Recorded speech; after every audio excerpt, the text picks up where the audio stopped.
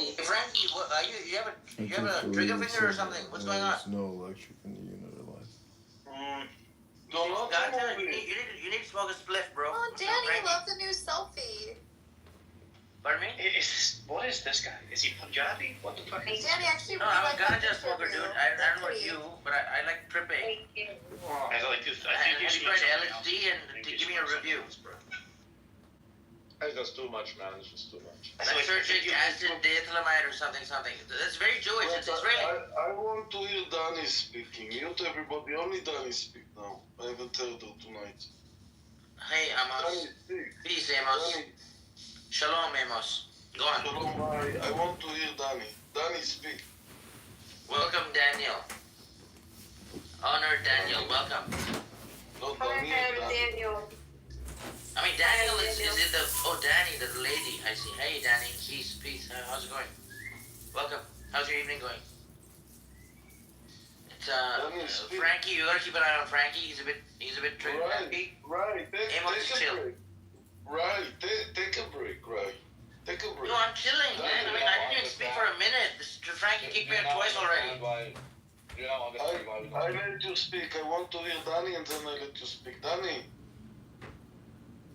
I'm just welcoming Danny. I'm just greeting her, Amos. I'm welcoming. Okay. I'm the doorman. Great. Now mute yourself and let Danny speak. Mute yourself, right? Enough. I did. No, you don't. Danny. I think there's someone in the audience that wants to speak. You speak, Danny. We want you. We want to hear your thoughts. Right, I'm speaking with Danny. I don't need your help. Danny, what do you speak? There's someone who wants you to bring them up and has something to say. You have such a nice smile, Danny. And Amos. Wait. Right. Now I understand why I remove you. Did you understand? Oh, Amos, did you now understand? Did you understand? Yes, Did you now I understand? understand. Now I understand that I like to speak a lot. But he's the young guy. You must be patient with young guys. Sabr in the Arabic Quran. Right. Try to mute yourself now. Yes, I love Danny, you. who you think? Danny, who you think? Everybody's saying Danny, not letting her speak, dude. What is it? Give her a minute. Now I remove you, right? No, please no. Wait, Amos, can you bring Igal back up? He keeps being kicked out, and I want Yes, I bring him up, yes. What a pleasant smile she has. What a pleasant smile. Enough. Amos, I told you. Amos, why can't you just move him? What? Why can't you just move him? Because I like young people who try to talk, you know. It's the same like you. At least I say something. But I'm soon going to sleep and I want to hear some new people that I haven't heard. Amos. Oh, Lord. Amos. I'm gonna block this guy. Can I say something? Yo, can I say something? Yes. No. Yo, my little bro, Amos, how you doing, bro? Love you, bro. Remember when one time we were in a room together, like with 15 people, they were all attacking you? Bro, I protected you, bro. Remember that. You might have forgotten. Every day. So noble of you, Fatima. So noble of you. Bro, I don't give a shit that nobody loves me. I love you. I'll kiss you, Fatima. Don't worry. Bro, calm down, like. Oh my God. Tender kisses. Little Rabbi. Wait, you're really Salman. You're honey. Little Rabbi. Have you read the Song of Solomon, Amos, recently? Song of Solomon. How you doing, little Rabbi? I'm doing amazing, boo. I love you, Fatima, and I do think you've got a sweet ass, but I think you saying bro. No, that's vulgar, Rabbi. Just be You careful. go from hero Come on, I'm joking. You go from hero to hero. Listen, Rabbi. If I tell Fatima listen. I'm talking about Fatima, smiles listen. and kisses. This guy's going to asses and stuff. I'm saying the truth. I mean, it's so tragic. There's No, nothing no. wrong. Listen, listen. It's funny to say. Listen, Come on. Fatima, Yeah. I'm a dictator, you know. Look, the only one who can clap Fatima is me. Let Rabbi behave. That would be Netanyahu, Frankie. Are you Netanyahu? No, I don't want to clap her. Worse. That's how she speaks. I don't want to I am clap. Ben Gavir. I am Ben Gavir. The bro thing is just joking. Come on, like seriously. It's Listen, funny Okay, joke. if you prove that, then I'm willing to clap. But Show only us, if you show do us. that. Show us. Show you what, bro. That's Show not us according to what? that you are able to stop speaking like that, because I do think you're hot, boo, but I mean, with that type of She's not hot. What's the turn on? She's I smoldering. think she's attractive. She's not hot. She's cold, motherfucker. No, Fatima, what I'm trying to tell you is, She's a giraffe. Fatima, a well-rounded character is much sexier than a well-rounded ass, and that's what I'm telling you. come on, like seriously, like. Frankie, get your finger off the trigger, okay? The first step. Step 2 is let Amos just... Let me just check in with Danny and Fatima, man. What's wrong? I wanna move him down. Yeah, I what's wanna wrong move with him you, down. Almost, bro? Like, how you doing, Almost? My Almost, God, I this protected is you, bro. I fucking felt so ridiculous. sorry for you, Almost. I genuinely did feel so sorry for you that they attacked you for being an Israeli citizen. That's rude. That's rude, Fatima. Why would they attack him? Fatima, are you forgetting all of the hate you spewed in the comments at this She moment didn't do that. She against didn't do that. Israelis and Israel She and didn't. Jews? Stop lying. Did I? Like, Al, did I? You did. No, I Oh, Do you didn't. get weed in Israel? Do you get weed in I Israel? did. I just gave history facts. That's it. Now you're like kissing up to Elle Amos. is entitled. Elle is I wasn't entitled. being Because mean, man. if you Like, disagree come on. with her, that means you're anti-Semitic. That's just Rabbi, do you Not have disagreeing with Telegram? me. It's what she's wrote herself. Yes, with her I own have fingers. Telegram. But Our Send me your leaders, Telegram. Arabs, and yeah, Why? you by ethnicity are Semitic people. Can I say Yeah, they something? call you anti-Semite. You How want to change stupid, your right? card, and I support that girl. yeah, send it to me. Rabbi, maybe I will delete the Clubhouse. Send That's why I me send you- Telegram. Yes. Oh, you want my Telegram? I'll give you Yeah. Telegram. Frankie, Give me your Telegram. do you know Noam Chomsky Shut up, and Evan 1 second. Moblin? I subscribe to their Rabbi, ideas. for 1 second.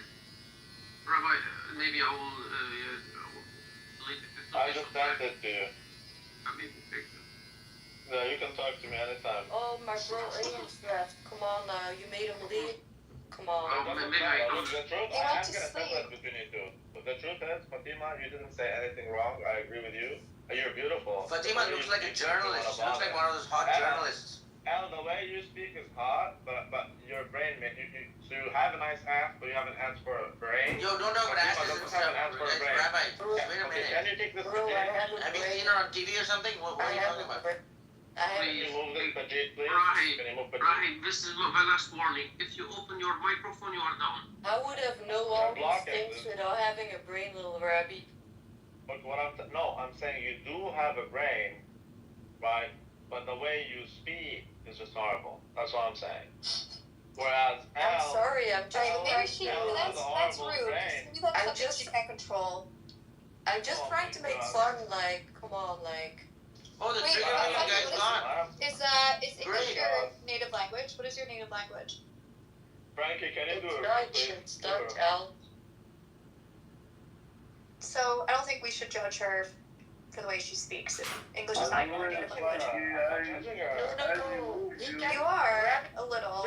Remy can't judge me because I am saying it on purpose, little bro shit. I'm doing it on Don't purpose. say that, bro.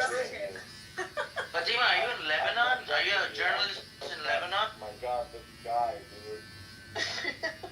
I'm not judging you, Fatima. I'm just saying that's the reason why I wouldn't clap. You look like one of those Al Otherwise, Jazeera types, you know, Fatima? I do. If you can't kick this nigga, I'll see you guys later. Yo, Amos, how you doing, bro? I'm good. Frankie, by the way, I remove you because you remove Igor. And this I didn't remove anyone, Amos. I'm not a mod. Frankie, you lost your trigger.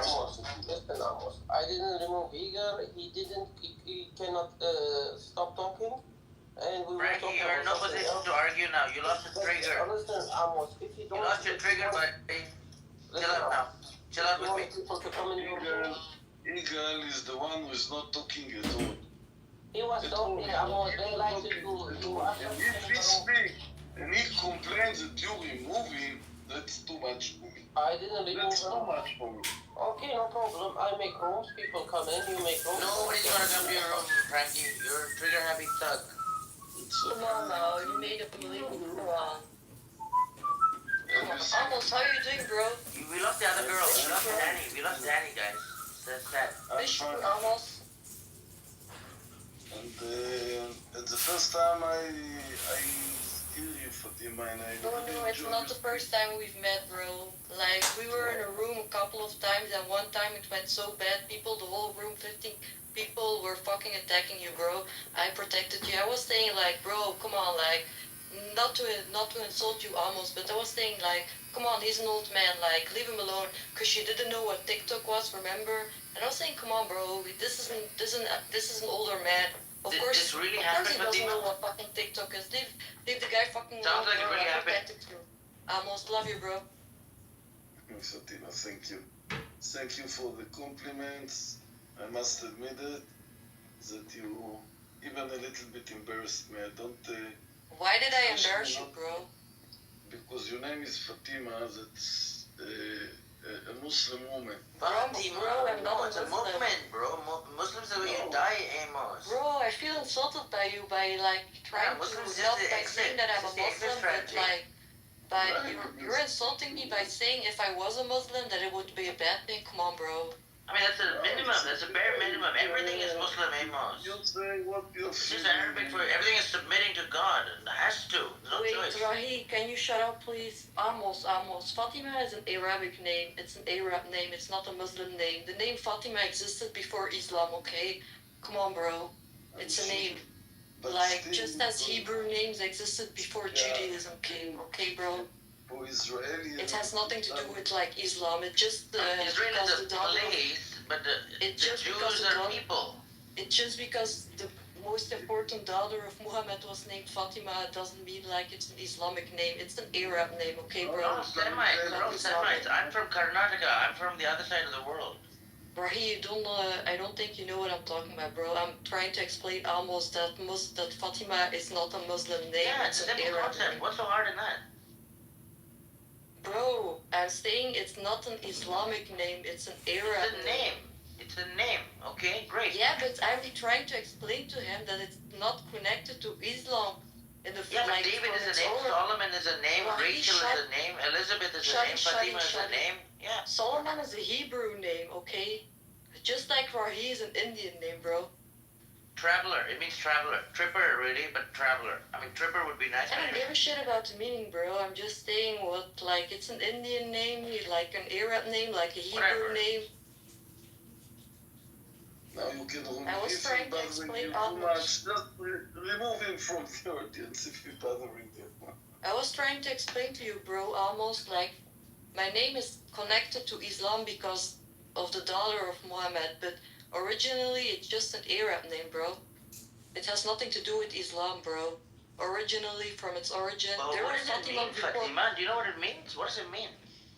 Fatima, like in Islam, it's the daughter of Muhammad. Fatima's. No, but that's not the meaning of her name. That's just I who don't she know what the was. fucking meaning is.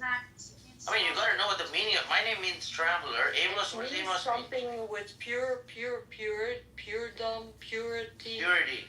Yeah. That's Kudus. That's Kudus. That's holy Kudus, isn't it? But I don't believe in that kind of shit, bro. I mean, fine. Okay, you believe whatever you I want to know believe. I but- know Fatimas who are in jail, bro. Yeah, I've been to jail. So what? Yeah, that's what I'm saying, bro. About you, dummy. She's talking about people with the name Fatima. Okay, so girls like named Fatima are in jail. All right, big whoop. So what? So what now? Are you fighting corruption or something, or are you advocating for corruption? I was just explaining to Amos that he said he was felt insulted, and I Does he said, not fight for does he fight against corruption, or which team is he on? I thought he was on the side of David and Solomon and whatnot. I thought he fights against corruption. I mean, like you fight corruption. Is that not what Amos does, Fatima? corruption, he was trying to. He said he felt insulted, and by saying that, he insulted me, bro. People insult each other. I mean, like, just come on, like, take a hit. Fine, okay, so he called you a bad word or something. Just Bro, forgive him and move on. I'm not crying about it. I was just trying to explain almost. Come on, why are you interrupting, bro? I'm not. I'm just learning about you, learning about this place. I heard Stefan and Jindib are here. So those are two credible people I know in the network. You almost. Yo, 69 girl, just hush for a minute. Who are you? You like the position 69 or do you like chicken 69? Which one do you like? You see, bro, 69 has different meanings, bro. Yeah, there's a Surah 69 also. Do you know anything about it? Yeah, your mom and dad is mentioned in it. Do you know anything about deodorant? No, sir, he doesn't, sir. He's an Indian, sir. Come on, bro, take a hit. She probably used Microsoft Word or something. Does she know that Satya Nadella is running the Microsoft empire? Not Bill Gates. Does she know Sundar Pichai is running Alphabet Inc.? Not Google? Rahid what stupidity is this? Rahid Elvi, come on, bro. Calm down. We're sitting here with almost like he's a very wise old man. Come on, he has family, grandchildren. Okay, so he's a senior citizen. Alright, so that means he's gonna die soon, right? Is your estate planning all done, Amos? Estate planning, basically your it's will not and all Amos, that? bro, it's Amos. Amos, alright, Amos, have you done your estate planning, basically will and all, what are you leaving for your children behind? Why are you asking him, bro? I mean, you said he's an old guy, so he might kick the bucket anytime. He's not old, he's just old, he's not old, but he's just, how do you say it? He's Senior citizen, he's a senior citizen, elderly. He's in a higher state of adultness, bro. Okay, fine, I'm 43, okay, is he senior? Yeah, you're in your midlife crisis. Obviously, bro. No, I'm feeling good. I'm feeling good about life with Amos. I just put him down, it's okay. Amos. So we'll have a little bit quiet from Rahai. It's really too much. Bro, smoke a joint. So Amos, how are you doing? But who's 69, you're asking? Where you come from, bro? Oh, me? Yeah, where are you from, bro? I'm from Karnataka, which is like a South Indian state. It's all language lines. Hey, Danny, hey, welcome. Welcome back. Do you still live there, bro? No, I live in Toronto right now. You live in Canada, bro? Yeah. Come on now. It's They're true. trying to make Canada the 51st state of America, bro. Yo, girl, we legalize weed and stuff. It's amazing. Yeah, man. BC, but but if it becomes a state of America, bro, you're in danger. No, it'll never happen. They're too stupid down there. Bro, they're in debt, bro. They're in so much debt. Who? Like United States? Canada, bro. Canada's rich. It has all the fresh Canada's water. in debt, bro. No. Why do you think they have problems with declining the offer of becoming a part of the United States, bro? It never happened. You don't know anything about politics and what's going on, bro? I know. Do you know Chomsky? Obviously, do you know Evan Moglen? Do you know any of those, like Lawrence Lessig? You want to make Are you educated, Canada Fatima? become a part of the United States? Yo, girl, listen to me now. It's all over The elder's talking. You sound junior to me. Frankly. Bro, it's all over the news. Come on now. What about it? It's all over the news that they want to make Canada a part of the United States. Yeah, but that's like that. Do you know what Elon Musk and the Doge team is doing? I'm a tech guy. I know tech. What does Elon Musk has to do with this now, bro? The Doge team. You're talking about apples and then you're talking about strawberries. Fatima, dearest Fatima, come on. Talk about one piece of fruit at a time. Come on. Okay, let's talk about strawberries. You're talking about global politics.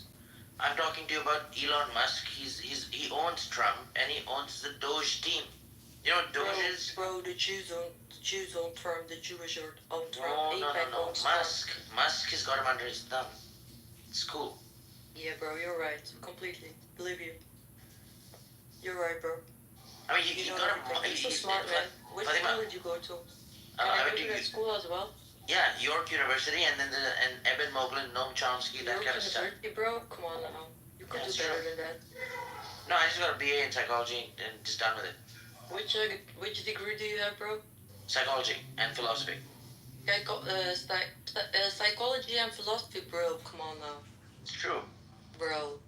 And then I work in tech. That's I why work in crazy, bro. startup and entrepreneurship stuff. That's why you're crazy, bro. Yeah, babe. What do you do? Journalism? What do you do? What is your thing? Or do you What just do you harass think, people bro? online? What do you think, bro? Guess by the way you look, bro. Journalism. I think you're a journalist. That's what I think you might be. Bro, how can I be a journalist? Like, bro. Oh, right. Actually, Rahi, you're You right. got the look. You got I'm a the better. look, Fatima. I'm a fucking big ass journalist, man. The way I look up things and go into it and dig deep into it, bro. I could be a fucking fire ass journalist, bro. Yeah, I know that. So that's what I I could thought be you a would be. journalist, bro, but I would be censored, bro. You would be what? I would be censored, bro. Doesn't matter. You can just open source software and fuck him up. See what Edward Snowden did. Bro, if I make a page, would you follow me, bro? You bet, babe. I mean, unless you're going to publish Bro, it, how you do I have to start be this smart. You can't do stupid shit. I'm not going to follow like reviews of like Kardashians and stuff. I'm not doing that. How do I start this shit, bro? Okay, I wanna join Candace Owens, bro. Alright. You know Candace Owens? No, I don't know I who that wanna is. join that bitch, bro. Alright, Fatima. Come on, let's I don't talk. agree with Let's everything. talk. but Let's I wanna talk. join Give me a that minute. bitch, bro. We'll talk. We'll talk. I'll level with you. I'll be honest, open. You get full Ravi Delvi treatment. Sure, bro. Alright. Sure, bro. Alright, so give me, we'll set a time limit, okay? Like 5 minutes. Let's just chat Yeah, for 5 man, minutes. take your time, man. 10, 5, 100, whatever. Alright, great. 24 hours. Alright. Then may I interview I'm you? still gonna be alive, bro. Fine. May I interview you? Yep. Would that be a yes? Because yep is a little too informal. What was the question, bro? May I interview you? Yeah, sure, bro. Thank you. So, alright. Well, hi, Fatima. Salaman. Shalom. Yeah, hello, Peace. Ravi. What up? Hi. What up? Alright. Peace. How's it going? Yeah, shalom, peace. What up? How's it going? Good. How's you going? How's you doing, bro? How am I doing? How's you doing? I like that as well. I'm well. I'm very well, thank you. Yeah, thank you, bro. Are you on LinkedIn? Wait, Fatima, I'm asking. I'm not asking a question, but you can ask me questions too. We can go two ways, you know? Yeah. I keep it open like a conversation, you know? So, Fatima, are you on LinkedIn.com? Bro, no, I'm not, bro. I don't use that shit, bro. Okay, so you think it's shit. Alright, fine, I understand. Yeah, I think it's shit. I get it. I totally 100% get it. However, may I offer you just a little bit of background? Yeah, sure, bro. Alright. So LinkedIn is now owned by Microsoft, which is owned by Satya Nadella. Yeah. And Satya Nadella he's the CEO basically of Microsoft. He's an accessibility guy. He designs, like his main strength, one among many, is accessibility. Basically, he makes the web, the World Wide Web, the internet, like Clubhouse, like what we're using right now. Bro, where are you going? Come on, come to the point, I'm just introducing you to I why really think all LinkedIn is the not. owners of every business, like, come on, like, go to the point. Fatima, like, look, I'm not fighting with you. No, I'm not look, fighting with you either, bro. I'm just impatient. Slow down then. Just take a deep breath. Just slow down. Do you have a beverage with you? Like, what do you like to drink? What do you like to drink? Water or do you like lemonade? What is your preference? Actually, just water, bro. You're a water girl, huh? I'm a water girl, bro. Do you know how to swim?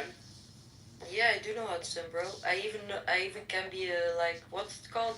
I have Lifeguard. my license. Lifeguard. Yeah, my license to be a lifeguard, bro. Really, eh? Yeah, really, bro. Oh, so you must be, not only fit, but you should also be strong, it sounds like. I'm not fit looking. I'm just skinny, bro. But I'm fit, fit. I know. I get that. Yeah. You sound like that, but are you strong? Can you punch through like a drywall, for example? No, bro. I'm not strong physically, bro. You're not strong. But You sound. I have how do you say it? When you can run for a long time, your marathon, ultra marathons. I used to run 10Ks what's it and called? Your stamina. The way you can keep going. Stamina. You can last for a very long time. Stamina. Is that what you're saying? I don't know it's not the word I'm looking for, bro. It's Try. Take it down. Take as much time as you need. Yeah, just bro. relax. I'll translate it for you. Wait a minute. Sure. Take your time. No worries. I'll mute up. In fact, I just won't say anything. It's nice to meet you, though. Wait a minute, bro. Take your time. No rush. Oh, you're right. It's your stamina. Yeah, stamina. I'm not fit looking, but I have a. You have the lasting. You have the lasting power. Like you can outrun people. Exactly, bro. Got it. All right. That's lovely. That's a gift. It's a gift. It's very much vital and needed in the world. You know, for all the work that is before us. My dream was to become an athletic. Actually, I Really? love athletics. Yeah, bro. That's Fast lovely. running, far running, Can like you high jumping. can you do cartwheels? Can you do cartwheels? Bro. I got it. Can you do cartwheels? What's cartwheel, bro? Cartwheels is like, you know, you're standing and then you put your hands to the ground and Oh your yeah, legs. bro. I can. You know what? I also can, bro. I Tell can me. stand on my two hands. I make like a roll. You know? Oh really? Yeah. Oh, really? What they learn you at school, bro. Like stand on your two hands, like Yeah. get And through twirl and like break dancing and stuff. You dance? You dance? Oh, bro, I did break dance Me too. when I was I young. can dance. So you got a musical ear, and you know how to bounce to the tunes. That's what it sounds like. So that's cool. Maybe we'll meet at a rave or something. I don't know. Allah knows. Bro, raves are for drug addicts.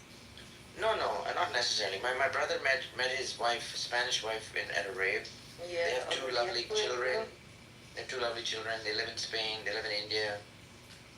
They live in a big mansion. My brother struck. Bro, that doesn't take away the fact raves are for drug addicts, bro. It's not true, It doesn't girl. matter that they ended up in a big it's mansion. not. No, it's not true. That's not true. I don't give a shit about a big mansion. Like, come on, bro. I'm just saying that. I mean, you have opinions, and I understand. It's okay. You sound You don't young. know opinions, bro. Raves, like, are the biggest Have you been? drug parties ever. Have you bro. been? Have No, you I been? haven't, but I have heard of them. Yeah, so you've Met heard a hadith. people who go to that. I Here's know the thing. people who go to raves, and all of them are fucking taking drugs, like. Fatima, just slow down. Just let's confront the facts here. You've never been to a rave. You've never been to a rave, so you don't know. No, man. Oh, why would I go to a rave where people are on the or under the influence? It's not fun, bro. See, If you're Amos may sober- have been to a rave because in Israel they produce LSD. Bro, LSD, they are on ketamine, LSD, on cocaine, Slow they are down, on everything, slow bro. down. I didn't name all of Alright. those drugs. I know of those drugs. I know what they can do. But I We mentioned have been one. in Tel Aviv, bro. I have been there too, bro. Okay, I've not been, but I've had like the real original pure Hoffman LSDs in my 20s. I'm 43 Bro, now. I've never taken LSD in my life. What is it like, bro? What do Yeah, you do? let's talk about that for just a second or two. Not too long. Yeah, please. What Yeah. does it do with you? Okay, have you smoked marijuana, cannabis, Mary Jane? Marijuana. Hash. Hash. Oh, wonderful! I love hash. You need hashish for the LSD trip, basically. Yeah, bro, I'm just asking what's the effect, not what I'll fuck tell it's you, girl. made of. Slow down. Slow the f down. Slow down. Okay, I'm Slow slowing down. down, bro. It is a trip. It is like a journey. It is like an adventure. Bro, really? Yeah, it's amazing. It's 18 Like, does it hours. change your personality after you took No, it? it is not. No, it doesn't do that. What it does is it teaches you a lesson, one lesson at least. So it does change your personality, your character. No, after it you took changes Yeah, your you person- tell me it teaches you lessons. Listen, And Fatima, only I studied lessons, psychology. You're using the word only personality. lessons are Oh, only lessons create Sure. character development. So Yes. it does create a new character. Bro, come on, I'm technically, not dumb. yeah. So So technically, technically, right? Yeah, it does. So I'm right, bro. all right. You want to win this Come on. competition? You Go at it. No, you You want don't to always have to be. I'm not saying things to win a competition, bro. I just No. want to state the facts as fact, bro. I You understand. denying it, like, No, I'm not. and I want to explain my Explain. bro. Explain. I am right, bro. It changes your character because it learns you a lesson, bro. Teaches you a lesson, yes. And Teachers learn the same thing, bro. imparts. Okay, parts, bro. Whatever you want. It imparts a lesson, and you Do you receive it. see shit like moving and stuff like that? Hold on. Let's take a few minutes to talk about it. It's worth it. I know, bro. It's a gift from Allah. Yeah, come on, bro. I'm not Muslim, but bro, come on, continue. But I'm telling you, I'm a Quran subscriber. Bro, I'm a come scripture. on, let's I not talk look at all about the Quran scriptures. here. Come on, bro. I'm not gonna talk about the Quran. I don't want to know that you're Muslim, bro. Come on. I'm not a Muslim. I don't identify it. I have a bad reaction to that label. I don't like it. Yeah, bro. Me too. To Christian. Okay, bro. Let's move on. I used to be a Baptist Christian. Yeah, man. I'm a Baptist, bro. I mean, I'm no non-denominational, bro. but I go to Baptist church, bro. But they're not like the ones in America. I sang hymns and stuff. Yeah, I still do. My Baptist church are not like the ones in America filled with black ass people like singing and yelling and stuff. Like my Baptist church. Tone it down, Fatima. You don't have to be so wild. It's tone it down a bit. Come on, like. I mean, do you want to be civil or do you want to be? What do you want to be? Like a jahil? What do you want to do? I am civil, bro. How am I not civil? You're not. I'm civil. I'm the one who's showing you the example. To you. I keep talking to you, bro. If I hated you, I wouldn't be talking to you, right? I know, Fatima. So just slow down. I'm asking you. Yeah, but I feel like I want to say so much, bro. So then I'll give you all the space you want, but we need time.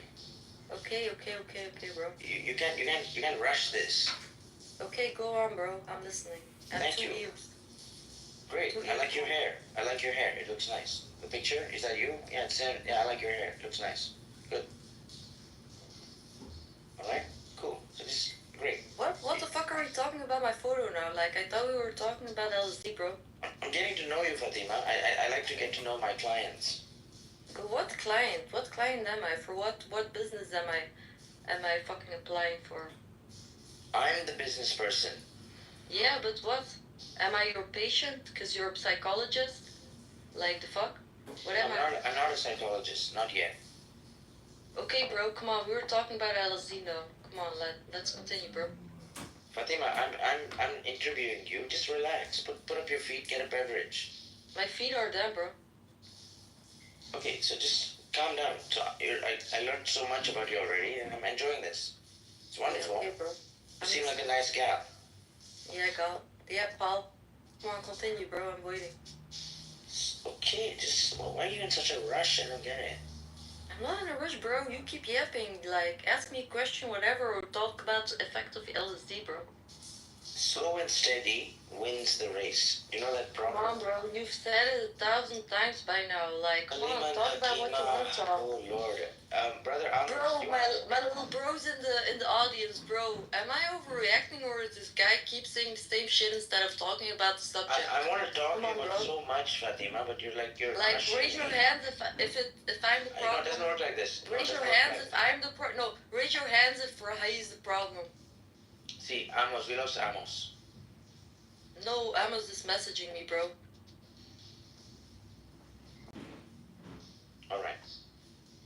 Alright, so how much time do you have left? Are you like... Bro, it's so Friday night, bro. I have all the time you want. Wonderful, thank you. Which part of the world are you in? Would you care to share? Bro, I'm in Europe, Belgium, I told you. I did not know. I did not register that. I didn't recall that. So thank you for letting me know. You say you're in Belgium. Okay, that's cool. You know, Hercule Poirot, he's supposed to be a Belgian-based fictional character, a detective. No, who the fuck is that? Wait a minute. Agatha Christie, Hercule Poirot, the guy with the funny mustache. I opened the chat. Write his name in the chat, bro. I can't spell it. No, it's some French kind of name. Hercule Poirot. You can't spell it. So how can you pronounce it, bro? Because I've seen the show, but he's Belgian. He's Belgian, sort of like some relation with Belgium. Which show were he? Agatha Christie, Hercule Poirot. That's the character. Doesn't ring a bell. Okay. I'm just getting to know you. Just like, so you're in Belgium, so you're in Europe somewhere. Great. I've been to Croatia before. Yeah, bro. I enjoyed the visit, except my ex-wife is from there, meaning she's a former Yugoslav. Yeah, nobody want to hear the tragic story, bro. Come on, we're not here to talk about exes, bro. Alright, Fatima, okay, alright, girl. Look, if you don't want to talk, that's okay. We can I want to talk. I mean, we're not gonna make it tragic, though. Okay, so you're upbeat. You like so what makes you smile? What makes you laugh? Like, what cheers you up? I love fucking cosplay and shit, you know. I love going to Comic-Con and facts. You know, it's the same as Comic-Con. I love that shit, bro. I love drawing. I love bicycling. I love swimming. Wow. I love hanging out with my friends. I love hanging out on Clubhouse like now. Yeah, bro. Me too. I also love Clubhouse. It's really a good app. Yeah, okay, bro. Great. Yeah, it's nice. You choose between me two Larry. Who would you choose? Who would I choose between you and Rahi? Almost, bro. Bro, Amos, you know who I choose, bro. Come on, Amos, I choose you over everyone in this room. Wow. I want everybody to hear it. I heard it, Amos. I heard it, bro. I heard it, man. Come on, Amos, you knew that, right? You didn't Wow. have to. Wow. But everybody heard it, bro. I choose Amos, okay? I choose Amos. Done deal. It's such a good pair. Such a cool pair. Yeah, Amos, bro. Love you, bro. Such a cool pair. Wow. Yeah, you're jealous, bro? Come on, okay. No, I'm not jealous. What do you think? What do you think girls are hitting on me? Bro, like, I don't give a shit. Stop being feeling, Why did you sit in prison? Why did you sit in prison, bro? Stop defending yourself. You don't need to know that girls are hitting on you, bro. So, let's keep the conversation going, bro. What were you I'm getting to know Amos. I mean, like, you've already signed him up for, like, a very big adventure. Okay, Amos, you can talk with Raheem, bro. Yeah. There you go. Thank you, Fatima. I'm too tired. Nice to know you, Fatima. Belgian girl. Very good. Yeah, Belgium. Yeah, love it. Love it. Let's, we'll have coffee one day or something. I don't know. It's fine. Yeah, bro, sure.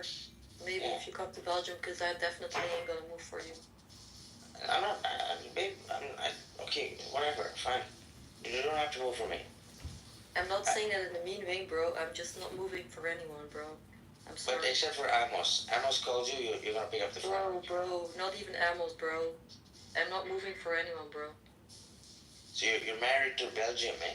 Bro, I'm happy here, bro. You can be happy wherever you are in the world. Bro, no, I'm happy here, bro. I know the place, I know where to go. So you like I was secure born people? here, I grew up here, my memories are here. Why the fuck would I move, man, bro? You like Why would I security. do all that? No, You like this is nothing. security. This has nothing to do with security, bro. This No, is where trust me. I'm born. My memories are Amos, here. the guys Everything is get it. here, bro. Fatima. This is my Boys. life, bro. Why would I And- move? Okay, It has girl. nothing to do with the country. Like, this country could be named next year Belgianstam. I wouldn't give a shit what's the name of the country. It's just the place, the region. Like, these are my memories. This is my past, bro. Like, So that's your even if nation. it's bad That's your sometime, nation. That's your nation. even if it's bad sometime, like the past, bro, it's my memory, bro. I don't want to leave this behind. Okay, how do you say peace in Belgium? We say peace, Belgium. just peace as well. Vrede, Okay. vrede. Brede? Vrede, yeah, bro. Brede. Vrede, like, bro, I write it. Spell it, yeah. Vrede with a V. Vrede. That's peace. Yeah, Vrede. Vrede. Alright, that's cool. How do you greet people when you just see them or when you say goodbye at a party? You have a nice Yo, what up, my little niggas? Say what now? Yo, what up, my little niggas? That's how we greet people here, bro. No, in Belgium. Bro, I'm joking. Yeah, in Belgium, yeah, like, how do you greet each other? Like, hello, hey, Vrede? No. ça va, met u, ça va, alles goed? Things Yeah, like that. that's what I'm looking for. I'm looking for like the native stuff, the good stuff. Yeah, bro, that's the Not name. this imported American, yo, what up, homie stuff. I was joking, come on. And even though, like, sometimes we do greet in English, bro. English is so integrated in the world everywhere.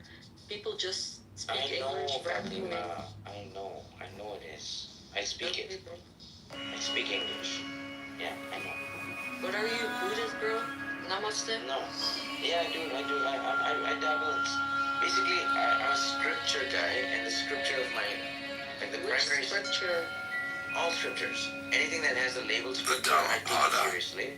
But the one that I take the most seriously, and I encourage people to do, but I don't impose on anybody, is the Quran. The Quran is my full God. You're delusional if you take the Quran as your final script, bro. Like, can I tell you something, Rahid? Of course. The Quran, like, bro, the Quran says two things. Bro, I don't know the verse, but it stays, I don't fucking keep records, okay? But I've read it, okay, bro? The Quran says two things. First of all, it says the Bible is corrupted, therefore the Quran came. Never.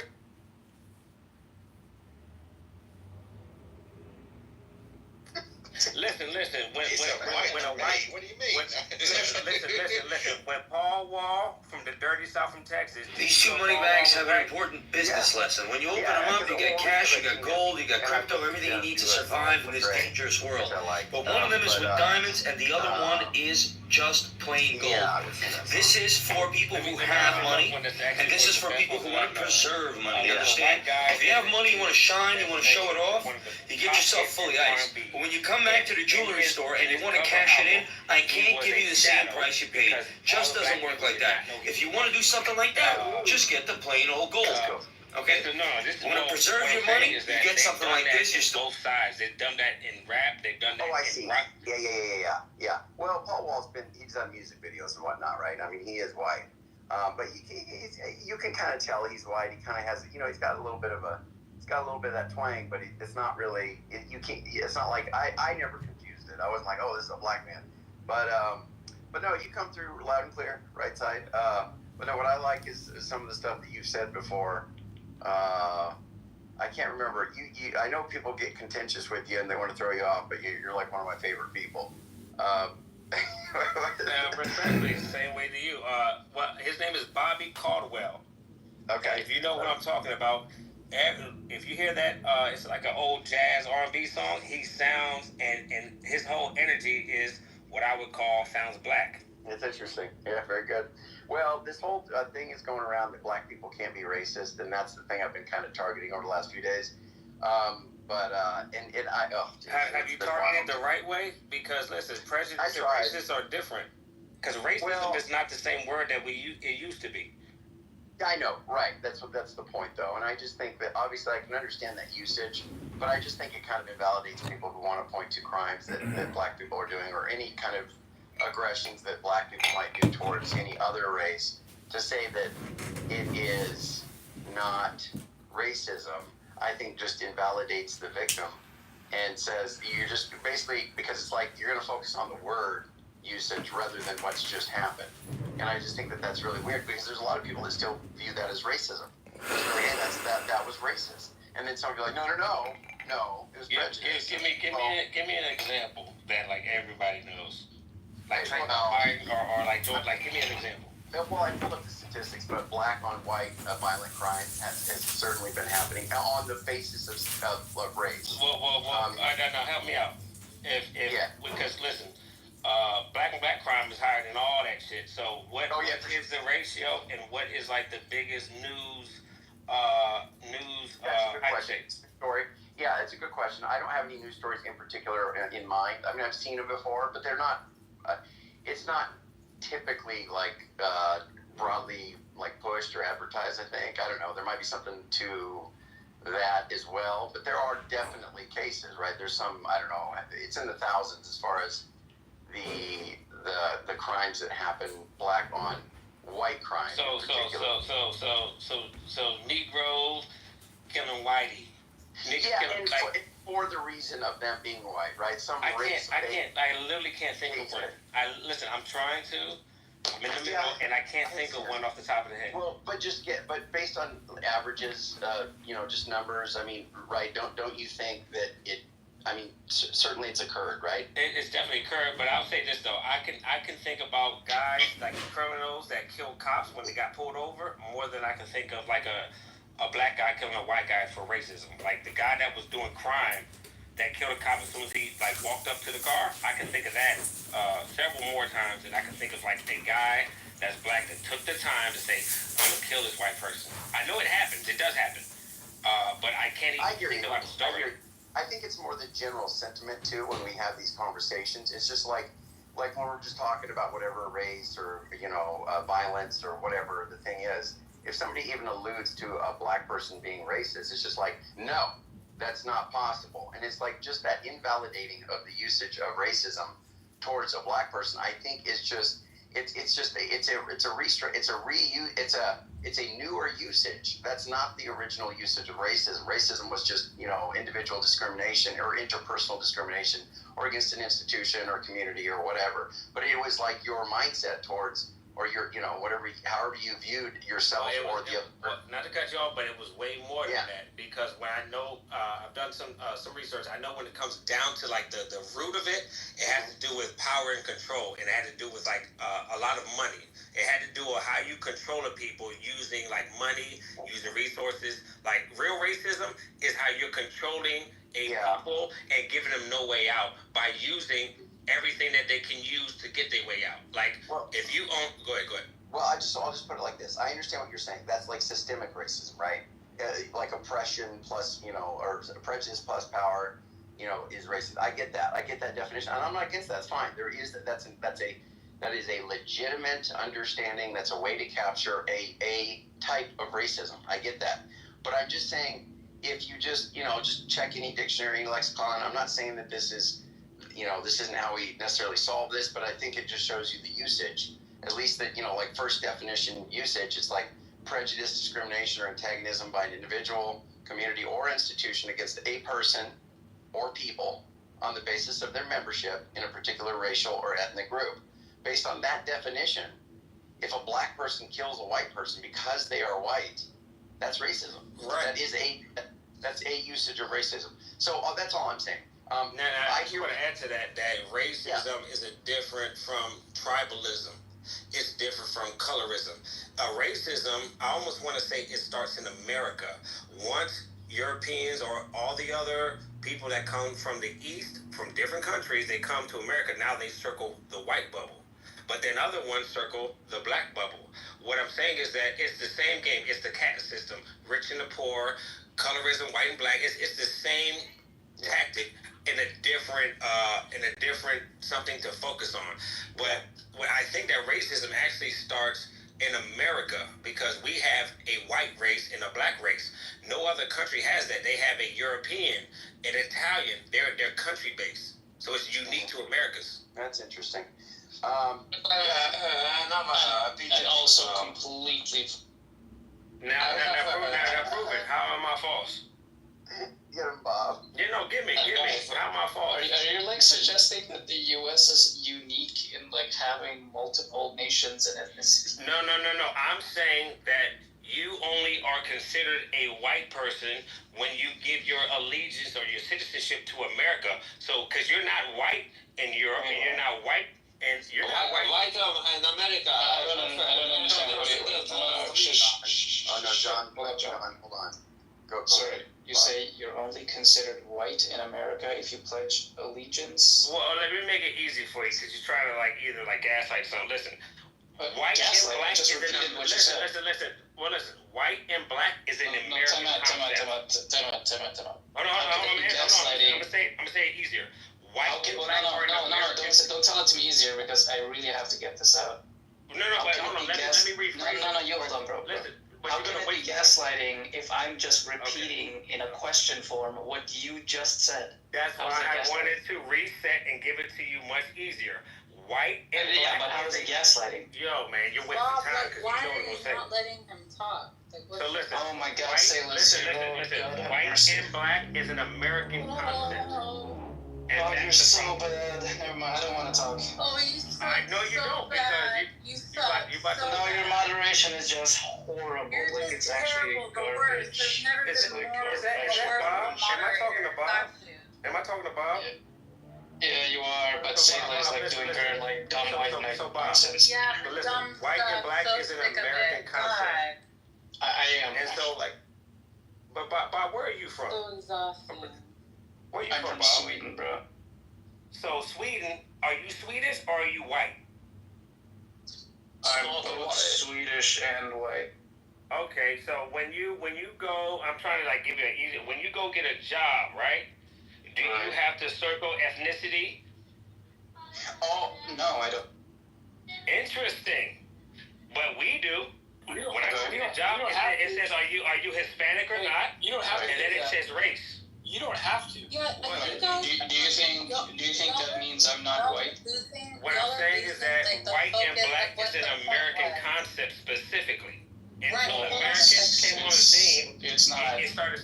Guys, let's What Wright is saying is that if you're in India, you don't check the black or the white box. You're an Indian. It's not like you have. Are you a black Indian or are you a white? No, that's not what he's saying. He's saying. Yes, he is. That's what he's saying. It's something that is what I'm saying. that was created in America. That's not what you. No, that's not what he's saying. Listen, bro. He's saying that he's saying that the U.S. is like kind of unique in this way. No. So is he purposely like being ignorant, like he don't hear No, what he's being not heard said? cracking. He thinks he's so smart, but he's not cracking. Listen, bro. Well, listen. Race started in America because race is not nationality. No, Ethnicity. I know. Well, hold on, I'm gonna make it very easy, like we're in first grade. Oh. Very easy. Nationality, ethnicity, race are three different things, and they all are not used in the same area. Nobody disagrees with that. Congratulations. But you're disagreeing that race is not American made. Yes, I disagree that race is American made. So before America came on just the go scene, and read the particular books. Hey, It's not hey, Sarah, do you think race is American made? yes, No, because race. I think that, like, you even see, like, you know, race, of course, taking a part of, like, even something like the Holocaust. So, no, I don't think that race is, but racism, where we, like, check off, like, white skin, black skin in particular, that is crazy. Hold on. What happens in Australia too. So what he said was like really, really stupid, right? Hold on, And listen, obviously what race- called. What race was in the Holocaust? What race was in the Holocaust? I don't think Jews are a race. Talk about They're not. They're a Holocaust. We have a lot of. Well, they're a nationality. There's a religious identity. It's an It's not a ethnicity to race. some extent. Race is a new concept. Hey, right? That's what I just said.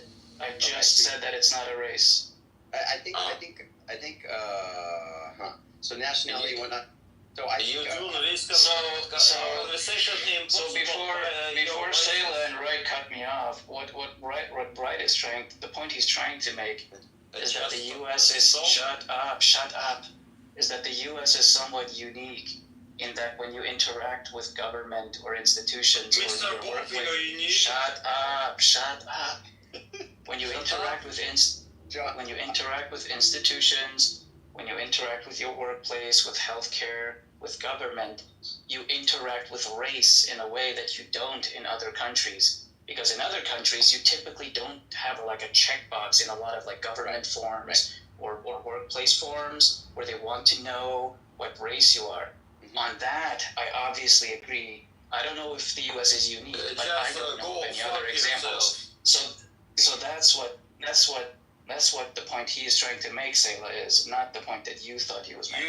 You said that very, very sharply, and I agree with that. You gave a little bit. Hold on, you put a little more sauce on it when it comes to like the government, but that's fine because what you said is a foundational truth that when it comes to America and the way that we separate people is different from the rest of the world. See, listen. America has regions. They ask, "Are you?" Listen, this is the easiest proof. We all know white and black, right? When it comes to a person from Africa, you know how it says, are you Asiatic? Or when it comes to American jobs, you bubble up Hispanic or not Hispanic. And then you get down to race. Is there any race in Africa? And this is a real question. Because you have the West Indies, you have certain regions in America. But what region represents Africa? If anybody's in America, am I right to say that Hispanic or not Hispanic is all of the Western, from Peru to basically Canada.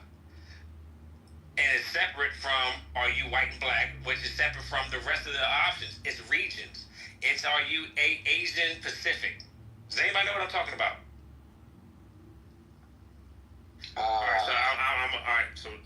I think you gotta dumb it down for us, man. Listen, when it comes to getting a job in America, it says, are you Hispanic or not Hispanic? And then you get to the next section. It separates it, right? Yep, that's right. And then it says white, black. Does it say European? No, it doesn't. No, it doesn't. It says Asiatic or Asian something. What does it say? Asian? I don't know. Asian something. It's Asian something, right? I can't remember exactly. Let's roll with East that. Asian. He's Asian, all right.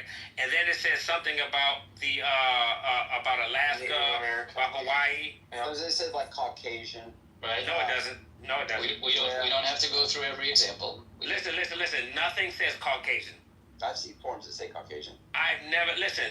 The Caucasian, the whole thing about that, they try to erase it because Caucasian comes from the Caucasus Mountains, and they don't even tell you where the Caucasus Mountains is.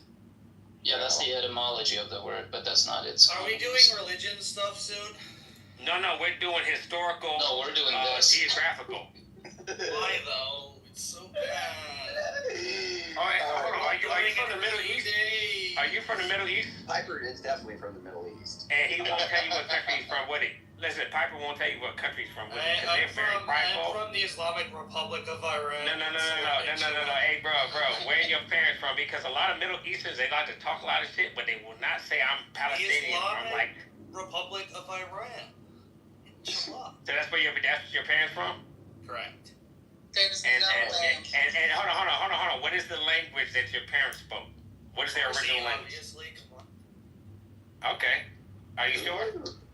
There's no way. I can listen. Me and Bob, from the minute that you said Iran, we knew that you were lying. But listen. We gotta defeat the axis of evil over there in Iran and Afghanistan. You speak too much American English. You're not from the East. You were raised on the West. Yeah, that's probably true. No.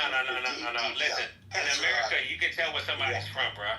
If you're from the South, you have a twang. If you're from the North, you start to sound strong. I'm from New York. From California. New York. New York. From Jersey. Tell me where I'm at, north, south, west, or east. Tell me, right side, west. I can't tell because you speak a very clean English. So I know you weren't raised in a part of America that has their own slang. Like you're not from Louisiana, you're not from Memphis, you're not from anywhere around there. You're from either from like I would say Pennsylvania. You're from the East Coast. Am I right or wrong? You're wrong, but are you from the West Coast? Yes. So you're from California? I mean, good enough. Yeah. Hey, listen. Well, either you're from the East Coast or California. Ain't nobody from Arizona. I thought he would be like from like Colorado. Well, you know what's funny, right? Is I was born in Arizona, but that's okay. But you were raised like, where did you go to high school in? I bet you was in Cali. I don't want to get too much more specific, but that's fair. I'm just saying that the accent is not specific where everybody knows where you're from. So where am I? I'm ready to see that. I'm not the part where he asked me, "Are you Swedish or white?" Yeah, I like that too. Well, Swedish is Swedish. Well, he's saying, you referred? Do you guys call yourselves white? No, they don't. Are you Swedish or a mammal? No. No, when you come to America, either you represent your. No. When you come to America, you represent your country or you represent the race. And nobody's ever that was white represents their race. No white person that's not from America ever represented white.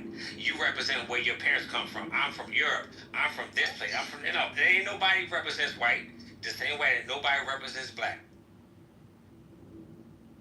I have no idea what you're saying. Okay, so you know that the term black. Hold on, the term black. Break out the thicker crayons and paint on the ground. I'm so glad you said that. How do you say this color is black in your country? Where you from? Because black.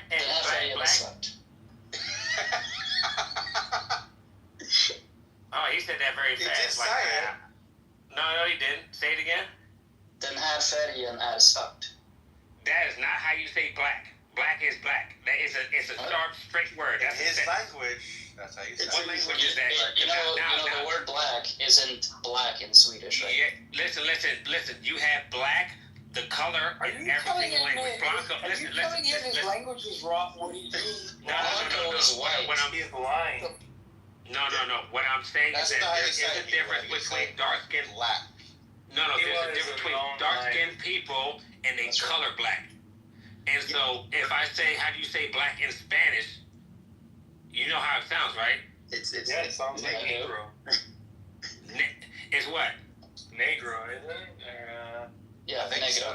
Yeah. Now that is talking about a specific color, like a crayon, right? Right. Blanco, negro, right? Right. Would you agree that is not the same as where back in the day they used to call Afro-Americans Negroes. It's not the same thing. It's talking about culture or people. It's not the same. It's not the same word. It's not even in connection. It's two separate things. Well, there is a connection because the word Negro derives from the Spanish word negro, but it's not the same word. So now, if that is true, so you have culture or people versus a color. Everybody in their own language has, this rock is black, like a black rock, right? However, it's interesting that negro in Spanish is very close to the same people in America that have a culture that are not negro, they're negro. Right. Unsurprisingly so. Unsurprisingly? He said you're right, and unsurprisingly so. But your name's right, also, which is kind of interesting. Can you tell us real quick, Right Side, before we further down this route? What does your name Right Side stand for? Is that Jesus getting pierced? It's every time I got a real good conversation, you can't tell me I'm not right. Okay. Listen, I ain't gonna say I'm always right, but I'm always on the right side. There we go. That's very good. Gosh, that's good. Okay. That is excellent. I just want to welcome my friend Super Small Pecker to the room. Good to have you, buddy. Come on up. Super Small Pecker. Wait, Andrew. Just because I don't know how much longer I'll be in this room. He said he'd be back, but his name is Walter. Okay, make sure he comes in. Will you do can you message him and tell him that we're in this room? Oh yeah, I will. Okay, thank you, brother. Appreciate you. So Right Side, can you go ahead and smash atheism for us real quick? I've never been able to smash like I can beat atheism, but I can answer the question. What's my best argument? Okay, how do you beat atheism over the head? Beat it senseless. How do you do that? So the chalk on the ground. So you can't beat atheism over the head, but what you can do is you can either disprove it or prove it with the same nucleus that atheism use, that Christians or believers use, which is science. Nice. What's your science go-to that knocks it out of the park? It goes to either it actually is it's a CPU system. It's a organized, set up, conscious, meaningful, purposeful system that works not by accident, but by design. Just like the Big Bang came out, but it didn't come out from nowhere. Because science, actually, let me go deeper than our last conversation. Science and math are not the same.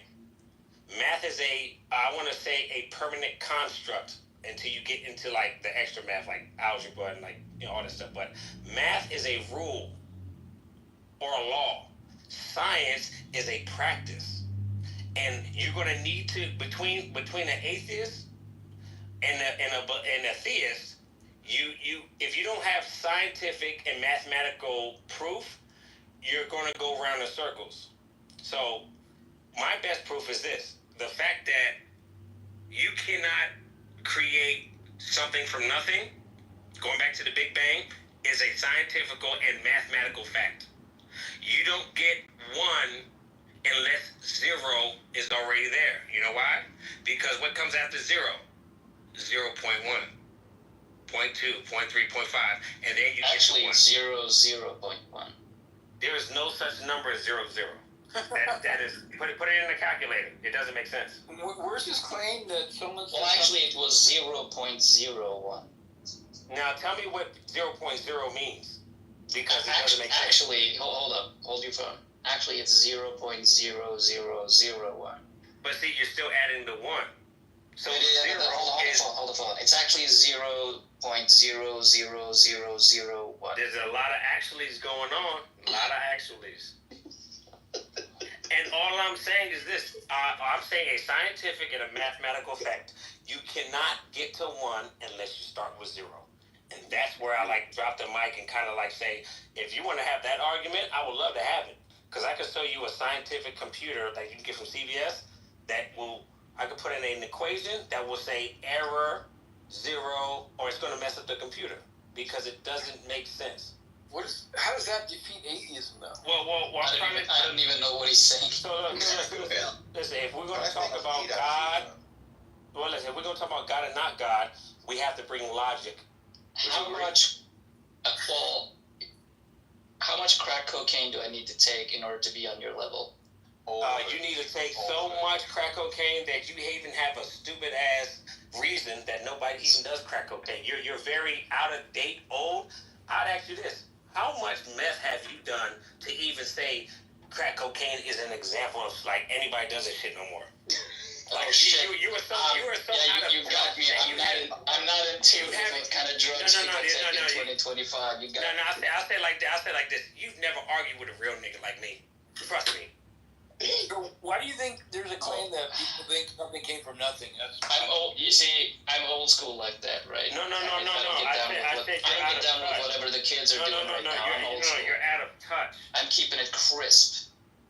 Oh my God, you're that None of bad, that bro? fancy new stuff. Oh my God, I'm keeping it crisp. You're the It's new hip weirdo. to be square, my guy. You know what? I know you're doing it on purpose, but you don't have no better words than that. This is you. That's right. That's right. This is me. And that's the problem is that you in the flesh. Like, listen, I would love to have a real argument. I would love to not be me. Listen. I would love to have a real argument with you, but when you say how much crack have you smoked, it lets me know not only you're immature, but you know half of what you're talking about, and then half of what you don't know what you're talking about because you don't stand on anything. Right. I know half of what I'm talking about and half of what I don't know. I can tell you're the kind of person that does not answer any questions. Let me give you the easiest. I answered a bunch of questions. I'm going to show you in the room how easy it is to show what kind of person you are. Do you believe in the creation theory or do you believe in the random theory? And I bet you he doesn't answer it. He's not going to get one or the other. Watch. Well, maybe you could tell. Maybe you can tell me what those two things are. And I ask you again. It's a yes or no questions with definition. I understand, but in order to answer your question, I have to know what they are. You see what he's doing? I'm gonna give you Blow your roll. What is the random? Right, what is the random thing? Do you believe in God or do you believe in randomness? I don't believe in God. I don't believe in God. I don't know if I believe in randomness.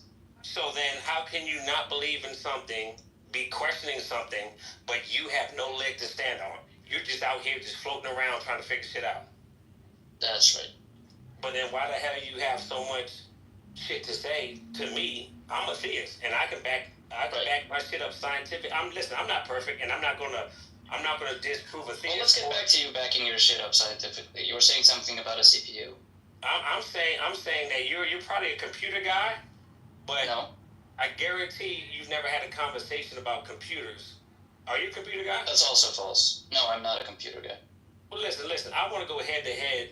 If what you mean is like if I'm a computer scientist, I know computers. Listen, I want you to get down to the root of whatever the hell He's an atheist, right side. He believes God is Harry Potter. Okay. Well, see, he more like an atheist. I'll tell you one thing. Atheists have a lot of Bible to disprove Christians. Is one thing, right?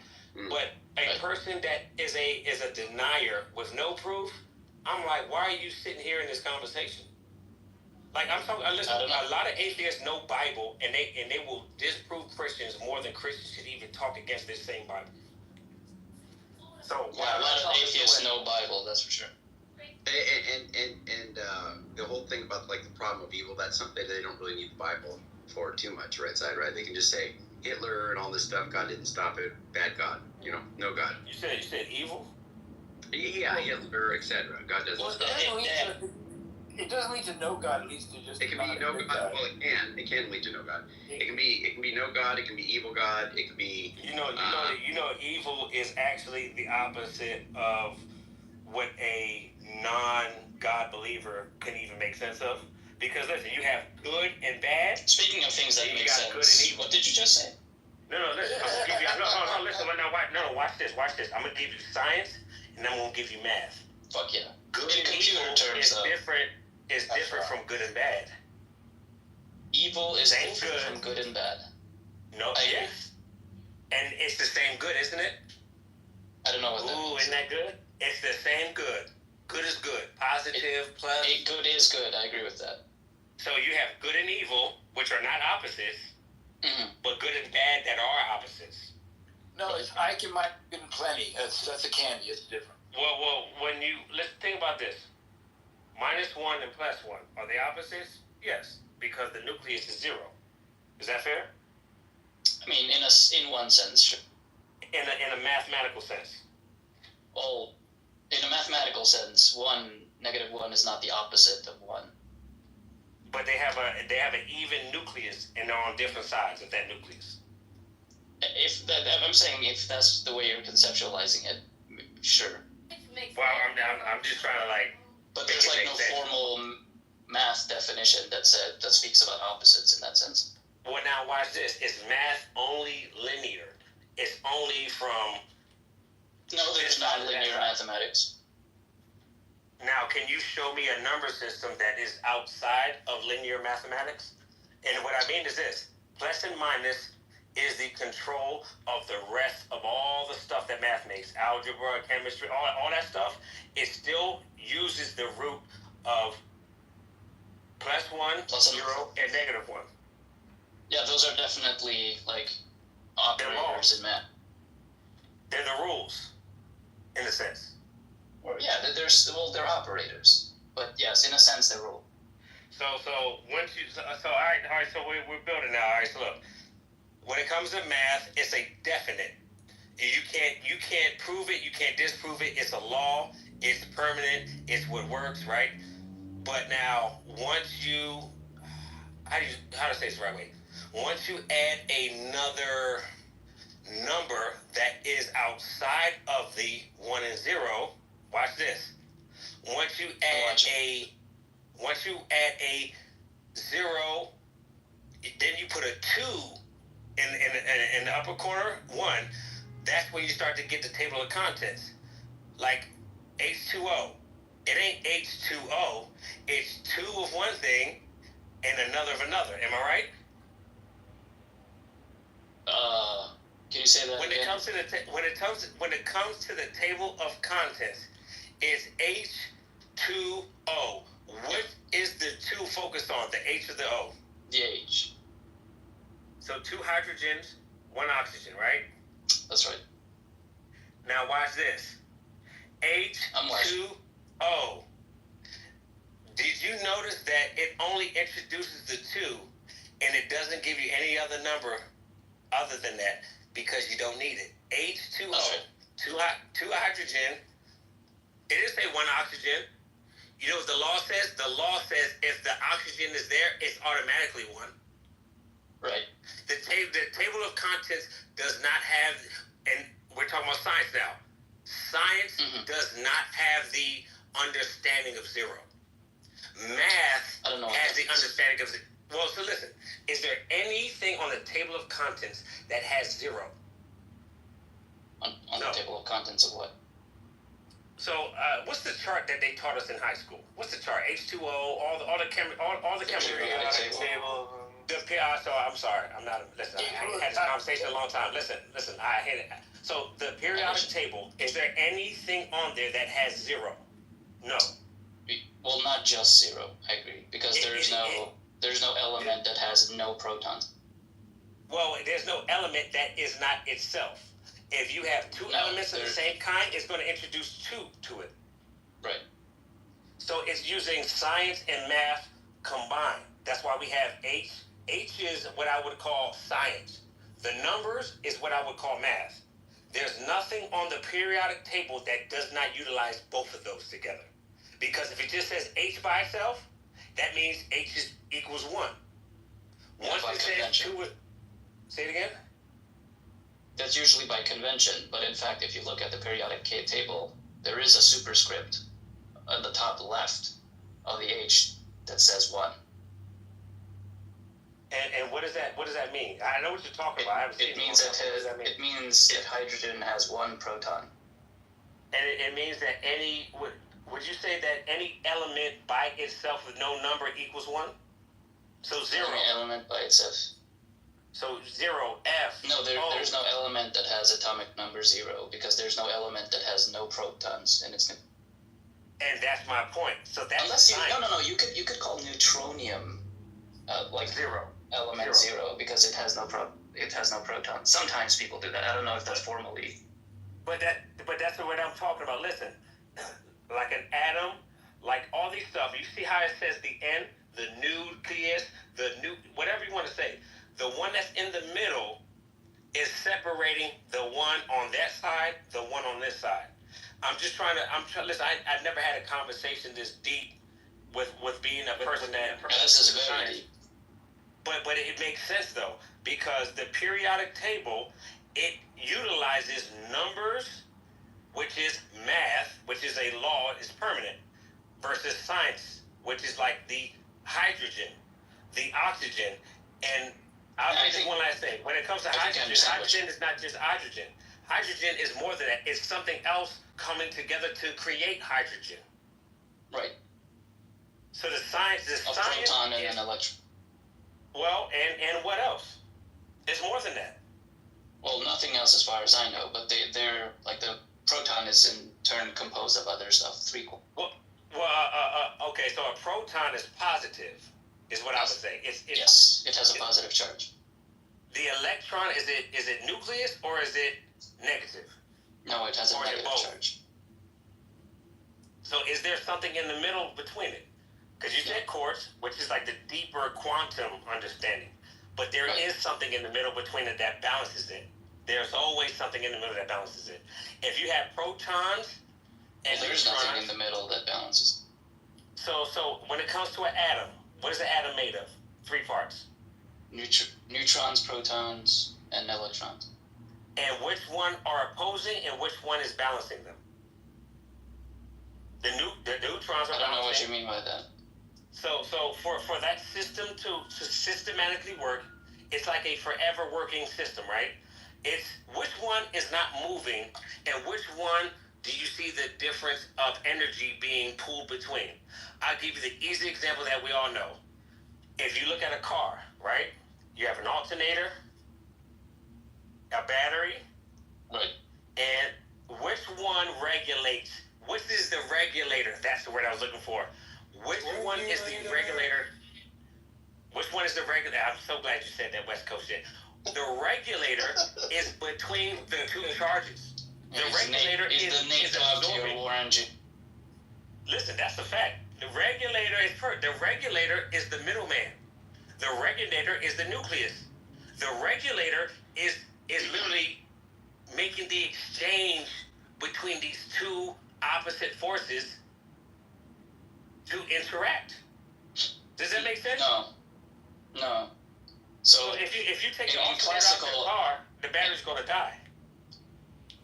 Right, but I'm just saying in the atom example, what's preventing, like, the thing that holds it in balance is like quantum mechanical effects, where, there's an electrostatic force that would pull the electrons into the nucleus because of the opposite charge, but it doesn't because of what's called the Heisenberg uncertainty principle. The momentum, if the electron were to do that, its momentum can't be, you can't decide its momentum and its position at the same time.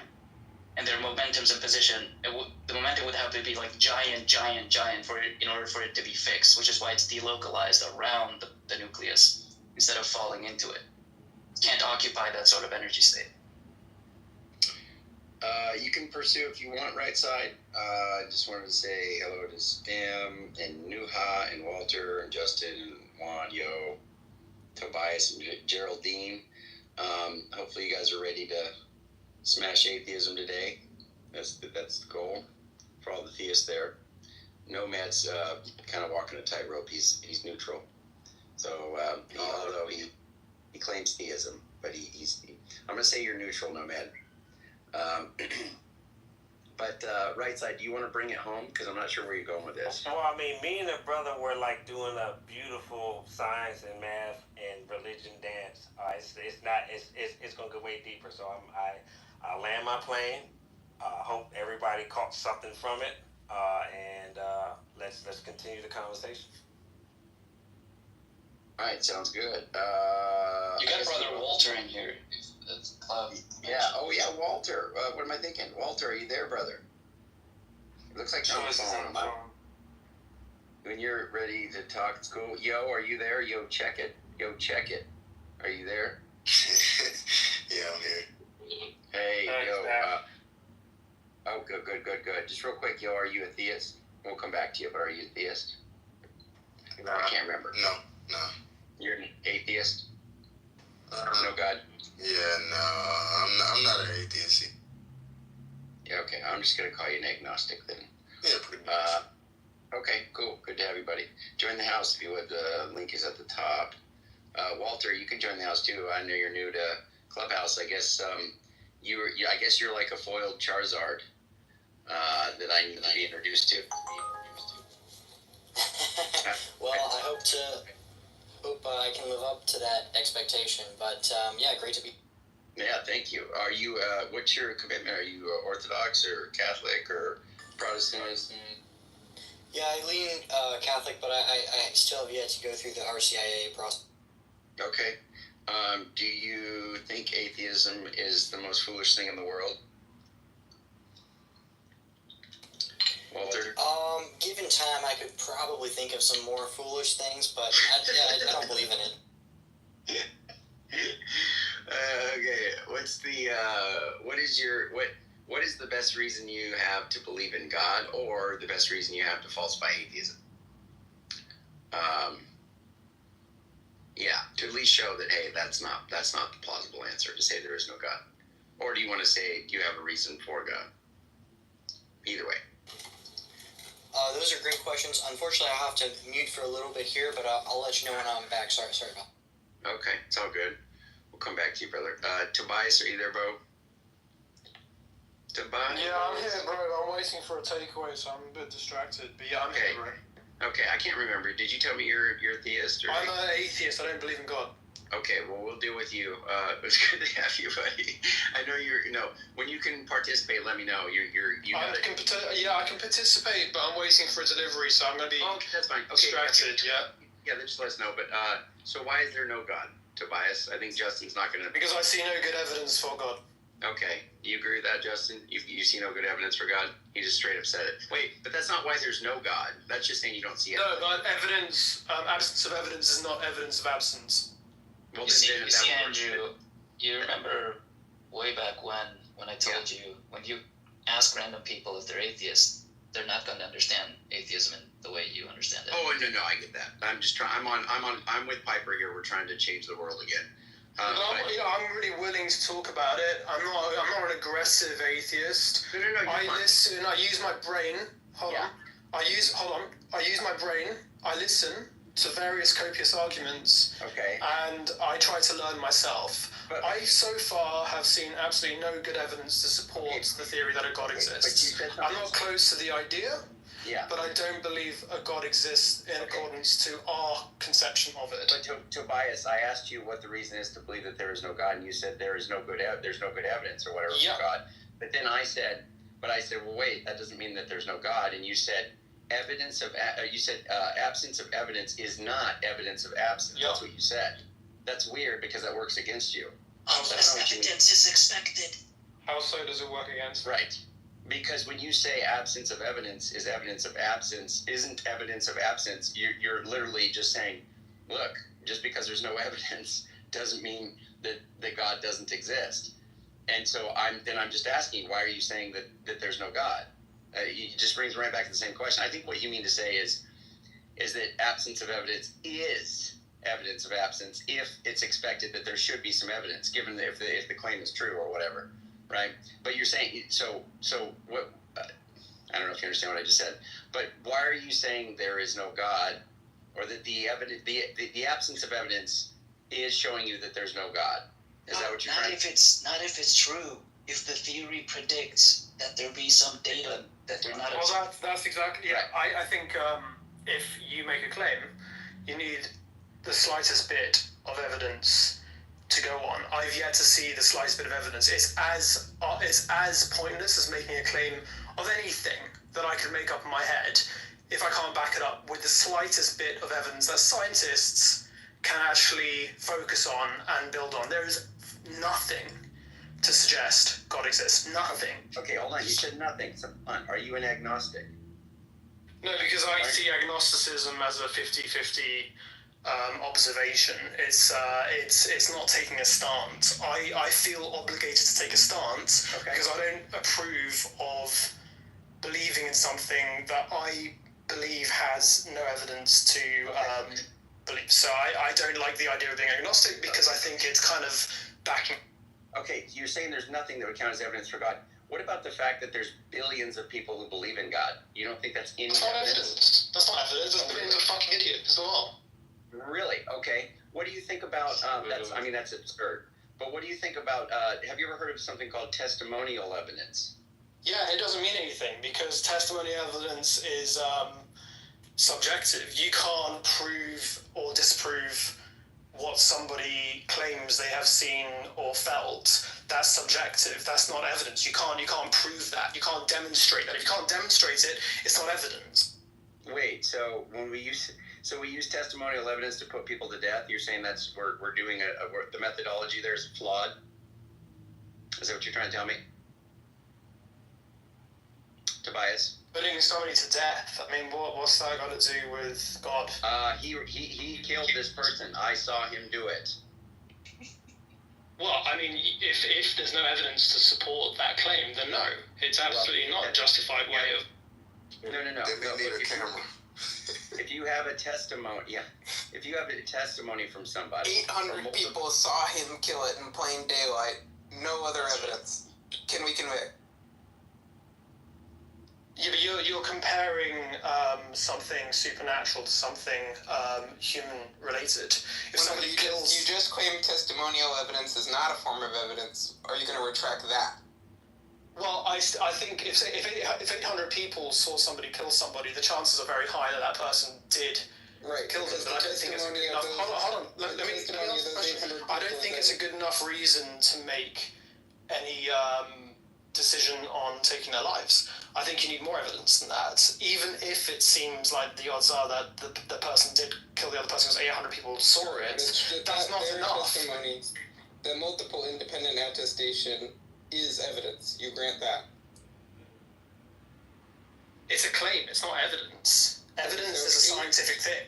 800 people. Yeah, it's still a claim. It doesn't matter if every single person in the world saw it. It's still a claim. You have to support it with evidence in order to have concrete enough reason to make a serious decision on that when it comes to life or death. It seems very likely that thing. No, I'm not talking about life or death. All I'm saying is put to death. He said that. I'm saying it's evidence, which is the point that he's trying to make. It's not evidence. It's a claim. All it is. It's a claim. It's not evidence. All it is for something to be evidence is that it's more likely given a hypothesis than the negation of that hypothesis. So something is evidence if I would more expect to see it, given that a hypothesis was true, than if that same hypothesis were false. I would find it much more likely that 800 people would purport to have seen a guy kill somebody in broad daylight if the guy did kill than if he didn't. The probability is high, but evidence, at least as far as I'm aware, is a specific thing, especially nowadays in 2025 with the advancements of science and how we come to conclusions when it comes to... Yeah, so you need evidence. So, in court, we call it evidence. There are rules of evidence for the admission of testimony. We all agree it's probability raising. The way scientists use the term evidence tends to be a Bayesian definition, which is the one that I just gave you, which is something that's more likely given a hypothesis than its negation. Just, you're seeming to conflate there's evidence with basically like dispositive evidence. So the sort of evidence where it wouldn't leave any room for doubt, which obviously no scientist uses evidence in that way, nor does our legal system use evidence in that way, nor do historians use evidence in that way, nor do any of us use evidence in that way when we're forming our own personal beliefs about what's happened in our own personal life. When my friend Gio comes and tells me that he went to the store this afternoon, that's strong evidence that he did in fact go to the store. because Gio is generally reliable, and I know that to be true, and he's more likely to tell me that given that he did do that, since he has no reason to lie. That's a form of evidence, even though it's testimony. He would need a receipt. It's a form of evidence, but you're still talking about something that happened thousands of years ago. The longer time that's gone on, the less evidence is creditable. So you're still talking about something that happened thousands of years ago. You're not in a position to say just because people back then, a large number of people claimed that these things happened, it definitely happened. Well, but you're again equivocating. So earlier you were talking to Andrew, and you said there is no evidence of any form whatsoever for the existence of God. Now, scientifically speaking, yes. Okay, what do you think counts as scientific evidence? Testable, repeated, testable, repeated and testable methodologies. That's how science comes to conclusion. That's how science comes to conclusion. They repeat tests over and over. It gives repeated, consistent results. No, but that's the thing you don't seem to be understanding is that in science, the results of each individual experiment are evidence. Now, you may take each individual experiment, and the more times you can replicate a conclusion in these experiments, a finding in these experiments, the more and more evidence that you're accumulating. So scientific evidence, right, includes the results of individual experiments. You can't say that what we saw using our telescope on this day, that we record down that observation, that is evidence, and then what we saw the next day is additional evidence. So you can't say it's not scientific evidence. It is scientific evidence. Just you might want more and more and more, and when things you can design a controlled experiment. You can isolate something from the environment and control for all of these different variables to test your causal hypothesis. That's the ideal case for a scientific testing scientific theory. My delivery's right, but I'm trying to listen to it.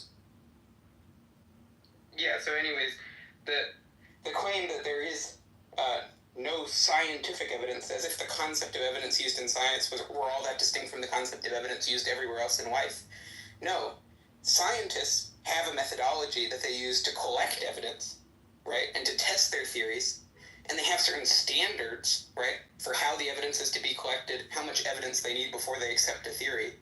But that doesn't mean that observations, including the testimony of a scientist that they saw something through a telescope, that's scientific evidence. I think the likelihood that there was a man called Jesus existed, and the testimonial evidence for that is very high. But I think when it comes to the claims of supernatural events, I don't think you can just go on testimonial evidence to assume that stuff actually happened, because that's a large claim, and I don't think just because a large number of people claims that these things actually happened is enough for you to conclude that they actually did.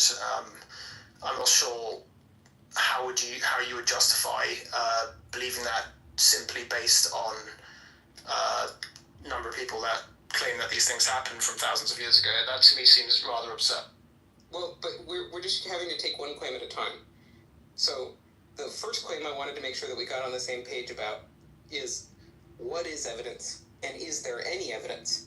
Now there's a separate question, okay, and I'll let Andrew steer the conversation again rather than presenting my own evidence, but there's a second question, which is there sufficient evidence to warrant belief? Okay, now I happen to think that there is, and we could go into the evidence that I have, right?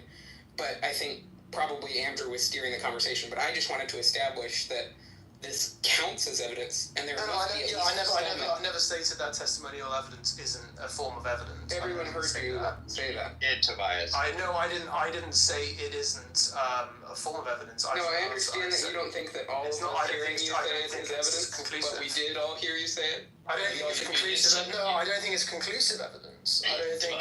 Tobias, you said it's not evidence; it's a claim. Like you repeated that several times. Well, it is a claim by someone. Be honest. I understand that. Well, either way, whether or not I said that doesn't negate the fact that I still don't think someone intellectually dishonest. You're not willing Well, no, to because admit when you said something that was incorrect, when you were wrong, when you had to revise your belief. Yeah, I can explain to you, okay? You have to revise the facts in order to fit your model of yourself as someone who never makes mistakes. If something happens and you witness it, then absolutely it's important that you speak out about what it is that you witnessed. And the more people that speak out about certain events that they witnessed, the more in favour it is towards that actually happening. But it's still not concrete enough to 100% say that thing happened. You need a lot more than that. And nowadays we have such scientific advancement that it's incomparable to how they were able to justify back then whether certain events happened and being able to prove that. So you're talking about something that happened thousands of years ago, and I don't think it's logical to assume just because of testimonial evidence that it did. And I'm not going to back away from that because I really. But that's a different claim than the one you made earlier. Now, there's a claim which is there's not sufficient evidence. Now, what you said earlier was there is no evidence of any kind that you've been presented with that claims are not a form of evidence, that testimony is not. With regard to the supernatural. First of all, now it's special pleading, and it doesn't consist. It's not consistent with the definition of evidence that we use. The definition of evidence that we should use is something that is more likely given a hypothesis than its negation, something that is probability raising with respect to a hypothesis, something that confers partial epistemic reason to believe, or that favors belief. All of those definitions we could use, and all of them will tell us that even if you don't think there's a sufficient evidence, there must be at least some. Yeah, I mean, if you're convinced testimonial evidence is some evidence, then fine. I still don't think it's enough. I think it's a very simple observation I'm making. I think you're the one who's overcomplicating it now. I don't think testimonial evidence is anywhere near sufficient enough evidence to suggest something happened. Maybe he's not it's a very simple claim. Maybe he's not overcomplicating it, and you don't really know what you're talking about. Yeah, listen. I'm making a very simple point, am I not? I don't think testimonial evidence is sufficient enough evidence. How am I not understanding something? I think you're just adopting his notion of evidence now. You're saying that it's not sufficient evidence rather than just saying sufficient. If that makes more sense to you, sufficient evidence, fine. My point still stands. Well, hold on. No, Tobias, your point doesn't stand. You're being dishonest right now, my brother. Please, by all means, please. Let's just be honest. The problem is people are so motivated. You have idiots in the chat thinking Ethan's being, giving word salad and whatever. I don't care what you think of Ethan. Everything he just said was spot on. And analyze the merits of what he's saying. Who cares about what you think his history is? I'm respecting what he's saying. I'm listening very carefully to what he's saying. I'm not talking to you. I'm going to talk about you in just a second. Sure. I'm saying to some of the people in the chat, Mulder, you're absolutely just retarded. Saying I'm being slimy by asking him questions. I'm sussing out his arrogance. God. Hold on, stop. I'll move you down, New. I'm sussing out the arrogance and the condescension towards theists, which is fine. But I knew that he was going to make some ridiculous claims, which he did. He said there is absolutely, quote, no evidence for God. Okay? And then we talked about testimonial evidence. You said that's not evidence. Sufficient. No. You didn't say that. Oh, well, maybe I should have. I apologise. Do you want me to apologise to you? Is that going to make you feel better? Sufficient evidence. Does that make more sense? Hold on, Tobias. I'm glad you remember when you said you weren't one of these aggressive atheists. No, because he's accusing me of. You're obviously. I'm saying sufficient. Okay, so just said sufficient. It's very good. Not Tobias' notion, bro. No, but the problem is that originally when you were pressed on this, you did say that testimony isn't evidence at all. Sufficient. Maybe I forgot to say the word sufficient. I'm so sorry. You didn't just forget because people brought this very specific objection to you, and you still claimed it's no evidence. You used phrases like, it's not evidence, it's a claim. It's vague evidence at best. It's vague evidence at best. If you think that's fine that you're saying that. If you think of evidence the reason people call you research to be proven factually, then yes. The reason people call you dishonest is because you did in fact say that, and then later when pressed on it, you said you didn't. Well, I don't consider it I don't consider it important when it comes to evidence. So whether or not it is defined as a type of evidence is kind of irrelevant to me because it's so minuscule in terms of enough sufficient evidence to conclusively say that this thing happened that it may as well not be evidence. Irrelevant though? How is it irrelevant if it's the central? No, he means irrelevant. No. He means irrelevant as in it has so little force. It has so little relevance to evidence, even if it is technically a form of evidence, that I don't care. I still don't think it's anywhere near enough sufficient to say that this thing happened. It is that's a position you might take, but it's not the one you originally presented. Well, I'm evaluating now. That's right. I was waiting for a delivery. I'm busy. That's. I got myself more. Wait, Tobias. Sure. Tobias. Tobias, Yeah. could you just be honest and say, I stand corrected and thank you for your correction? Wow. Yo, I don't know what you're doing. You're being weird right now. But Tobias, just to be clear, Ethan just showed you what you were saying was fallacious. Fine. I already said to you that perhaps earlier I should have explained it. I was waiting for a delivery. I'm busy. So go ahead. No, hold on. Do you think that adequately? It's very hard for me. Look, I want to engage in conversation. I really do. But I sense that you were going to say something that would be over the top, and you did. And now it's like when being pressed on it, you have nowhere to go. So you're just basically saying, well, I just didn't explain myself clearly. No, I never actually considered anecdotal. I never considered that form of evidence to be even counted as evidence. Now we're discussing it. I've come to the conclusion that perhaps it is a form of evidence, but it's such a minor amount of evidence to me that it still is far from being conclusive. That doesn't mean But you don't think it has such little relevance to me. You don't think that generally, right?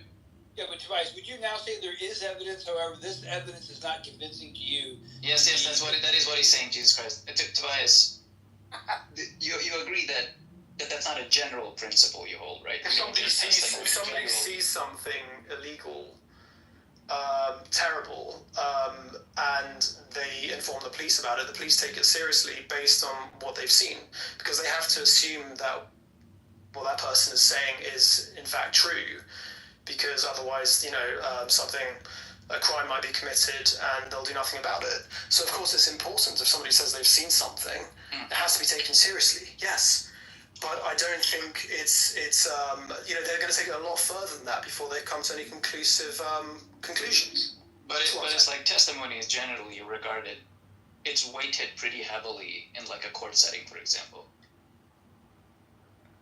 Yeah, but I think it's fair to say there's an extreme qualitative difference between someone testifying that something they witnessed had an unseen supernatural cause and someone giving a straight account of something that they were an eyewitness to.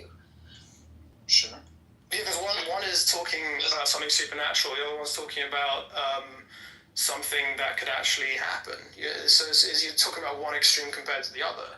If somebody's claiming something supernatural, that requires even more evidence to conclude. I agree. And like if someone says they saw a ghost, I think the weight of the force of testimony, the evidentiary force of testimony, is going to be lower than if someone said I saw a dog. Yeah. Is that Yeah, precisely. Yeah. Certainly you could have the quality of a testimony that could raise the probability that ghosts exist. You can have people who are honest, that have never lied to you in your entire life. You could have multiple people from different angles, different backgrounds, tell you, hey, we saw this exact same thing. They don't seem like they're drug users, they're not sleep deprived, they don't have any cognitive problems, as far as you can tell. This is something that you need to acknowledge would count as decent evidence for the case that there is in fact a ghost that they saw, or they had an experience that they saw a ghost. And you just dismissing it the way that you are. Well, I'm fuzzy evidence that a ghost exists, external to He's using naturalist presupposition. Yeah, well, yeah, exactly, of course. But I mean, look, Tobias, this is crazy. Look, it's reason giving that ghosts exist. If you have testimony, now you may have background commitments that say, hey, the prior probability of a ghost existing is very, very, very, very, very, very low. Okay, cool. But this is reason giving. This is evidence. Now, you may not evaluate that the same way I do, but it is the case that it is evidence. And you just acting like there's no evidence. There's zero evidence for God, even though most of the planet believes in God. It's pretty weird. So ghosts, if you want to make a claim, if hundreds of people saw a ghost and want to make a claim that that there is a ghost because they've all seen it collectively together, you would first need evidence to suggest what a ghost is, of which there's none. So you're talking about a claim based on something that hasn't even been researched or verified. Okay. So it doesn't have to be that we need to know exactly what a ghost is. We can define it as something that it's visible, but it's in something that can go through walls. It looks like it has intentions. It did some kind of interaction with you and knocked things over in the physical world. You saw it doing things, okay, knocking cups over, pulling paintings off walls. A bunch of people witnessed this. It would walk right through you. Okay, you can describe that because people have a concept of what a ghost is, and you can describe that adequately. You can capture or pick out what we're talking about when you say a ghost. Now, we don't need to know everything about it, what its makeup is, where it comes from. We don't need to know that. We can just say, hey, look, there's an experience here, something happened, and this apparition, okay, went through walls. It punched my friend in the face, but then I couldn't touch it. Can I just add though that the court-based analogy, I'm not sure if it stands because like testimonial evidence in court, even though it is taken very seriously, it's still evaluated alongside the actual like other evidence and to make sure they line up with the objective facts. And when there is some kind of inconsistency in the testimony, like it will be rejected, right? That's incorrect. So you can have a rape without having any evidence that the rape occurred except the testimony, and that can be enough to convict. But it needs to No, that's not. The That's not testimonies need to be in harmony with one another. She says if there's other evidence that counteracts or it refutes or is it inconsistent with the testimonial one, that can render a testimony invalid. Well, she said that. Well, wait. They need to be in harmony with each other and with the external evidence. Well, I'm saying the external evidence. I'm saying that the testimonial evidence can be almost that is the evidence, and I'm saying lining it up against counter evidence, then you're just claiming there's stuff that's against it, and that's fine. I'm not talking about that. I'm saying that it is positive evidence. Okay. So anybody who claims that there's no evidence, and this is why this is also stupid. Just think of an example of this. If somebody gets mugged, okay, and a woman gets mugged, somebody takes their purse and runs off, okay, and the cops, cordon off a certain radius. They take certain people that fit the description. Guess what? When they take them to the lineup and the woman's there, she picks out the person that mugged her. That gives them reason for them to interrogate that person. And figure out if it is the case. It gives them reason to investigate that person in question. It gives them reason to investigate that person in question. There's a whole investigation that happens after that. What? What are you saying? There's a whole investigation that happens after that. That's just the initial stage. Yeah, that's called evidence. Because there's also a phenomenon called you have a lot of testimonies that are in harmony, but that also is eyebrow raising because it could be a collusion of like false testimonies. People agreeing to give the same testimony to give a wrong account. That's why they do investigations after that, because it's not enough. But no problem, Andrew. Hold on. That just means that you found reason to disqualify that as valid evidence. That's fine. That's not what I'm saying. Look, if you have a car accident, you have multiple witnesses. The cop comes up and says, what happened here? You're settling an insurance claim. They use the witnesses. I saw this happen. And they can line them up to one another, and that's all you got. Bro, to instigate the investigation, yes. No. You're not understanding. I'm saying if they're trying to decide whose fault it is, they have no cameras. They only have witnesses alone. But you're saying there's no investigation after that? That's it. Case closed. No. Tobias, it's a thought experiment. Imagine there's a case in which a police officer is investigating, and it gets brought to court. Whose fault is it? And the only evidence that's brought to bear are 3 witnesses, and they all say the same thing. Andrew's point is, the judge will render a verdict based solely on that piece of evidence. They will have to look at the internal narratives, accounts of the 3, because there could be potential that one of the sources Imagine they're all saying the same thing. Like that's not. Or it could just be that one is giving an account. Yes. That derived from. There's plenty of ways. There's plenty of ways in which these testimonies might not harmonize. But for the hypothetical, it is stipulated that they harmonize. No, I don't mean harmonize. I actually mean the opposite. I mean, if they do harmonize, one could be directly derived from an original source, and therefore not original. But then that wouldn't be direct testimony. Yeah, but it could be accidentally. Nuha, I know what you're doing. Okay. So I need to amend it in order to dodge these like contrived objections. She's a Muslim. I think she's a Muslim. In the hypothetical, I'm a law student, so I'm trying to. In the hypothetical. Can we respect women, guys? Be quiet. In the hypothetical, there are 3 independent witnesses that have nothing to do with each other, and their testimonies all harmonize perfectly, and they have no external reason to report one way or the other besides the fact that they saw. They're not related to each other. They don't go to the same workplace. They don't get money from George Soros. So I agree in theory, but the burden of proof is on you to prove that these independent testimonies are truly independent and not deriving from each other. Yeah. So it's just a hypothetical. No. Yeah. Listen, hold on. Ethan, I'm glad you're back. Sam, I know you want to say something real quick. It's called conclusive evidence. It's not conclusive. Nuha, you are a Muslim, correct? Yes, but I'm not approaching this from that lens. I'm approaching this from I know you're saying you're not approaching this from that lens, but you obviously know that one of the Christian major proofs or major evidences that is used in favor of Christianity is to talk about because Muslims appeal to this too when it comes to hadith. Hold on. Yeah, but it's not the same.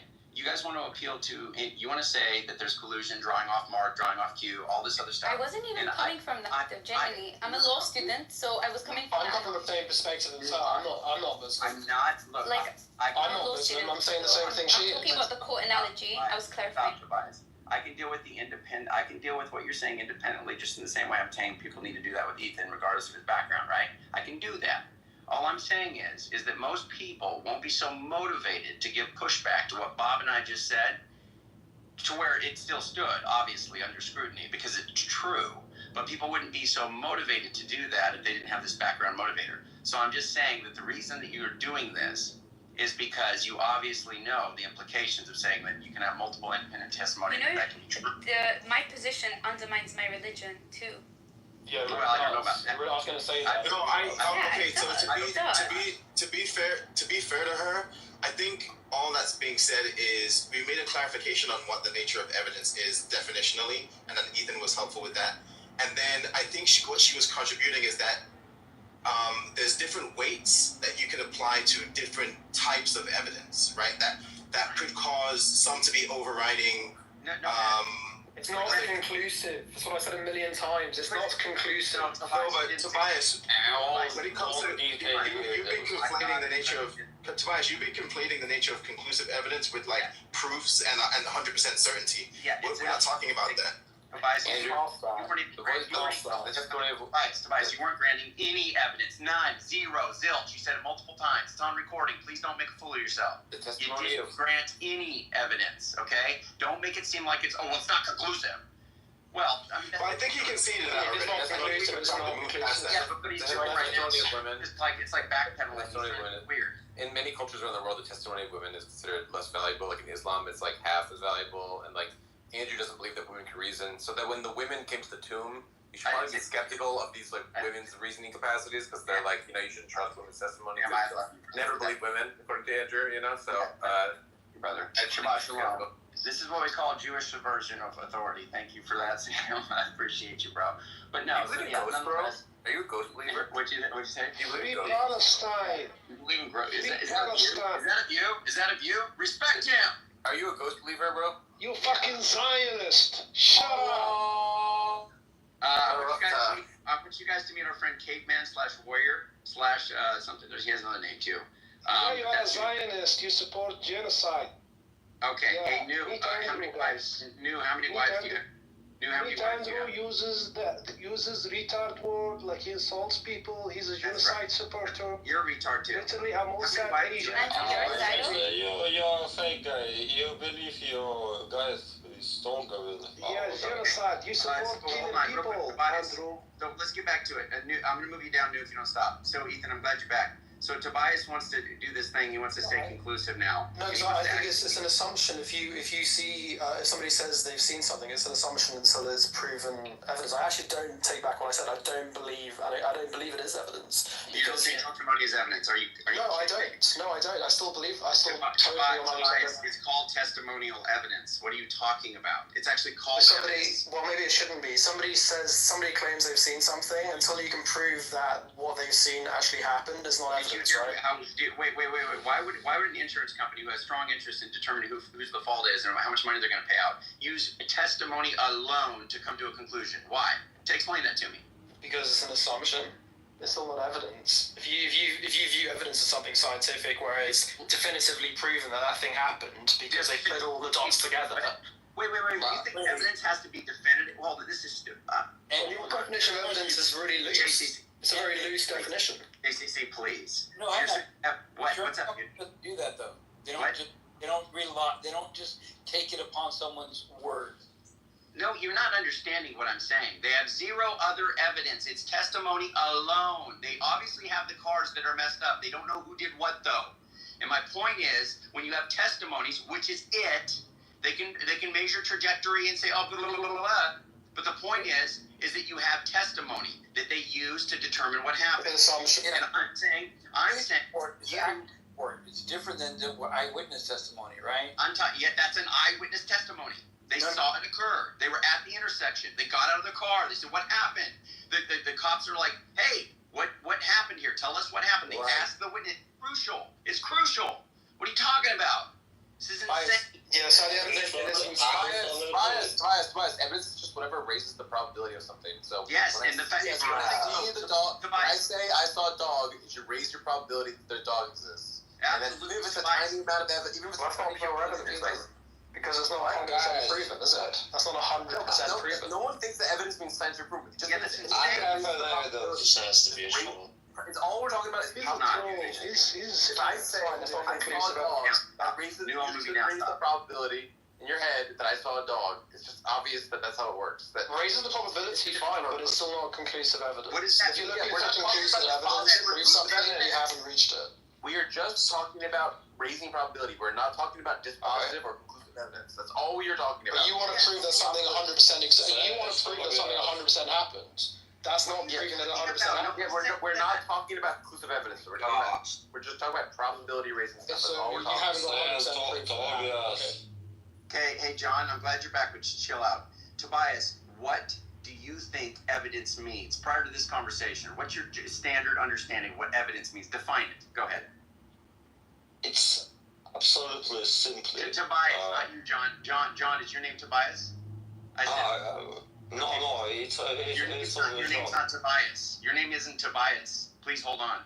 Tobias, define evidence. Like we've already established, there's a difference between conclusive evidence and evidence. No. Define the word evidence. It's connecting dots together to strongly suggest that something specific happened in a specific way. No. It's not strongly suggest. That's a very poor understanding of what evidence is.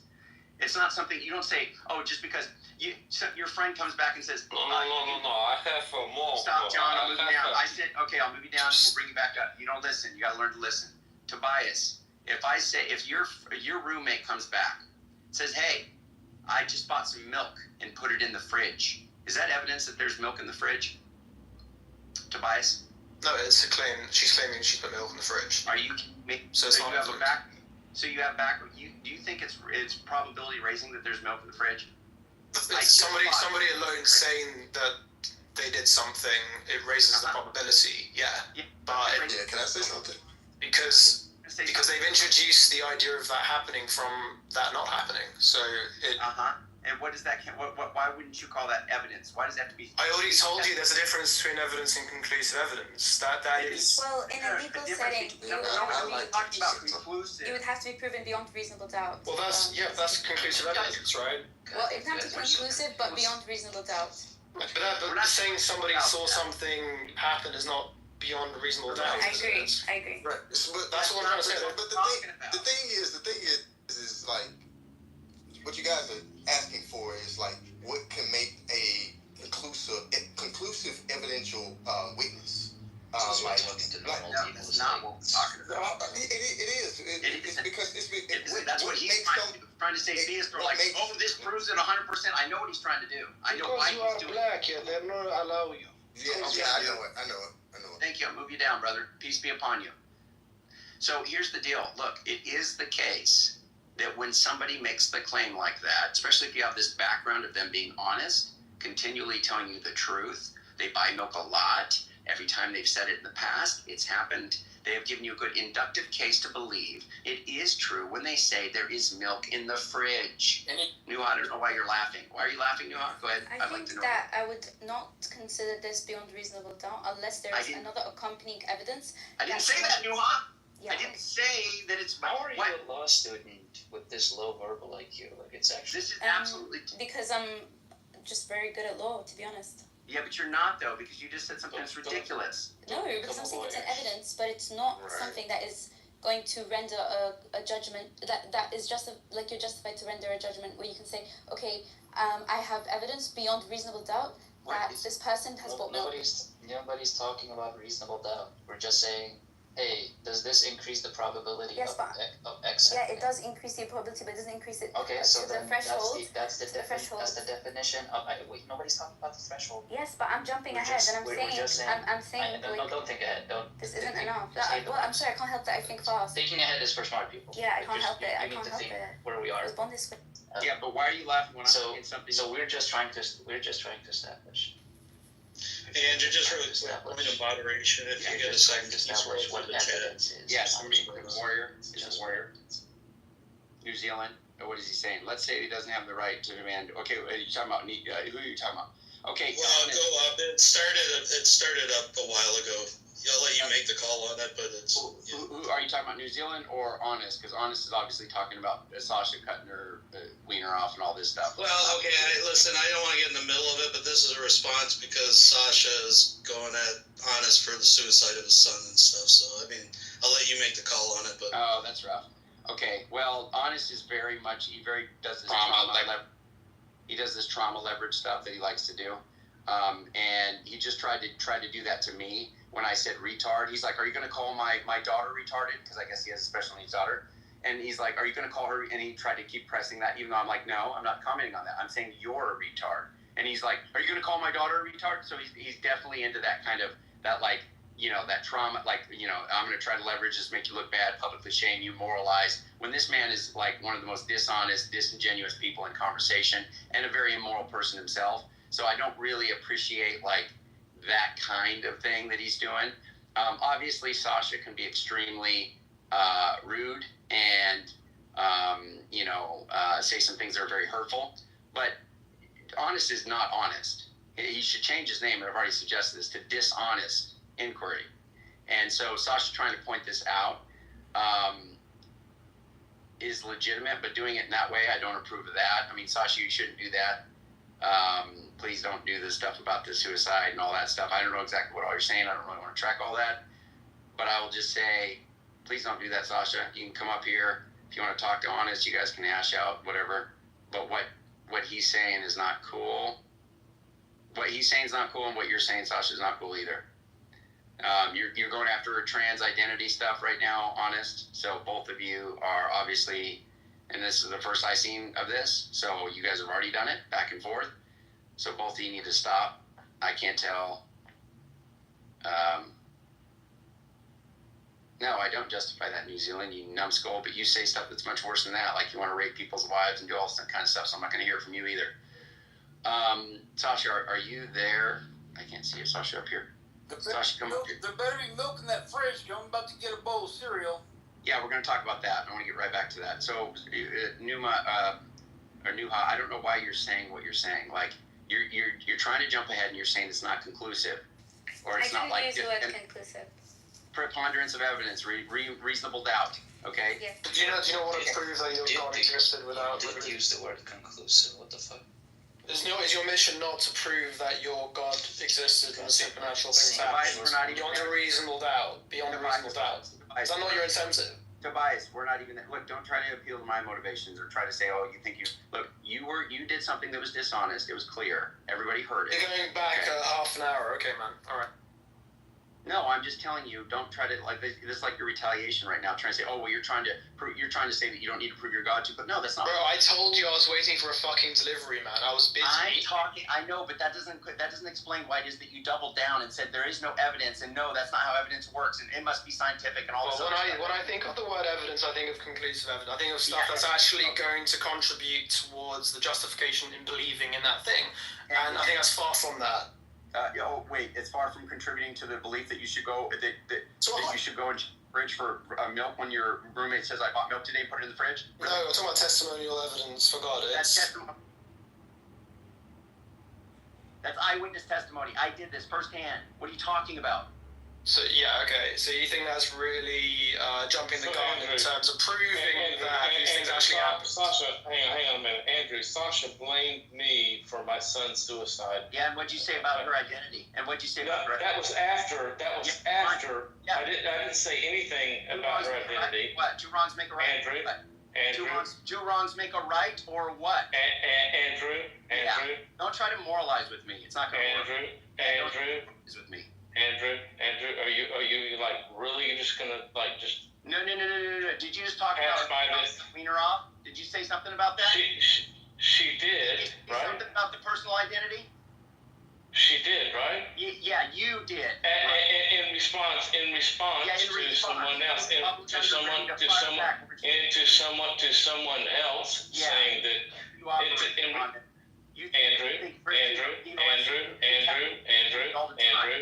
Andrew. What? Calm the fuck down, dude. No, you don't. Andrew, please calm down. Andrew. Yeah, don't try to make it. Calm down. Don't try to calm down. Honest, calm down. Don't try to make it seem like you're family. Andrew, please calm down. Honest, calm down. That's beyond the pale. So wrong. So messed up. But you're talking about Sasha mutilating herself or doing something like that. What the fish are you talking about? Andrew. Yeah, Andrew. Honest, calm down. Honest. Let's get back on track. So listen. I was in the chat. If you go back up in the chat, yep. I said nothing about Sasha. Until afterwards, I got it. Andrew. You don't say nothing through me. Andrew. And what happened? Okay? Andrew. Yeah. Andrew. Yeah. I said nothing about Sasha. And Andrew. And she said that my son's suicide was my fault. Uh-huh. You think that's okay? No. Okay.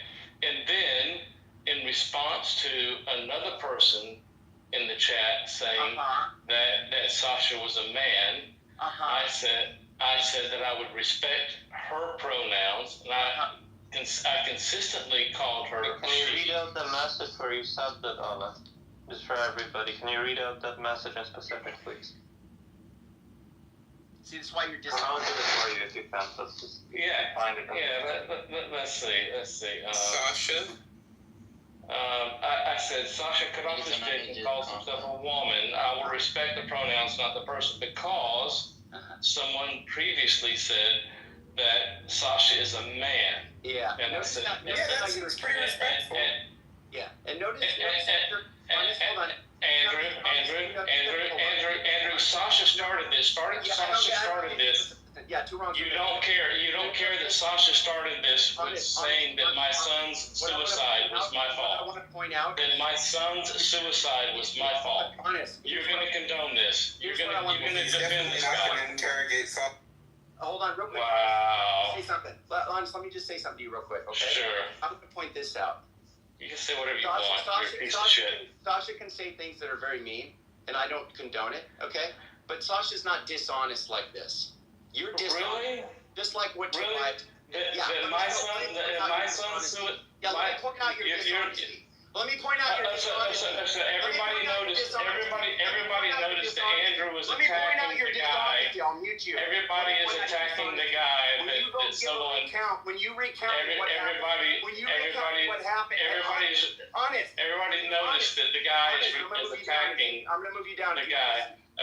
When you went and recounted what happened, you said that Sasha said whatever she said first. I grant that, cool. But then when you went to what you said, notice how you said I would respect her pronouns. You went right to that, skipped over that first part you said. Why'd you do that, Honest? And then you act like, oh, well, let me scroll back up and see. Let me read I literally read. Here. You just read it like it's nothing. Yeah, you skipped over that on purpose. Yeah, you skipped over that on purpose. Everybody you skipped over it on purpose. Right now. Yeah. Everybody listen to Andrew right dishonest. now. Yeah, you're dishonest. Listen to Andrew You're dishonest. You're a liar. Sasha's not lying. Sasha's not lying. Sasha will stand for what she said. Defending the guy that said that my son's suicide. Yeah, because I hate liars. Listen to Andrew, everybody. This is Christianity for you. Yeah, this is Christianity for you. Yeah, I hate this. This is Christians for you. I hate it. Yeah, this is Christians for you. You're a liar. Defending the guy. Yeah, no, the Sasha. Girl. You don't know that when did I defend? When did I? You're doing it right now. Is that what You're coming down on me. I'm coming down on Andrew. Lie to everybody's face. Andrew, why don't you come down on Sasha? Can we go back to the evidence conversation? You don't know what I'm going to do with Sasha. Wow. How about we take a room poll? How about we take a room poll? Hey, everybody in the room, who thinks Andrew is right now? Can we go back to the evidence conversation? Yeah. What a piece of shit you are, Andrew. Yeah. Oh, yeah. POS. You were just as complicit. Listen, I don't think what Sasha did good.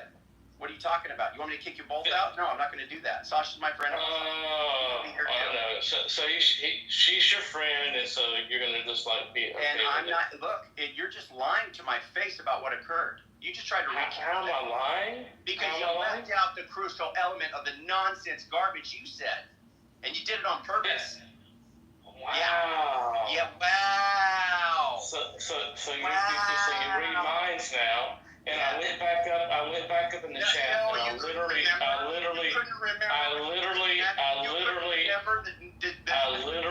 read verbatim what I said. Pointed it out. After she said that my son's suicide was my fault, and someone else said that she was a guy, and I said that Sasha had cut their dick off. Yeah. Is that true? I don't know if that's true, but that's not something you sit there and go after like that. Oh, but my son's suicide is okay to go after. No, you don't do that. Did you hear me out? Then why don't you? Okay. It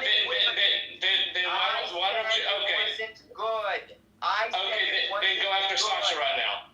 Then you yell at Sasha right now, just like no, you yelling at me. No, I'm not going to yell at Sasha. Sasha's not. Of course you're not, because you're a piece of shit. Because you're a piece of shit. Sasha differently. Okay, but Andrew, you can recognize that Sasha's provocation of Honest was a worse sin than Honest leaving out a detail.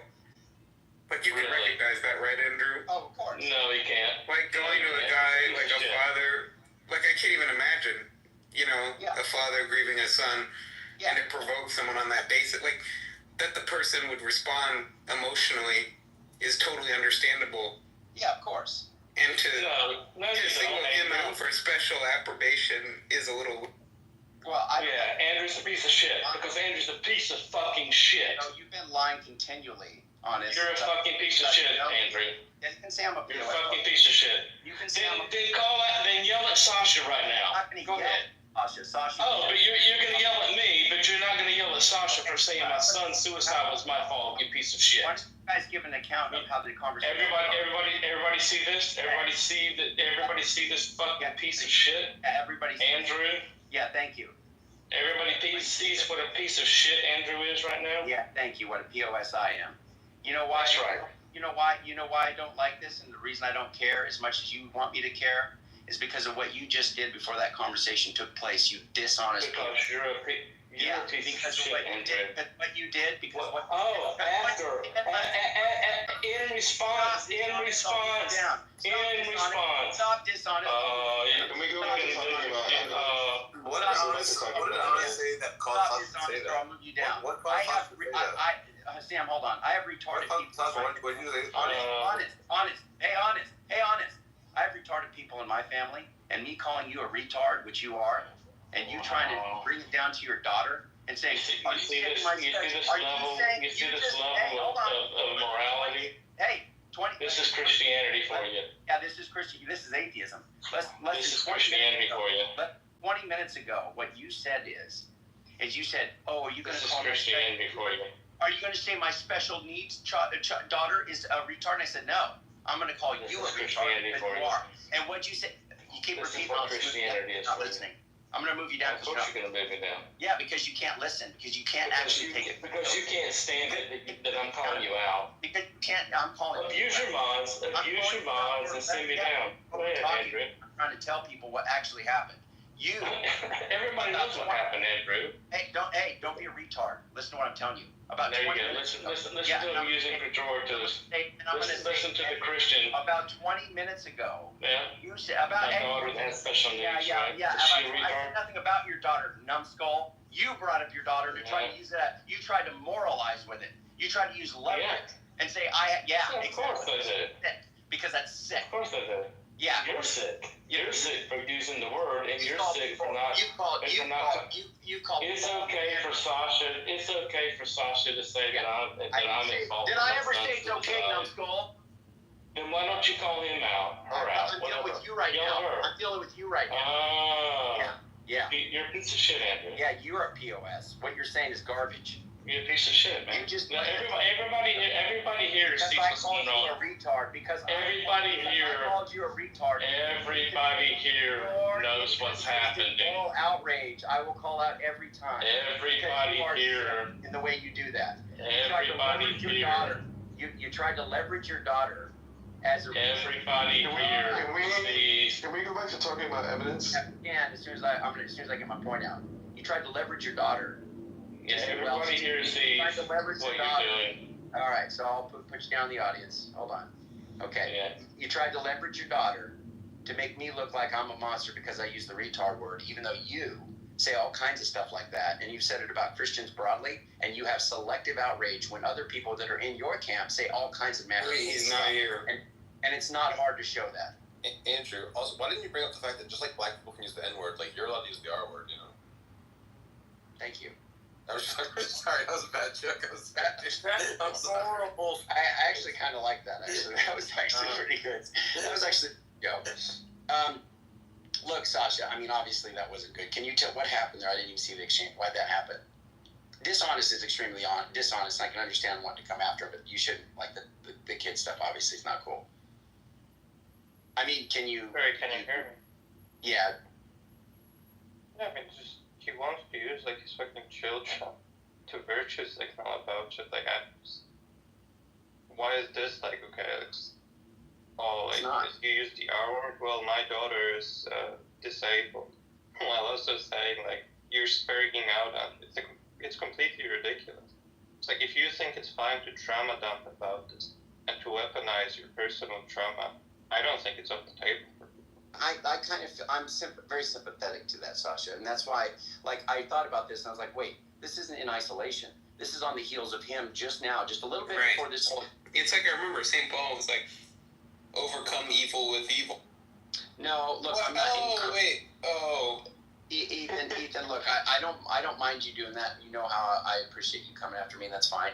But dude, you got to understand that when he's doing stuff like this, I don't think that, I'm not saying that I would have done that in Sasha's position, but I'm sympathetic to why it is that she responded that way. It's pretty gross that he's doing No, that. I mean, look, here's the thing. I think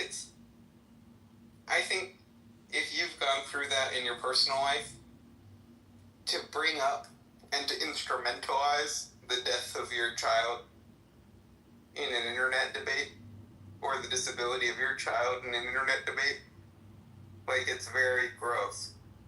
But at the same time, Like, I mean, I just think that's just kind of beyond the pale. It is. If it's inappropriate for the person to do it. I agree. It's completely beyond the pale.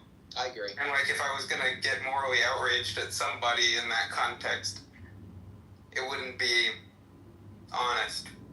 Well, I was already upset with him because he just did it towards me. He just tried to instrumentalize his daughter's situation towards me and morally hit me over the head with it. And it was just disgusting when I'm pointing out that somebody, and I wasn't even talking to him. I said somebody else was a retard up here, or said something was retarded, and then he wanted to down there try to poison my reputation and say, oh, he said retard, and then he's like, Andrew, do you think my daughter's a retard? And all this stuff. After he did that, I'm already upset with him. No, I understand, but look, first is it's of no profit to have a meltdown like you just did. And I don't feel like it's a meltdown. I just don't. I feel like it is. Oh, okay. That's basically, like, it's exactly, everyone here knows this is exactly the sort of content that Tom Rabbit would love to post to his YouTube channel. Right. And you're providing him with that. So whatever you call that. But basically, I think you come across looking a lot better if instead of just getting really emotional about it, either you kick the guy out of the room, you kick him down to the audience, you talk to him sternly but calmly, you rebuke him, whatever, but then you move on. And like, whatever response that is, I think would make everybody come across a lot better. That's fine. I mean, I appreciate that, and I can take some criticism there. But just notice what he's saying in chat. Just read this. Read the stuff that's in chat, right? Everyone reports Sasha and Andrew glorifying suicide. I mean, Ethan, at no point did I glorify suicide. Yeah, you didn't condemn it either, did you? No. That's your retardation that you argue. That's how you argue for God. There he goes. You argue in the same way for God. Well, God doesn't exist. Why doesn't God exist? Well, you didn't prove God exists. Stupid. Andrew. I didn't glorify suicide. You're a liar. And you lie about things. You lie about things to instrumentalize, just like what Ethan said, for your own benefit. Demoralize and make yourself look better. It's disgusting. Wow. Nomad, please wait. It's disgusting. Honest. It's disgusting. Because what Sasha said, I think what Sasha said was testimonial evidence, you know? So what's disgusting is you not calling out Sasha for saying, Did I not call out Sasha? Did I not call out Sasha? I didn't yell at Sasha. Are you calling out? Are you calling did this trauma? Andrew.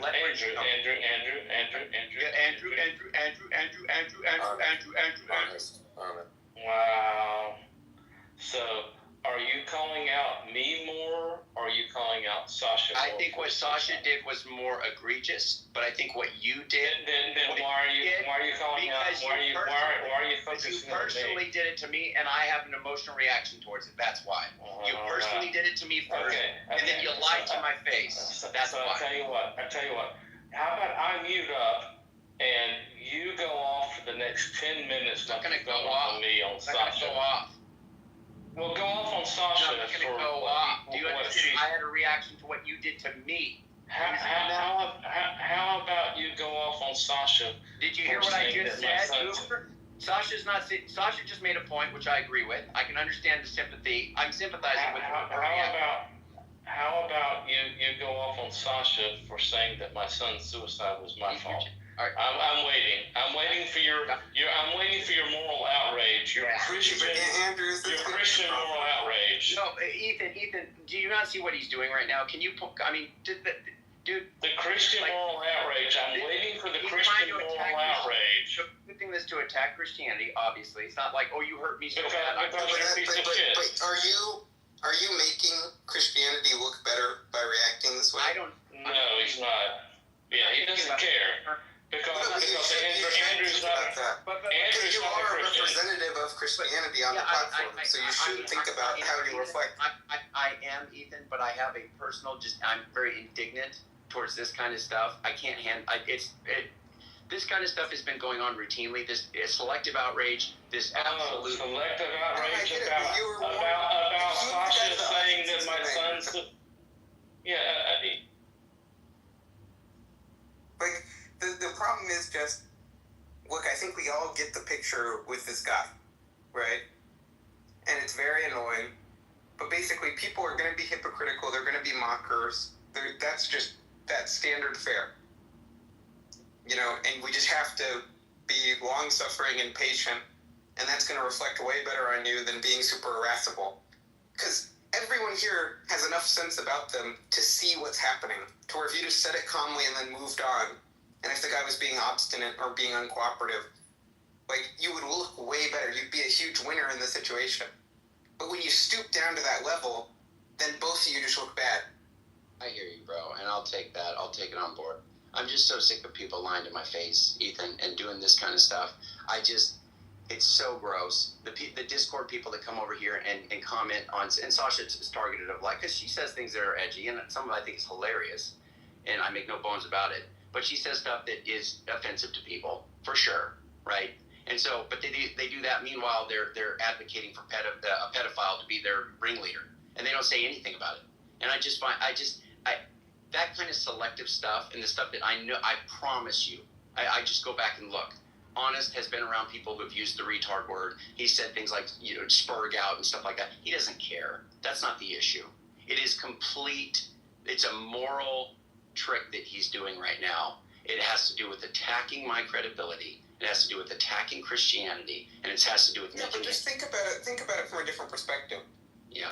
Which is, how much has to be going wrong in your life, and how disordered does your life have to be to weaponize your son's death to win an internet argument? Yeah, that's fair. And, like, clearly, this is someone that we should have a concern and compassion for, because they're not going to get put.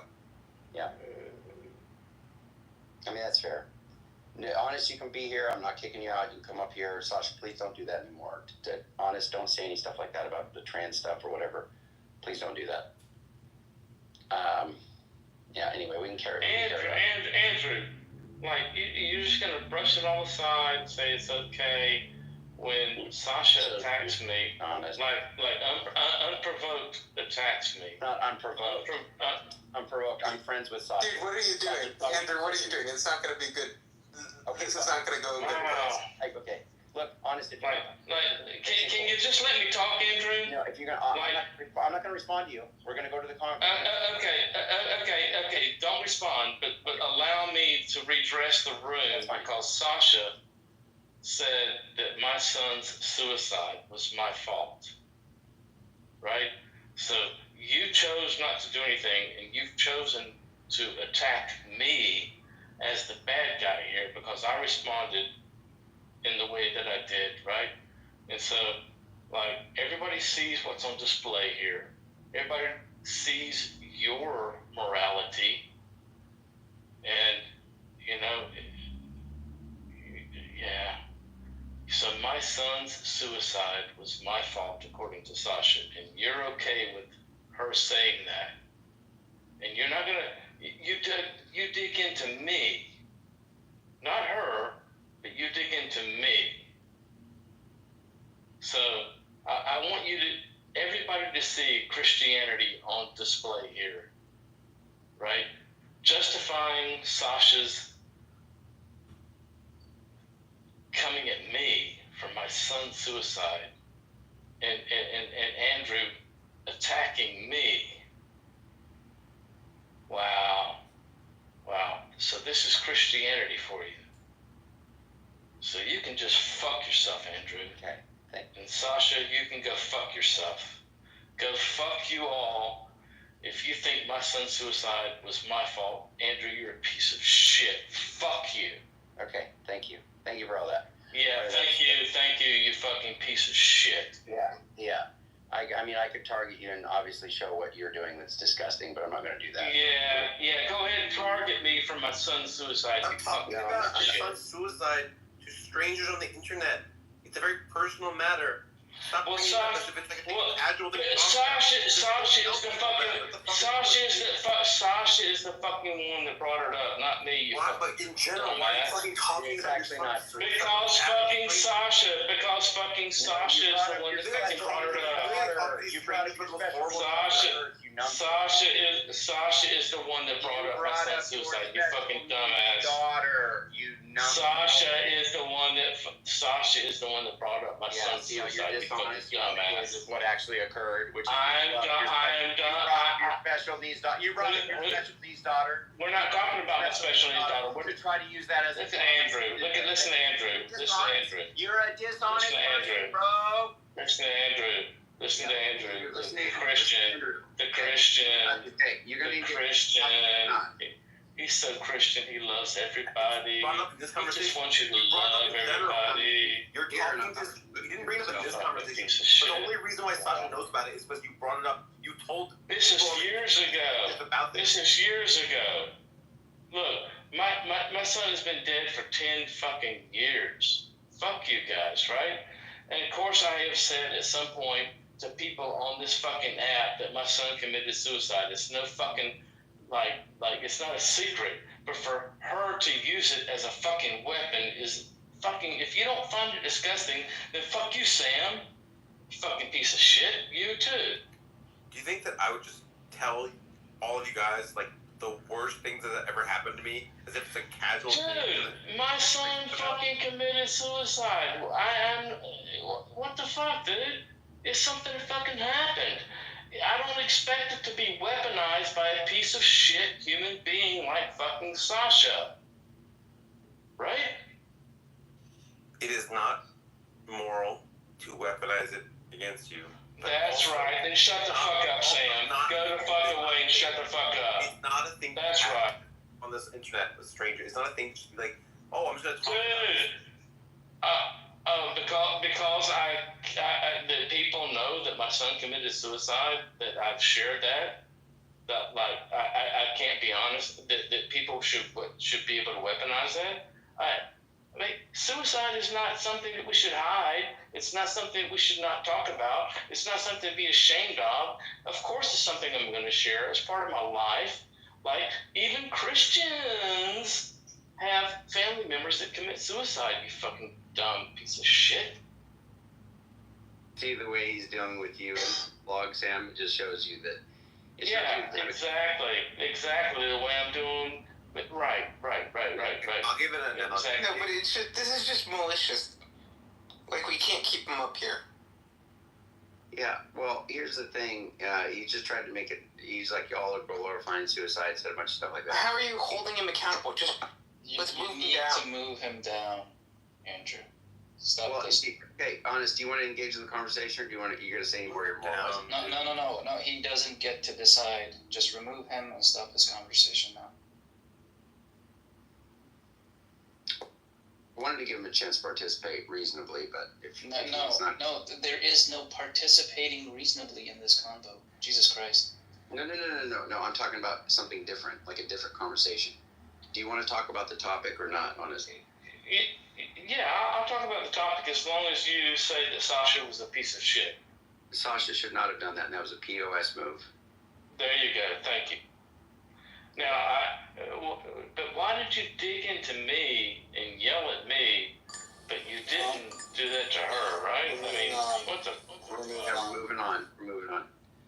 So, Walter, welcome. How do you like your first day on Clubhouse? Well, it's been a roller coaster, but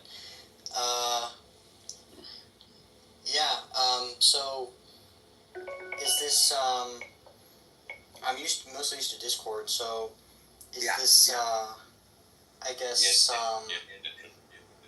try to find the best the person who can make the best case for each side, and then try to argue it out. We have good conversation. We have all level layman up to But just saying what we're generally just trying to do is just trying to have the discourse about God's existence or lack thereof, and then we do in-house discussions too, and then social issues, whatever, gun control, abortion, immigration, whatever, race. We've been talking about race a lot recently. Andrew, or racism. I wanted to ask your opinion on ghosts. Are you a ghost believer? Not the Holy Ghost. I mean, like just regular ghosts, like ghost story type. You asked Walter, or you, Andrew? You. Oh, well, it'd be interesting to hear Walter because he knew. But well, I mean, obviously, I think there are demons. So, insofar as that a demon can appear in that way, then sure. Like dead relatives. I'm not a fan of that kind. Hey, my grandma lives in this house. She died. Whatever. And she's lingering around. I don't subscribe to that. I don't have any reason to subscribe to that. I'm not necessarily saying it does. Let me put it. I do have reason to believe that doesn't occur, because when you die, the Bible says that you know nothing, and that you sleep, and that's like, and that's how Jesus refers to them. They were sleeping, and then it's like, it is appointed unto man once to die, and after that is the judgment. It doesn't talk about like having a conscious awareness lingering around on earth. I just don't think that there's a good biblical case. I think there's a case against it. But I'm not saying that there's not apparitions and things like that. I just don't think deceased family members take the form of ghosts and linger around. I don't think that's right. When you guys were talking about testimonial evidence before, I was thinking about my brother, who's an honest guy. If he came up to me and was like, Sam, I swear to God, I saw a ghost. And I know that people can be confused about stuff. And I know people can sometimes see a sheet or some smoke or something, think it's a ghost. No, I saw a ghost. I still wouldn't believe him, which is crazy. Like, I would need multiple people telling me that. Like my brother alone, even though he's honest, it wouldn't be enough to... Because I would just think that people can be tricked. And the fact that the world is such that why are ghosts, like, not walking around the streets of New York? Why aren't ghosts more common in places that have had more people in them? Like, if ghosts were real, you'd expect to see, like, way more ghosts in New York City than in other places, because way more people have died there. And there's also reasons why I don't believe in ghosts. So my brother just swearing to God that he saw one, I would be like, yeah, you're probably just delusional, buddy. Like, you're probably like... No, I think it's the ghosts are hiding from the Ghostbusters, so they stay away from, crowded area. Yeah, I mean, they're scared of people. That's why they don't show up on the streets of, I don't know, Times Square. Well, they're scared specifically of the Ghostbusters. Yeah. So how many people would have to come up to you, Sam, for you to be convinced that your brother was right? Okay, I'm just gonna count people as equally credible as my brother, like skeptical, smart friends of mine who I trust are honest. Like 3, and they'd have to be like 2 or 3, but they'd have to be different instances. They'd have to be like different situations. Would you feel the need to investigate further, or would that be definitive for you? It would be enough for me to say it's probably more likely a ghost than not a ghost. Like if my brother, and then I have a friend who's like a skeptical atheist guy named Chris, and then I don't know, one of my cousins who's also like that, and they're like, and they all separately did it. I would be like, okay, well, probably. But you still wouldn't be 100% certain. Well, I assign all my beliefs are have probabilities, so I would just assign like a 60% chance that it's true, something like that, 65%. So 40% more investigation involved, yeah? I just don't think my beliefs don't work like that. They're like on or off. It's just like probabilities for all of them. It's just like all my beliefs are like degrees of confidence.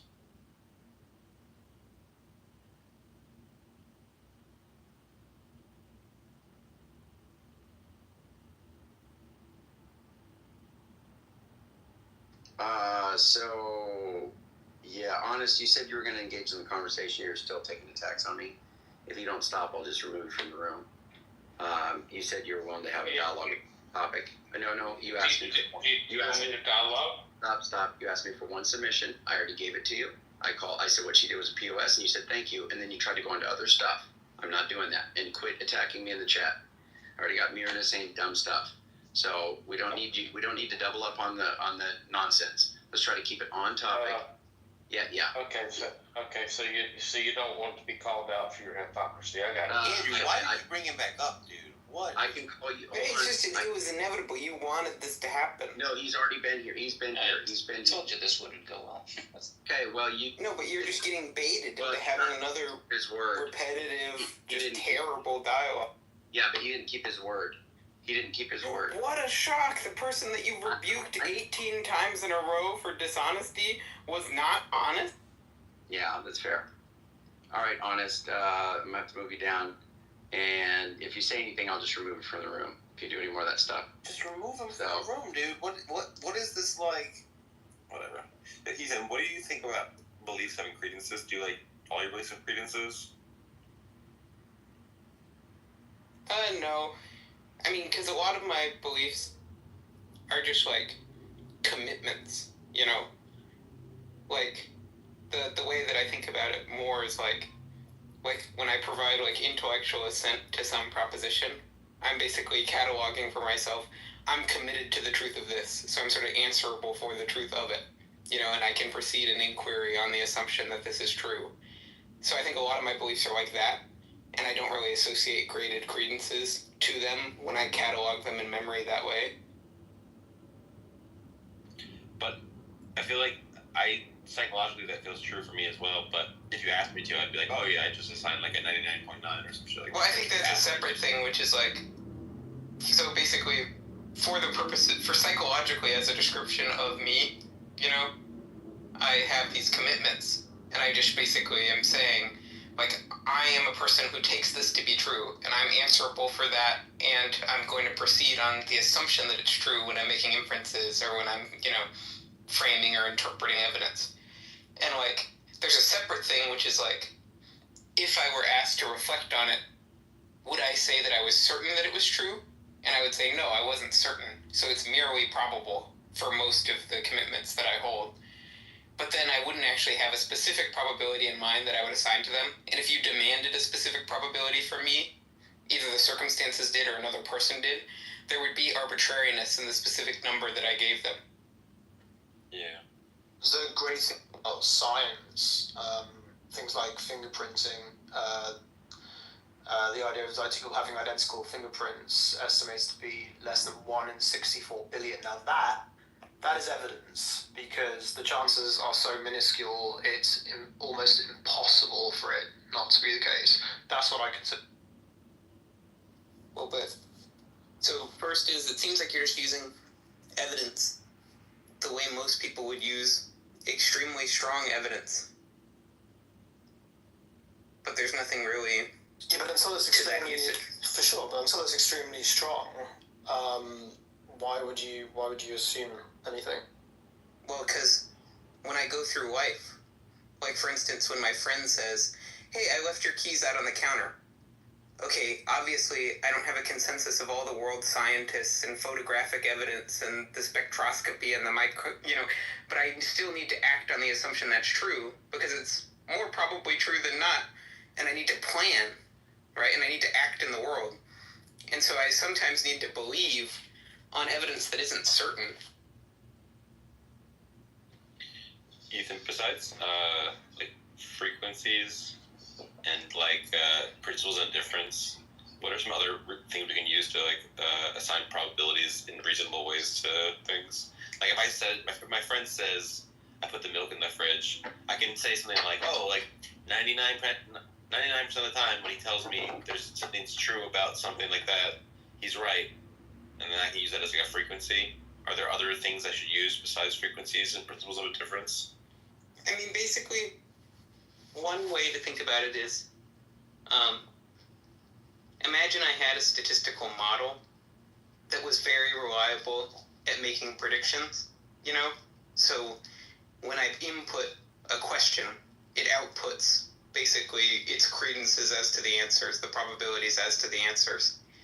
Now, that's not really technically, strictly speaking, a frequency, you know? Because it's, like, each question is unique compared to the other questions, you know, that I pose to it in many respects.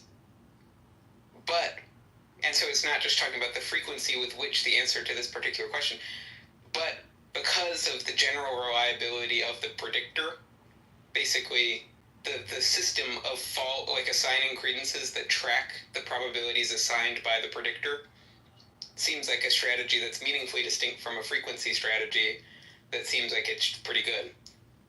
Yeah. When I think about single event probabilities, what I feel like what I'm doing psychologically is I'm trying to like compare it to relevant. Also, son, can you mute? So like when I say like Mike Tyson can beat me up in a fight, even though that's like never happened, and I say trying to assign a probability to that, I just sort of like model all the times people of his size and skill have fought people. Can somebody mute son so we don't echo? Boom. Yeah, after Jake Paul, I'm not sure he would be. Is there a mod? What is it? You mute Sun. Can you mute Sun? Because we're Oh, Sun. Yeah, Sun, what's going on with you? Let me mute you. Gotcha. Sorry about that. Did the echoing cause you not to hear my question? Yeah, I was distracted. So, like, when there's, like, single event things, like, would Mike Tyson beat me in a fight? What probability do I assign to that? What I feel like I'm doing is I'm sort of, like, getting the frequency of things in very, very similar reference classes of, like, people of his size and skill fighting people of my size and skill, and coming up with, like, a hypothetical reference class and a frequency of that. You think that's not what I'm doing? Or, like, maybe that is what I'm doing. Yeah, in most cases, I don't feel like that's what you're doing. Okay, the guy's unmuting again. But yeah, in most cases, that's not what you're doing. Because, I think more of, like, what you're doing is, like, you have this, like, extremely complex, like, associative neural network that you've trained up. And basically, it's outputting predictions, and so it's giving you these sort of numbers, or it's giving you these sort of relative confidences, and then you're assigning those, and it doesn't neatly track, like a simple way of sorting things into reference classes. It's much more complicated. Like if you wanted to understand, like, a large language model like ChatGPT, it would be weird to think of it as, like, it's considering the reference class of all texts like this one that it encountered during its training. Like, it did, like, through the specific inductive biases that it had and the architecture that it had and the training process that it went through, like, it did internalize the statistical structure of this training data and then generalize it in a way that was sort of robust. But it's not really doing any sort of, like, explicit, like, and here's the reference class for data like this amongst the examples that I previously encountered. I don't think that's a good way of thinking about what it's. That makes sense. In the case of, like, an alien spaceship that's, like, 3 miles long coming to Earth, and I have to, like, guess how likely it is that they're friendly or harmful, what is a sensible way to sort of think about that, given that this has never happened before? I basically have no information about how dangerous aliens are on average. Assume the worst. I mean, I would just discipline it based off of, like, so like the Robin Hanson style reasoning, that's just like, here's some first principles that we would have about any intelligent life that would emerge in the universe, and what its goals would be, and then any intelligent life that would be technologically advanced enough to travel to us and to traverse space to reach us, and then would actually be willing to do that. So it was sort of grabby, and it was exploratory or expansionist. And basically from that, I think from just disciplining it based off of that model, which is based on some local observations that you have that confirm the assumptions of that model, you should kind of assume they have hostile intentions, or that they're here to basically, extract information from us. Basically just like, it's like ecological observation for them that they're using to inform their models. And I feel like you could be pretty confident, like, not extremely confident, but decently confident that, like, either they're here to contain us, eliminate us, or study us. And they just want to meet us and be friends with us is just actually a very low probability, you think? I think that's probably that's way more unlikely. I mean, it's within the realm of possibility that they just turn out to be like a super pro-social cooperative species.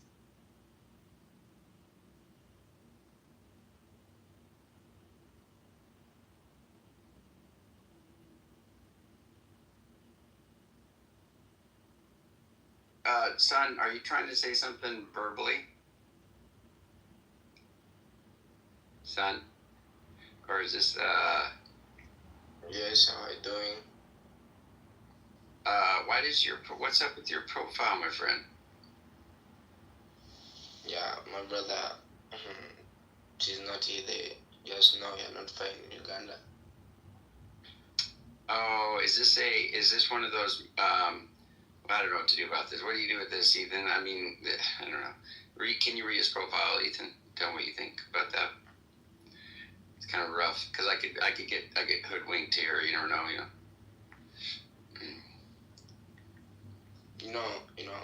It is an organization, brother. It is shite.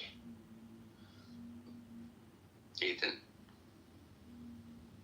What do you want from me? I want you to read his profile and tell me what you would do.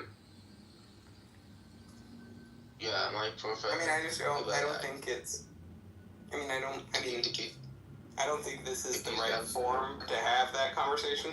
Now, if you think it's credible and you want to take that responsibility, like maybe take a private chat or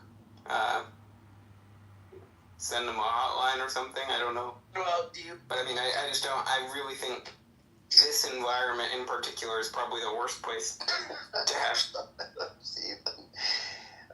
Son, do you just want to stick around and listen to us talk about these issues? Is that okay? Okay.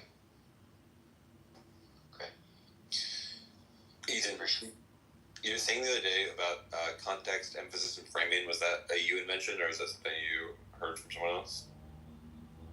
Yeah, I just said that. Yeah. You found it useful? Thanks.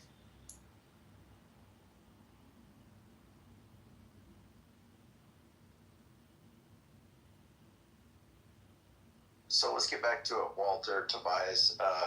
So Walter, what do you think? What's the best reason for God's existence?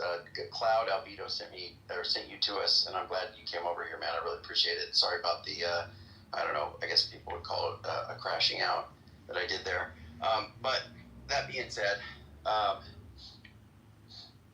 do you think is the best argument for God's existence?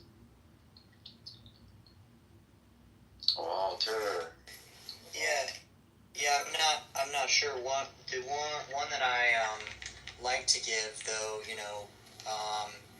people disagree about, but I at the moment I like to give something like the moral argument. So sweet. I think we have. What's up? I said sweet. The moral argument's awesome. I just don't know. Here's some people actually running it. So yeah. You hear people run it all the time. No, they don't. No, I mean adequately. Where you get morals, but that's it. Oh, I see. You mean give it well? Yeah. Either formalized or in a way that you're ready to defend the premises in such a way that's I don't know, somewhat rigorous. But go ahead, Walter. Sorry. Walter, you gotta unmute, buddy. Your mute's on. And my connection is kind of bad, so sorry if I cut out or something, but just feel free to interrupt me if so. But so I take it that we have moral knowledge, and I think if we were to do something like inference to the best explanation for what best accounts for the fact that we have moral knowledge, it seems to me something like a theistic God would be the best explanation. So that's one argument I like, but there are others that I think are good too. But I don't know which one is best, but I like that one at the moment. Is it based on moral knowledge specifically, or moral ontology, or both? Moral knowledge. Okay, I actually think that's pretty interesting, because I don't really like the moral ontology argument, but I do think that the moral epistemology one is a bit stronger for that reason. Why is it that you think that being aware of the moral arena points to God, Walter? Yeah, well, for one thing, I think if we ask, okay, what are possible explanations? Well, I think it's actually pretty hard to come up with alternative ones that are plausible. So you can get moral ontology. So I agree with Caleb, right? So you can get moral ontology from something like a Platonistic view, for example, but that, you still have to do some work to motivate, well, even if there's that moral realism or something, right? What accounts for the fact that we can come to know those facts, right? Now some people might want to put forward something like, evolution or something, right? I don't, possibly, right? But I would just run a sort of evolutionary debunking argument against our moral beliefs. Probably the one used by Noah McKay, I think, is pretty good. So yeah. I mean, I just don't know what other options people might want to put on the table, but it seems to me the best one, if we're doing inference, the best explanation is going to be a theistic one. I like this guy already. Okay, Tobias. No, I'm just curious to know what was the debunking thing you were talking about? What was that? Against the evolution arguments. He said evolution. So what is the counter argument? Well, I mean, he can answer if he wants. No, because he said that he had a counter argument. No, because he said that he had I think his connection is what I'm trying to get now. Walter, is your connection okay? Can you hear me? It's pretty bad. No, it's not. I'm in the Matrix. Okay, when it clears up a little bit, Walter, you want to try again? Maybe just, you want to just mute for a bit and then just see if it clears up? Typically, Tobias, evolution and debunking arguments are meant to be, I think they go to show that, like, if you run sort of that argument, that it would lead to skepticism in other areas. If you think that evolution can sort of just explain away the moral knowledge, then you could use it to explain away other things you may not want to. But I also think that, from what I understand of the way that he said and other people have said it, the idea that it seems unlikely that you can think of plenty of thought experiments, or even just look at the animal kingdom to say, well, there's plenty of ways evolution could have gone where we would have incorrect morals, right? To where, I don't know, it's very contingent on your environment, right? There's no objectively, like, this is always more beneficial. It really depends on an environment. You could imagine a world where there was a mutation that caused us to really hate the elderly, right? So that we would want to harm people once they got past a certain age.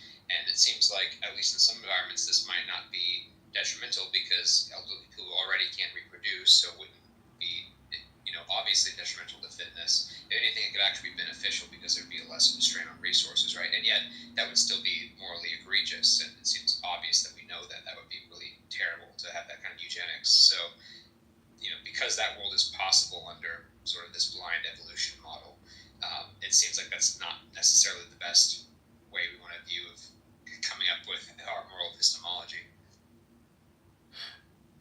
Yeah, that makes sense. I mean, I think a lot of things aren't so obvious, though.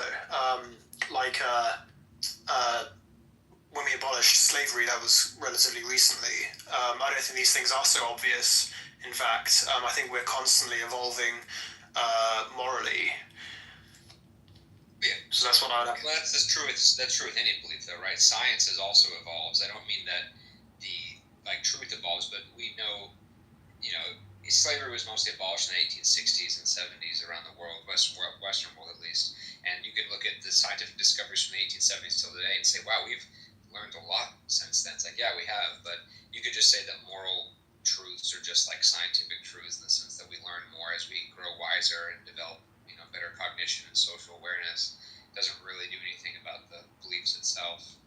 Just like if someone points to science and says, well, look how science changes constantly, right? Like, clearly our senses that evolution gave us aren't reliable. We can't trust them because we believe completely different things than we did years ago. It's like, well, yeah, it changes, but that doesn't mean that it's changing for the better. We're learning more because evolution is allowing us to, become more fit and do better than to regress, typically. So I don't see why the progress is really meant to be an argument either way.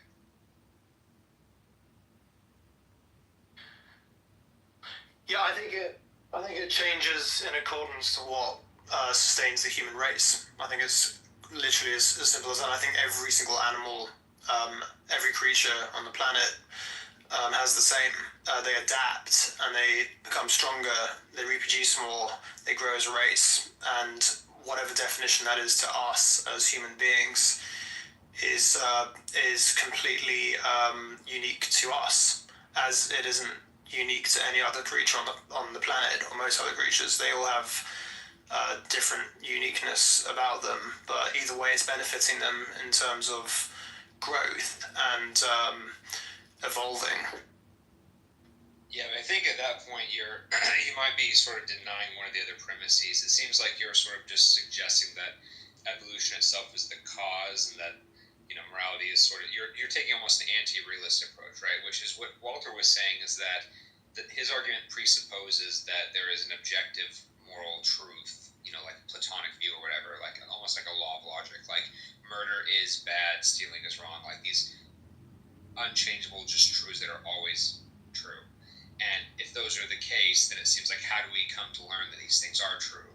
And he was saying that evolution is not a good mechanism because, as you just pointed out, evolution gives you a very wide variety of truths. Of morals that most of them are not actually in accordance with this truth, right?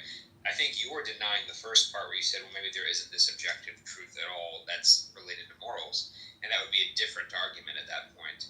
But Walter's saying, if you grant that there's this Platonic, or at least possibly Platonic, moral truth of these just brute facts that exist about morals, then evolution, it's surprising under evolution that we happen to get the right ones, right, if these don't causally interact with each other. But isn't evolution fraud on the whole?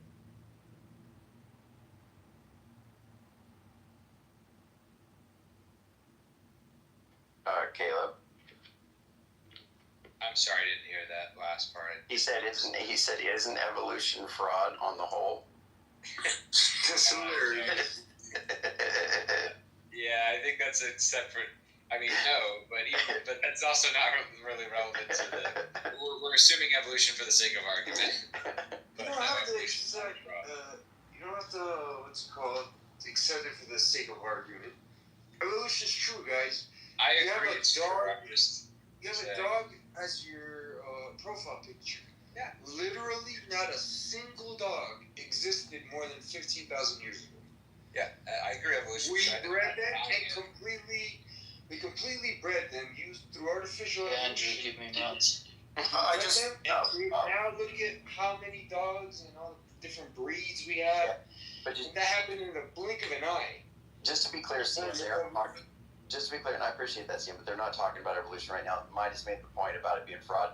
Midas, try to track what's happening. Caleb and Tobias are talking about the evolution of, or if morality could come from evolution. I was going to say just one thing to Caleb, which I just find. Carry on, Tobias. No, I was just going to say I find it interesting that these morals only seem to apply to us, and it doesn't seem to apply to any other creature or nature, for that fact. If nature, it doesn't seem in the least bit concerned about our feelings. So, if anything, it seems to point towards that it's totally unique to us. That's correct. Would you say the same thing, Tobias, about like scientific truths? Like, why is it that humans are the only ones who understand particle physics, or that humans are the only ones who have understand? We have that capability.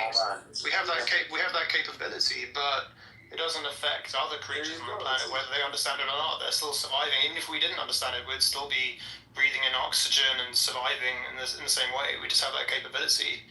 My point to say that though is that the fact that I agree with you on that, but my point is to say that just as we're able to understand scientific truths because we have an advanced nervous system and we can make hypotheses and we understand the scientific method, in the same way I'm proposing that these moral truths exist, and that most of these other animals simply don't understand to the same degree because they're not cognitively at the same level we are, or spiritually the same level we are. And that's why we can understand physics and they can't, and that's why we can understand, do not steal, and these other really basic moral truths that some animals can, although most of them I would say don't have it to the same degree we do. Does that apply to nature? What you just said? Does that apply to nature? Well, because nature is the governing force, right? And nature is, I don't want to use the word designed, but nature doesn't seem to give a shit about your feelings. Nature doesn't seem to give a shit about your feelings. If you get hit by a fucking rock and you die, or you suddenly get cancer, it doesn't give a fuck about your morals. You're gonna die. Of course. Who's claiming that nature gives a fuck about our feelings? Because you're claiming there's some force out there that has these morals set in place. But nature is the force, right? And nature clearly doesn't give a fuck about your feelings. So what are you referring to? CM, check the chat. CM,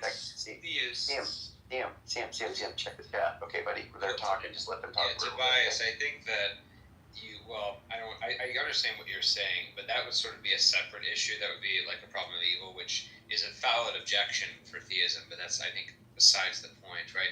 This is more talking about the oughtness, right? To say that, yes, it is true that we live in a world where kids die of cancer and most children in history, starve to death and all this stuff. Very, very terrible things happen that seem like the world's indifferent towards us, right?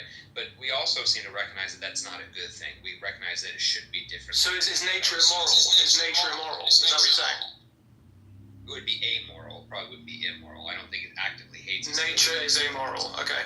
All right. Amoral, yeah. I agree with that. Right, but We should condemn nature. Would not be the same thing as right, but nature would not be the same thing in this case as the moral truths we're talking about. Those would be sort of immaterial, platonic things, whereas nature is moral truth about humans. Not like you're not talking about like why does a lion not like why is it a lion? Did you read the chat?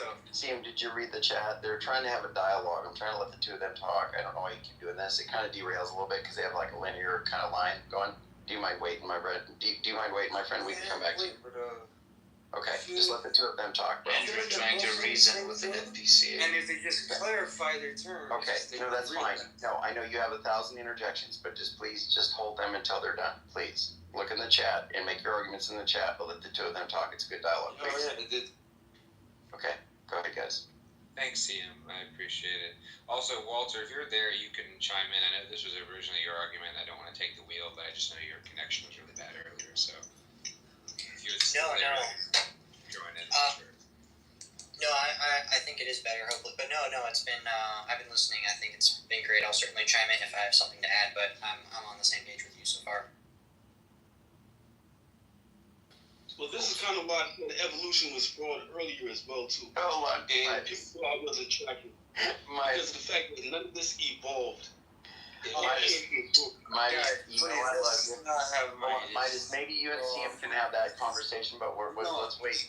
No, I'm dealing with Cam, you gotta wait. Well, he's definitely, you guys are about we're not even debating the validity of evolution, right? When I said, granted, this is what CM also misunderstood. When I said I'm granting it for the sake of argument, I also do accept it. The whole point is I didn't want to get derailed about the validity of evolution. We're talking about granting that evolution is true. Would it, falsify the moral epistemology argument that Walter? Yeah, which it is. Exactly. I agree that it's true, but that's besides the point. The point I'm saying is it doesn't matter, and I can say it's true, and I agree it's true, but I don't think it ultimately serves as a That's correct. And CM, you and Midas are a good matchup. I'm just saying, but let's just wait until quite insane. Yeah, you are. You guys are on the same level. Yeah. No, we're not, brother. He's nowhere near my level. You've got a PhD, and so does Midas. And Midas is my younger. Midas, your mic's not very good. But Midas, your mic's not good. But please wait. You got it. Midas has a PhD in younger creationism. So exactly. You and CM are good. This is a big difference, bro. Let's wait there, my brother. All right, go ahead, Caleb. I will say, Andrew, I did make Bob a mod as well because usually he's pretty good at controlling the room. Yeah, that's fine. That's fine. It's fine until Rob gets here, probably. But okay, go ahead. Yeah, we'll work that out when we do. Okay, honestly, I forgot where we were at with Tobias, unless he had anything else to add. I think it was something about nature being amoral. Maybe it was where it was at. I agree. There was. All right. I asked you that. I'm moving you down, buddy. We'll bring you back up. I'm sorry, brother. It's just you can't listen. Midas, you wait. Okay, please don't interject. Let the two of them talk. Okay, go ahead. Yeah, I said I would agree that nature is indifferent towards us, but I also, being a theist, think that there is a force that exists outside of nature that's not indifferent towards us. So I think that's a different point. But yeah, certainly I don't disagree that there are things that are. What's your definition of nature? Just out of curiosity, how would you define nature? Oh, that's a good question. To be honest, I really dislike the terms like supernatural and natural because I think it's very hard to define what nature is. I would say nature, something that's natural would be something that is just fundamentally physical. And when I say fundamentally physical, I sort of mean like non-conscious.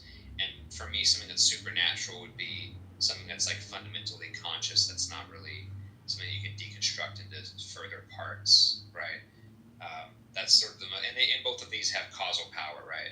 So then you could have something that's like a platonic object, like an abstract number or whatever, like or morals, for example. That would also be immaterial, but it wouldn't be causal. So So those are sort of the three categories that you could have. You can have natural things, you can have supernatural things. Both of those can cause things, and you have platonic things, which are not causal and are just sort of these weird ideas that are sort of floating around. But I know the metaphysics of that gets a little tricky. Yeah, you see, the thing is, I believe in nature, not the supernatural. That's the difference, I guess. Do you believe in the platonic, which wouldn't be the supernatural, but it would be, immaterial? Yeah, sorry, explain that to me. Platonic. Yeah, like, you think that. So this is where I get some people. There are a lot of philosophers who think that something like math, right? The concepts of math or logic or again morals, but we can put morals aside. Those things are like immaterial because they're sort of. It seems like 2 + 2 = 4 is true even if there wasn't a physical universe. Of these or the concept of red or the concept of what makes a table, like those kind of things exist. Sort of just as these objective truths. Sorry, Platonic is related to Plato, right?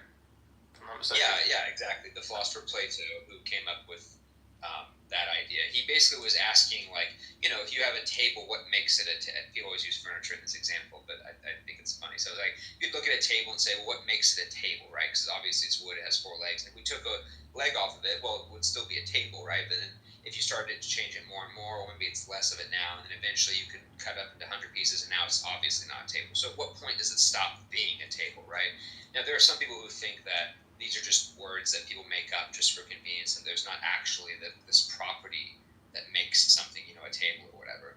But it also seems really obvious to us that, like, there are things, right? Like, you and I change a lot in our lifetimes. We also shed skin cells, right? We actually every cell in our body at this point of our lives is different than it was when we were infants, right? But we're still the same people. I'm still me and you're still you, right? We have differences. So there's something about us that's fundamentally not changed, even though the physical parts might change. So that's what I mean by the platonic, the sort of the essence of something that remains there even when the physical parts of it might change a little bit. But I know that's getting a little past where maybe we were going earlier. Sam, do you want to say something? Yeah, Caleb, question. So most objects that are physical exist like in a universe, but if there's like another parallel universe in another dimension, you get to be physical in that universe, right?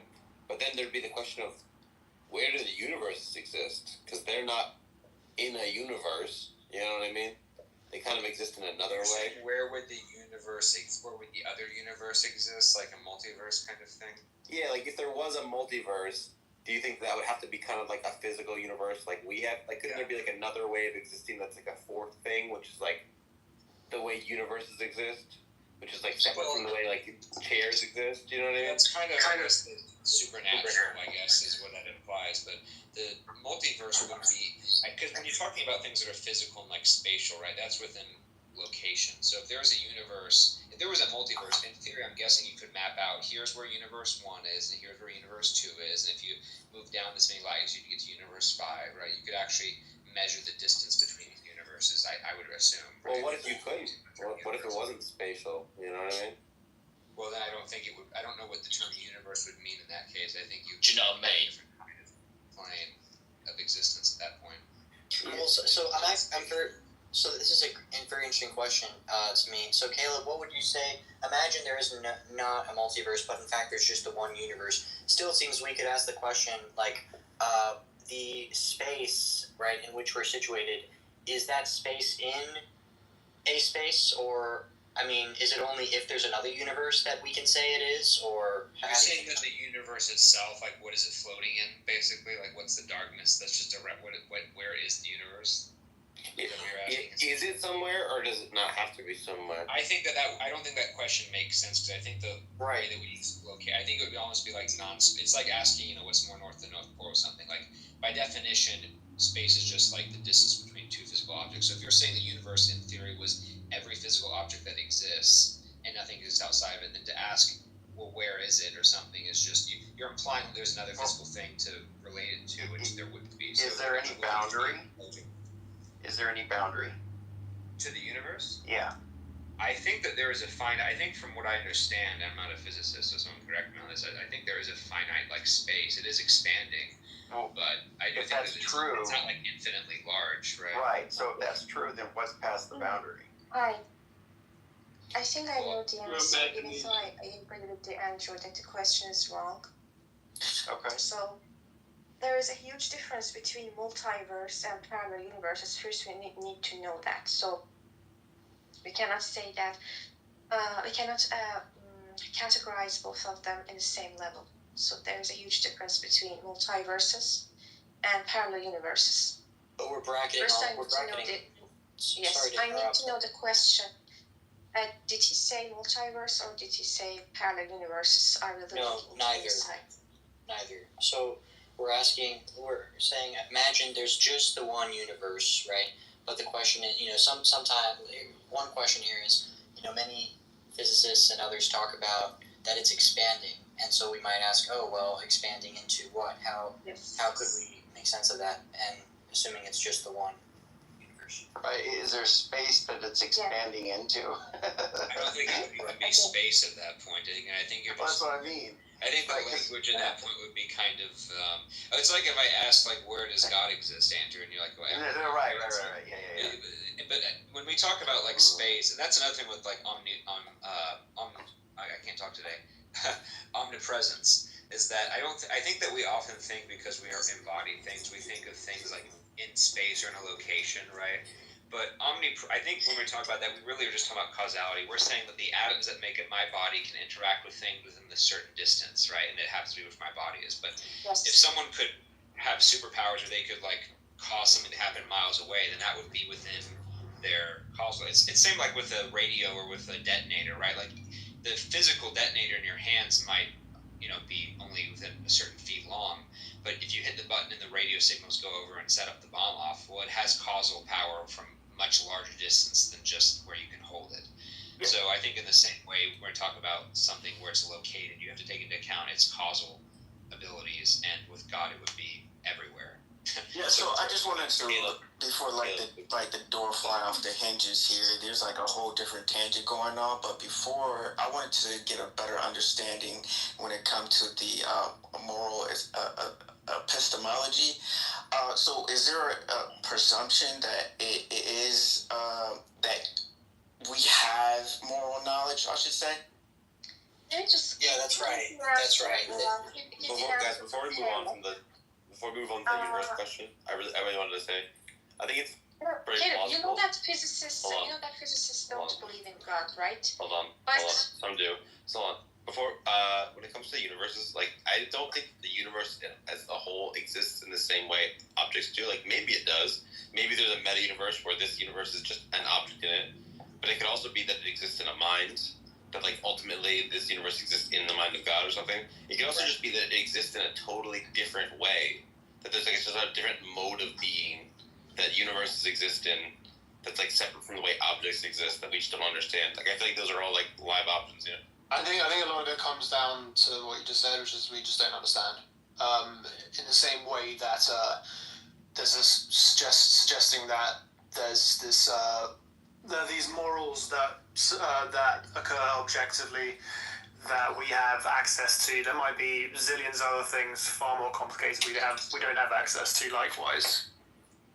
This is the problem. You always go towards imaginary morality at some point in time. You always go towards a fantasy. But all societies are based upon some sort of kind of moral boundary and moral law that is usually based upon their religion. So where is this non-theist society that is really thriving that we can look at? Well, in fairness, I don't think all religions have, like, good... I don't think the Aztecs, as they were ripping out the hearts of their enemies, were necessarily practicing good morals, but because of their religion. But I think that's a slightly separate question than what we were talking about earlier with the symbology behind it, right? It's not even about religion per se, or about secular versus religious societies. It's just about the idea of, it's surprising that we have, if you think we have moral knowledge, that we happen to have moral knowledge given the alternative models if it's not theistic. Yeah, how do we even prove that moral knowledge even exists? Like, I don't even know how do we do that? You mean to prove that it's objectively true? I don't think there is a way of proving that it's objectively true, and that's my problem with that theory. Well, it would depend if you think that do you think that there's been moral progress at all, Cogito, in the world, or not? I mean, it seems obvious to me, and to probably to most people, that we've gotten better over the past several centuries with human rights and civil rights and not having slavery be as common and all, the way that we have humanitarianism and all, virtually every metric. Yeah, but again, it hasn't evolved. It changed. It hasn't evolved. It changed. There's a difference, right?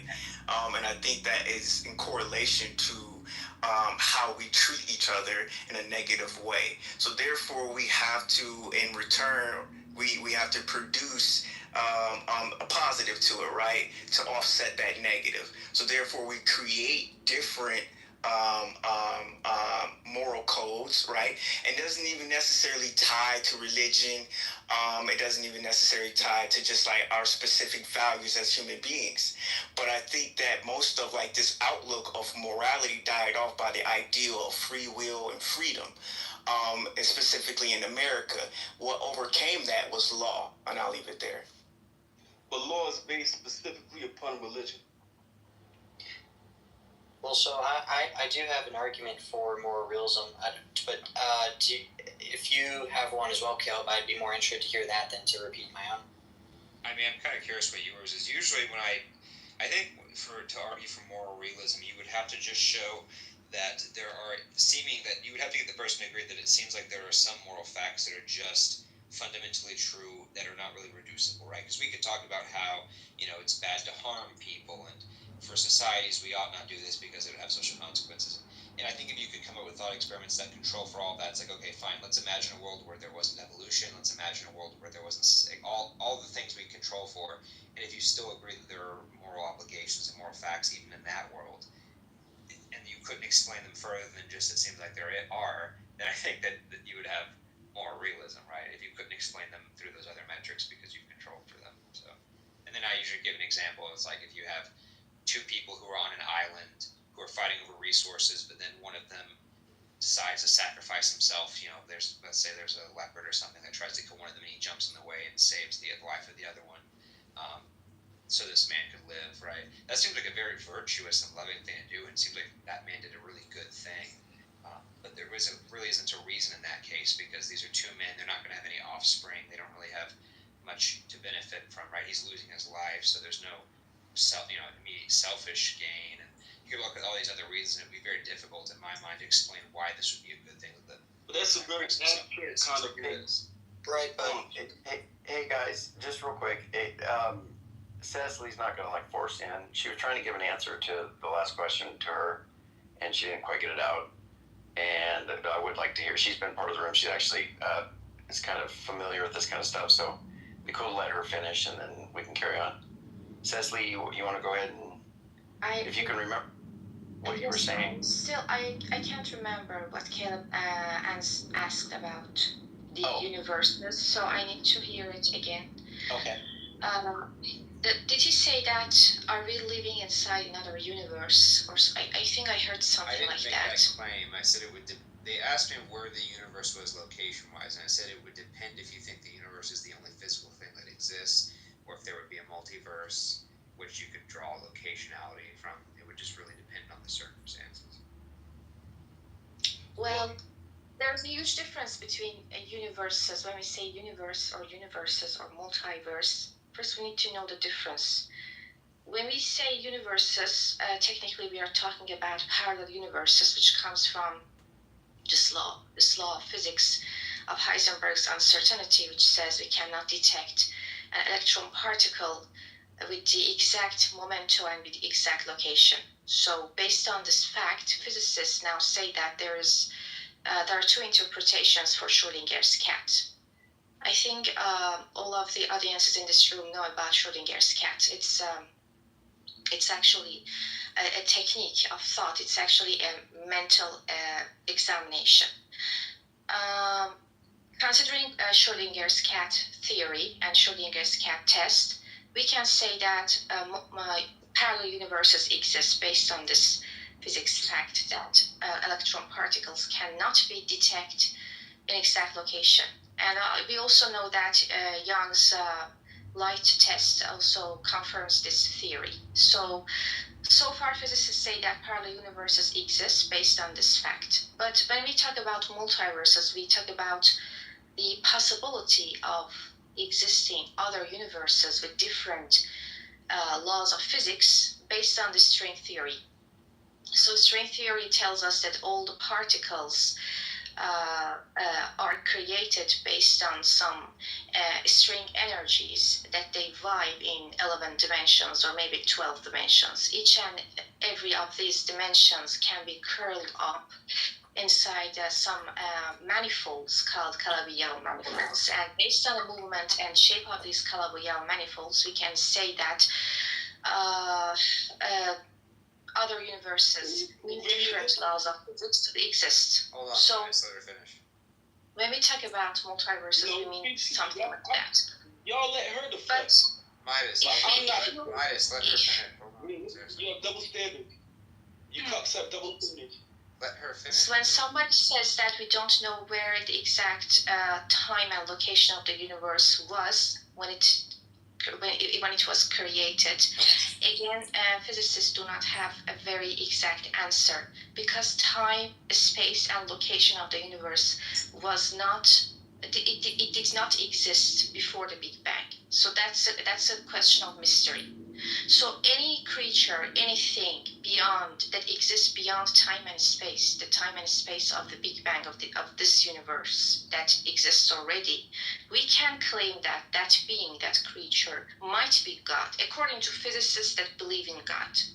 But beyond that, physicists do not have a very straight answer. Even other parallel universes, we don't know if they are completely co-aligned with our universe based on time and space or not. There are still some debates over this claim.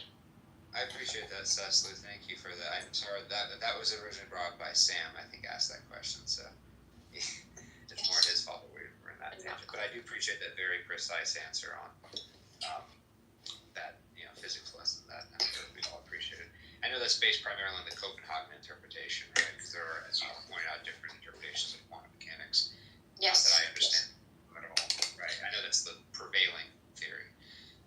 But no, it is generally fascinating. I think multiverses are mostly based on inflation, though, right? The idea that if a universe is, or like cosmic inflation, to where it could basically branch off from a mother universe to other smaller universes, that would be sort of more of the multiverse idea. Mm-hmm. No, multiverses usually come from the idea of string theory. Right now, there are still some debates and how to say it. Scientists do not confirm directly the string theory because the whole structure of string theory exists only in mathematical structures, not beyond that. We cannot find any experimental data. So as long as we do not have any experimental data, we only have theory and mathematical theories. We cannot claim a theory in physics to be completely true. But based on string theory, we can say that, yes, we have multiverses, and these multiverses have different laws of physics. M power to 500 types of multiverses exist, according to the manifold simulation. Would there be some, I know this will be the last thing I say on this, I'm going to go back to the other one. Would there be a general, broader set of laws that would govern these parallel universes or these multiverses, depending on which model you're taking, overall, to where we could talk about this, bigger entity that has all these smaller universes in it? Would that itself be governed by some kind of meta laws that would be more fundamental than the ones in our particular universe? Okay, so about parallel universes, we can say that the same laws of physics might exist in parallel universes, because when we talk about parallel universes, we exactly mean that universes that look exactly like our universe, but there are some slight differences, not huge differences. But when we talk about a multiverse, we mean a whole different type of universe with another physical structure, with another type of physical structure. So the physical laws of physical structures are completely different. There might not be any rules about gravity in that universe, for example. So then how could one make predictions about something that is like inscrutable to us? It seems like we have to be able to say some things about what properties this multiverse would have, right? I understand the parallel universes would have pretty similar laws, although slightly differently. But it seems like if if you're positing an entity that has completely different laws than we do, then it seems like it'd be hard to make any kind of predictions about what that would look like. Yes, it's very difficult to make any predictions. But it kind of looks like talking about higher dimensions. When we talk about other multiverses, it exactly looks like talking about higher dimensions. So physicists also say that multiverses might be versions of the universe in higher dimensions, or there might be higher dimensions of existing of another universes other than us. So this is what is the physicists are talking about. But imagining and predicting how the laws of physics might exist in higher dimensions is very difficult to even imagine. Even the theoretical imagination is very difficult. Only presumptions. We only have what we all have is just presumptions. I think we know basically nothing about if there's a multiverse, what these other universes would be like. I think we have just basically no evidence about it. We'd also have to be careful. I mean, isn't that why you have like the Boltzmann brain concept to say like, couldn't you theoretically have a multiverse to where the laws of physics work out to where you're a false brain and have illusions rather than objective perceptions? And how do we know we're not one of those, right? Like, there could be Boltzmann brains in our universe, buddy. Well, yeah, that's what I'm saying. Like, how do we? If you want to avoid Boltzmann brains, it seems like you have to posit that there's some kind of laws that make Boltzmann brains very unlikely or implausible to say that the Boltzmann brain hypothesis is a worse hypothesis than the reality hypothesis. Well, all I know is that the laws of physics, especially the relationship between main forces in physics like gravity, the weak electron force, the strong electronic force, everything that governs in our universe is exactly at the suitable amount that would lead to the creation of intelligent creatures like us. If these laws, if these forces were slightly different, then there wouldn't be any creatures like humans in this universe evolved and asking these questions about God or universe or other things. Can I wrap up? Sorry, Walter, did you want to go back to the metaphysics, to the morality thing? Well, I do, but I just feel compelled to clarify something based on, maybe a couple things based on what Cecily said. So, first of all, Cecily, did I hear you correctly that did I hear you say that there is a sort of consensus among physicists that there are in fact these either parallel worlds or other universes that's taken to be consensus, or how would you summarize the view of that at the moment in physics? Yes, so in physics we all know about this very famous equation called Schrodinger's equation. So based on the equation, everything happens around us kind of lies based on a wave function. So they can be described as a wave function. When we talk about wave function, I strongly mean about particles. So electron particles, they all have wave functions. So according to the wave functions of the Schrodinger's formula, several states of electrons can exist, and also based on the Young's formula and Young's test. So in Young's model, in Young's test, we can confirm this fact that electrons can have different states at the same time based on the wave functions. So if we accept that, we can say that based on the interpretations from Schrodinger's test, Schrodinger's cat's test, we can have two main theories. The Copenhagen theory, which says that when you open the Schrodinger's cat box, the cat is either dead or is alive. So we have a very determined state when somebody opens up the box. The wave functions collapse, and we can see either the cat is definitely dead or the cat is definitely alive. That's the first interpretation. And the second theory says, which is the Hugh-Orth theory, it says that no, when we open the box, in one of the universes, the cat is alive, and in another parallel universe, the cat is dead. So physicists mostly agree with the second theory, the Hugh-Orth theory. claiming that when something happens to us, or when we want to decide about two items, or every fundamental thing that happens in the universe that affect the laws of physics, in that moment, the universe scratches into two main parallel universes. Yeah. One state happens in the first universe, and the other state happens in the second universe. Yeah, so that's what I thought I heard you say that earlier. So there's at least two things to correct here. One, there aren't just two main interpretations. There's a number of different interpretations of quantum mechanics, and most of them do not have, like Copenhagen, do not entail other worlds, right? It's only the many worlds interpretation that you're referring to there is the second one, but there's more than two. Second of all, it's not the case that most physicists agree with the many worlds interpretation. It could be a plurality of them at this point, but it's certainly not above 50%. So I just wanted to correct the record there, because I think that we could be giving misleading information to people. Okay, thank you. Yes, there are still debates over that. They do not confirm, but they say that there's a high possibility of the second interpretation. But the first interpretation is not also wrong. Right, people that believe in the many worlds interpretation say that, that's what we should believe, right? They're advocates for it. Last I checked, it's somewhere around 30%, so it is, 20 or 30%, and it has been increasing recently, so it's certainly in vogue, right?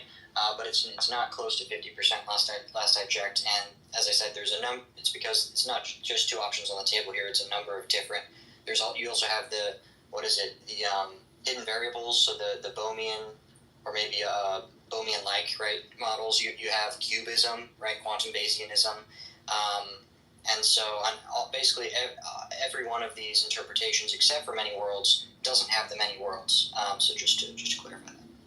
Walter, I'm curious, just from those so many statistics like that. Do you know if that's from like a survey of physicians, or is that a survey of like published literature?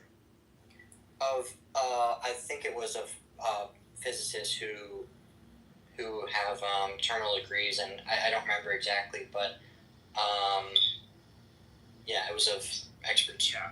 Well, I only asked that because I always, when people give statistics like that, it's curious to me, because I feel like, whenever you're measuring consensus, not that I think it's always helpful to just do a head count, I'm not so much interested in what, like, people with the degree who are teaching necessarily think of it. I think it's more relevant to people who've engaged and are aware of the literature, because you can have fields that have, like, hyper specializations, right? And if they're like they're a physics professor, but they teach introductory levels, and they haven't maybe read some of the more advanced or more recent literature on the subject, their opinion might not be as relevant as someone who's constantly publishing and engaging and with models and critiquing them, right, in that way. So for me, that's why I'm just always curious in terms of where those numbers come from. But I don't disagree with you that number is probably right, and it's probably contested a lot either way.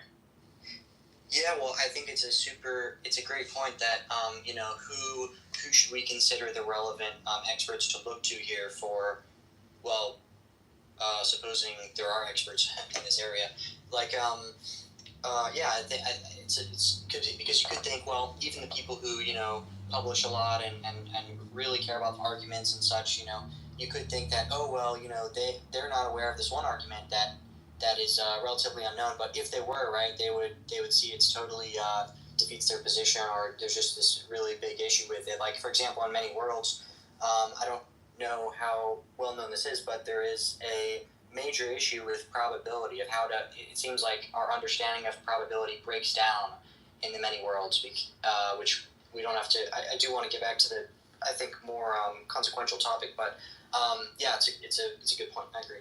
Yeah, and I bring that up too because, like, I think you probably have heard when people say, like, Phil surveys 70% of philosophers don't believe in God, right? But that's taking all philosophers of, like, that's including philosophers of mathematics, philosophers of, with Platonic elements, philosophers of politics, and all these other ones where it's like a lot of these are not going to be best or maybe are adjacent fields, but they're not going to be super familiar. I think philosophy of religion is going to be the most relevant in terms of, I don't know if someone who's an expert in philosophy of politics or something, or even someone who's an ethicist, their opinion on the moral arguments can be relevant, but they're probably not going to know much about the cosmological argument or whatever, right? So I just don't don't think those kinds of surveys are very helpful. I think you want to look at people who have specializations in a very niche area of that. But again, I said that point earlier. No, I agree. I completely agree with all that.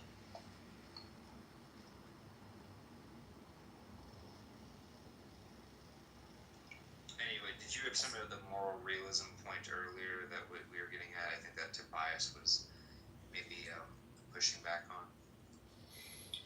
Yeah. So the Tobias, are you still here? Yeah, man. Yeah, I'm still here. So I'm just busy doing some stuff. I'm here. I'm listening. Yeah. Okay, yeah, so if you're able to talk, I do have an argument for moral realism that might be, good. Curious to get your response to if you're up for it. No, I do. Right now, I'm a little bit busy. I'm a bit wrapped up. But if you're going to be in the chat in like 20 minutes, I'm happy to talk to you about that. Okay. I'm running some errands right now, but I am here. Yeah. I'd love to talk to you about that. We could probably put that on hold then until because I know it's kind of hard to engage with an argument when you're. Yeah, it is. There's quite there's a lot to cover there. So, but I would like to talk about that. Yeah. Also, I love your accent, Tobias. By the way, you sound very. Thank you so much. Yeah, thank you. Yeah, whenever you're talking to Yanks like us, or I presume Walter's a Yank, then we're very easily impressed by accents that are slightly European. We automatically think they're smarter than us. Oh, I appreciate it. Usually my voice is not as high pitched as it is today, but this always happens to me when I go to the gym. I had like an hour and a half workout session. My fucking vocal cords are like squeezed. You know that feeling? I don't know if you guys get that. It's like, yeah, so it's unfortunate, but usually my voice is a bit deeper. But thank you for the compliment. So very much appreciate.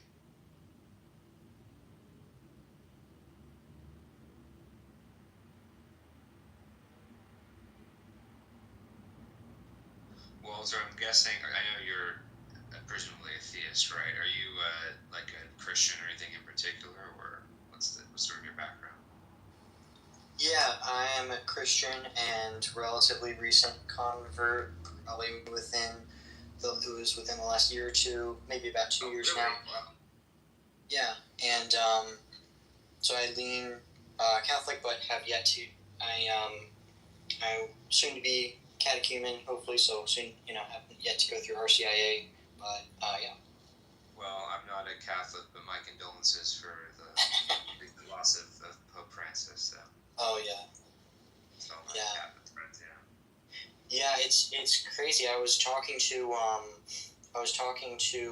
another Catholic on a philosophy Discord server that I frequent, and we were having. What were we talking about? We were actually talking about faith and doxastic voluntarism, and like in the middle of the conversation, someone, not a regular, I'd never seen this person before, and I'm very active on there, but they just came in and said, Pope Francis is dead, and we weren't sure if they were trolling or what, but she asked me to see if that, and so I Googled it, and yeah, it was just a few minutes ago because we were up, it was very, I'm on the East Coast, so it was super late my time, but yeah, it was, so yeah, I think. I'm surprised too because he, obviously I knew he was in bad condition, but it seemed like he was getting a little better, and then it seemed like the death was kind of sudden. Like I know he was not feeling well, but like last time he was on a ventilator for a while and was kind of going in and out. So I'm surprised it was so sudden, like that he didn't get hospitalized again and had to redo the whole thing. Yeah, I heard that I think just the day before, 1 or 2 days before, he was, giving blessings. He even took a ride in the Pokemobile to crowds and was, waving. So yeah, it was very sudden, but I think I'll, continue to pray for the state of the Catholic Church at this point. But anyway. Well, I guess that's fair. I don't want to waste time trying to convert you out of Catholicism specifically. I think if you're a convert trying to just keep it at that is close enough, it's probably helpful. Yeah. I think we're on the same page there. Yeah. Do you mind if I ask, what in general sort of brought you to the Christian theism? Yeah, well, to say, but some of the first things that led up to it were I had my mind changed about a number of things that allowed me to come to believe, because I was a pretty somewhat aggressive atheist for some years, but I came to believe at first that Christianity could in fact be intellectually defensible. So, for example, just one example, my mind was changed on me and my entire family. Growing up, were the rest of them still are, except for me. Very pro-choice, very leaning that way, right? But so when I first actually started looking into the arguments for and against, pro-choice and pro-life, I came away with I can't hold the pro-choice position. I think the arguments are way stronger, and I was shocked at the types of arguments that I heard were common, like, oh, it's not even alive at that point, which and it's so that was significant. But once I was open to the idea that it was intellectually defensible, it wasn't. Yeah, I don't think it was just the arguments, but it's hard to say exactly. I think I came to. For one thing, I wanted to put my mindset of, okay, what would it really be like to think that something like this could be true, and could I appreciate that if it were true, that it would be good if true, and I just sort of, I didn't have like a, one religious experience that converted me, so it was very gradual, but over time I just, at some point I just said, okay, well, I guess I think I actually do believe, and so I wish I had a better answer, but something like that. Interesting. So it was almost, I guess this is why you're talking about doxastic voluntarism. So it was almost Pascalian in a way. I don't mean Pascalian like you were scared of, like, oh, hell exists or something, but more so the idea that, well, if it's plausible or defensible that it's true and it seems like it's a net benefit, then, you can almost, that desire for it to be true, and there's no sufficient defeater in your eyes, right? Then maybe you don't have to have necessarily knocked down positive reason to hold to it, but that sort of pragmatic reason alone, with the lack of a defeater and with the rational defensibility combined, maybe is what it sort of draws it to. Well, no, so I was arguing against the doxastic voluntarism, and so no, at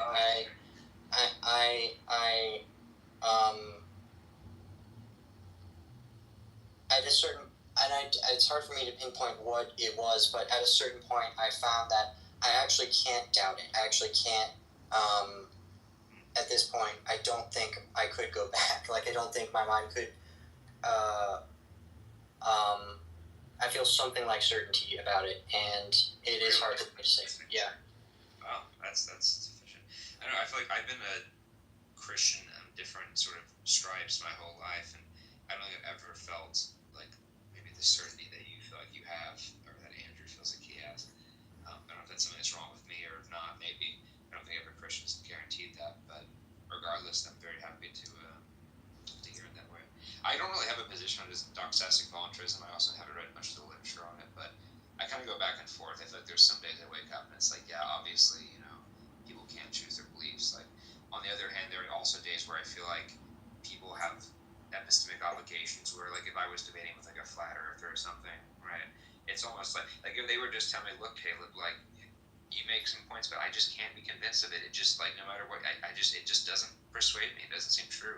Do I just dust my hands and like, well, okay, I guess that's how it is, or is there no, like, you literally are using a fallacious argument, like, you should recognize that, and the fact they can't, like, how much blameworthiness they have on their part for believing something that to them they again just genuinely can't sort of convince themselves out of. Yeah, that's what makes it hard. Yeah. Well, it's a super fascinating topic, and my mind is slightly changed on it from the hardline position I was. So one answer that I heard, I think it was Ethan earlier today in another room, if I'm not mistaken, answer that he gave is no, it wasn't Ethan. It was I know him on Discord as Albedo, but on here he's I'm blanking, but anyway, so he was saying that, well... I know Albedo, so you could just call him Albedo. He goes by it. Yeah, so he said, I'm pretty sure it was him that said, Well, he would affirm doxastic voluntarism, but what he means by ability to choose belief is like the in the process of deliberation, which can be in a conversation, right? I assume he meant it can also be in conversation with someone else. It's the result that happens at the end of that is and so that for me, like, because I think we can definitely choose to engage in conversation with others, consider their position, consider the arguments they're making, give it a fair shot, right? And so I think and so if that's what we mean by doxastic voluntarism, and then that like leads to belief in some way, I'm still confused about that, if it's determined or how to think. But yeah, so that's one interesting answer. And then the other person I was talking to before I heard about Pope Francis she was saying that she's trying to, it's hard for me, and I guess I'll learn more about this over time, but apparently the Catholic position does commit one to some form of doxastic voluntarism because the will is involved, at least in faith.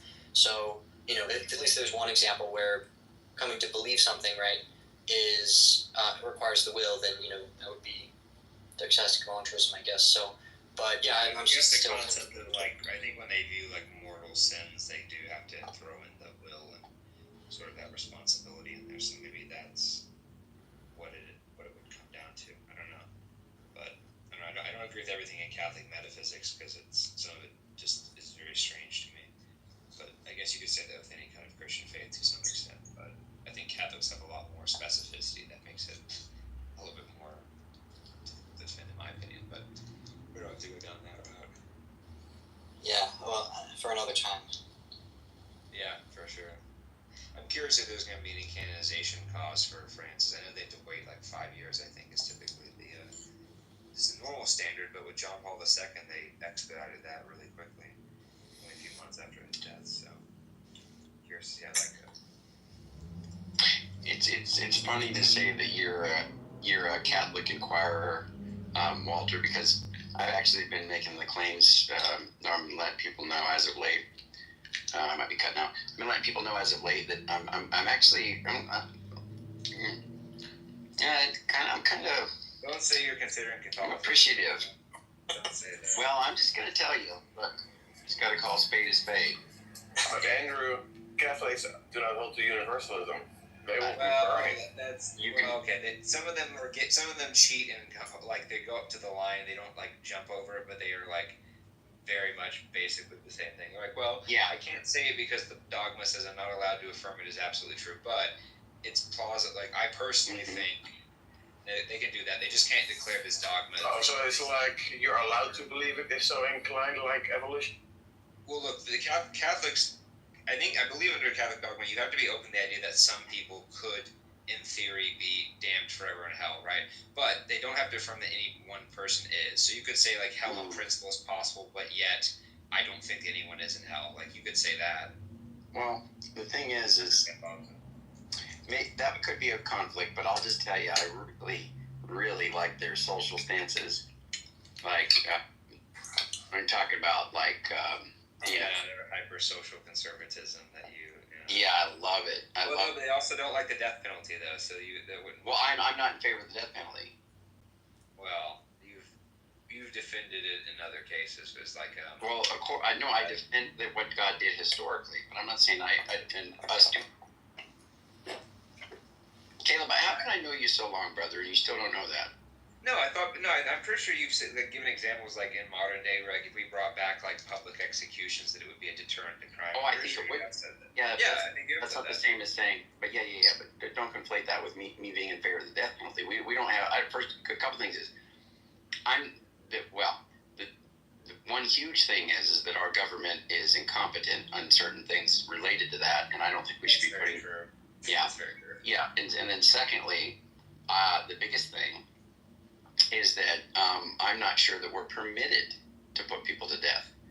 And now that's given Christ in new marching orders. Now it is the case that God did it historically, and I stand by that. I make no apology for it. But I make an apology for it, but I don't apologize for it. You're an apologist. Yes, exactly. But that being said, no, Hold on. Super quick. I'm agnostic. Okay. Hold on, buddy. All right. I'm agnostic on the death penalty. I lean towards it, but I'm agnostic on it. So I won't accept it until I get a good conviction that it is the case that we can kill other human beings.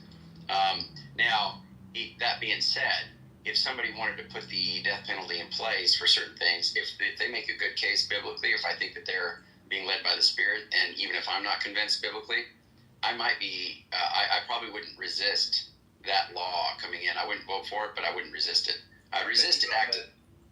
So fine, let's just grant the social issues though. Like, do you not find the other things like, I don't know, the Marian dogmas or transubstantiation to be?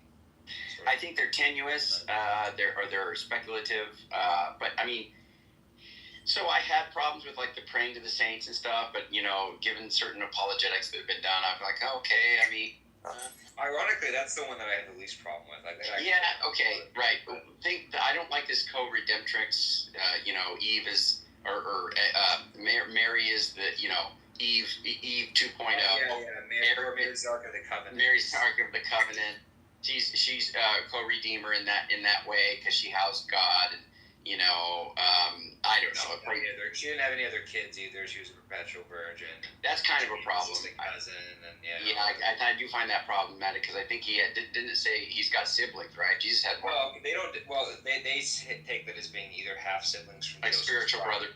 Well, they would say either it's a half sibling from Joseph's prior marriage, or that it would be the word aldephos can also mean cousin, so that it may not be like.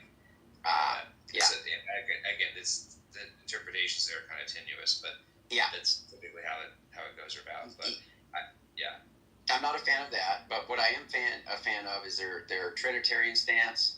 I am a fan of their abortion stance. That's a huge thing for me, and just the fact that they're publicly stating that. I mean, they are like the single biggest contenders against abortion as far as a group of people.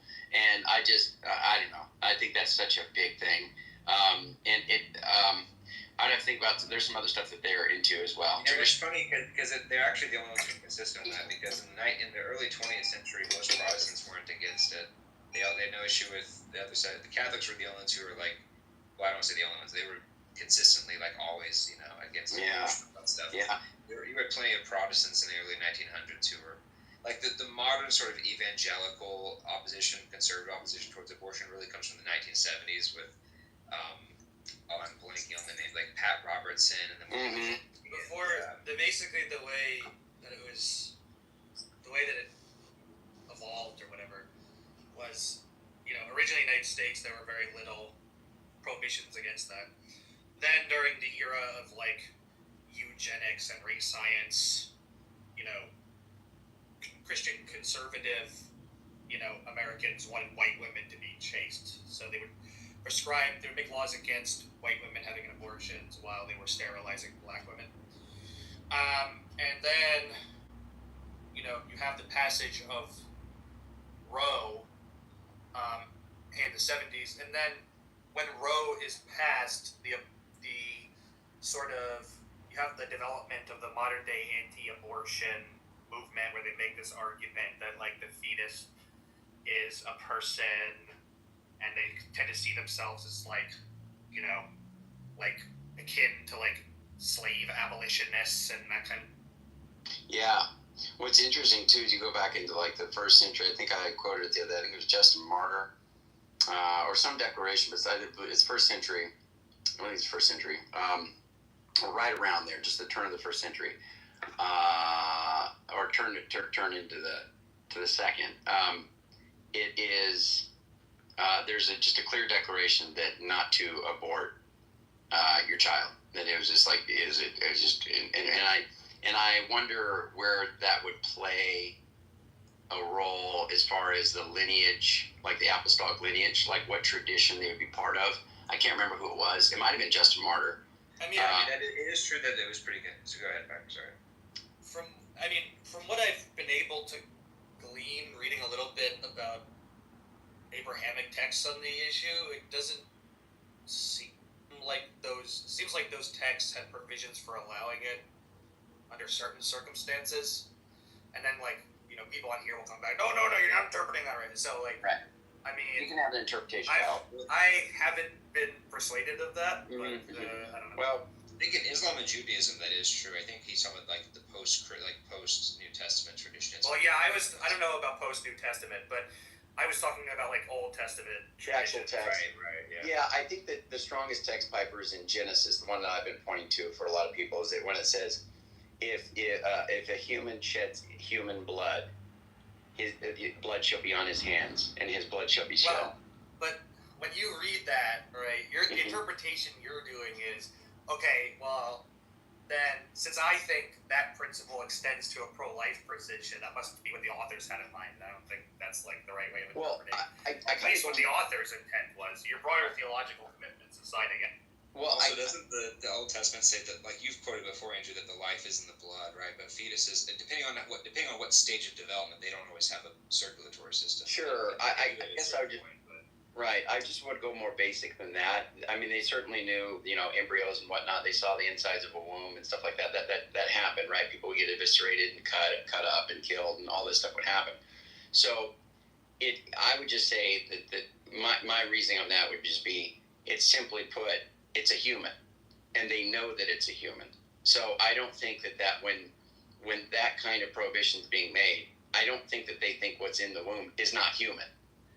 Yeah, but they didn't know. They didn't really know about conception in terms of like the timing of it, right? Like they knew like when it became visibly obvious there was a bump and stuff, but they didn't have the technology to know what a zygote looks like at 2 weeks of age. Oh, sure, but I mean, if somebody has sex and then they they don't again, and then they have a baby, in 9 months, then they can measure that, right? They're able to tell. I'm not saying they didn't know it was 9 months. I'm just saying that the fetal development. I'm not aware that they. I mean, also. I don't know if they. Sorry, go ahead. No, I was gonna say you talk about how I agree that they had some concept of fetal development based on women just dying and having it. I don't know if they had the idea where if you asked an ancient Jewish doctor at that time to draw a picture of a what does it maybe look like at 3 weeks after conception? No, I get that. I don't think it wouldn't be big enough to the naked eye without equipment to be able to see that and to know. They probably think it would look just like a tiny human and didn't really know about the piece by piece kind of thing. I'm not saying that it doesn't make it a person, but we should just be careful not to put modern concepts onto it. I mean, in that connection, the other thing that you're not going to be able to do is for some conservative Christians, the justification ends up being that a zygote isn't sold or something, right? Or the soul of the soul is enfleshed in the zygote or whatever. Right.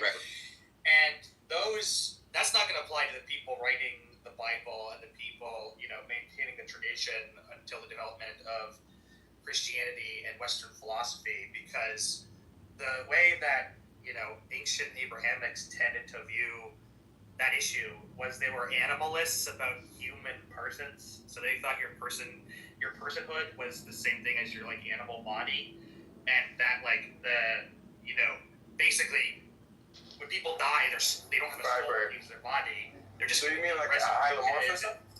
Fiber? Do you mean hylomorphism? No, that's a Greek thing. Well,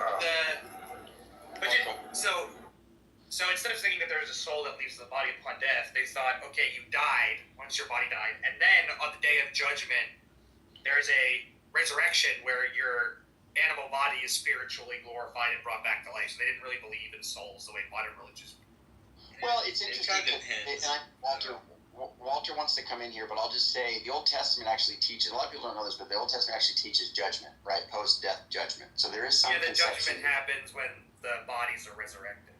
That's the second temple here. That's a little bit later. I think he's talking about that I was talking about earlier, Genesis and stuff. Well, also, what I'm talking about is compatible with there being a day of judgment and a resurrection. It's just not in terms of soul. Yeah. Fiber. It depends. What word are you guys talking about? Nefesh or a different word? And also just say that it depends on because Piper is right that there were some traditions where they did, like the Sadducees, they did hold to that, but there are some inclinations of a proto-soul, like in Samuel, where they bring back Saul from the dead as almost like a ghost, and when Jesus appears, they think he's a ghost, a pneuma, and they have to say, no, a ghost doesn't have flesh. Yeah, I mean, I'm talking about the more ancient tradition. When you get into Christianity develops in the context where you already have like Roman civilization Right, or post something like Hellenism, that. yeah. So there's this like Western philosophical tradition that talks about. Yeah, and one thing that's interesting is when God creates I the just animal. don't take business for, like, if you just read the Old Testament, you have a concept of a soul that can exist apart from the body. You have it in Samuel and a few other places, like maybe. I mean, you have it in a bunch of places. You have it in Isaiah. You have it in Ezekiel. Yeah, but those are all those are still like around the exilic period. I think Piper's talking about like ancient, like pre. I mean, even if you took like Genesis, that's what I was with saying. Rachel's death, you have her soul departing. Yeah, and God, that's. Yeah, I mean, I would be open to looking at the passage with you. Yeah, the other thing is just to remember when God made the animals, there's a specific thing that He does with humans, and it says that He breathed into their nostrils and made them a living soul. So I think that's like the breath of life. There is I think that's the kind of conception, like being made in the image of God, a special creation apart from the animals. So I mean that's one thing. But just to be clear, Piper, I'm not even making the ensoulment argument. That is something. No, I was just saying that as an aside. I wasn't accusing you. No. I appreciate that for sure. But I was just going to say that that my argument is just this. Like, certainly, so it says... Andrew, thank you, Andrew. Thank you. Okay, hold on, Rodney. No. You're going to... Oh, no, you're going to hold on. I'm going to spank your bottom. You want that? That's a little kinky. I think that's... Yeah, I think that counts as homosexual, Andrew. It might. Okay. Genesis 9:6, whoever sheds human blood, by humans shall their blood be shed. For in the image of God has God made mankind. Now, my point here is just to say that when somebody is pregnant, let's say that they don't know until they're, I don't know, you have these really large women who don't even know they're pregnant until they're giving birth. But let's just say that's an obesity issue here, right? But back then, right, I agree with Dr. Josh. These people aren't just ignorant sheep herders, Bronze Age, or, whatever, however far back you want to go. Just numbskulls. That's not what's going on. I think these people were quite able to realize when they were 4 months along or 5 months along and realizing that, you know what, yeah, I'm getting a little bigger here. And they realize up until labor that that's what that is that's a baby. That's a baby before it comes out. That's the pre-development of a human. That's the developing stages of a human prior to birth. And so it's just like, I don't think there was any misconception, pun not really intended. Huh? But isn't the cognitive function what's important there? Like, I think we could agree that, like, when you get to a certain point, that biological features do look, somewhat human to a certain degree. But it's not clear. I mean, there is some better science to this, but we still don't really know what degree, what degree of consciousness does a person need to become a person. I'm not talking about personhood. I'm talking about human. But human, I don't think that there's anything special about being human in that sense. Humans are special because they're persons. But there's nothing, it's not just because we have a particular set of DNA that suddenly makes us valuable, right? It's because we have qualities as persons that make us valuable. Maybe ask a question super quick, Andrew and Caleb? Yeah, go. On topic of birth. So, the passages that Andrew referred to in Genesis, and so Andrew and Muse, with the Sarah soul departing and the breath of life and stuff. I assume nefesh is meant there, right? And is it true that the word nefesh is also applied to animals, also like the life force, by lack of a better term, for animals? I'm just curious. Is that the case, or do you guys not know?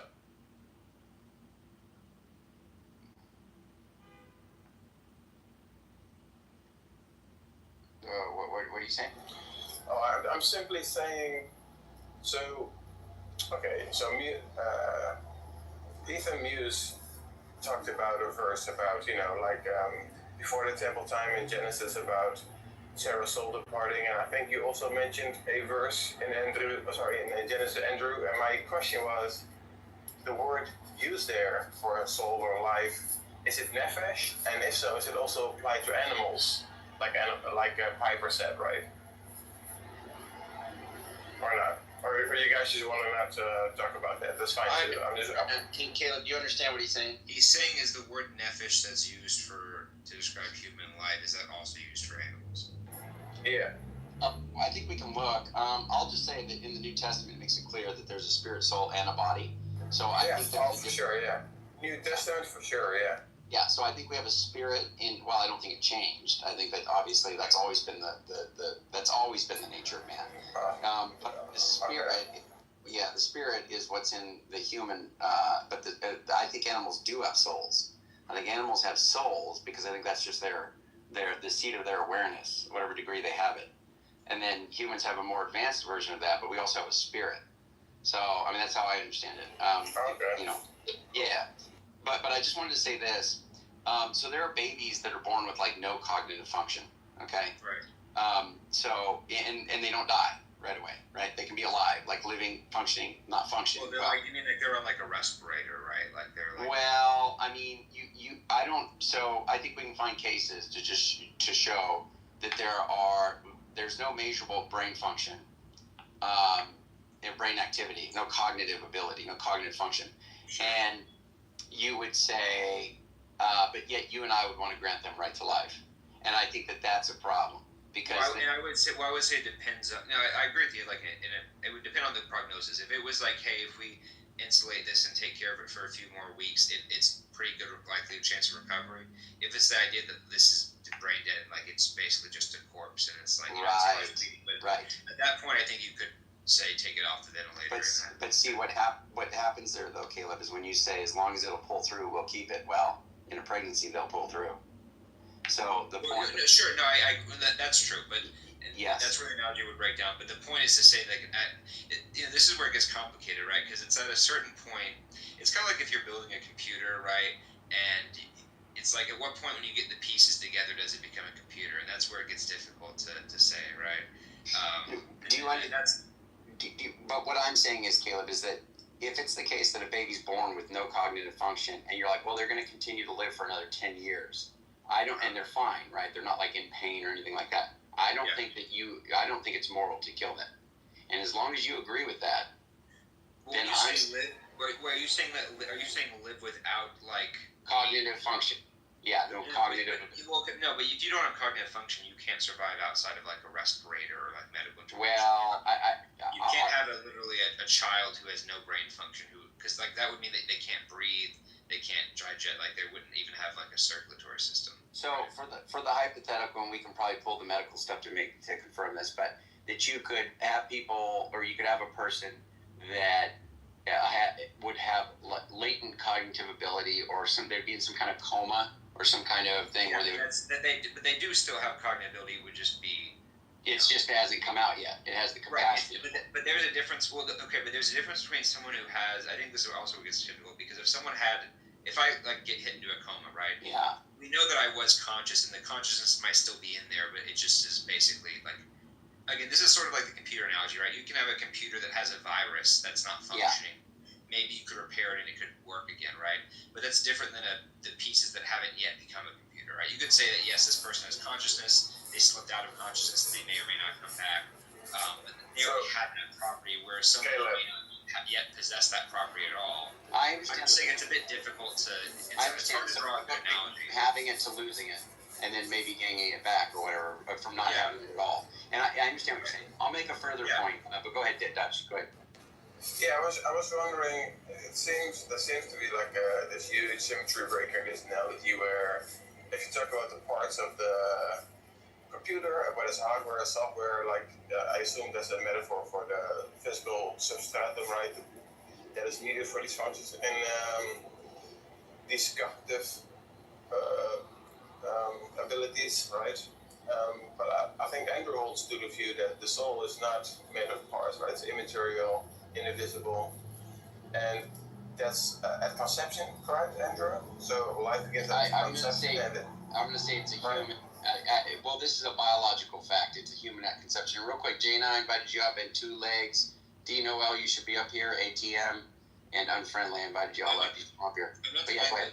And look, I'm not even pro-choice, right? I'm just saying I've always been nuanced, and you know this. I just think it's difficult either way because I think there's so many uncertainties here. But the point is, I think it's very difficult to know at what point, quote unquote, ensoulment to the degree. Because again, like there's no way you could test empirically to verify that there's some ensoulment in a zygote, right? You can look for cognitive signs that are equivalent to our minds if you think that mind's material. But the idea of when does a fetus develop what we could say is at least a proto-mind, that's very difficult to sort of pin down. I think we'd all agree that, you know, if you're 8 months along, it seems pretty clear that there's like substantial cognitive ability. Like that's much more difficult. If it's like earlier, it's going to be harder to verify that. So I think the soul is meant to be an immaterial substance that endures over time. I think it's Andrew's point. So that's where the analogy of the computer parts, I think, break down. Right, but how do you know that the soul is? How do you know that it's soul at conception and not like 4 weeks later? Oh well, as you said, that's something you cannot empirically verify. This is like an article of faith, basically. So real quick, are you just to be clear? Do you, and welcome back, Nuha and Walter? Love to hear you weigh in on it. But let me just what is the? Let me just ask you, Caleb. Do you think that there's a moral imperative to be concerned about what we do to this earth? Like how we treat climate change, and be considering of future generations. Yeah. Okay, so I would just say future generations are unborn, right? These are unborn people that have zero capacity; they're not even born yet, and we are putting a moral obligation. We're saddling people with that, saying, "Hey, it's not about you. It's not about your life. It's about the life to come. That's going to be your progeny. That's going to include pregnancy." That's going to include newborns. It's going to include all the people that are unborn.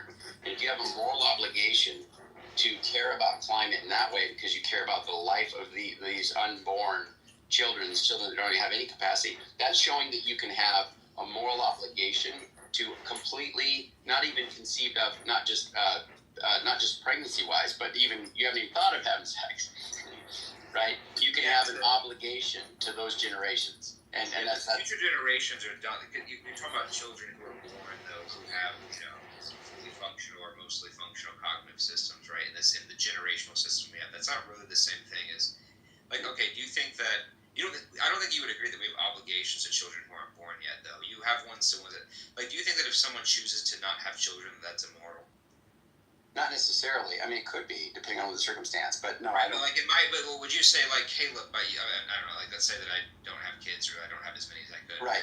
Like, well, Caleb, if you were to conceive a child with your wife, you could have little Johnny. It's unfair of you to prevent little Johnny from existing in this world because you were selfish. I don't think anyone would really think that's persuade. Like, there's an infinite amount of people God hasn't created yet that you don't think He's doing anything wrong by by depriving them of life in that sense, right? So that's sort of how I see the generational thing, but that's different than if Johnny was born. If Johnny is in fact born, then yes, I do have an obligation to take care of him and to provide for his needs up to a certain extent. So I think we recognize there's a difference there. It's a little bit. So what I'm saying is to say every woman on the planet was pregnant, okay? But they're not in the state, the baby's not in the state of development to where, it's before the cutoff, okay? And then this idea of climate change comes up. And you say, okay, you are morally obligated to maintain this earth in such a way for the future offspring, right? It's not for you; it's for the future offspring. Okay, well, that's a consideration of all these pregnancies because that's the ones where that is directly. But that's because you know that there's some of them will be born. If you could tell me, Caleb, that, this climate change isn't going this is going to affect us 120 years out, and every woman who's pregnant is not going to have it. Like they're all going to get abortions. Let's just say, and this is the last generation. All of us will die out. Then I would say, well, at that point, yeah, I agree. We don't have the obligations at that point. But your premise rests on the idea that some of these women are going to carry these children to term, and they're going to that's true. No, it's more subtle than that. It's that there's a moral consideration for ones that will be born that are behind the time of cutoff. So the fact that they're under moral consideration. They're still planning on being conceived, but the whole point is that some of these women plan on bringing them. Well, they could change their mind. I mean, you don't know that, right? In this hypothetical. Okay, but I think you would agree that statistically, that's fine. We can be very confident that people will continue to have kids. Well, but here's the point, though. You don't. That's fine. You may think that, but you don't make the determination. They do. But really, the thing is this. You just even if all of them are going to have their babies, the point is prior to the cutoff, you are giving them moral consideration. You are concerned about what life you're leaving towards whichever one is going to be born. You don't know that yet. Let's just say all of them are, though. It is the case that you're giving it to them prior to the cutoff. So they are worthy of moral consideration. Right, that's because they're future human beings things where Exactly. right, but a woman who might be considering an abortion, right, is going to think, well, I'm not going to carry them to term, so I don't have to worry about their well-being. No, I understand. I understand. I'm just saying that the moral consideration tied to the future human beings can happen prior to cutoff. And I'm saying the fact that you can confer moral consideration onto the babies prior to cutoff, that is something that we shouldn't just dissolve or say is not applicable when you have a pregnancy that's happening now. Well, of course. And if someone was doing heavy drugs or drinking when they were like 8 months pregnant, right? I think that's another point. Yeah. Because they were praying, but again, that's because they think they're going to bring the baby to term. Oh no! There's some states it's illegal regardless of what you think. Well, I understand it's illegal, but I'm talking about more of the abstract, like, you know. Oh, I think it's immoral. Yeah, as do I. I think it would be wrong to do that. And even if you're planning on aborting it doesn't matter. The point is that you are doing something to affect, you're causing harm to your fetus, and it's something that has consideration. And that's why if a man shoots a woman in her womb or whatever, and it kills her and it kills the fetus, even if the fetus is prior to cutoff, that's a double homicide. Yeah, but typically they're not charged with the same degree. It's not the same degree of severity as it would be if it was the woman. But the point is that's moral consideration. And I'm just pointing out that I think that it's very intuitive, and I think a lot of people, that's the reason why this war has been waging. But I think that it is just something to show that this moral consideration, this cutoff thing, which is nebulous because it's so funny, that's dependent on current technology, right? You go to a different country where you don't have certain technology, that can deliver the baby or, whatever, in such a way where if you were to do an abortion, be able to sustain the life of a removal of a fetus, right? If you don't have the technology that's cutting edge, the weeks can change. And so it's very strange to have a dependent thing, like where you go to one country and it's immoral to abort your baby, or it's moral to abort your baby. Yeah, and again, I don't think that obviously, look, I think that I say most, that actually not true. I think that most people that I've talked to at least would have the intuition that as a human fetus and zygote has some degree of value, right? That it would still there are some, I think radicals out there who think abortion is actually a good thing, but in general, I think people treat abortion like it's a tragedy. It's it's unfortunate the woman had to go through that extremely emotional decision, and it's upsetting, and no one should ever have to go through it, but it's maybe a necessary evil, right? I think that's probably the majority position where people don't actively. I'm not saying that there aren't any out there who enjoy it, but most people think of it euthanasia or something. They don't enjoy it, they don't celebrate it, but it's you had to do it, but it's sad. So I think they would agree we obviously as a fetus does have some degree of value, but then the question is, I also think we would agree that do you think that a living child, like a toddler, let's say a 2-year-old toddler, has the same value as zygote? Is the burning hospital analogy? Yeah. Would you agree that if you had to pick between the two, you would save the life of a toddler over the life of a zygote?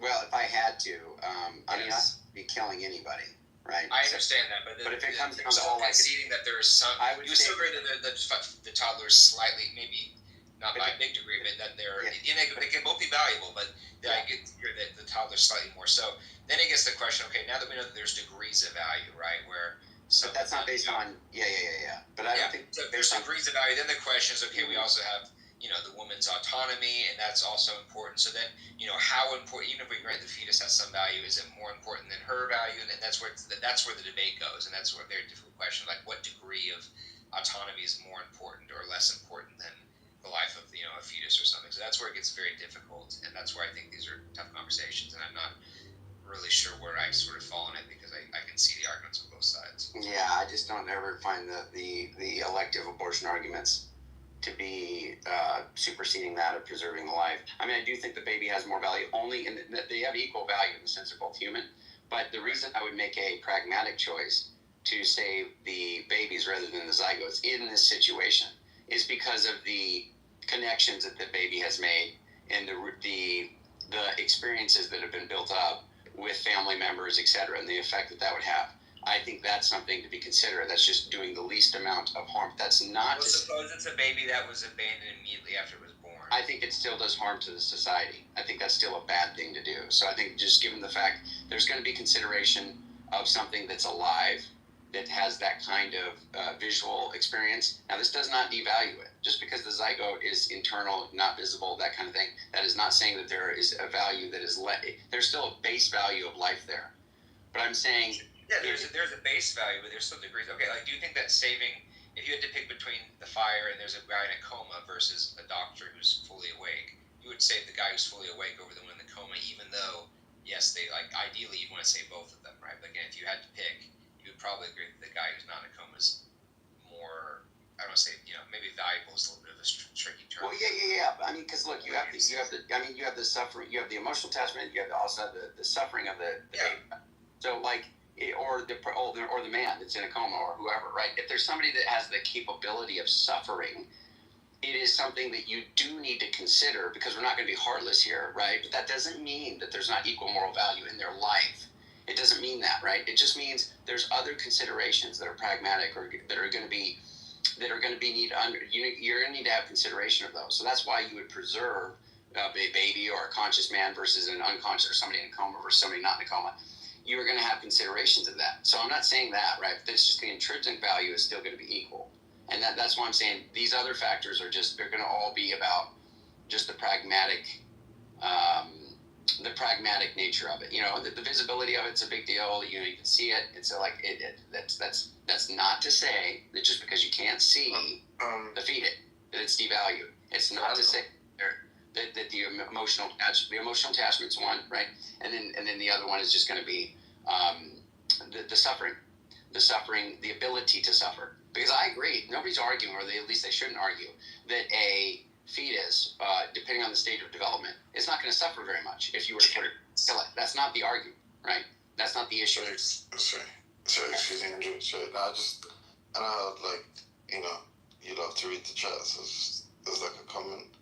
The most sort of recent two comments. Oh, man, interesting. Timothy, you sound like you're like either drunk or about to fall asleep. He's always drunk. I don't drink. I'm a Muslim. Look,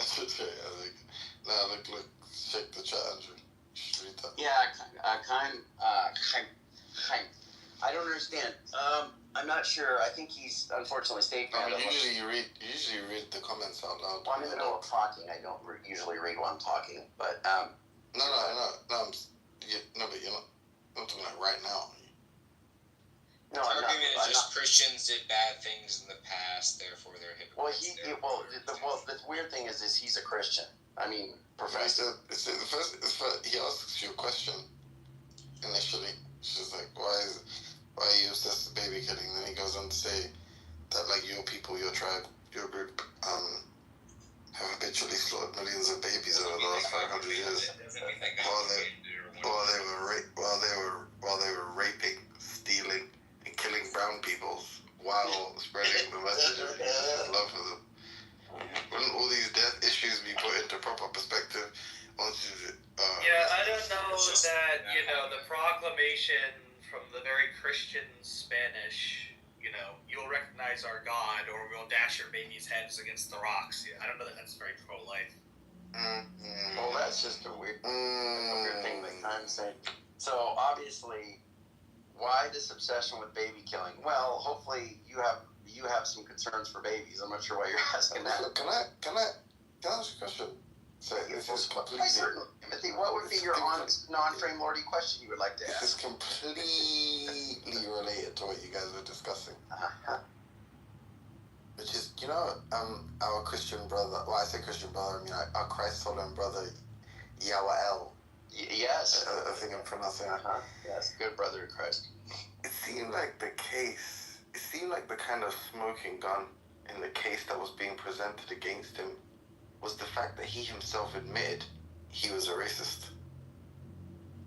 Is that correct? Well, that's a good smoking gun, but I mean, it's just he called himself a racist, so he admitted it. Yeah, it's pretty undeniable. Someone can just it's just interesting because it just feels like I can think of another case in which someone did that. I know. And like, but that's not. There's like some people, and I can't remember who off the top of my head. Yes, but they were very like they.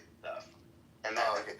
Yeah. Also, okay, so it's the combination of saying racist things, right, slurs, attacking whole groups of people, and then being a self-admitted racist. Right, and having that is just irrefutable. That's just undeniable, right? And having authenticity, right?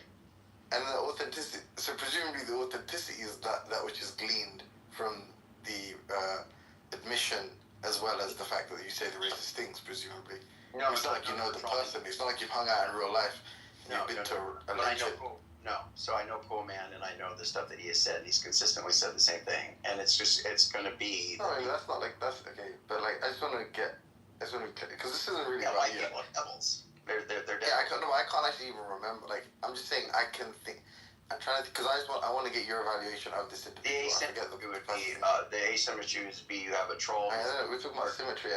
Like, I'm trying to get your evaluation of the individual who, unlike you, has heard someone admit that they're a racist, has heard this person say racist things consistently, has maintained the position for quite some time, and doesn't think that person's racist. I just want to be like, can you evaluate that guy thing? I don't know what you think. Yeah, I don't agree with all that. Well, I mean, there's a couple obviously problems because you're gonna have different. What's going on with that guy?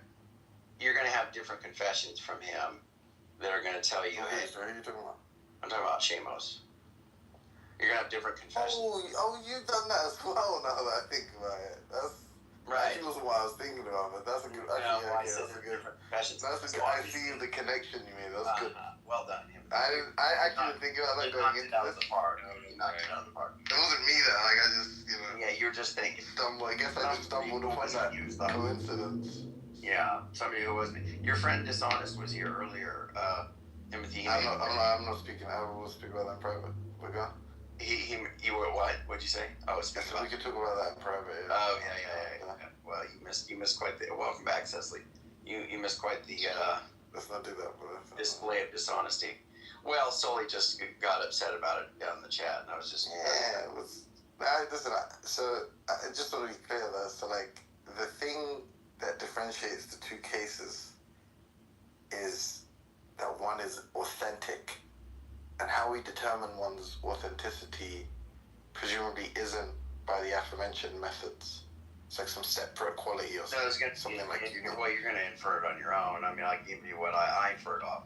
I'm saying that he's made multiple cases that he's, in fact, not that. And he repeatedly said that he doesn't feel that way, both in private and publicly. But then he said he changed due to chillism.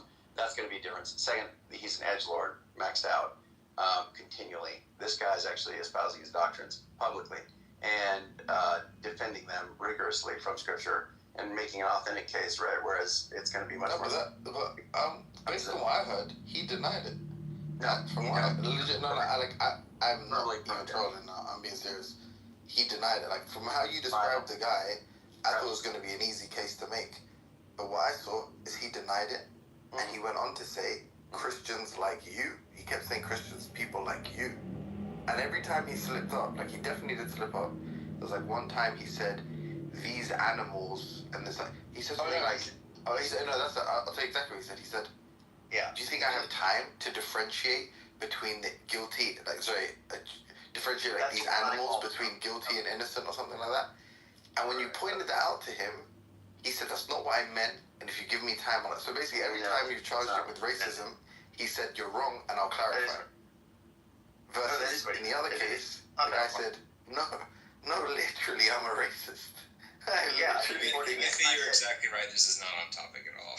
Yeah, I said it. What do you mean? I said the opposite of that. But the thing is, though, also, this is exactly what you. Obviously, you're enjoying it, but the other thing is too. I told you that I was sympathetic to the idea that maybe he is racist, but I wasn't going to jump on board with that because I don't know, given the fact that he is so edgelordy and says inconsistent things, and disavows his connection to racism. You know what? I think Caleb, I feel like you'd agree with me. You'd endorse what I'm doing now, which is just say that I'm trying to get justice for a fellow Christ follower. Yeah. This guy, his name is Yao El. He's been slandered. He's been accused of being a racist. And basically, like, when the case was presented to him, he not only denied it, but he kind of ardently defended himself, I would say. And it's just like, I'm just trying to ask Andrew now kind of why it's the case that, like, you know, such slanderous accusations are made towards your Christian brother, Yoel, but like not, you know, Seamus. And the way that relates, the way that relates to the previous discussion is he's a child of God too. You know, he has He a is soul. a child of God too. Come on. He has a right to be defended. He has a. Don't you think, Caleb? Don't you think that in that way it's pertinent to the discussion that was being had? Yeah, I think you love to stir the pot. Someone needs to get you a wood. He's a child of God, Caleb. So we're just gonna turn off the life machine, the life support machine of justice. Is that what we're gonna do, Caleb? Well, only if God commands it per Andrew's morality. That's right. And what we're gonna do is we're gonna target your pro baby killing now because that's on topic committee. Or do we want to stick to this because we've been on a? No, we don't have to. We can tell. No abortion. No abortion. We can. Wait, agree with you. Piper, do you understand what Andrew is saying just now? Because I didn't know what I was saying. So basically, this guy, his name's like Yoel or something, yeah. And then. All right, to everybody, he's got to do it. We'll let him go. Go ahead. Okay, this might be more interesting, legitimately, and it kind of ties in both. So basically, like, Andrew had like a horror show performance the other day in a PHI room. He went in there to prove this guy was racist. He came out looking like a racist, and all of his friends looked like racists. His A1s as whatever that guy's name is. I don't know. I feel like Hero's reputation was like it came out like somewhat blemished, but not too bad. Like everyone else. Not hanging around BHI people. They're kind of a waste. Completely trashed. It was Down syndrome come to seed, my brother. It was pretty. I know. I just don't know why. There's very few people I won't interact with, but flat earthers and BHIs are on my What do you list. mean Caleb? He lost to them. If that's the case, then you have to distance yourself from Andrew too. To be fair, I think also Andrew would lose a debate to a flat earther. But that's true. Yeah. Well, I mean, to be fair, Sam so your point is Andrew lost the debate. I don't see what the. Sam has lost numerous debates. No, Charlie lost the debate to flat earther. I don't think. Bro, there's a flat earth final boss. His name is John. But some of them, because these Piper, I fear for your safety. These people know these like hyper specific details that no normal person's gonna research because it's like Well, that's the thing. Like they're very. Oh, you know Albedo's championing his new campaign, Andrew. What? So I only remembered because he just came in the room that basically on whenever it was the other day's evidence that Justin Wilson is a better reasoner than. Whoa! Yeah, I remember that. That was fucking insane. What? No. But he came into a room and he was like, Timothy, you have to admit that was good evidence. He's like, do you imagine Justin in that room would lose as badly as Andrew? And he convinced me. I was like, nah, you know what? I have zero faith in Justin's like reasoning capacity and ability. I don't know. I think the worst epistemology in the world. You guys are ridiculous. I think if they teamed up, they'd both get like smoked equally. Well, here's the thing. I think Justin's. I actually don't take that as an insult, Justin. I take that as a pretty good assessment. You are. I think that is an indication of Albedo's thesis maybe being correct. Yeah. Justin, what do you think? No, it has merit. Where does Matt Adams fall in this scale? If we're going to compare. We don't talk about that. I don't think Albedo's goal. Doldrums. No, but I don't think Albedo's goal is to actually insult Andrew. Like it legit was a. No, I think he made. No, I promise you, he made a legit case to me, and he was. Actually, I mean, I shouldn't say that. Justin. That's actually that I don't. I have mixed feelings about it, but let me just say that I think you actually do well, and unfortunately, because people are so staunchly against you because they're evolutionized, they're naturalized, that they don't like what you're saying. Like they think that it's just completely nonsensical. They're starting from false premises. Mm-hmm. It's axiomatically you're just off. Justin Wilson is in the top, like just definitionally almost right. Is in the top 1% of like the worst epistemologies in the world. He literally said, the worst possible epistemologies. He literally said, if 99% by his life of the evidence disfavored God, he would still believe in God. Andrew, I have a confession. Undeniably. Every time I talk to Justin, my faith in evolution gets shattered, and I have to go to God and pray that He will restore my faith. Very good. Okay, Justin, we got to allow Justin. That was not. I just want to say that is verbatim. Like we're not going to debate that. Like, that's a quote, direct quote. He objectively has Empathy. He objectively he's objectively, in the top 1 percentile of the worst epistemologies that you can possibly have. Like, that's Well, just an listen, actual Justin, fact. I wholeheartedly reject what Timothy just said. That is a fact. It's Piper. Did he not say Yeah, this? it's undeniable. I'm denying facts, okay? You can say whatever you want. Justin, If that's because you're a subjectivist. just because he's a co-mod, I completely do not endorse what he just said at all. It's what Justin said. You're just, what do you mean? No, he did not say he's in the top 1 percentile of porn. No, he said if 99% of the evidence went against the Bible, I would believe in the Bible. No, I do want to talk to you about that kind of a statement, Justin. I mean, you would believe it's that fair the to say Christian... Andrew has also said in the past that he's more confident God exists than he exists. Well, than my own mother, not me. I don't know. Jack Inkstrike said that you said yourself too. No, myself is an interesting thing because I said myself. Well, Albedo said that as well, though. To be fair, Albedo said you can make a better case for God than your own existence. Yeah, I think it's going to be close, but I don't know that I said that, but maybe Jack said that. But of course, Jack also said, "Hey, come." Okay, well, if you denounce it, then I'll take your word for it. But if you so say your mother, I still think that's like you little fisher. You little fisher. Yeah, you little fisher. No, but here's the thing, Caleb. I don't think that's crazy at all. I mean, that's fine. Honey Badger likes to badger on that, but he's not a very good reasoner. I mean, Ethan just absolutely emasculated like 6 people at the same time. They ended up moving it down. When they said stuff like that, they brought up me saying that there's more. I have more reason to believe that God exists in my own mother, and he just cut. He was castrated, decapitating left and right. It was insane. Okay, I'll let you address you can address what they said about Justin. I do have a follow-up question I do want to ask on that. That's fine. More about like intuitions and like. That's fine. That's fine. I'll let you go ahead and finish the point. Well, yeah, just because Justin needs to be able to fight. You guys have no idea how much self-restraint Justin has, and the fact that he doesn't cuss at anybody isn't. People are insulting him left and right. I wanted, by the way, when you're done that, the way I was going to kind of merge the two topics. Yeah, sure. Because I wanted, legit. I know. You definitely did get. I think you definitely did get fried by the VHI, but what might be interesting to discuss with Piper, and we could talk about that some other time. Yeah. When your wounds are healed, but one thing you should discuss with Piper is about the stuff about the slaves being martyrs and basically the justification for basically what measures you can take to liberate oneself and what constitutes an unjust killing. That might be an interesting, like to have a serious discussion about it. Yeah, that's fine. I'm down. I'll just say that obviously your mindset can be so warped that you might lash out as a response to something unreasonably, and I think you are accountable to the degree that you're negligent of the conviction that, hey, I shouldn't do this.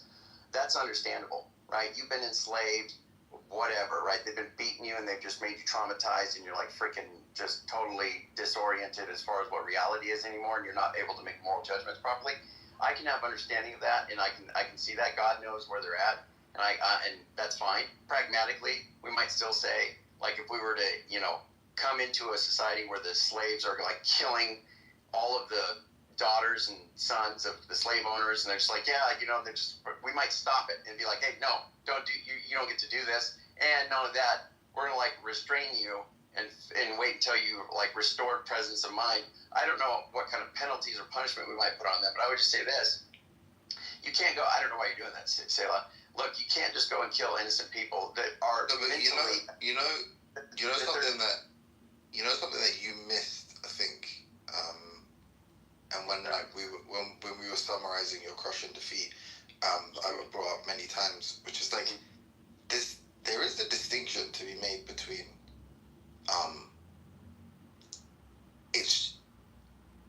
take a like Nat Turner slave revolt or something. It's like, right. I don't think it's justified slaughtering the children of a slave owner in the sense that like it's a good thing to do. Yeah, wait. But it doesn't mean that like you being murdered for it, you being killed for it, is in itself justified. And it seemed like what you were supposed to be defending at that point, which obviously they didn't pick up on because you're not what I was debating. No, it was though, because remember his point was that this is literally what you were defending. His point was that all the slaves that died were martyrs, and the reason they were martyrs is because they were killed unjustifiably. And you were defending the claim that actually some of those claims. I promise you were. You defended that. I mean, I'm hypothetical. That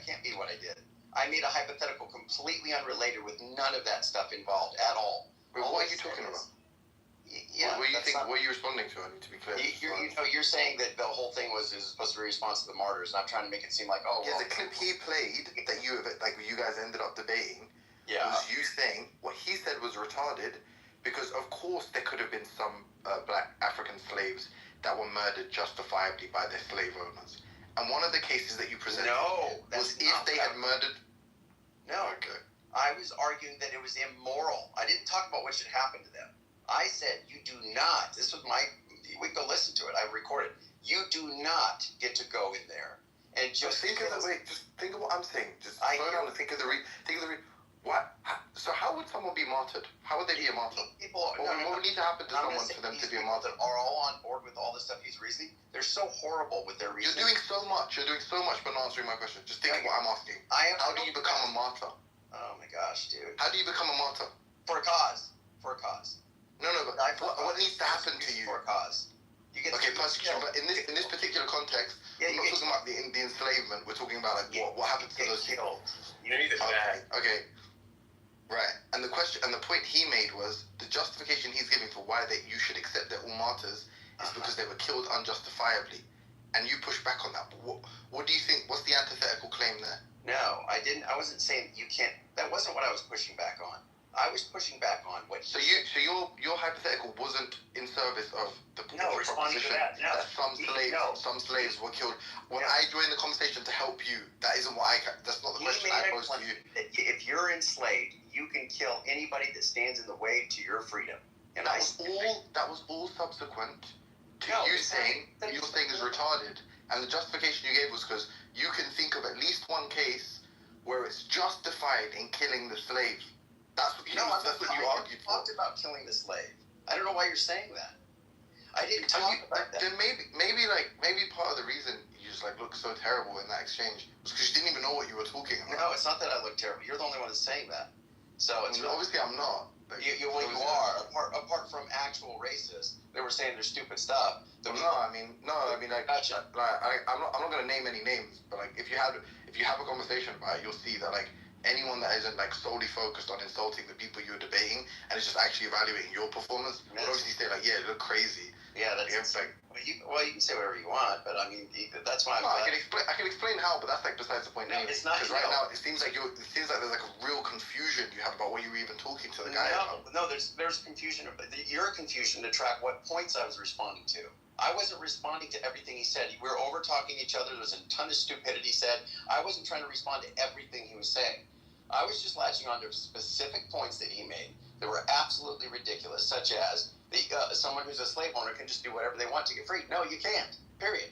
I'm not denying that was part of the conversation. Okay, but that's something I was saying earlier. No, what am I talking about? And you're talking about martyrdom, and I'm saying to you, part of the reason you're really bad at this is because what you're talking. I think you're bad at what you're doing. No, but I'm saying you're so. But I'm saying what you're talking about is so it's so divorced from what you actually need to respond to, which is if his point to you is that they're martyrs because they're being killed unjustifiably. It's weird. You don't need to say. Listen, you don't need to say it could just be true that the fact that they've killed children, the slavery, the Nat Turner, and that's unjustified. That can be true, and it can still be true, right? It can still be true that it's unjustified for the slave owners as punishment to kill them.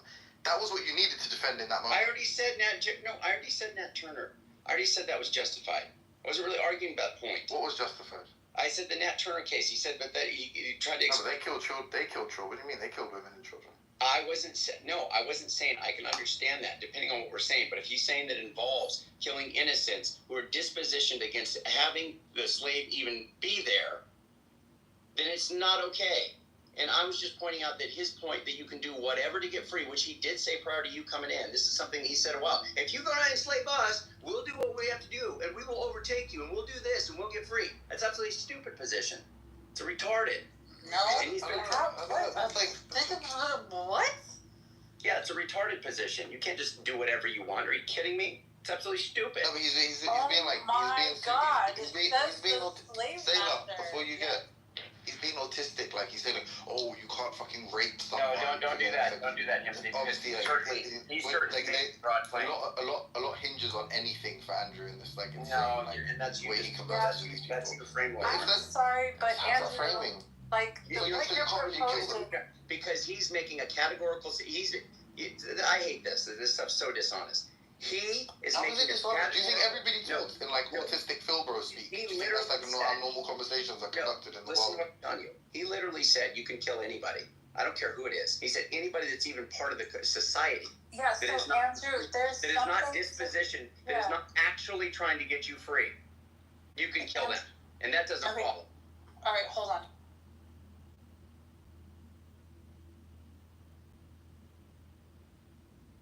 Here's that I grant you that, but like it's almost like you're saying that if I was witnessing the Haitian massacre, like I would stop the people from doing the Haitian massacre. But here's the thing, that is exactly why colonizers don't mess with Haitians.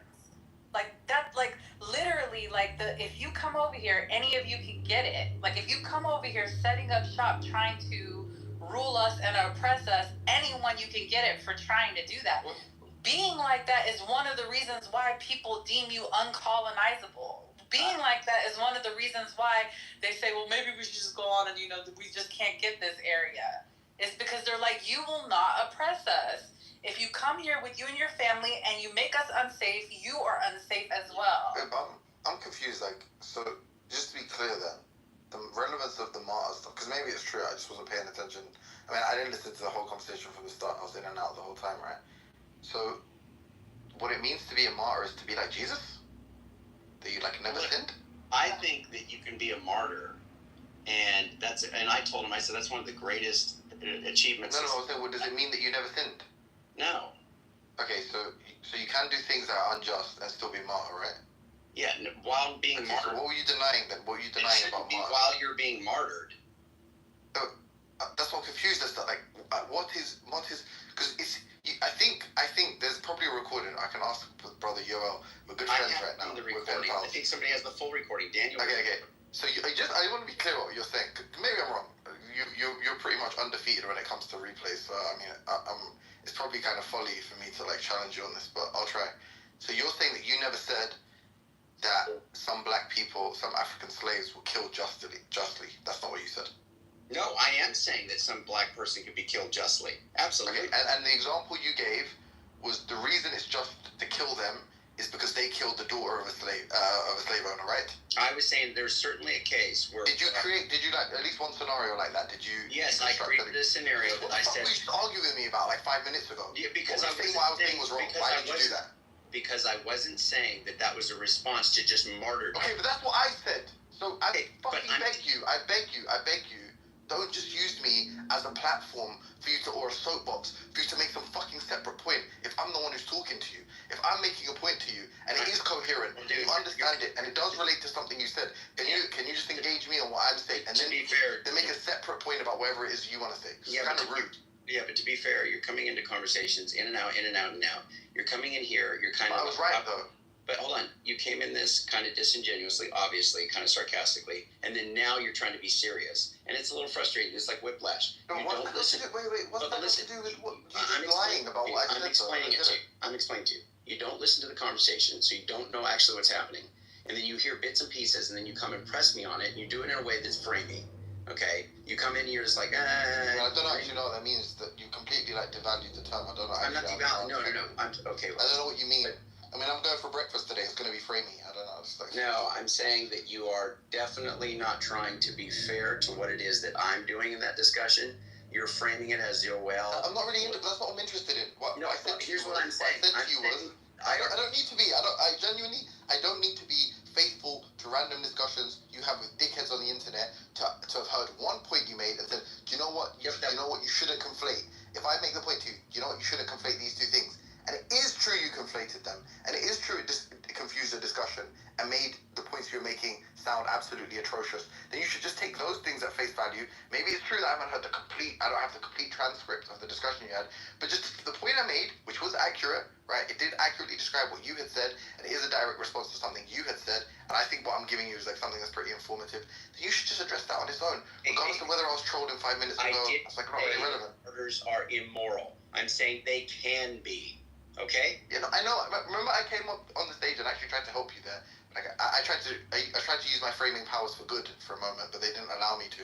So I know. But what I'm trying to explain to you is, you should have continued in that vein, which is to say, and you should understand this thing which I think you don't understand, which is, even if it's true what the slaves did is bad, which I agree. I mean, I probably try to refrain from condemnation of like slave oppressed people. Generally speaking, I don't think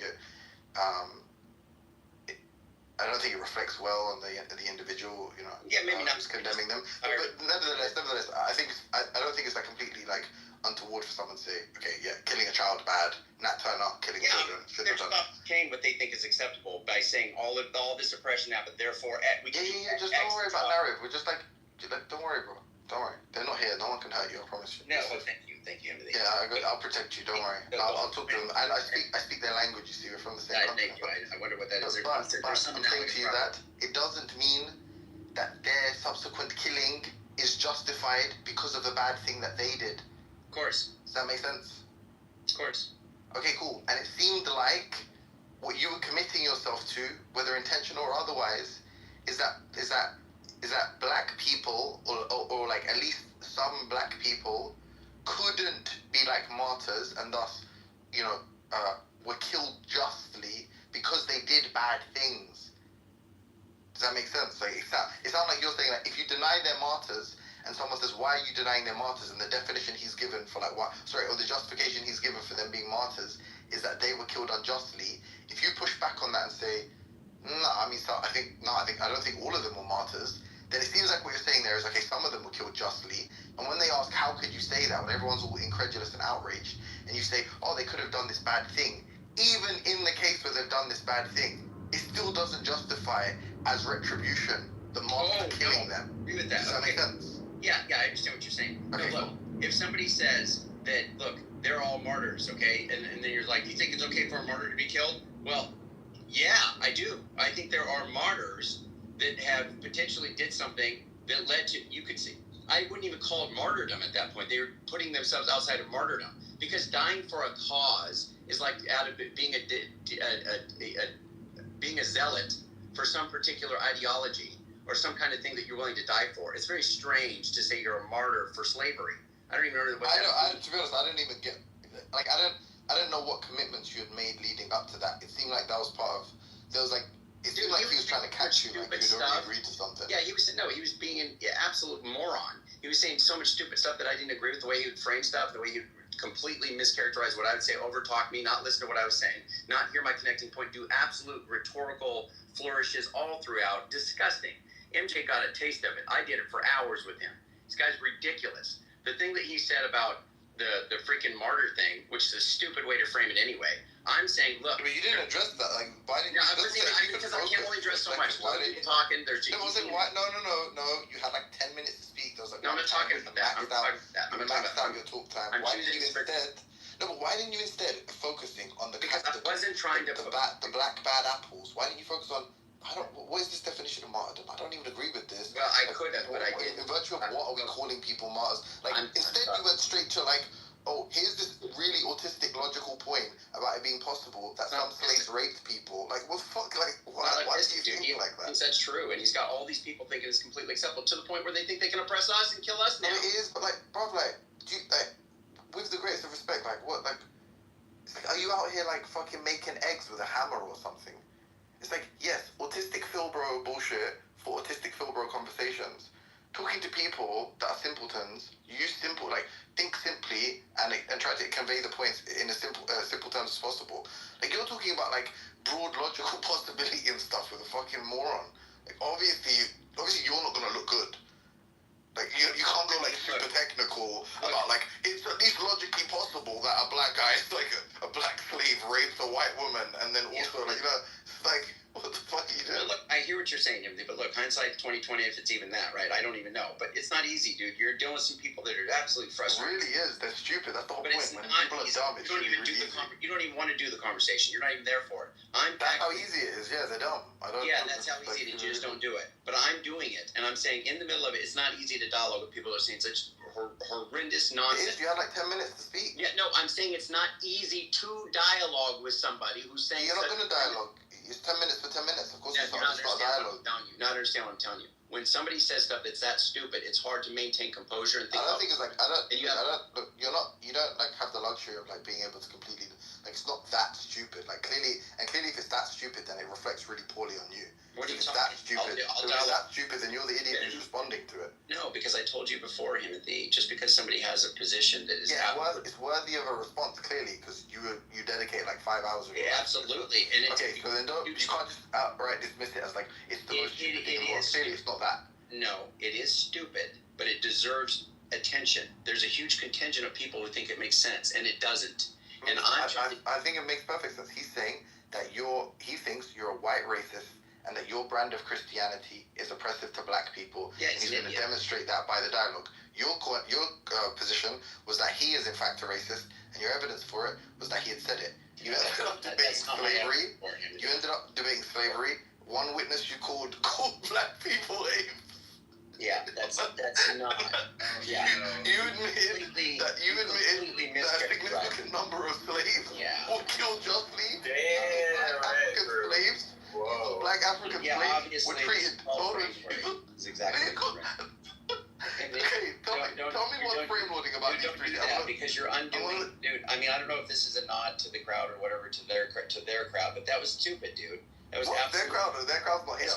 I think. Okay. In the audience. I think 99% of the people in that room were like probably subhuman level intellect. So that they're not my pals. Okay, I'm just being honest. There are people. These are three things that off the top of my head I can think of more. One, you said that you said that like I think was clearly like you could clearly infer from what you were saying and the stance you took was that like there is a countable number of black slaves that were killed justly. 2, you ceded your time to someone who called black people apes. And three, you said that black African slaves in America were treated decently, or at least some black African slaves in America were treated decently. My boy, that's like. Are you for real, or are you just joking?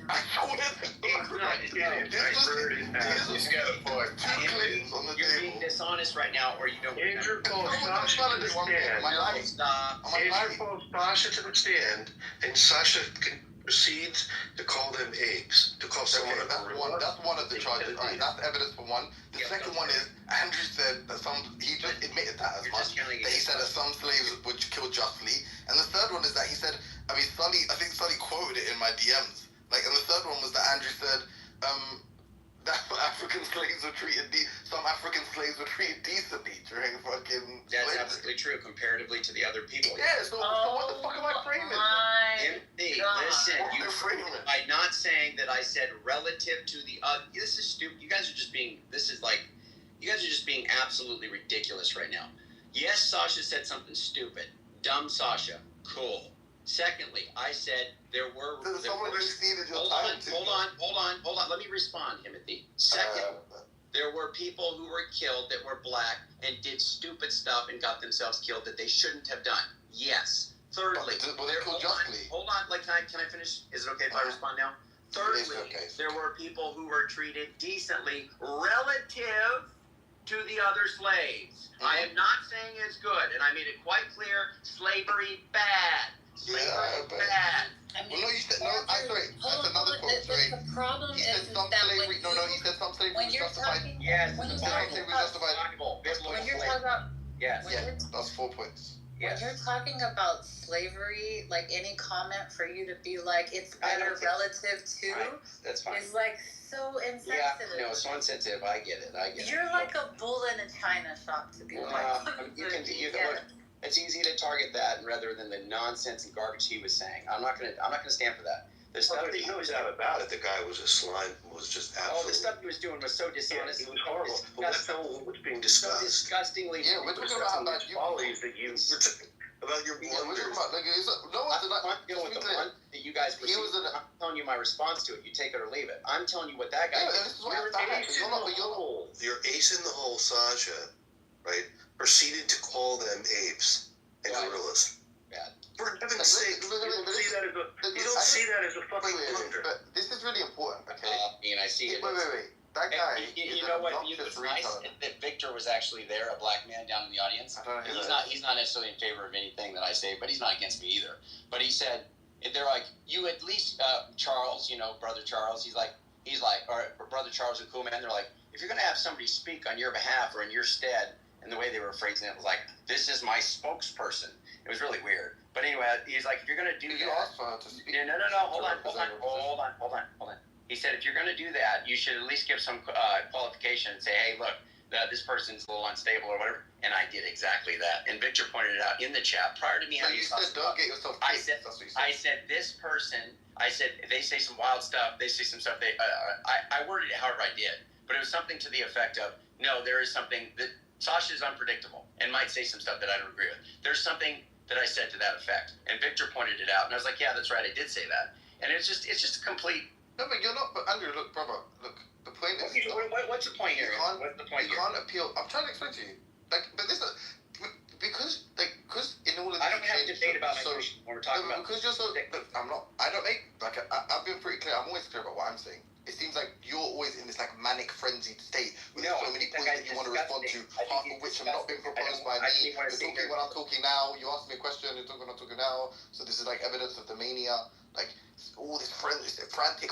There's 75 points on the table. I don't care about the 3 that you've presented. There's far more for me to respond to. Kind of attitude. Obviously, it makes it difficult for you to understand what I'm saying. Because you're not really listening and you're not really thinking. You're thinking about so many things you want to respond to. Okay, I said something pretty clear, which you said accused me of framing.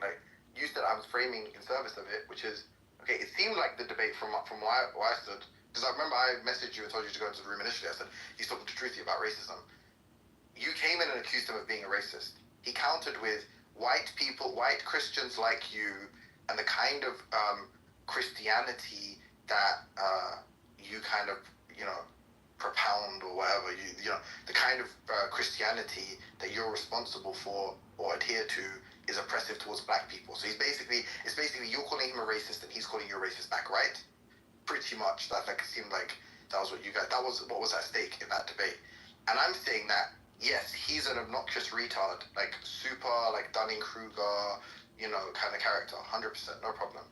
Nevertheless, I don't think a great case was made that he was a racist, because even though you point to problematic things he said, he tried to defend it.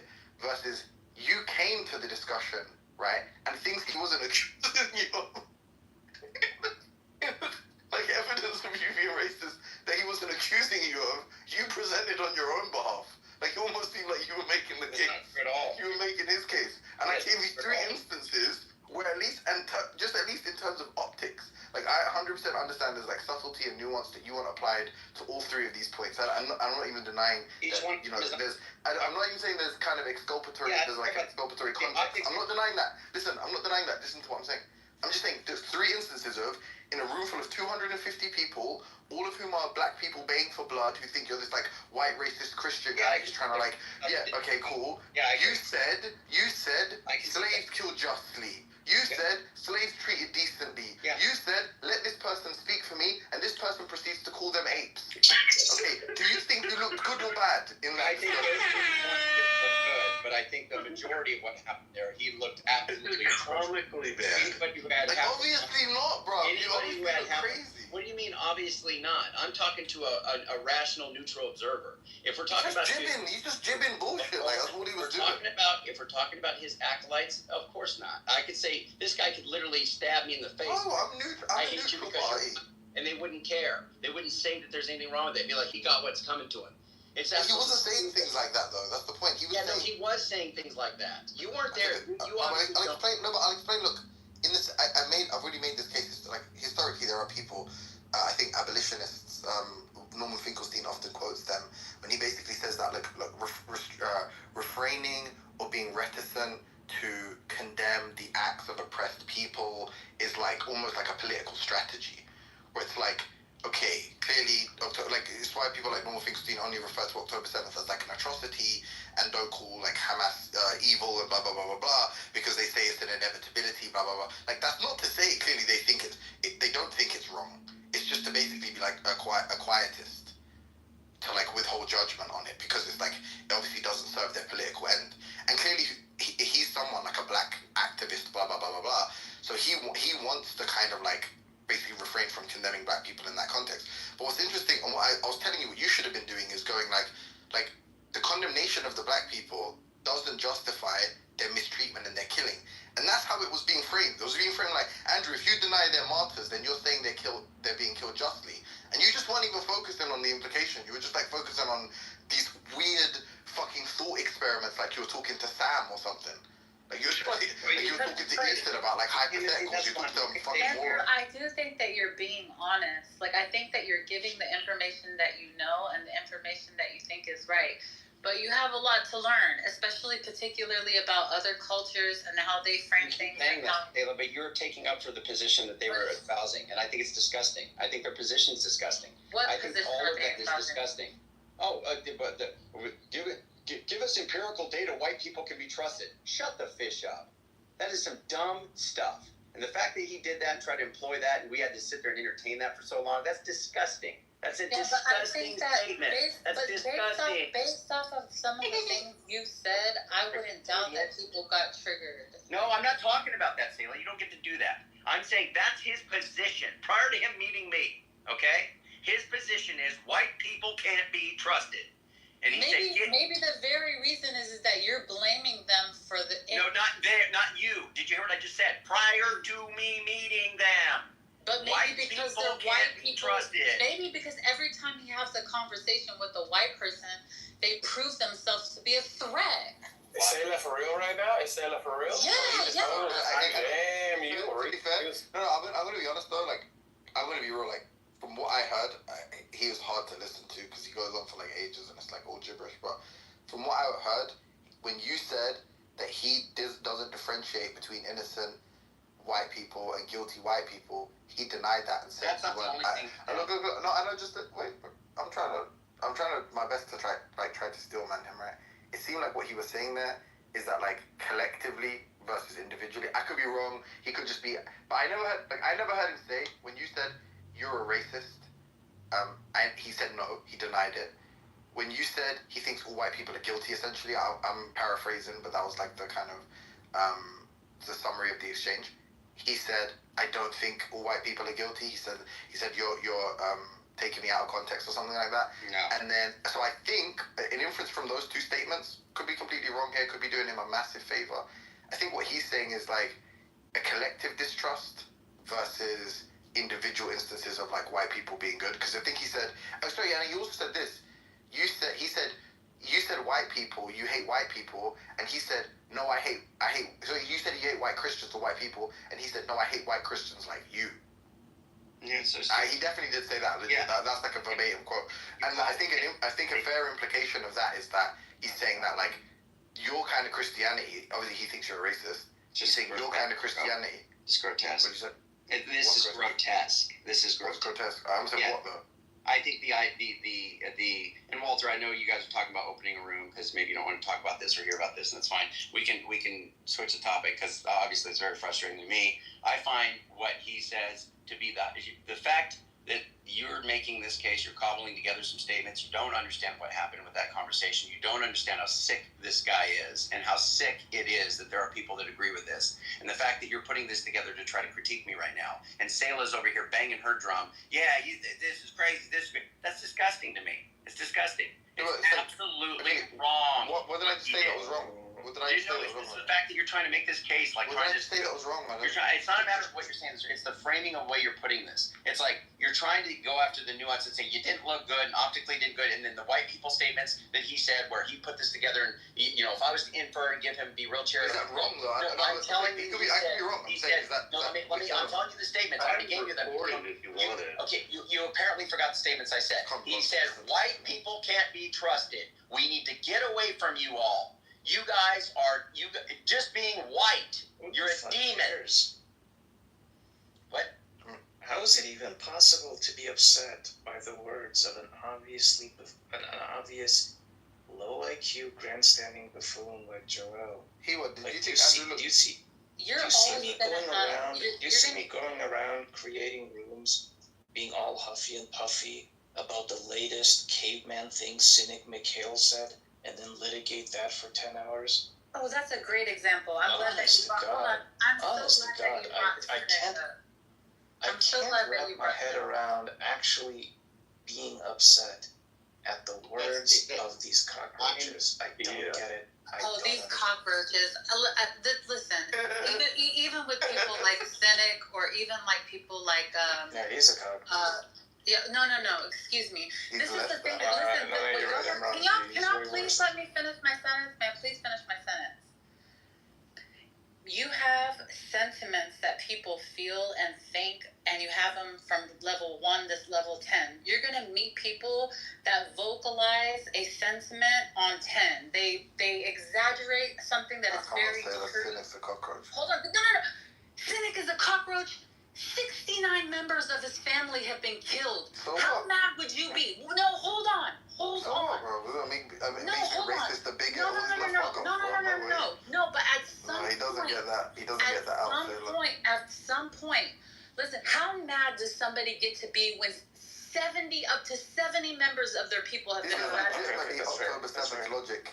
This is legitimately October 7th fucking logic. How mad is somebody justifies colonial project How logic. mad does somebody have the right to be? Are you listening to what I'm saying to you in response? Are you listening to what I'm saying to you in No, response? my dad's calling me. 1 second. Yeah, that's like a name. But I'm happy. Hiwa, please, before you go.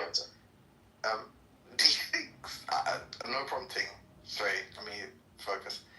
Do you think Andrew looked good in his exchange in terms of what's at stake is he's arguing this guy looks like a racist, the other guy's arguing he looks like a racist. Right. Given that's how we're like the metrics we're using to judge the debate, do you think he looked good? No. Andrew, do you think he was as biased as me? No, it's fine. Maybe I didn't. That's fine. I don't think, again. By the way, you're talking about two people who came on that stage to defend you, by the way. Yeah, that's fine. Look, that's so before you tried to call me a frame lord, no, I didn't only contribution there was to save your life. Why I was there. Well, no, as in when you asked the question, talk Bob during the stuff that happened, but that's fine. When you asked Bob, when you say I did, Bob would have. What do you mean? Vindicated. What do you mean by I didn't look good? What are you targeting? You said several things that even though at the bottom of the barrel you had a reasonable point to make, that's never going to be what anyone is going to take away from that conversation. Yeah, I probably agree with that. But, oh, fucking hell. So when Bob says it, you frame lord, you're a frame lord. I agreed with you on the optic point, okay? And to that degree, yes. But what I'm saying, what I said in there, I stand by. And I would defend it against all the freaking nonsense they were saying. The point is... What's the goal? Yeah. Why do you do that, then? It's everyone just comes away from it thinking you look like a racist. What's the point? I don't normally engage in 250 room debates with racists. Well, why don't you take advice from people that what do you mean take advice? I'm not going to stop. Because of your attitude now, it's why you're almost certainly going to find yourself in another one of those. Of course I will. Of course I will. Yeah, and you're going to come off worse again. So what's the goal? Maybe I will. Is the goal just to convince everyone in the app you're a racist? I don't get it. I said I can take your optic point. I can modify those options. Huh? What'd you say? Do you want me to be real with you? Yeah, sure. I don't think you have the tools to have a conversation in a space like that, given the fact that you're prone to being emotional about stuff that you care about in that manner. I don't think you have the tools to go in a hostile environment and come out looking good. Yeah, that's fair. I think you can develop, but you can develop them. That's the thing. It's not like you're fucking... Listen, I'm receptive to constructive criticism, but what I don't like is that the emphasis is put on what a numbskull he was, and the stuff that he was saying was absolutely... We all said that, though. Everyone who's talking... Daniel said it, he said it, I said it. But not just that. the doctrine and the stuff that he's putting, the ideology. Yeah, it's all bad. It's all He's being high, bro. Like, we think we don't know what he It's is. a delusion. No, It's a I'm not delusion. talking about BHI. I'm not just talking about BHI. I'm talking about this white hate. He is tame for. Have you spoken to Ryan? Andrew, He is tame for any BHI, bro. Yeah, I just don't hear. Any intellectual analysis. On any intellectual analysis, he's going to look very, very bad. Well, let me just because his ideas are crazy. Oh yeah, well, but that's not the point. Yeah, well, let me just say no. Then I get all that. I can receive all that. But let me just say this. Yeah, it's hard. I mean, MJ, he's obviously pretty educated and can engage in stuff and is pretty able to blow things up. By the way, MJ got wrecked too. It wasn't. He was getting fired up. No, he didn't get wrecked. What are you talking about? These guys didn't even track what was going on. You got wrecked. You got wrecked by the dumb. You got wrecked by the dumb rhetoric. I know somebody in 9/11. Therefore, you're an idiot. Yes, look. Absolutely stupid. Numbskull. And that's to address, if I may, just for one moment, to address the cynic thing real quick. If it is the case that he lost a bunch of people, and that's why he's like uncontrollably mad about, I don't know, Zionists or the West or whatever, I'm sensitive to that. And if you're saying that that's the reason he's mad, I can let him get away with some of what he's saying.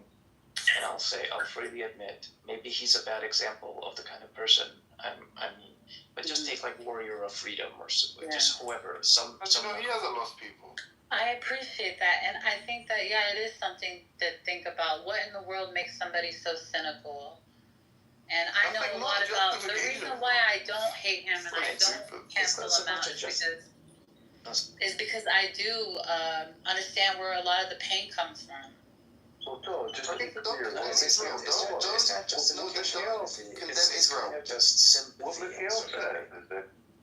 Mikhail says condemn Israel. His sister lost. His sister lost children. Don't condemn Israel. Apply the same logic. Don't condemn Israel. They lost. Think about how many people they lost in the Holocaust. Look, black people, didn't kill. Black people didn't kill 69. You can't criticize Israel because black people. Whoever's talking, stop, please. Look.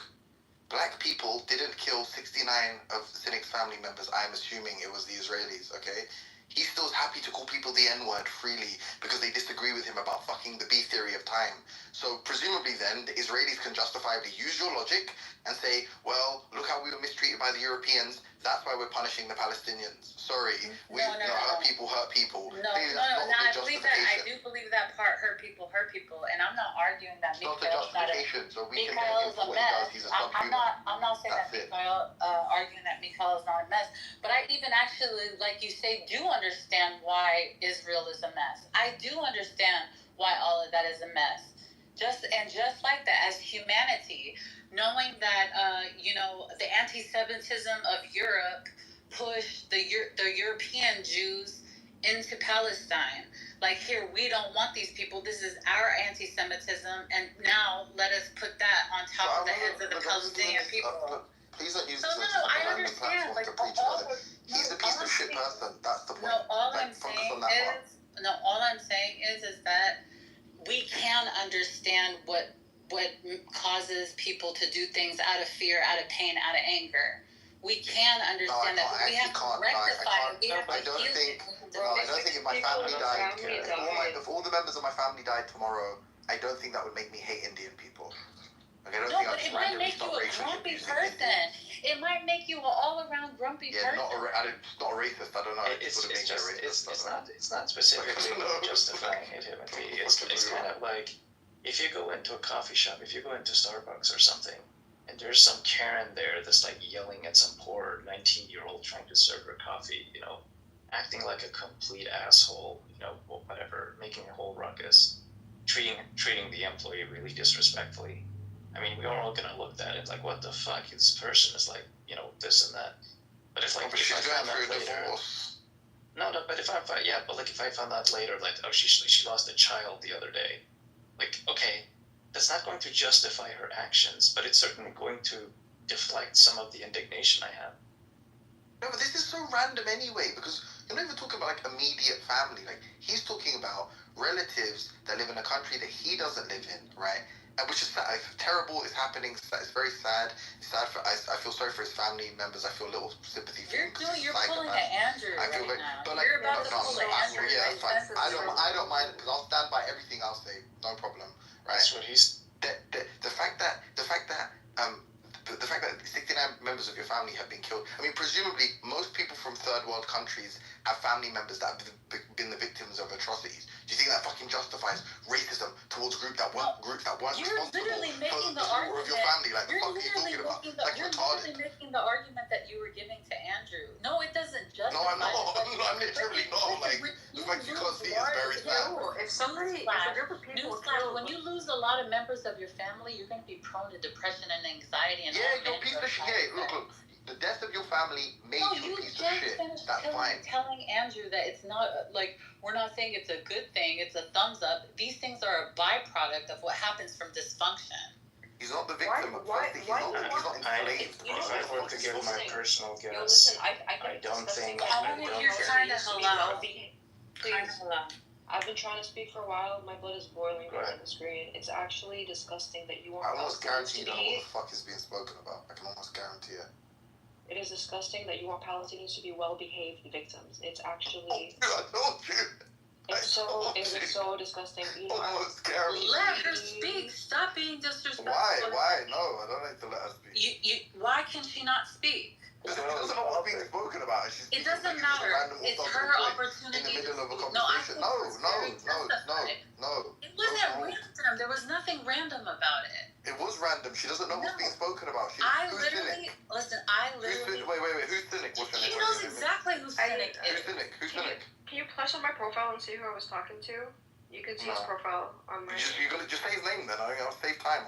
It's Mikhail, bro. Relax. I know the guy. I'm from Gaza. Okay, cool. This guy. And what did you hear? What did you hear that justified the mistreatment of Palestinians? Just out of interest, given that that's what your response began with. I know exactly what you're talking about because I've been in a lot of rooms where cynic is. This is not about cynic. This is just about you. But it is about cynic. It's about him being a racist bastard and Taylor saying it's okay because 69 members of his family died. No one is maybe. I mean, maybe. It depends what you're gonna say. Can I speak? I don't know why you're trying to check my credibility here. What you're saying is regardless of the situation. You were literally arguing this with Andrew. You realize that, right? You were literally I don't think you have the ability to see the logical connections there. No, I don't think I was. No. Anyway, you were telling Andrew that it's not justified. No one's justifying these things that people do, but it's a byproduct of what happens when you are in. I'm saying they refrained from condemning slaves revolting. Do you think this little fucking spastic on the internet racially abusing everybody, being homophobic and transphobic and attacking people because of fucking disputes about philosophy? Do you think that's equivalent to a slave revolting? Are you an insane person? No, we are also saying. Insane? Yeah, no. Look, I'm not insane. We're also saying that even though those things are not okay and they shouldn't be done, they're a byproduct of what happens when you're put under extreme pressure. Yeah, you just give people like Sam so much ammo. No, I understand where people's blood boils from sometimes. So what, bro? There's an etiology for every instance of fucking racism in the world. I'm sorry. Tell you causal history for every racist. What does that matter? What does that matter? He wants Palestinians to be shredded in a genocide and watch our families be blown into pieces. And That's They brought it on themselves. They brought it on themselves. They brought it on themselves. Don't be mad. Listen, I've had a reason to cancel every single one of you. I've had an opportunity to cancel all of you, but I don't cancel you. You can't cancel me like that. So you're comparing me and Bob to cynic? No, I'm saying. Are you okay? No. I have reasons to cancel you guys too all the time. I don't care what your reasons are. You're comparing us. Are you saying we're equally? Are you saying that we behave like cynic? I'm saying that y'all all have y'all's malfunctions and they're particular in their own way. I'm not even gonna lie, bro. You just that's not useful to say. And the fact that y'all walk around and y'all think that y'all are so perfect, really trips me out. Nobody fucking thinks that. Nobody. What are you doing, bro? I mean, last time we were in the room trying to justify why we should hate on Islam and depictions of the Prophet Muhammad. You were arguing, there was people in this room who were trying to justify that. And there's plenty of reasons to hate on this. So when it's an issue, when it's the other way around, it's just what are these people? These people, they're like these magic 8 ball, just shake them and say something fucking it's just random victim identification mode activated. It's like, oppression of Palestinians is bad, and this is what you're agreeing with. Like, what the fuck are you talking about? It's just responding. It's just responding to this is what I call a keyword warrior. They just identify keywords and then they're like, what do I associate? What do I associate with this word? That is cold. That's what I'm gonna say. Good. That's actually sick, bro. Mean and unfair. And look, she went away. I hope y'all are all happy with yourselves. Who gives a shit, bro? I don't care. She's like a dishonest person.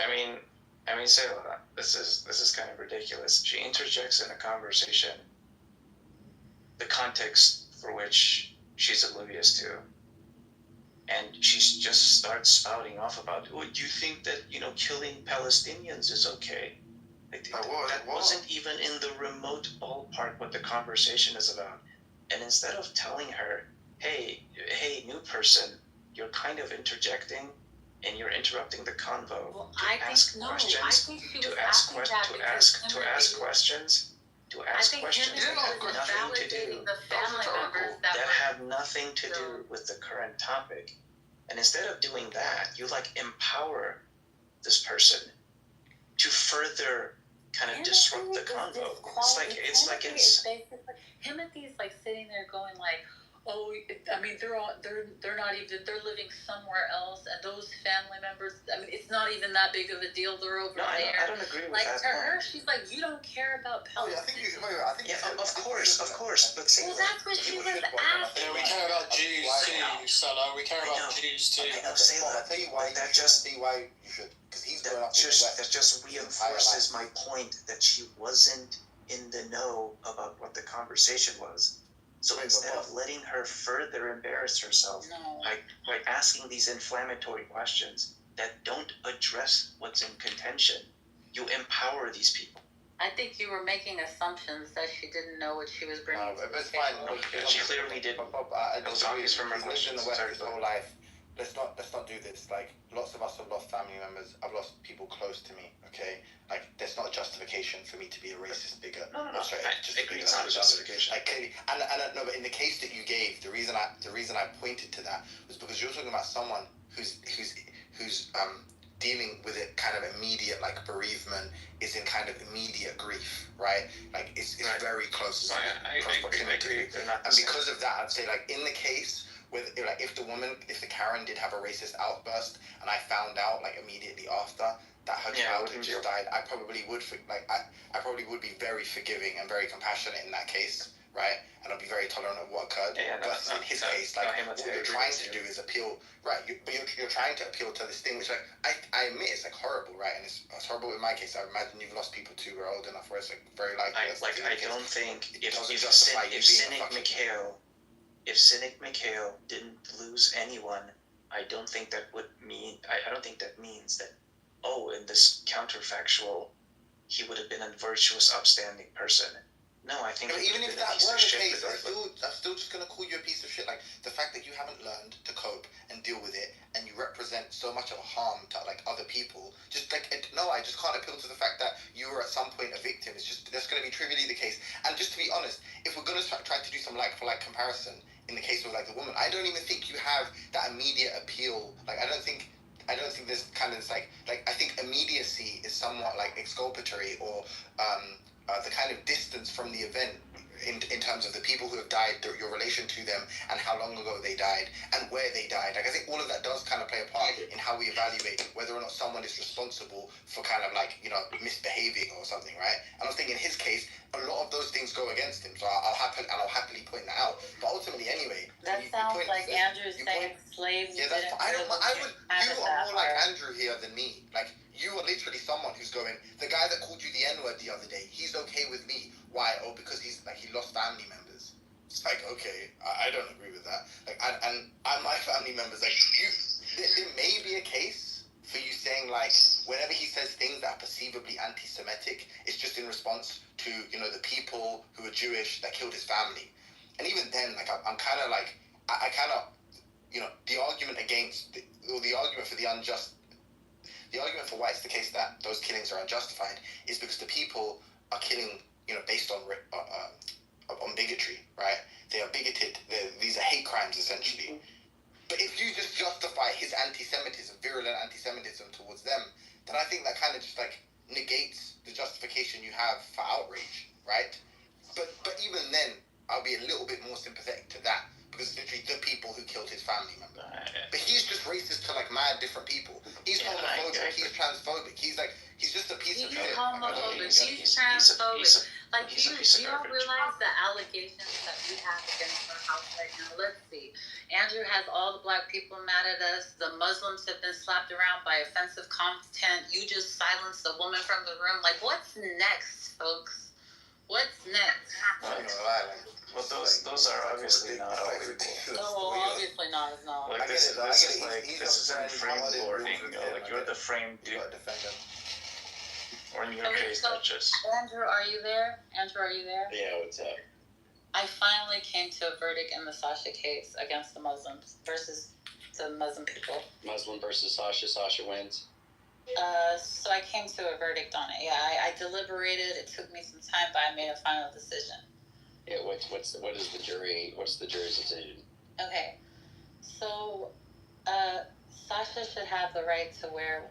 Well, not wear. The way that I play this scenario in my head is like a T-shirt, right? Imagine that Sasha is wearing a T-shirt. If Sasha shows up to let's say something like Speaker's Corner in a T-shirt, nobody is there to say, like, you can't come to Speaker's Corner, or Speaker's Corner is going to ban you. You don't know who's going to show up to Speaker's Corner and what they're going to do. Now, on the other hand, it's a right thing for a friend to point out that if you come to Speaker's Corner wearing a shirt with that image on it, you could get yourself yelled at, you could get yourself attacked verbally, and maybe even physically. But at the end of the day, Sasha has the right to wear or whatever she wants as a T-shirt. If we're looking at it like that instead of a profile pic, she has the right to wear whatever she wants. And then what Muslim would be like, I'm not going to Speaker's Corner anymore because somebody might show up trying to steal the show in an ideology that I don't believe in. That's not how things work. Yeah, I think it's disanalogous in the sense that Speaker's Corner is an open event that this is an open stage that people can go to, and you don't know what they're going to be up to that day. Well, but we run it, and they know that we know Sasha, and we're affiliated with her. If you guys are gonna, you should guys do like a mud something, maybe something. Talk about. No, it was fine. Well, we talked about this publicly, but that's fine. I don't want to stick on it, but I just want to say that I just think that this is the issue is that any Muslims that we're affiliated with are, and this is the last thing I'll just say, any Muslims that we're affiliated with that we care about, apart from just wanting to have conversations with Muslims in general, are going to be like, hey, why are you letting somebody sit there and say F you to the closest person in my family? Right, the closest person that I know. Why are you letting somebody just sit there with the finger up to them and not say, hey, demand them because it's not much for them to change their profile picture. That's the perspective I can see from their side, right? And I can still man Sasha's side too. I'm just saying it's very hard to. It's hard to come down on a decision on that. If you guys keep perpetuating it, it's just going to be very difficult. She's going to keep finding reasons to want to put the picture up and stuff. And it's like hard work to get her to take it down. So well, you did a good job there. That's cool. Well, it's going to make it more and more difficult though each time. Yeah. There's like other stuff now and shit. You know what I'm saying? I don't suggest you should take it down. All right. It's down, Sailor, so we'll talk about it more. But you'll be silly anyway. You love talking to these people. Don't try to ruin it for everyone else. No. You get to go into whatever. Okay. On the consideration of talking to these people, okay, maybe that's. But I don't. Thank you. On the more moral, like, is it wrong? Like, I understand from the mod team, yeah, your way you're thinking about is different. But me, I must say, like, I think it's like a justified act towards Muslims to do that. Okay, thank you. Thank you for your. You should do that. You should do that back home, Chinadu. Funny enough, I said this yesterday that like literally the state I even living in Nigeria. If I do that, I'll like be lynched in like a minute. Yeah, exactly. No, thank you for your Islamophobic. Which is a more reason why Sasha should represent me online and do it right. Habibi. just because we're doing a little survey here, so you saw Andrew talk to the BHI people? No. 250? No. What do you think? No. But why can't you use this as like a constructive kind of work? Because you're not constructive, and you're Why? How am I not constructive? Andrew is nonsense mouthpieces. He's not going to get what he wants to get. So let him ask. No, it's fine. Don't worry. We're moving on. Thank you for that. I appreciate your time. It was great, very helpful. Thank you. No. Ask the question. I want to hear your question. I'm very concerned. No, it's fine. We're moving on. Please. Good luck with the lynching. What do you think?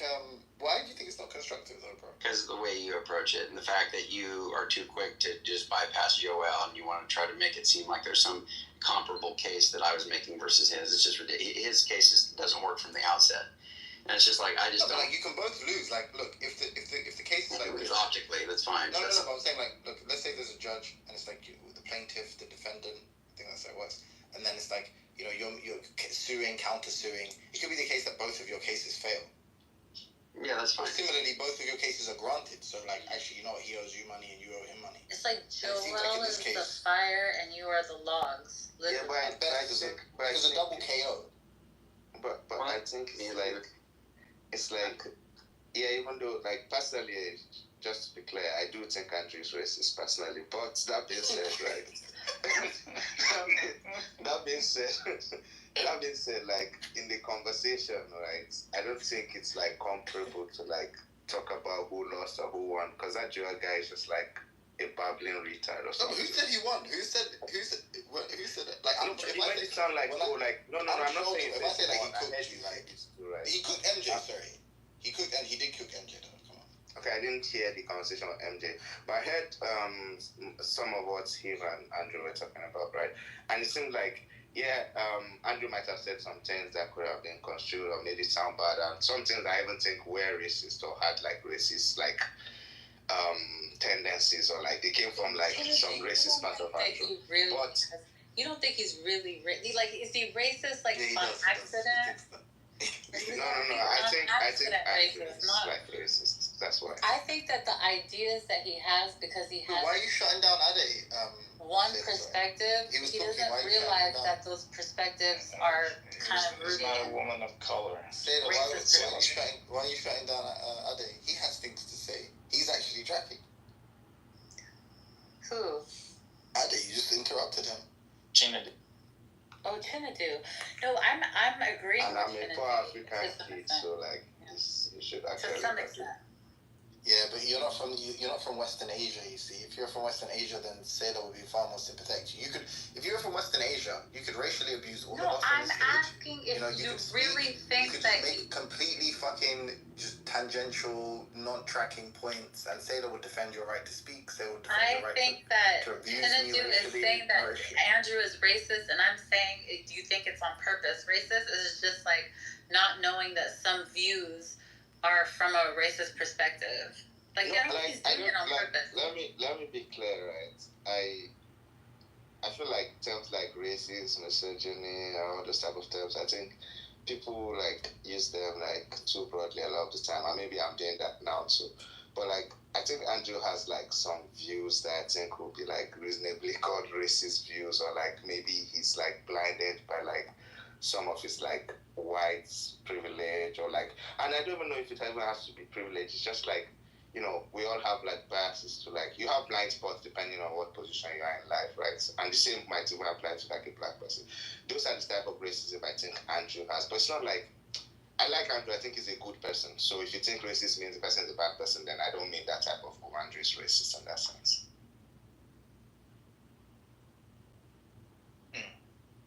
Yeah, but like exactly. Like I said, he lost in terms of like his own objectives and his own goals in that conversation.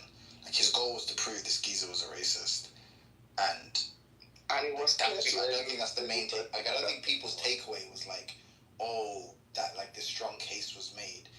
Instead, given like I guess owing to this guy's like fucking stamina, bro. Like this fact he could just talk for so long, whatever. In such like long fucking bursts. It's like I don't think it was clear it's not like he clearly tripped himself up kind of thing. It's like, he clearly like, you know, he wanted to add context to absolutely everything. He wanted to blah. And then Andrew, I think like Andrew, there was like multiple foot in mouth gaff kind of moments. So like clearly like the highlights or lowlights, depending on how you look at them, clearly like were in the guy's favor. Like Andrew said, like if someone was to say like, oh, what was the outcome of the discussion from his perspective, he's just gonna point to a few things. You know what this Andrew guy said about slaves and da da da. You know, his friend called us apes. Like, you know. Yeah. By the way, I wanted to say something about this Sasha calling people apes. So, like, do you guys think first of all, is ape a slur? And do you guys think Sasha says it only to like black people as a slur? Because it seems like she just says it as like just an insult to anyone she thinks is stupid, right? Oh yeah, it's not to say that she like racially abused the person, like she called them an N-word, just to be clear, that's not what's being said here. What's being said is that like from their perspective, yeah, historically it has been used as a slur towards black people, yes. And from their perspective, that's why she said it to them, and she doesn't sound black to them. So yeah. Andrew called his white friend that was like meant to vindicate him, and instead that person implicated him by calling them more, or condemned him, as it were. Yeah. By calling them apes.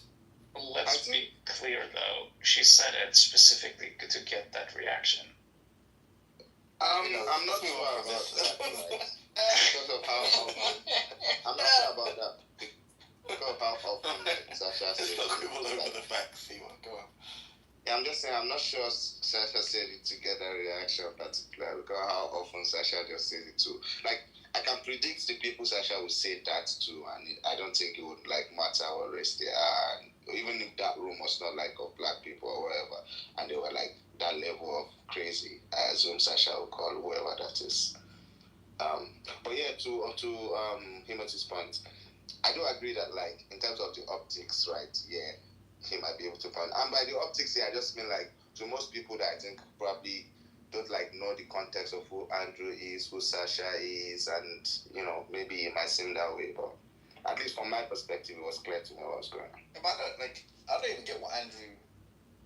I don't know like how you socialize in the real world, Andrew. But like, what do you like? How do you expect people that you closely associate with to kind of react to instances where you perform poorly? Like, what do you think? Should they lie to you or something? What do you think they should say? What is that? So what kind of question is that? I don't know. It was interesting because it seems like you don't really like take criticism well. Like because first of all, I think doing public stuff like that, I think obviously has other motives. Usually, it's not just hey, I should tell you. Did I not send this to you in the DMs? No, but you could. But to make it public is not. I did say it to you in the DMs. No. That's not my point. I'm saying you could, and that's fine, right? But and I don't think you said obviously all this in the chat, but I don't type that much. Yeah, right. You could. That's fine. Obviously, I think correction is usually a one-on-one thing. You don't go and do that stuff. However, if there's a public thing, I said you're making Joel look good right now.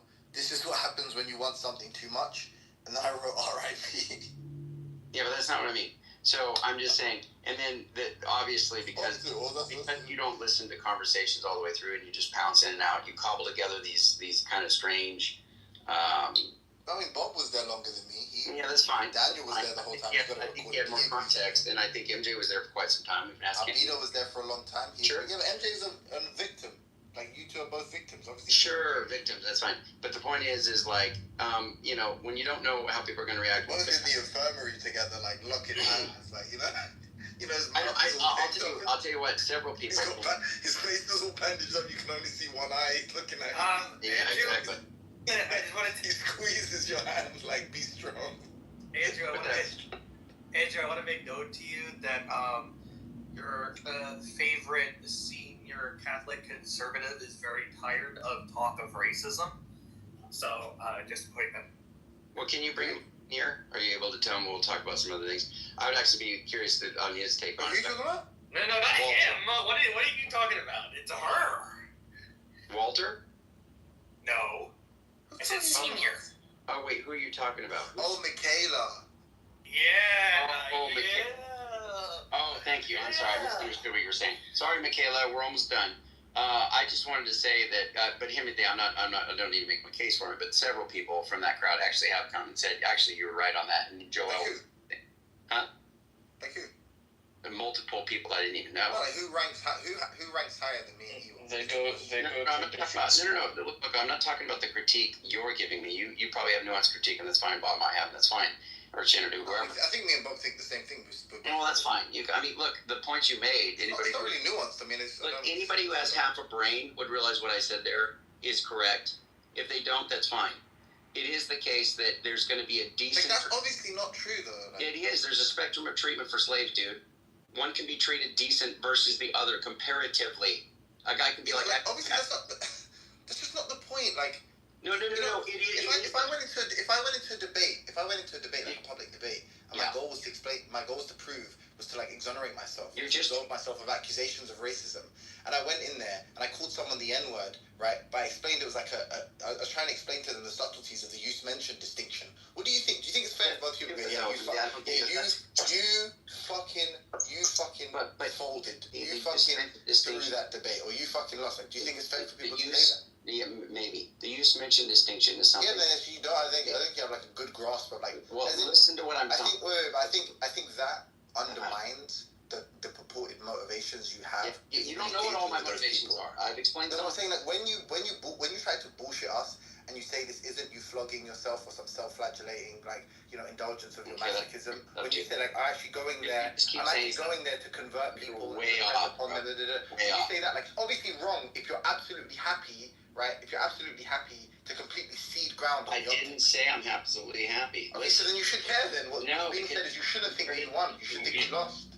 No, dude, you just shotgun a bunch of stuff. The whole thing you just said about the N-word and saying the N-word and saying the use mentioned distinction, no, that's a debatable thing. That's going to be very hard to sell. What I said is not a debatable thing. It is a fact. It obviously is. No. You're obviously missing the point here. No. It is a fact that slaves are not treated identically. Okay.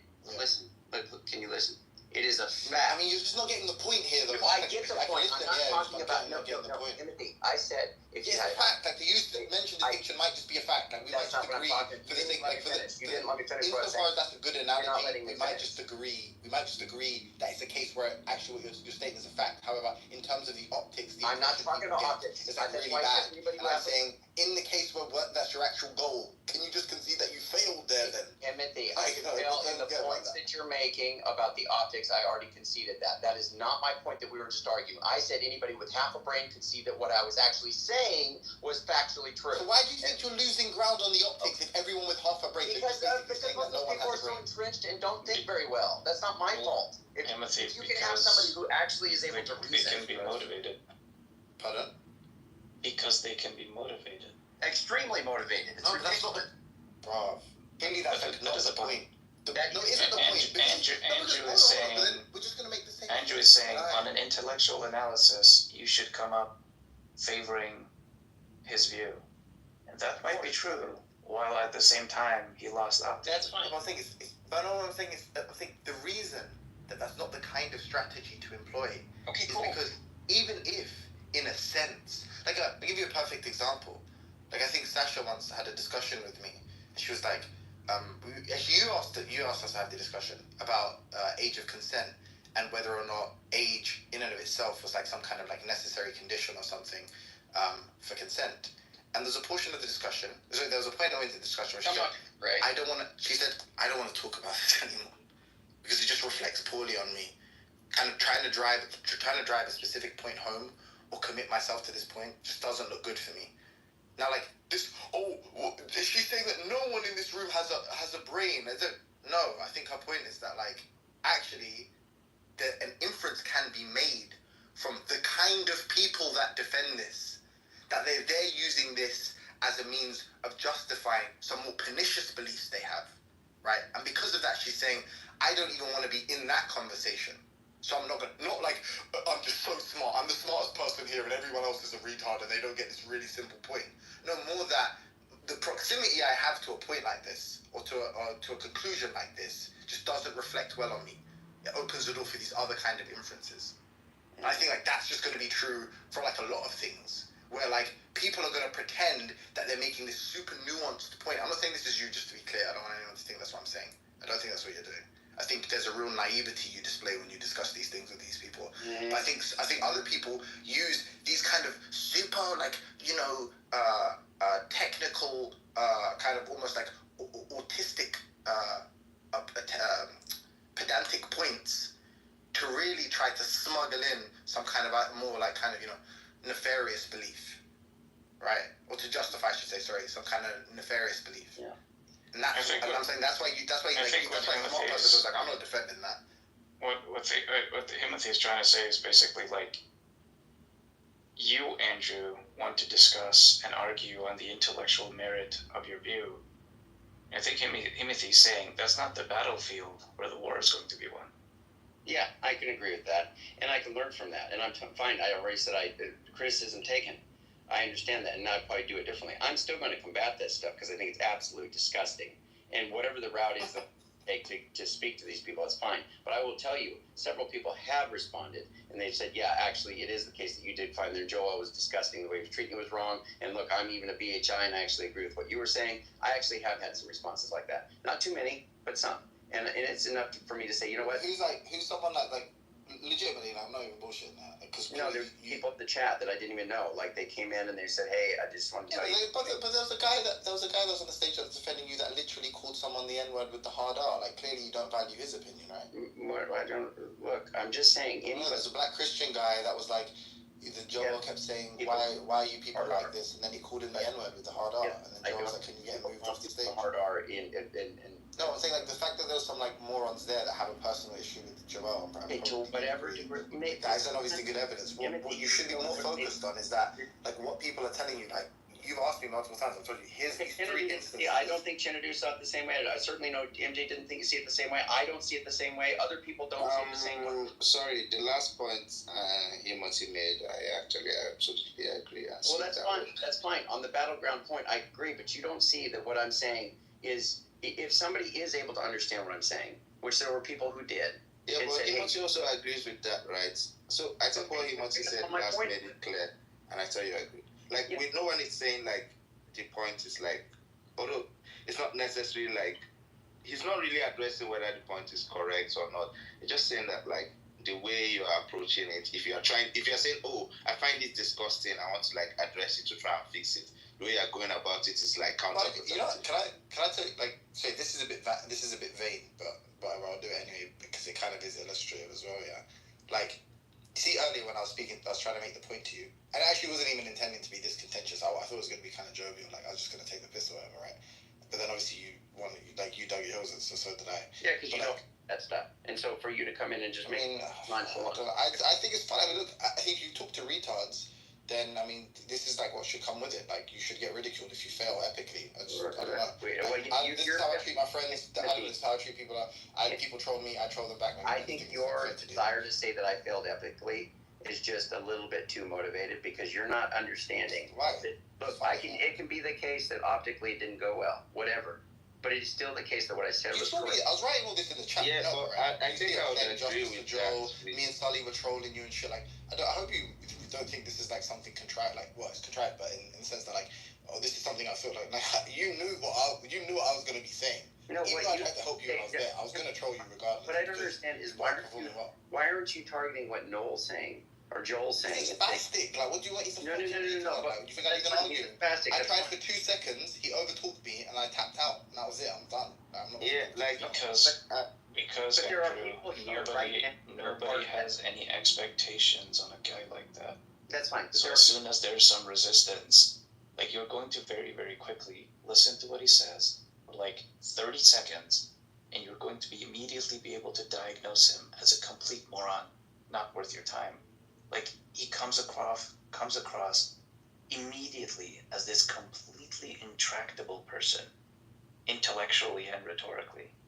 So, like, why don't you call him out? It's like, we're in this, like, hyper hostile room. No, I'm not talking about this. This, like, super incorrigible guy. I think even now, he's asking us why now. I'm talking about there's people down retarded. Now. He's retarded. Like, what? You call him a... But the same reason the same reason applies to why we don't condemn him now.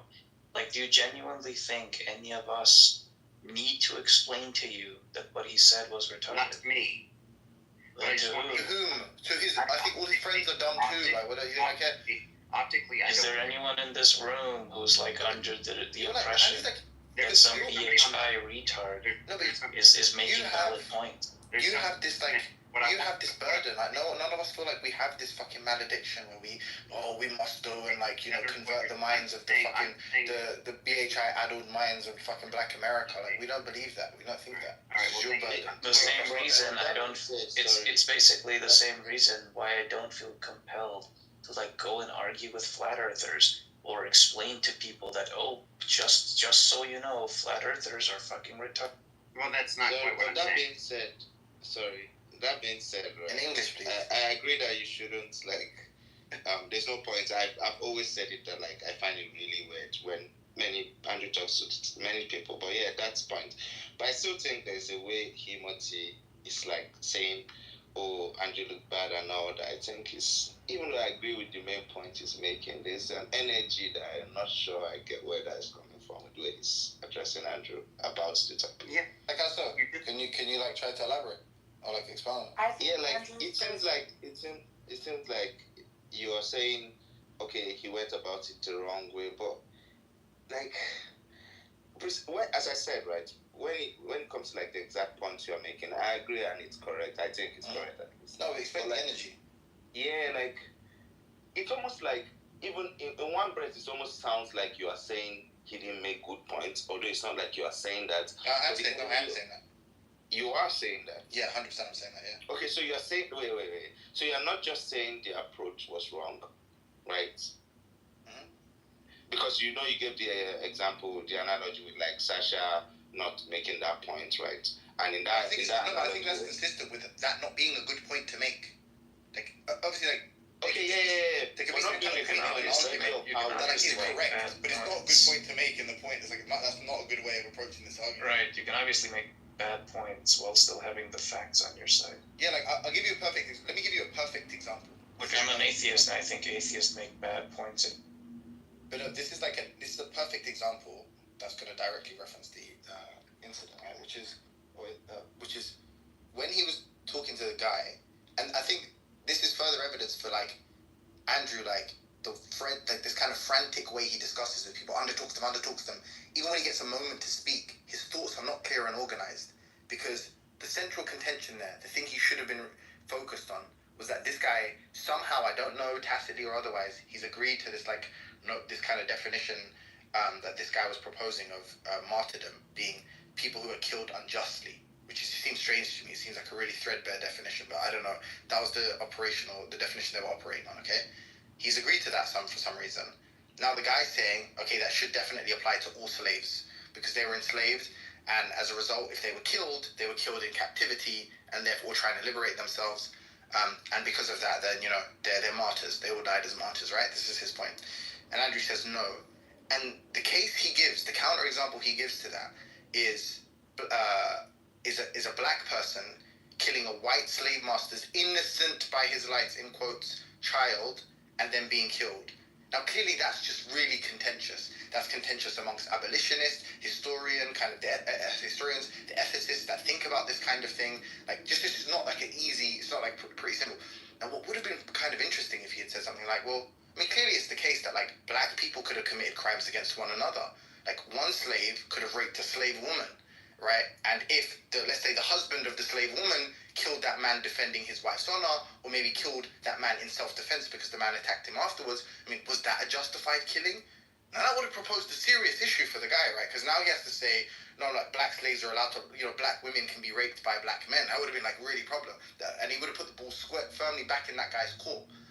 Andrew's so concerned with black versus white, and some slaves are decent, and biblical slavery is okay, that the fucking example he tried to pluck from the sky was just like, it was just ridiculous, given that the optics there were like, this guy's calling you a racist, and you're calling him a racist. And guess what the first thing you say in response to him saying, all us black people were killed unjustly? Wow, some of y'all were killed justly. some of y'all were killed justly. That's what they're going to hear. And then he doubles down. Yeah, He doubles down in it by saying, not only were you killed justly, Someone you were treated decently. Listening to what's happened. He literally said. Okay, but listen to what I'm saying. You're not listening. You're still in your frenzied state. You're not listening to what I'm saying. No, I am. That's a perfect example of you can make that nuanced point without seeming like without losing the optics battle. Okay. Without losing the crowd, you can actually do that. Okay, my point was you're correct. Not focused. What I said was correct. That's my point. You see, Ade? Okay. Like this. Yeah. I think about the difference. Think about the difference, Andrew. Hold on. Think about the difference between saying, because I think one of the points you made was like there were slaves that were treated fairly or decently. More decently compared to the other slaves. No, yes. Yeah, no. I understand that's what your point is, but I said that explicitly. No. You stop. I know you said that explicitly, but you also at some point just said there were slaves that were treated, decently. And then you clarified that to what I mean is relatively. No. It was left alone, and you had to clarify that you meant relatively. And I'm saying that's a good example. I think you can make the same point. Maybe not in that room because they're so hostile and so motivated. But imagine you said not all slaves were treated as inhumanely, or something like that. No, they would just. There were some slaves that were treated less inhumanely than others. I would love to see anybody in here go in there and argue that point for as long as I did. Now you wouldn't do it, and you'd say for all these reasons. Cite That doesn't matter. That's irrelevant. Okay, guys, I'm gonna tell you what this all boils down to. Andrew is basically saying to everybody, before you give me one criticism, find two positive things to say. He's obviously crying out for y'all to say that he did a good job in some area. Andrew, you did a great job for 5 hours. I agree with some of what you said, Andrew, and some of I don't agree with other stuff you said. Yeah, that's fine. That's I'm just saying the uncharitable nature, because Timothy's already taken issue with this, and I understand that, and it's an emotional thing for him too. But the thing is, I promise you, this one isn't emotional. Okay, that's fine. You can say that. I think everything you said was retarded, but I still think what you were doing was just like. I know you're gonna latch on to the energy talk, but he didn't defend it. Like, tell me what the energy is. I'm telling you, Timothy, that the way you're coming about it is you're not coming about it in good faith towards me. Okay. And I'm like, how so though? Right? Can you? I don't. Just your. Can I just interact with what you said? You're subtle. It's like a subtle, it's like a subtle motivation to just characterize this. I don't think that's there here. In this case, and I noticed it before. I think he has done that, but in this one, no, dude. I can't hear it from you, Daniel. I'm sorry. I don't know how you can, like, with a straight face, accuse people of quote-unquote framing, and they try to give you a justification for every single thing they're saying, explanations. I'm even giving you I gave you an instance there where I'm saying, like, here's the way where you could have made the point you wanted to make in a way that wasn't a quote-unquote bad point. Like, it didn't like lose the kind of like a popularity vote for you, right? And then you're saying, like, oh, that's framing, okay. And then I ask you guys, and it's all vibes. So, scared? No, man. It's like vibes. You get a bad vibe, dude. And I go, can you explain why? And you're like, no, but you're not a frame lord, but I am. Gosh, okay. I said this all started, Timothy, with me saying that, look, my points were correct at bottom, okay? And I'll defend them. Now, like irrelevant, though. I don't know that was the point. That was the only thing I said, though. It was in complete isolation. I don't care about optics or any of that. That was my point. That's what I said. And you wanted to challenge that. And you wanted to say, well, no, they weren't. And I'm like, well, no, they were. The point about the slaves being decent, it is correct, or being treated decent compared to others. That is absolutely the case. I mean, I think all of that stuff. I don't think the way you're using correct, number one, I just disagree with. And then also this point about agreement, Sailor, and it's like if Andrew goes into the debate and goes like, "Hi, my name's Andrew." I mean, do you agree with that, Bob? Do you agree that his name is Andrew? Okay, was that correct? Wait, Bob. You didn't let me. The point is like, as it's relevant to deciding a debate. Okay, well, you're not letting. Look, we can't start grading all the times you said something. You're not letting me finish. You're not letting me finish. Sasha came in. I said I qualified that in some way before Sasha spoke. But yeah, I get it. Get the optics and all this stupidity about her speaking for me and this is my spokesperson. That's not what I said. That's not how I presented it. I said I would cede my. I said I would cede my time over Yeah, who said you said she said you're Freaking Charles and freaking Cool Man. That's what This is what I fucking mean, bruv. Like, you're trying to show me how I'm bad vibes or whatever. What fuck? I don't give a shit about these dickheads. No, listen, I'm telling you that the points that you brought up, that in reality, upon examination, if you understand what's going on, you wouldn't be saying, yeah, he messed up there and was saying stuff that was racist or what. No, that's not at all what happened. I made it very clear that Sasha, in some way, Sasha was not going to necessarily be somebody I could rely on in that conversation. That's not the point. The point is, okay, but you said, I want her to speak in my time. Like, if she went in there, if you went, okay, guys, I've got a bit of a loose cannon, but I want them to speak in my time, and she said, yeah, that would be weird. That's not what happened, though. That's not what happened. She got mad, and, okay, listen, she got mad and responded. Now, I'm not justifying that, but it is the case. But at least there's something you can understand. More than just saying, hey, it's just somebody going, no. Like, why are you so bad at this? Like, because I don't think you're listening to what I'm telling you. The point is, you cannot absolve yourself by saying there was a disclaimer in and around. Yeah, I can actually. I can. No, I think it doesn't. Okay, but then it definitely doesn't contact. That's only going to contact what I'm saying. Okay, Timothy, that's only going to count for the optics point. Okay. Apart from that, which is what I'm talking about. What else is there though? I don't get. The reality of what I said. I'm not responsible. Hold on. I'm not responsible. Stop. I'm not responsible for what Sasha says. Okay? You are. I'm telling you why you are. No, I'm not. No, I'm not. No, you literally are. I have time. I can have somebody speak, and if they say something stupid that looks bad, that is not my fault. Yes, but I'm telling you it is. So I don't. What do you want? Okay, well that's fine. I disagree with that. I could take. We could argue about that until the cows come home. But I do not agree that if I cede up some time for somebody to speak, and then during the course of them speaking, they say something foolish. I agree. She said it fairly short out the gate. Well, I think that's you, friend, but.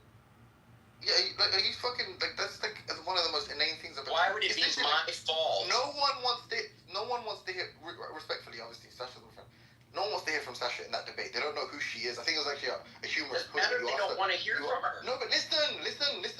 The only reason she has the mic there is because you're saying the time that's being allotted to me, I want to give to her. That is literally saying I want her to represent my side of the argument. No, that's in that time. She calls someone an ape. She calls someone an ape, right? And they believe, right, that reveals her to be a racist. Okay. Then you asked for a racist to speak on your behalf. I understand to vindicate that's you not of the accusation of racism. Okay, what that's not what I'm saying. Look, Sasha obviously would have something very meaningful to say about all of that.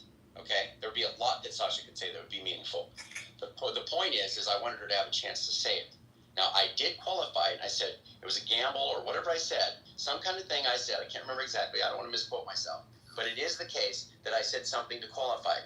Now, she gets up there, does what she does. Don't blame me. I did say that you could do that. Now, she would say something on the topic when we're talking about, is it the case that black people can be racist?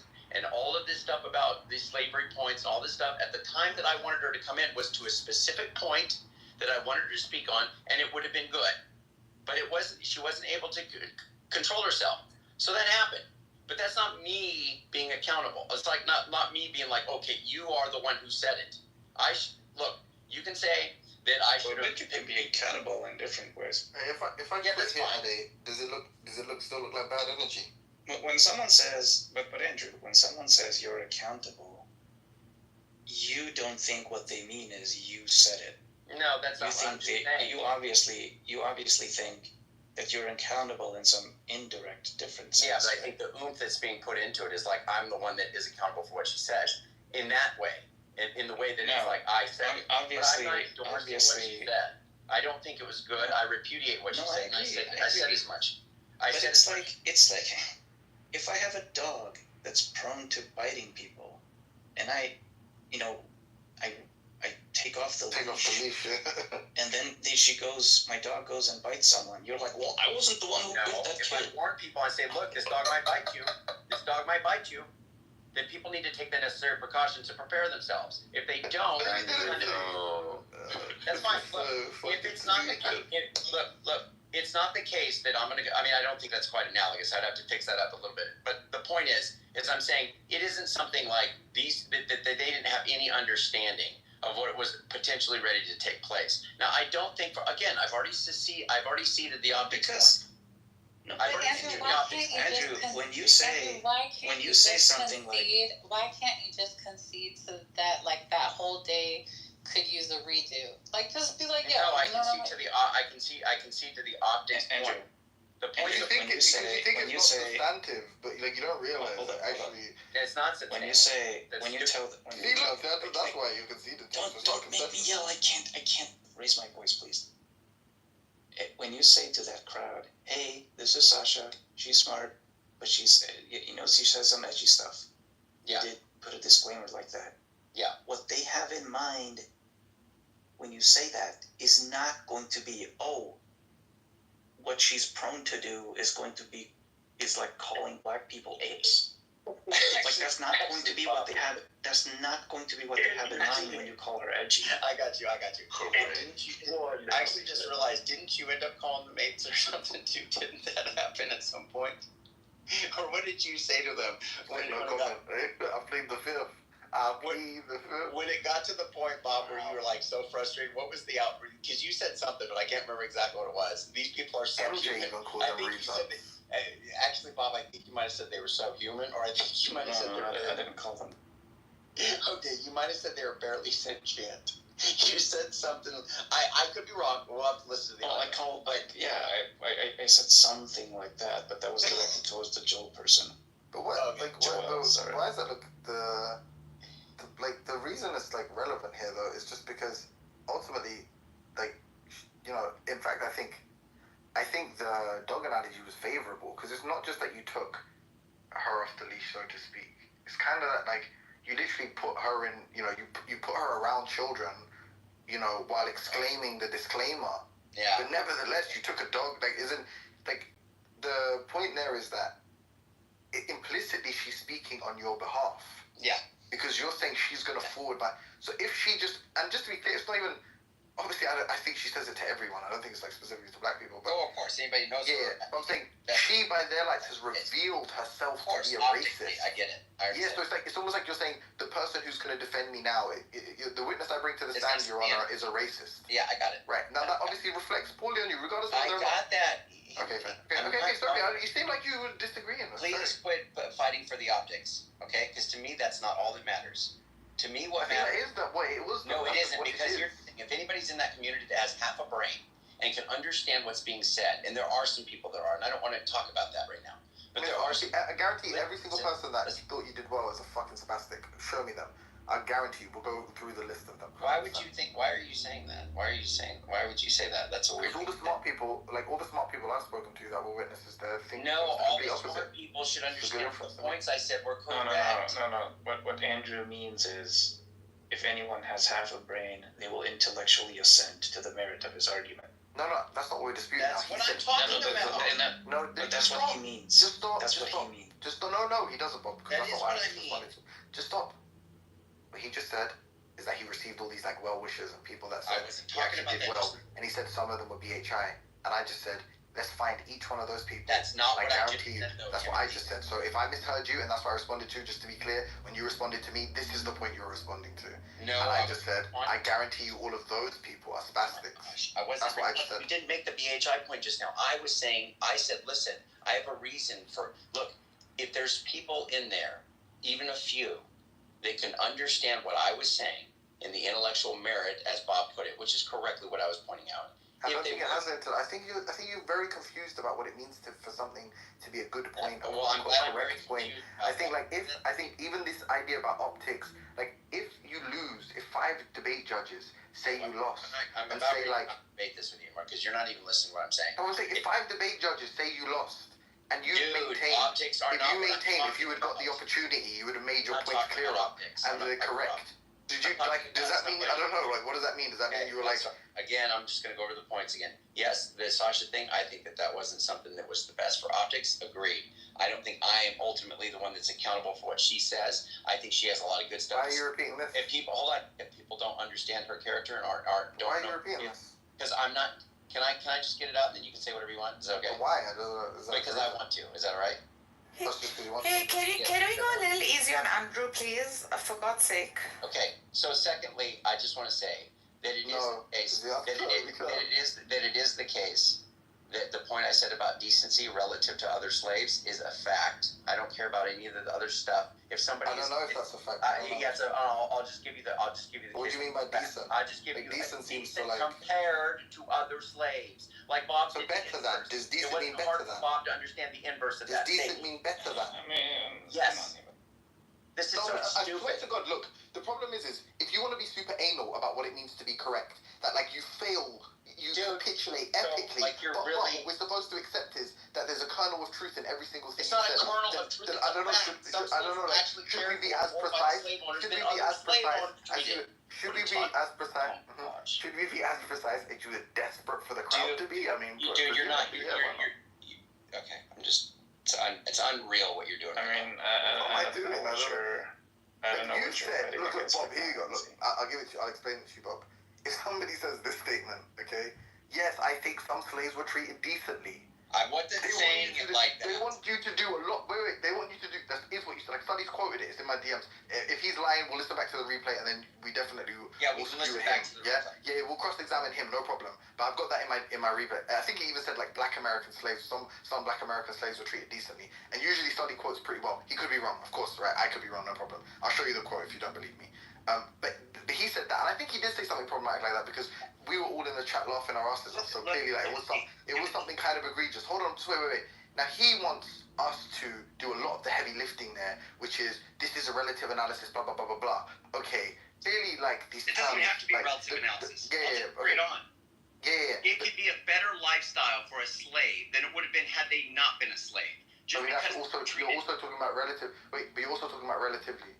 I'm talking about relative to existence. Like you're saying, like it's not a good lifestyle. Like you're saying it's not a good lifestyle. Like it's not a decent lifestyle, isn't it? It's not a decent lifestyle being owned by another human. No. Compared to being free. Yeah, look, you see, no, but hold on, but here's my point. See, my point is there's a lot of work you want people to do. That's not a lot of work. Now when they run the magnifying glass over where it's used, then it's just uncharitable. Like now be fair, Bob. That's not be fair, Bob. At all. Like why should charity go in that direction? I'm making a point that he performed poorly, and he's trying to justify everything. I'm not talking about the opt-in. And it seems like it should be scrutinized then. That's so stupid. Like, I don't think we should just accept okay, well now you've had time to think about your answer. You want to be skeptical of everything that I'm telling you. I'm not trying to be skeptical. I'm saying you did it. Look, you did shit. I mean, that was terrible. This is fucking horror show. Okay. You're just not being fair, dude, at all. How though? Like, you keep saying that, but like when we try to go through it, you just like spaz out. You just be like, okay, that's an opinion, and boom, bada bing. On that comment, I don't think it requires a lot of heavy lifting to understand what Andrew meant.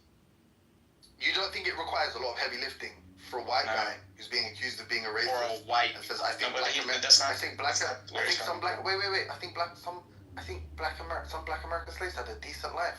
No. If you're in a room, listen. If you're in a room with a bunch of yeah, which matters. If you're in a room full of belligerent BHI people, and you're a white guy, and you're saying these things, in that context, I agree. It does require heavy lifting. Like you can't just say that mic drop. I think in pretty much most contexts it does though. I think even in an academic forum. I don't agree. People be like, I'm just saying in that kind of context, I don't think you can just mic drop and expect them to just rationally accept what you're saying if what you're saying has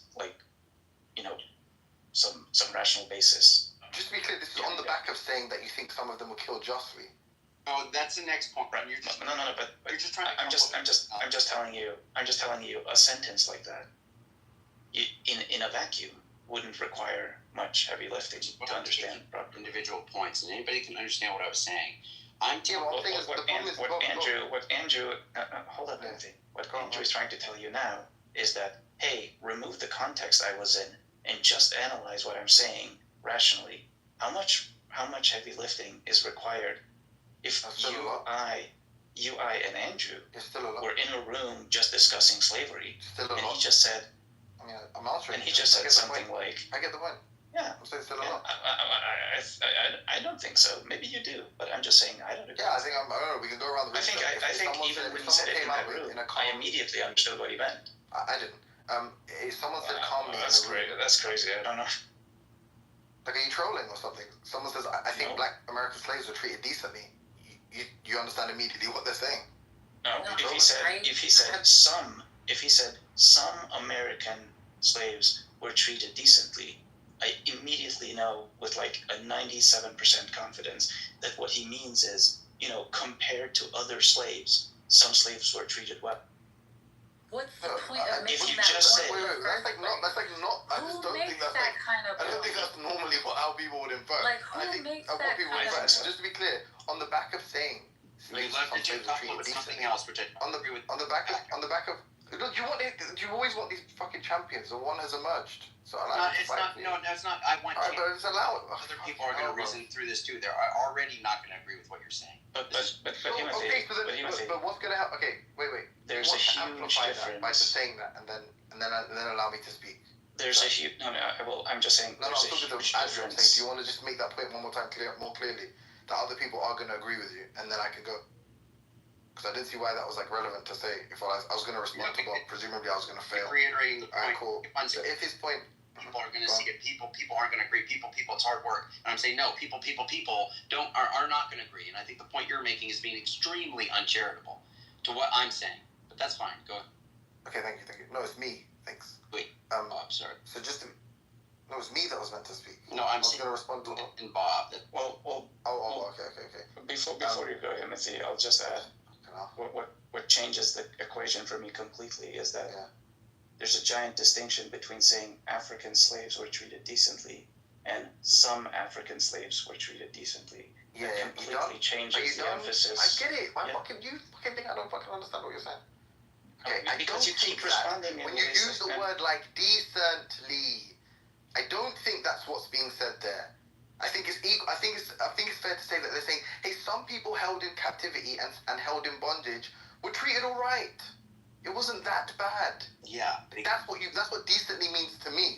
And I think most fucking normal people, like, competent speakers of the language, would think, yeah, a racist person would say something like that.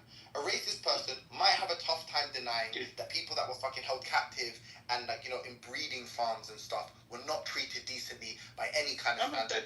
That's fine. That might be your reading. I'm not saying it's invalid. However, some black people, i.e., slaves who were kept in the big house or whatever else, they were treated decently. It wasn't that bad. That's how I think most people would interpret it.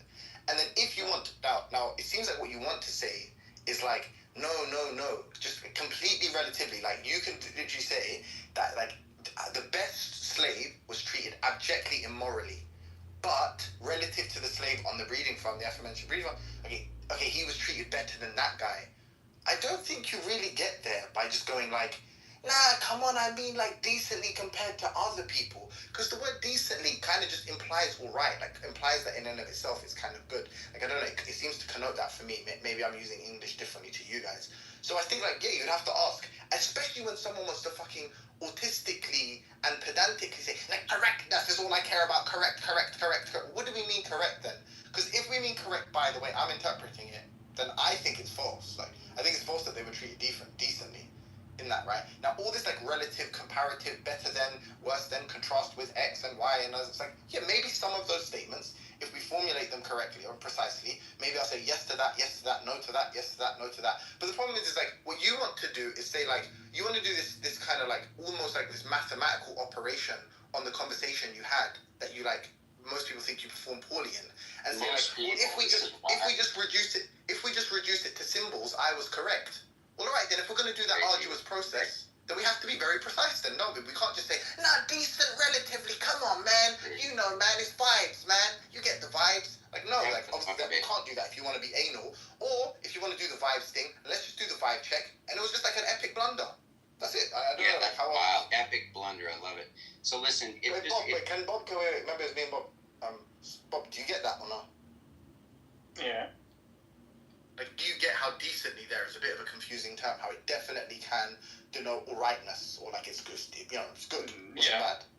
Okay, cool. And you get that how it's like, if he wants people to interpret him really precisely, then it's fair to run the ruler over what he's saying too. If it's like, okay, I this was like an imprecise statement, but come on, man, be charitable. It's like, if we're gonna be charitable, we're gonna do extra work. Let's proper, like, you know, get our hands dirty and do the real work, which is formulate it as precisely as possible, so as there not to be any ambiguity or confusion. Is that fair too? Just gonna. Of course. Okay, shake hands. Okay, cool. Shake hands. Let me just go ahead and say hands, something. for God's sake. You're gonna go ahead and bring up something that I said. You said, oh well, this is on the backs of him saying, you know, this stuff, and slaves can be, you know, they can be accountable for doing what they need to get free or whatever. You need to take it on the other stuff that I said, which is slavery bad, slavery bad, slavery bad. Over and over I said that. And not only that, I didn't just say some slaves were treated decently compared to others. Some slaves were treated decently, which on its own I think you can understand. But compared to others, you certainly can understand, which I did say. So that's what I'm saying. I'm saying when you understand what it is I said, if you look at bottom, it is the case. It's true. Some were taught to read, some because of the moral convictions of the slave owners. Hold on. That's not what I'm talking about. I want to know what the he wanted to make it seem like any slave could just kill people to get free. No, some slaves didn't have this psychological damage to such the degree that it would be like, oh, I can just kill anybody and do anything to get free. I disagree with you. Yeah, I disagree with you. Chattel slavery was. You're not listening to what I'm saying. The slavery that happened in America is one of the worst slavery that. Yes, I agree with that, Sayla. And you're That's not saying my that point. some people should be happy that they got taught how to read. Yes. What are you talking? I didn't say that either. You might as well be. What I'm saying. You might as well be. You are that's just you just being. What's the point of making that point? The point is that he wanted to say that anybody that's enslaved can do whatever they can do to get free. I don't think that's a biblical principle, and I don't think it's right. I don't think that's right. Yeah, it's not right. It's just not right. You don't get to do whatever you want to get free. And yes, he meant whatever. He said that's crazy. So the slave masters can do anything that they want to you and your children, and you're not supposed to resist. That's the epitome of what they're talking about. He said, if anybody's standing in my way to my freedom, I can. Has a racist tint. Hey, Sayla. He said, if anybody. No, go stand in front of the listening to what I'm saying. He said, if anybody. This is so stupid. And talk about how you don't want people to do the Boston Tea Party. It's so crazy. What are you doing right now, Sayla? Like, Sayla, do you think he can just like shoot the 1-year-old in the crib? You think that's okay? Just dumb. What's dumb? You can't do anything that you want to get free. Okay? Listen, and he made it explicitly. He didn't qualify it. No, don't be charitable to him and say, oh, well, he just meant it. No, I explicitly got him to say that you can do anything you want. I agree. Yeah, but that's another one of these points where it's like, he's a retard, like he said something false. I'm not saying that people should do whatever that they want. Don't minimize it when it serves your case, Timothy. I'm saying that it's not minimize. I'm saying he's a fucking retard. Yeah, and what I said was correct. Have I said, wait, Andrew, have I said you're a retard? Have I said you're a moron? You said it was an epic failure. And you said the stuff I said. You said intelligent people aren't going to think I made the case, and anything I said was correct. Yeah, what do you mean? The points I said were good. What does that mean? Some of the points were good. No, but you're saying that the points I'm saying are correct, and it's not something you should be like, oh, well, this is something that is. No, you just said I minimize. Firstly, you said I minimize. Yes, you're minimizing what he's doing. I said how many times he is like, you know, has like a subhuman level intellect, is like an actual moron, pretty confident. I know you didn't say that. I'm saying that. You're saying I'm minimizing. I just want to be clear. It's like saying this. Like, I expect better of you, right? I tell you this like frantic, manic approach you take to these discussions with people, where you try to like address every single micro point, and there's like these epic gaps with people that you try to sub in for you and all this kind of stuff. I'm saying like that led to a double knockout. You both got knocked out. And you're saying like, oh, you're trying to minimize. No, he got knocked out. He got knocked out without a question. We're not even talking. His performance, he got knocked out in the first round. And somehow the fight went to round 12 and you still got knocked out. Okay. Well, okay. That's what I'm saying. Okay, fine. So you don't say I'm minimizing what he's doing. And to be honest, because you're so intransigent and you take absolutely no criticism, constructive or otherwise, I'll grant you, half of this hasn't been constructive, or 90% of this hasn't been constructive. No, but this is, you see what's happening now is what happened then. It's not like, you just don't, like, the point I just made about the decency stuff, that's an epic, like, that's an L. That's not. I disagree. Yeah, because you're not, that's why you'll lose again. No. You'll likely lose again. You'll lose another debate. Listen, Timothy, I'll take on criticism that I think is actually being constructive. And people tell me What something. does the word Daniel decency just mean said to something you? in the chat. What does that mean? Daniel said something in the chat, and I said, "Yep, I'll take that. That's fair." And What it wasn't does positive. decency mean? What does decency mean? If I say this meal is decent, what do you think I'm talking? What do you think I mean? Fair. That you liked it, and I think there were some slaves that were treated very well compared to probably how they would have been treated. No. Look, don't tell me about comparison. Like, that's a trivial case. Like, rape is better than rape is one rape. Listen. You're missing one what I'm rape saying. One rape is better than 1,000 rapes. Not what I'm saying. Decent? Is rape? Am I treating a woman decently? No, that's not what I'm saying. Okay, so don't tell me about fucking relative then. That's not what I'm saying. You're having a debate with someone. Where they're accusing you of being a racist. You've just moved from saying you're doing all this stuff. You're trying to connect points. Offered an absolutely horrible counterexample. There's other undermine his point coming that up all other of them than just were being killed racist. unjustly. And then you move to as a rebuttal, bear in mind, as a rebuttal, some slaves were treated decently though. You're commenting on a discussion you didn't hear. Yeah, you're commenting on a discussion you didn't hear. You're connecting points. And I didn't hear that part. Hold on.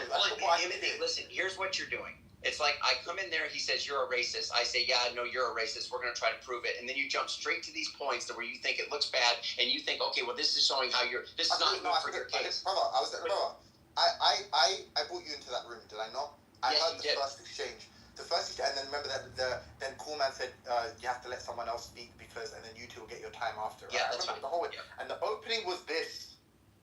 You said you're a racist. I'm not a racist. You said you're a racist. Someone has the recording. No, I said by your own admission you're a racist. Stop. Yeah. He says no. He pulled the Shamos move. I know you're familiar with that one. And you thought that was a legitimate defense. He is a racist. Yeah, I already showed you the Shamos. Yeah, I know, brother. That's fine. I'm just saying. Okay? He's pulled the Shamos move, didn't he? He said, oh, I just meant I'm a racist by your standards of the word racist. Yeah, by my standards, I'm not a racist, Which kind of, by the way, incidentally, kind of undermines the other point you were making in the discussion we had, but that's kind of besides the point. Because your whole point was that they couldn't even acknowledge there was any other usage of the word racist, so clearly that's false. But that's what I said. That's why I said you lost the debate. That's why I said. But your point was that they wouldn't even acknowledge it. That was your point. That was the point. I actually brought that up. I said, but he actually called himself a racist, so he undermined himself. He undermined his whole freaking point. I said that. No, I'm saying, in the other debate we were having, yes, right, us two, yeah, you were saying these people. Yes, these people. I understand there was another usage. Clearly, he does understand that, right? I agree with that. That shows that he actually understood, betrayed or belied the fact that he actually knew what it is that people meant when they said this person's racist, because he called himself racist after he said anti-white remarks. I said I said that's racist. He said I am a racist, and I'm like, but then, I said, your point that like the source of great frustration creating the room all this is because they wouldn't even acknowledge there was I'm not talking about one person clearly that's just not true mistake and reveal. No, listen, I'm not talking about the one person making a mistake and revealing that he's his name was in the title. I'm not talking about. Yes, I said he's a racist. Okay, brother. Okay, no problem. I said he was a racist. I take your correction. No problem. It's fine. That you weren't leveling that criticism towards him. I'm saying he that criticism for other reasons. Timothy. That's fine. Yeah, okay. Timothy, listen. I'm saying he was a racist. Okay. Yeah, I'm agreeing with you, bro. I'm saying he revealed that he was a racist and understood the term the way I was using it. Yeah. And that's how I was using it. Yeah. You're a racist. Okay, yeah. Okay. Yes. Okay. That was just like I shouldn't have brought that point up to be honest. It's confusing things, but I'll take your point of correction. No problem, man. Anyway. So I was there for the opening throws, the opening exchanges. I was there. I was there for the martyrdom point. I was there for your response to the martyrdom point. I was there for the point about decency. And I'm just saying, at best, you asked for charity, here's your charity. It was incredibly sloppy. And given the circumstances and given what your goals were, probably negligent of you to phrase it like that. For you to respond kind of as impassionedly as you did with that, right? With that phrasing. I think it was like, negligent of you, or what did I say? Was the first time sloppy? Yes, it was very sloppy. It was a very sloppy use of language. I think what you want to say is, Timothy. I think what you want to say is, he was Donald Trump, and you, Andrew, were Hillary. Okay, well, let me just say this because I think this point's being lost. I think that's what I want to say. When I say this, like, but Timothy, when somebody says, listen, I hope you understand this. If somebody says a movie is good, okay, that means in any context, whenever you say somebody it did well, that was good, I liked this, that was decent, any of that stuff, it is always going to be in relation to what the norm is, or whatever the general norm is compared to their environment, or in their environment, their community, their nation, whatever. It's just going to be something that you're comparing, like your experience of what indecent is. If there are no external value properties, then No. the spectator Fish, Piper, fish. Right. But so here's the point. I'm saying that if anybody who's what are your thoughts on that as a statement? Please let me finish. Please let me finish. I get interrupted all the time. Go on. Yes, fair. Okay. The decency. I'm saying that if I say this person was treated decently, forget the fact that I'm saying relatively. That is inherent with what I'm saying, because it is the case that if somebody is free and their life is not as good generally as this slave's life is in this specific case, then it would be the case that he is definitely being treated decently. So it's not, you compare, you need to listen to what I'm saying, that there's a base. I hope somebody can understand what I'm saying. There is a base of what it means to live decent in America. Slave or not, there's going to be a base, okay? Or we'll just say non-slave at the time, okay? There's going to be a base. So let's say, yes, they still have teeth problems because they don't have advanced dentistry. They still have all these other issues. Okay, cool. But we still say comparative to what that time was, like what life could be. But what do you think? You think that they're talking about being treated decently by fucking cosmic forces, or by like the laws of nature or something? They're talking about being owned by another human. And if another human possesses me and has the ability to trade me like fucking Pokemon cards, right, and buy and sell me. Yes, exactly. And that is treating me decently. Okay. So you can't appeal to the fact that there were some fucking Irish people or something. I'll make it very clear. Bro, you know what, man? It's actually tedious talking to you. No, I feel the same way. I lose. You win. I hate bad vibes. I don't do that this whole thing. You wanted to get me. I didn't want to have this discussion. You got it. Yeah, no, you got it though. Stop. I didn't want to have. You wanted it. I'm done. So now you're just going to tap out after doing this thing. Yeah, I can lose. Look, see me. I can just lose. I don't care. And if you tell me I lose, if someone starts a room tomorrow, you lost that debate against Andrew, you actually conceded, I'll say, yep, 100%. No, it's very frustrating because, dude, you started this whole thing. You say these outlandish statements by my lights. I want to defend certain points. I can take some of the criticism, but I want to make a point. You're not even conscious at this point. What the fuck are you talking about? I am conscious. I was getting ready to give you an example. This is not the heavy lifting, by the way. Let me give you an example, and you'll understand it. If it's the case that the slave owner, I'm done. Well, can I say what I'm going to say? Yeah. Sorry. If the slave owner switches places with the slave, and lets the slave sleep in the big house and he sleeps in the little house, he's treated decently. Okay? And I don't have to qualify that. If there is cases where that happens, and if there is cases where because of the moral conviction, because the person feels bad about the slave, feels bad about what he's doing, he gives him a better lifestyle than himself, or treats him at least on par with what he's living like. That is decent. That's decent human treatment. And I'm saying that is something that you don't need to do a lot of work to figure out. You just think you freeze him, just out of interest. They did free him, by the way. They taught him to read and freed them. That happened.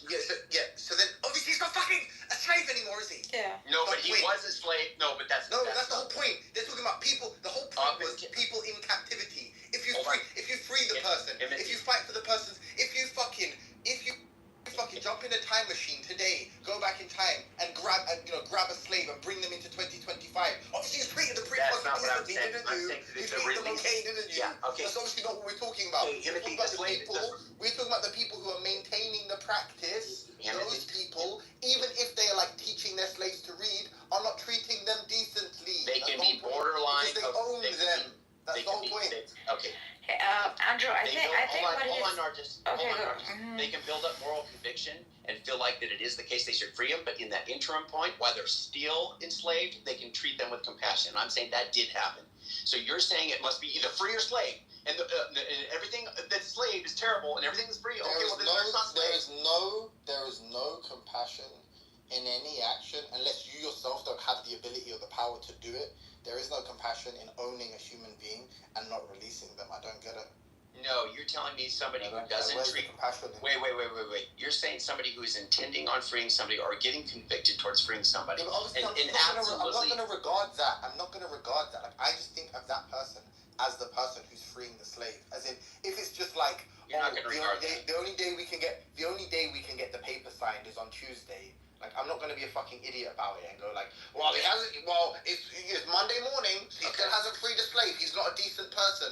Like, if the person is actively, think about all the abolitionists and stuff, like people who are purchasing slaves to free them, whatever. It's like, obviously, I think those people are decent people, and I think their intention is to treat those people decently. The point is, like, clearly that wasn't what was under discussion. And this is my point. You are fucking seemingly, for reasons unbeknownst to me, because you're a highly articulate individual, and I do think you're smart, I do think you understand things. Like, I don't think there's many things I understand you can't understand. If anything, maybe it's the other way around. So the fact that it's just like, it's so horrible the way you interact in these kinds of discussions, and it's just like, it's so bad at articulating yourself. You expect so much. Like, you expect essentially the most extreme form of charity from these inhospitable environments, or these hostile environments. It's like bizarre to me, bro. Like, no, I don't think people should do all the inferential work that you're proposing or you're insisting upon them. Like, I don't think they should be doing that. I think if you're fighting for your life against the allegation of being a racist, I think it is a massive blunder to go in with a statement like, yeah, I think some blacks were killed justly. Black slaves were killed justly. Some black slaves were treated decently. I think that's like an insane L on your part. And the fact that you need to like differentiate between optics and correct points and decently can be used in all of these different senses is just like evidence of you just being incompetent when it comes to these kinds of discussions. You just shouldn't discuss them. If your goal is to not, if you don't want people to think you're a racist, you should literally stop. If you're not prepared to take any advice, you should literally just stop. And I actually do have an investment. The investment is people going, your mate's a racist. There is an investment I have. Okay, that's fair. It gets progressively more difficult to defend the stupid shit you say, or the stupid shit, like, the way... And then now, also, the jokes don't seem like jokes anymore. It doesn't seem like you're memeing anymore. When you go into rooms and go like, some slave masters had it more difficult than slaves. Some slaves were killed justly. Some slaves were treated decently. Yeah. Like, it seems like when you make a chicken and watermelon joke, you're being serious. Okay, that's fine. I hear you, okay? But look, I think that you are, and maybe there's just going to be no way to be clear, I don't think you are. I just want to, sorry, on the record, I don't think you are, right? I just think it's like weird, it's a weird combination of like, just like naivety about these kinds of things. Engage me on, if you don't do, like, if you're going to come in... Because you need to fucking take it seriously, bro. Like, I don't know, like, it's embarrassing, isn't it? It's fucking embarrassing, bro. You took it serious, and you came in here and took it serious. Yeah, I'm serious now. What I'm saying is like, no, and I didn't want to have the conversation because I knew it was probably going to turn into this. And because I don't. Why did you do it though? Why did you go into because embarrass yourself? No. I'm not talking about that. I wanted this conversation. I'm saying I didn't want to have this conversation, and you wanted to have it, and you kept saying seriously, and I don't want to have it because I don't think you're going to see this as objectively as I think I am seeing it. And if you think that I'm being motivated because I'm actually racist, you're wrong. I'm thinking what he's doing. I just literally just said the opposite. Okay, I'm telling you what he's doing is weird fucking autism. But Timothy, you said it doesn't seem like a joke, okay? And you're saying it's getting progressively harder to defend it. And I'm saying that shouldn't be your feeling about it. You should know who I am and know what they're saying is disgusting. And if I don't represent myself perfectly, fine. What you're saying was disgusting. No, look. Timothy, if it's the case... Are you that confused? You don't see, like... You know people can do the same move for them. Like, we can just, like... Let's just be extremely charitable and let's just do so much work to... It's not that charitable. Work for the things that they're saying. And, let's be sympathetic to their plight. And, hurt people. And we can make these kind of dumb rationalizations for all inappropriate things people say. God knows you've done it. God knows you've done it for almost years now when it comes to Shamos, or at least over a year for Shamos. No, the point is, how about being a mature, reflective, see, that's why I don't like that. Adult, you know that's not true. Let me not say these things that can be so easily misinterpreted. How about I don't do that? How about I don't give them all this fodder? Like, at what point do you take... You're so big on accountability. Why don't you... You don't care about... You don't want to engage with these people. You don't even want to talk to them. You don't care. Why does it matter? But if you care, would you care that they think you're a racist? Who cares? Do you care that they think you're a racist? Who cares? Do you don't care? You don't care. Yeah, I'll deal with it the way I deal with it, but you don't care. But do you care? Yes, and I'll deal with it the way I deal with it. Cool, then for my sake, you can tell me this. For my sake, you can tell me this. But you don't care about these people. Yeah. I care about people thinking that I'm like a hypocrite. Yeah, cool, okay, cool. That's cool. But who cares if they think that? You don't care about that. Yeah, I do. You just call them a bunch of them. You don't. Hold on. Wait a second. You're calling them a bunch of I don't care about them. I'm saying smart people. Exactly. And who cares that they say it? And who cares that they say it? I said smart people think this. Smart people will have the discussion then. I think Ade's smart. I think Ade literally said it. Ade said he thinks you're a racist. Ade doesn't think I'm like that. No, he thinks you're a racist. He just said it. Yeah, but it doesn't mean in a malicious way. But that's not relevant. Okay, it is relevant. It's stupid. By that lights, then everybody's a racist. And then okay, that's fine. Like I've told you my reasons. You can reject them. You cannot think they're good. That's fine. No, I'm listening to you, but I think that you're fighting for something that's stupid. Okay, but let's focus for a minute. You threw in Shamos. That's the kind of thing I'm saying where you're being disingenuous. Shamos is a completely different case. Yeah, okay, fine. You do, right, care what they think. And you've conceded multiple times that you lost this, like, optics war. Okay, that means you failed by your lights. That means that by your standard you failed. No. At the very least, you should be very receptive to the criticism you're receiving if we all agree that you lost the optics for these reasons. That optics. Okay, for these reasons, so then you should be amenable to all the critiques. Yeah, you're not hearing everything I'm saying. Okay, listen. I'm receptive to the optic points that you're making. Yes. I don't think everything optically looked bad. He said some absolutely terrible things that were optically horrible, even for the people on his side. Okay? He's dishonest. He says all kinds of stuff about white people. Infer that you have to trust white people. That's a racist comment. It's not qualified. It's absolutely disgusting. And he was saying stuff like that optically didn't look good. And there were people that were his acolytes that even acknowledged that, that wasn't right what he did. You actually did. I appreciate what you said. People were saying that in the chat, in following rooms, to me, there were acolytes of his. They were. People I've never seen before that said that. Okay? Now, that's one thing. The other thing is the other point that I made, that there are people that have intellectual stature that I'm hoping heard the conversation. I'm hoping they did. Right. And were able to maybe morselize it, or that they're trusted among that community, and break it down into pieces and let people understand, hey, this isn't right. You guys shouldn't talk about white people like this. Yeah, who are you hoping? Anybody. You just said there's intellectual people. I said I'm hoping that there are intellectual people in the room, people that are listening, that would break it down into morsel-sized pieces that the adherents there would listen to and be like, yeah, okay, I trust this person. And actually, if he's saying that maybe this is right, then maybe this is right. And I'll stop saying stupid stuff like black people can't be racist and invalidating the crime and the hatred towards white people. That's what I'm saying. It's not right. And this, the stuff that was going on in there, I wasn't trying to hurt them. I wasn't trying to be mean to them. And I do understand slavery is terrible. I said it over and over again. Slavery bad. What do I need to say? Slavery bad. But what I said is that, look, if you were to take a slave and say that they lived as good as a slave owner did, would that be decent treatment? I mean, I think that's decent treatment. I don't think that's that hard to say. I'm not saying that was the norm. I get it. By and large, the overwhelming thing that's going on there was egregious. I acknowledge that. But I'm just saying the way he's coming about it is just like every excuse he can find to be violent towards white people, not only then, but even now, is disgusting. And that's the thing I'm fighting against. I'm not saying that what was done towards him is right. I'm not saying that the black people were treated right. I'm saying that was wrong, terrible, bad. But it is not the same as saying, look, it is, but it's not the same as saying that this is okay what he's doing. It is absolute. The stuff that these guys were saying in the chat, the stuff they were saying during the conversation on stage was disgusting. It was disgusting. It wasn't just a ill-informed. It was gross, deeply gross. Yeah. It's like you no consideration for what you're saying. These are other humans. You're saying they're terrible people. You're saying these people can't be trusted. I would give my life maybe for someone of color. But he's sitting there telling me that I can't even be trusted. I'm a liar.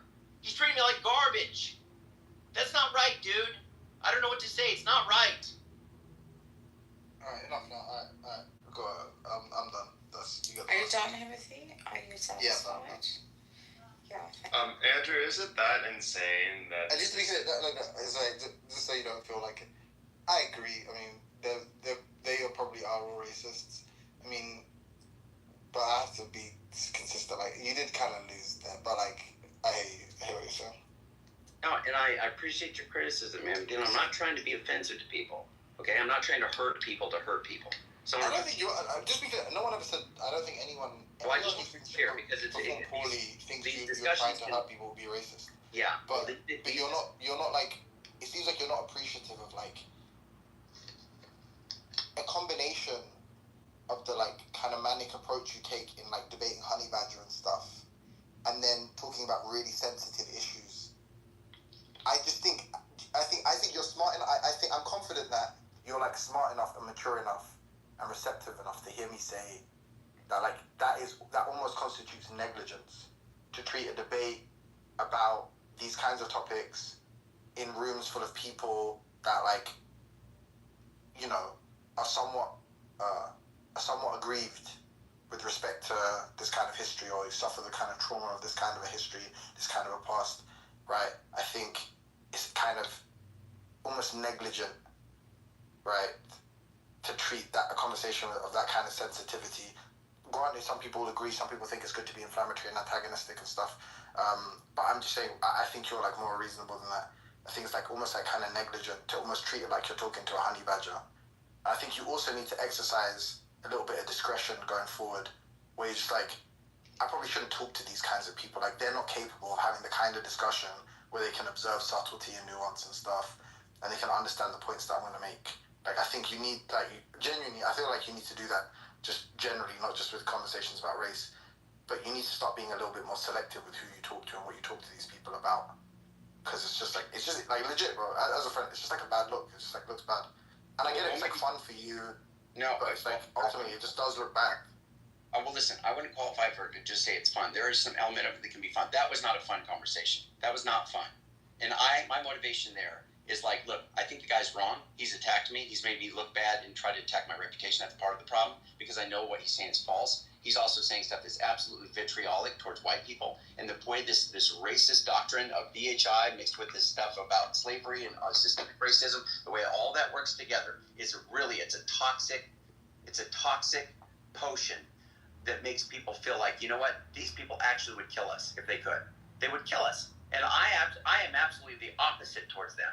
And that's why it's like, it's disgusting to see that kind of stuff go on. And when I'm in there, it's like, look, you saying that, well, I just want to have the conversation. Who's having the conversation? Somebody needs to have the conversation.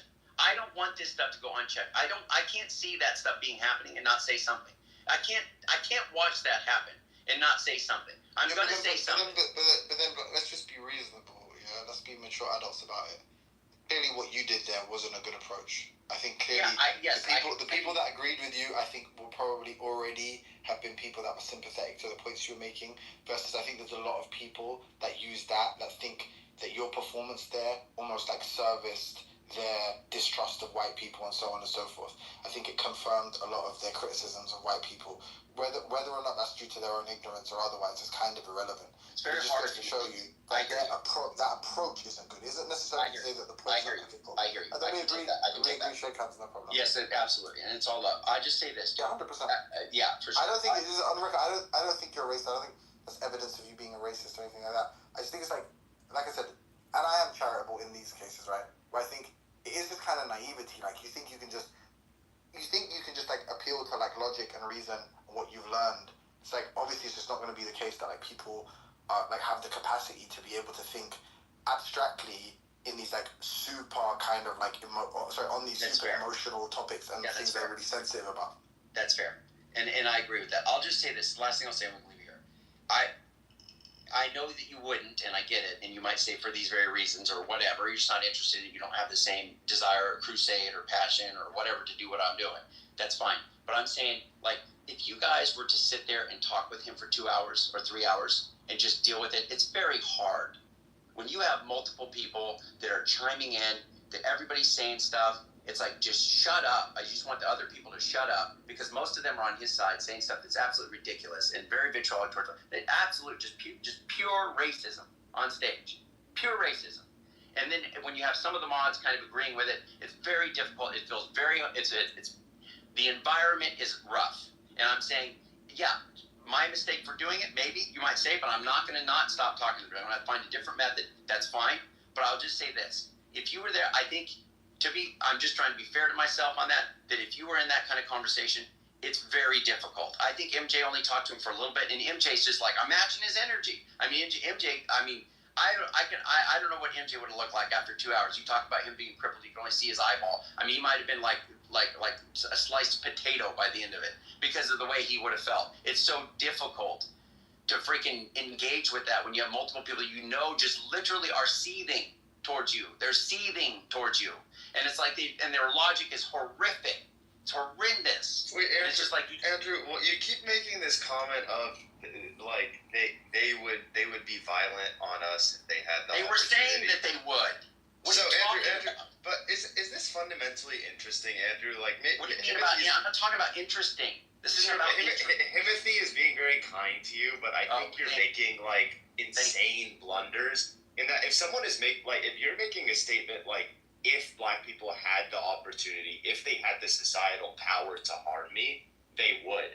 So do you understand the insanity of a statement? I didn't say if black people. That's a misrepresentation. Well, but that's the implication here, right? No, it's not. No, I don't do the blanket statements like he did. I said the people in this room, these people in this room, not people broadly, black people. Sure. Don't say that. Okay, but don't say that. Sure. Okay, so knowing that the people in a particular group, like subset of black people, would want to black harm supremacists. Yes. Sure. Okay, Andrew. But isn't our country very clearly run by white supremacists? I'm not talking about systemic racism right now. White supremacists. No. What are you talking about? No. Our country's not clearly run by white supremacists. That's a stupid thing to say.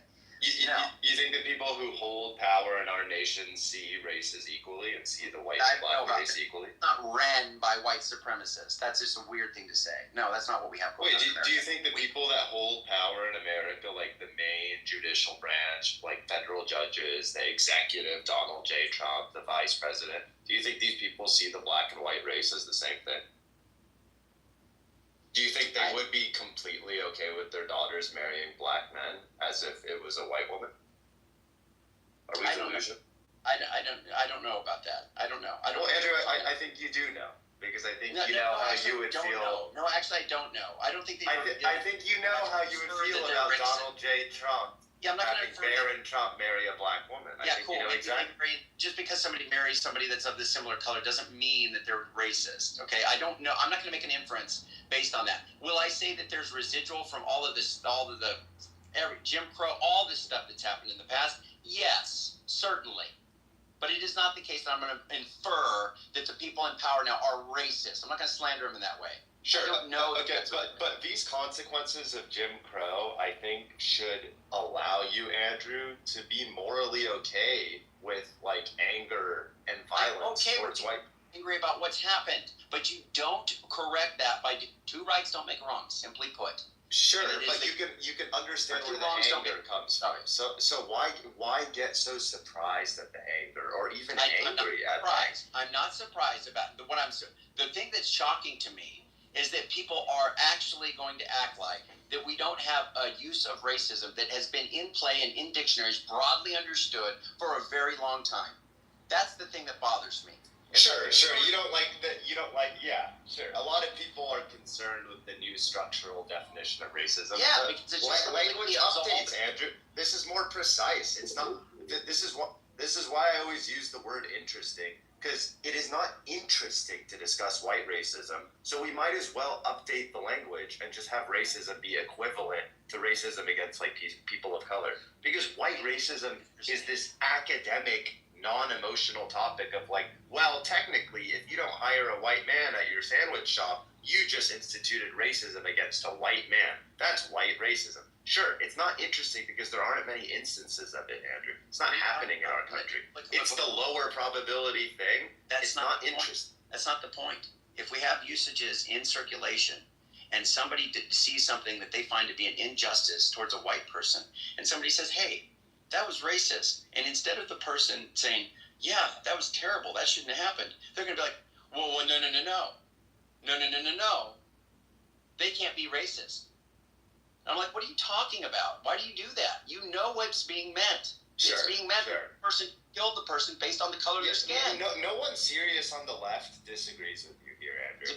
I'm telling you, I'm telling you, it is. Yeah, I don't. When you say no one's serious, I mean, I guess I would agree with that. Because it's a semantics point. People, yeah, there's a subset of the left, Andrew, that you have a big problem with that have changed the definition of racism to POC racism. That's just like such a niche thing to be mad about, dude. Let them change it. It doesn't matter. It's actually a kind of a better definition because most instances of racism in America are POC racism. No, I'm going to use. Look, I am going to utilize the convention among the communities who employ the convention, and I'm saying the conventions. There's two conventions that are being used.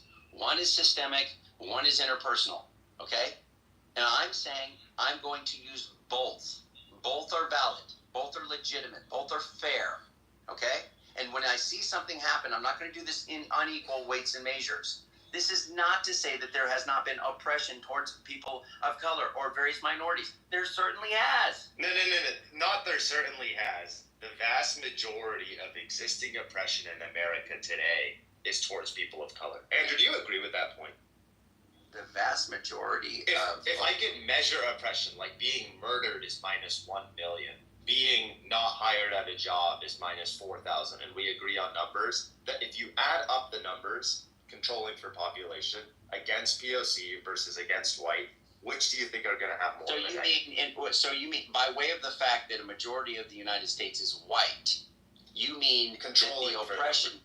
Yeah, the oppression is going to be overall more towards people of color than it is towards people who are white. But actually, that's interesting because if you think so, you have white people, but there's a ton of white people. So obviously, white people, just on averages, are going to be doing more towards people of color, or oppressing them. That's true. Now, if we talk about per capita, I mean, if somebody wants to import the Fed stats, you can do that and say, well, look, they're doing more crime per capita, so technically they're oppressing us. If there's a bigger contingent, it would be very bad. But no, that's not the case, right? So yeah, I agree that just based on sheer numbers, white people are doing more. Yes, they're doing more oppression. Absolutely. Towards people of color. Oppression. Yep, I agree. Yeah, I agree. But that's not to say that we can't call out racism on individual basis. That's not to say that we can't say that when a person does something hateful, like what Joel did, I'm not going to say he's not a racist. I mean, he's just prejudiced. No, I want it to have the punch of racism. But wouldn't an academic like you, Andrew, and you admitted this earlier, like someone who claims to have engaged with these topics a lot and know about them and want to debate them in a public forum? I don't know about engaging with them a lot. I don't have a public discussion with 250 people in the room a lot. That doesn't happen very often. Sure, you know what I mean. This topic, you talk about. I talk about race relations. Thought about it quite a bit. Yeah, I think it's wrong. Yes. It's wrong. Yeah. So, but why are you?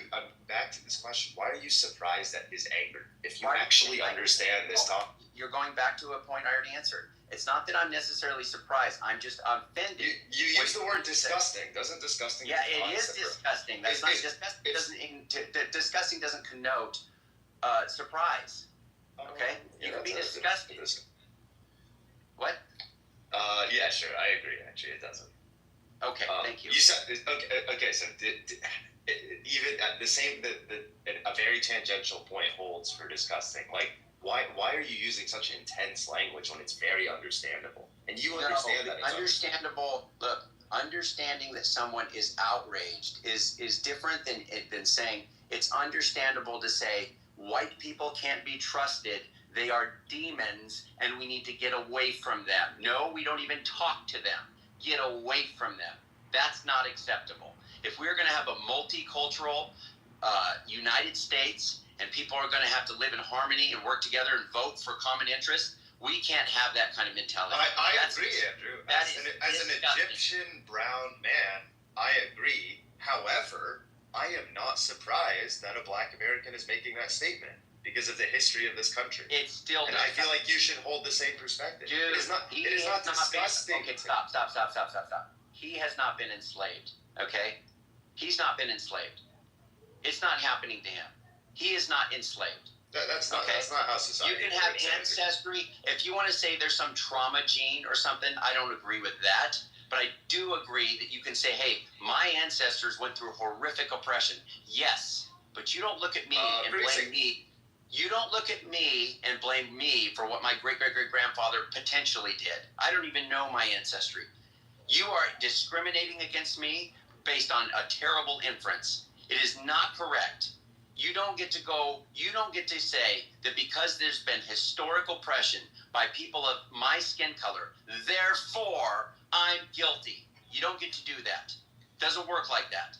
That is an improper inference. Now, if you want to say that I'm part of a culture that's benefited from it, cool. I didn't even freaking know that. Okay? Now I've come to understand it, and in a very real sense, they're benefiting too.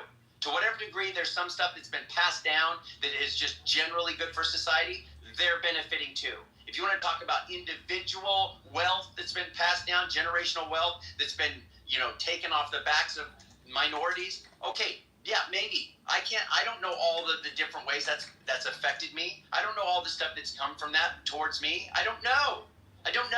But what isn't right is you coming up to me and saying you think I'm a demon and you think I can't be trusted when I'm sitting here wanting to help you and work with you.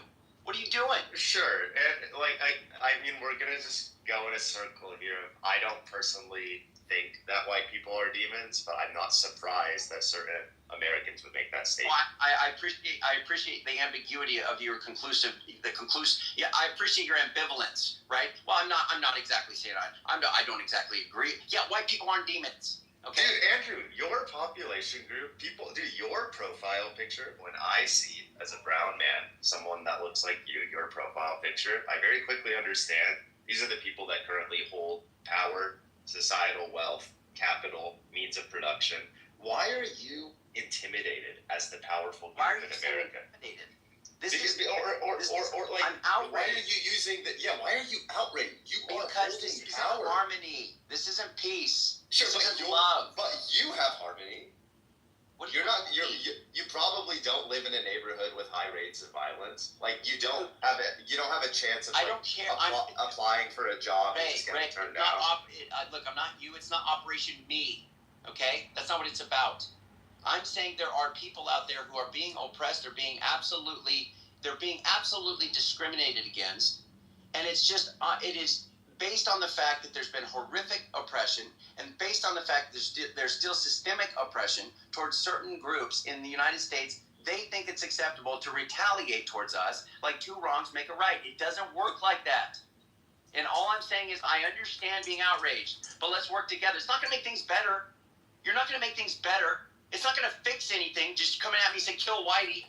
It doesn't fix anything. What are you doing? You're going to make people absolutely blow up. What are you doing? That's not going to fix anything. Yeah, I think this is a lack of empathy. I don't know. It's a lack of empathy. What do you want me to do? You want me to say, yeah, kill me then? Just lay down and kill me. No, Andrew. I don't want you to just give out a bunch of money? Do you think people need to pay money for things I didn't do? Is that what you think? I think people need to pay money. Yes, you don't need to pay money. Who is that? Who pays it? It's going to be a mix of the federal government. Yeah, and who pays the federal government? Where does that money come from? The biggest private corporations. Where does the money come from? No, the government is us. The government's supposed to be us. Yeah, the Warren Buffetts, the Bill Gates, the Elon Musks, they hold a lot of this capital. Make people pay for it. Yeah, make them pay for it. Even if it's not demonstrable that they clearly benefited from some oppression in the past. Of course it's demonstrable. In some way that's different than everybody. What? If it's not, you're saying to make them pay, even if it's not clearly demonstrable that their wealth was accumulated in some way, like that they benefited in some way that's not available to everybody. Of course, Andrew. Let's take the example of Bill Gates, William Gates. Yeah. He went to multiple private schools worth like $30,000-$40,000 a year. He had access to some of the first developing technology in the 1900s, so he could start to tinker with it. Like, do you think those opportunities were available to every person of every income level, of every ethnicity? No, maybe not. Of course not, dude. Yeah, but if you actually run this algorithm, you see that property owning white men had a very small subset of features were the ones with the highest probability you could run this kind of algorithm of acquiring wealth over the last 200, 300 years in the U.S. So, yes, you could very, very clearly say they benefited from a system that did not allow other people to acquire this wealth. That's like quite factual, dude. Okay, cool. So somebody benefited from something that was available to them that wasn't to other people. Not somebody. The white man. Specifically the white man. Okay, wait. Are you telling me that there's no black people that benefited from slavery? Is that what you're going to tell me? No. What does a statement like that even mean? It's just the point is you're just trying to make it seem like the fact that you make those arguments, Andrew. I'm only telling you that there are people in this country of all colors, shades, tints, whatever, that are benefiting from what happened. And there are some people that are of color that have been in certain particularly unique places of benefit. It is the case. Now, is that the predominant case? No, because we're majority white. I get that. It's the case that most stuff that's happened in the past has been oppressive by white people, and it's wrong. And the stuff that came down from that, people of all types benefited in some way. Now, there's some people in particular, but white people in particular, you could say benefited because we're the ones that are in power, in structure, that are in all these institutions and governments, all the academia, whatever. That's the case, sure. But the people, by and large now, the average white person that I know is not in favor of people being oppressed. They don't want to see black people get oppressed. They don't want to see that. They want to see the opposite. Sure, Andrew, but the main point you're missing is that the average white American benefited from slavery. That's what I want to know. What black people, just generally speaking, in whatever way you think that this country was built on the back of black people, is it the case that black people live in this country and are benefiting from that? Wow. I'm blaming Ray for the now what is this day 5 of race relations content? Yeah, that's fine. I'm just gonna say this last thing.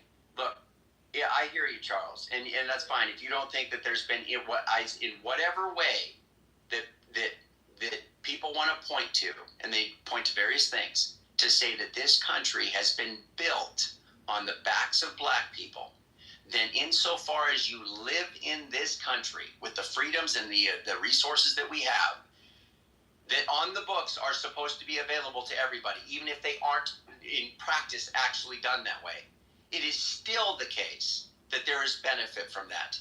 Andrew, that is not how people use the word benefit. Like, okay, well, that's fine. I'm not talking about I'm not talking about like a modification of benefit in the same way that racism has been modified. I'm not talking about that. I'm saying just benefit broadly. And it is okay. So last thing, look. I'll let you say. You guys can say whatever you want. I just want to say this. That this is the last thing I was going to say. Look, it is the case that we need to be working together. What was that woman's name? Platinum, Charles. That's somebody who I agree with. I can stand behind what Platinum said on that platform 100%. She was black, person of color, and she was telling people, hey, look, stop this. Knock this off. Stop talking about you weren't enslaved. Quit trying to chalk your problems up to the white man. And all of this stuff that she was saying, I absolutely agree with her because that's the mindset of unity. That made me feel like I want to work with people like that. I want to be in harmony. But when you have somebody say kill Whitey and you aren't to be trusted, that makes me want that does not instill this kind of idea of like, oh, compassion. No, that makes me fired up. I have empathy for what's happened, but that makes it eclipsed by the fact that they are expressing pure vitriol in my face. That's what I'm talking about. That's okay, but good brother Andrew. Oh, my goodness, where to begin here? First, let's begin with black people benefited from slavery. They most assuredly did not, because labor has value, and when you're a worker, the thing of value that you have, if you're not a trust fund baby, is your labor. I mean, that's why I go to work. That's why you go to work. That's why the people that go to work go to work. Now, imagine these black people that you're talking about were denied the value of their labor for generations. So they most certainly did not benefit at all from slavery. In fact, they came out of slavery with the nation owing them for the deprivation of the value of their labor. And that has never been rectified, sir. and that had generational repercussions that still follow us down to this day. That's the first thing I wanted to say. And good brother Andrew, the second thing that I wanted to say, what Sister Platinum was saying, I mean, I think just about everybody agrees with that. But the perspectives of, would you say, kill Whitey, brother Andrew, that's like less than 1% of the black people. That's like less than half of 1%. That's like less than half of 1/3 of 1% of black people. Like the people that you're talking about, these Hebrew Israelite camps, they're like almost no black people do that and believe that. No, that's you understand what I mean? So it's like for such a small percentage of people, I think that you're overblowing it a little bit. We got friends groups all over the place. You got anarchists. You got the Ku Klux Klan, for example. Most white people are not down with the KKK. What percentage of white people do you think in 2025 are members of the Invisible Empire? Does the Invisible Empire even exist anymore? Or is it just a few, rednecks drinking old Milwaukee with Confederate flags on their pickup trucks having gatherings? I mean, but they have no power whatsoever, right? So that would be like me getting overblown about seeing a Klan documentary and them saying, let's kill all the black folks. Well, okay. I mean, if that's what y'all want to do, but if you come this way, I'm gonna send you to meet your maker. So I would advise against that. But yeah, I think we're majoring in the minors here. I think that the focus should be on what the good brother said earlier. Forgot who it was. I think it was Brother Himothy, giving you the advice not to engage in these type of discussions with certain people. When you identify that these individuals that you're trying to engage with, they have an inherent distrust of you. They believe that you're evil just because of the color of your skin. They're not the best people to engage in a discussion of this topic with. They're just not the best candidates, my good brother. You understand what I mean? So it's just like, and then I'll say this about myself, I'm a reparationist. So I know there's certain groups of political folks, especially political right-wingers, they don't agree with reparations, and they be seething at me for even bringing it up. Those are the people that I'm not talking to about the topic. I mean, I'll debate them about it, but as far as having a discussion, no, I'm not doing that. I need to be trying to convince people that are convincible. And when you're dealing with people, Brother Andrew, that believe that just because you're white, that you're wicked, that because you're white, they say you're Esau and your destruction is predicted in the Bible and the Old Testament prophets. Brother, you don't even have a starting point to begin a conversation with somebody like that. So who can have that conversation? Well, let's take Charles Johnson, for example, and I have this conversation with them all the time because they think that I'm one of them, because they say, okay, so he's a black guy, so he's Israel. So I get invited into the conversation, and I can try to be corrective on those doctrinal and philosophical errors that they had. But you, Brother Andrew, I think your time is better spent engaging with people where at least you can get to the starting point in the conversation, that your skin color is not preventing you from having the discussion. Thank you for. I appreciate that, Charles. Thank you. That's fair. I can definitely take it forward. How do you think we actually mitigate it, though? I mean, is there anything? I appreciate your unique ability to speak to it, and that's awesome. I mean, is there a way to curtail that kind of thinking? I mean, is there a way to expand the race relations content for another 5 days? Yeah. Is there a way to actually curtail that, though, and actually overcome it to where the numbers will start decreasing rather than increasing? I mean, I think that the Black Hebrew Israelism is a horrible doctrine. I think it's absolutely horrible. The doctrine that they espouse, I should say. this race-related salvation, race-based salvation is just absolutely terrible, and it's such a dark idea. It's like Calvinism, but it's got the race element to it. It's just horrific, and that is something that I definitely have interest in continuing to combat. The just general anti-white sentiment. It may not be directly kill whitey, but the whole idea is that it increases the tensions and certainly spurs violence to occur. It does happen. I have no doubt in my mind that some of the folks that were in that room would physically hurt us if they could.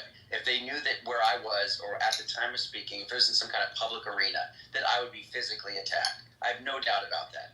Because the stuff that's happening there, it's just so much tension. Well, Andrew, didn't you hear his point that he said this is a vast minority of black? I hate you, Ray. I hate you, Ray. I hate you, Ray. Yeah, stop. I did hear it. But, yeah, so all I'm going to say is I hear what you're saying, Charles. I wonder, is there a way, is there a silver bullet? Because a lot of people don't even want to engage folks like that. And I understand why. It's not comfortable. It's not fun. That was not a fun dialogue with him. I was absolutely... like Timothy said, all over the place, because I couldn't believe all the stuff that he was saying that was nonsensical. And I'm just like, what do we, if everybody just sits back and nobody puts anything in check, you let it go, it's not illegal, the rhetoric continues, the growth continues, the families continue, they get bigger, they do this. How do you stop something like that? That is such a horrific ideology. Yeah, let me just give you one way for you to do it, good brother Andrew, and that's, they say that they believe in the Bible.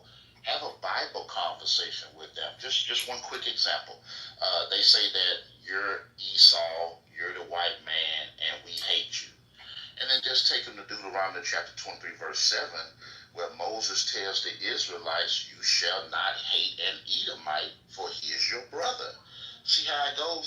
So now, in the minds of people that are listening, yeah, you just refuted that point, because he says that he hates the white man, and the white man is Esau. Well, the Bible says you should not hate the Edomite. So that's a commandment from Moses. So why you all don't follow that? And that's taking an apologetics posture toward their doctrine. And you can do that and stay out of the race discussions completely. And just keep it about the doctrine and their errors in interpreting the Bible. And since you yourself being a Christian, and you yourself, I don't know if you think of yourself as an apologist, but you certainly engage in apologetics, that's the best way for you to do it, Brother Andrew, is to keep it about the scriptures and refuting their fallacious arguments and their fallacious positions and interpretations on the scripture. That way, you gain credibility even with black people that are listening. Because they're like, yeah, you know what? He said that, but then that white guy came with their scripture. They didn't have an answer for that. That's the only way you can win, good brother. When you let these folks get you on a race conversation, they have the advantage and they're going to press it. And you can't allow yourself to get caught up like that, good brother. That's just my... Very good. Andrew, let me just say one thing real quick. Okay, I just want to... I hate you, Daniel. I was hoping Charles... Put a bill on it. I want to hear a sermon from Charles one day. That's all I can say. But anyway, go ahead, Daniel. Yeah. Somebody's singing Rob in this room. I think it's important to remember that, like, the number of Hebrew Israelites of this variety, this fringe variety, their numbers are equal to people that think that there's going to be, like, a UFO invasion. I mean, these people are just, they're fucking crazy, dude. And there's a very, very small number of them, and you should engage with them with that understanding that they're just crazies, dude. Yeah. Well, you don't recognize that, man. Well, I do care about them. Just to be clear, I don't want to demean them or devalue them. I find the doctrine absolutely horrendous, but I don't want to devalue them. And so I just anyway. I hear what you're saying, Charles, and I appreciate that very much. I hear what you're saying, Daniel. I get it; it's a minority. It's not so much. I mean, before I thought there was a larger contingent. I thought there was a larger contingent in the United States. I mean, I thought there was like 400 million of them. That was for you, Timothy. there's like 400 million of them. They're going to take over and they're going to invade anytime. No, there was a little bit of an over. Sorry, random. We did some research. We did some more research today, and apparently the number is closer to what I don't know. It's weird. You have to look into it, but apparently I know that there's like a Manhattan Institute or something that says the number's closer to like 2 million or something, which is, I think it's like something like 4. I can't remember. It's like 10% or something, or sorry, 5% of the 4% of the population. Sorry, of the population of Black America. Well, not that they're BHI in the like Power Ranger or Timberland booth sense, but in the they basically identify with like that kind of ancestry. Right. So they're actually related to the Israelites or yeah.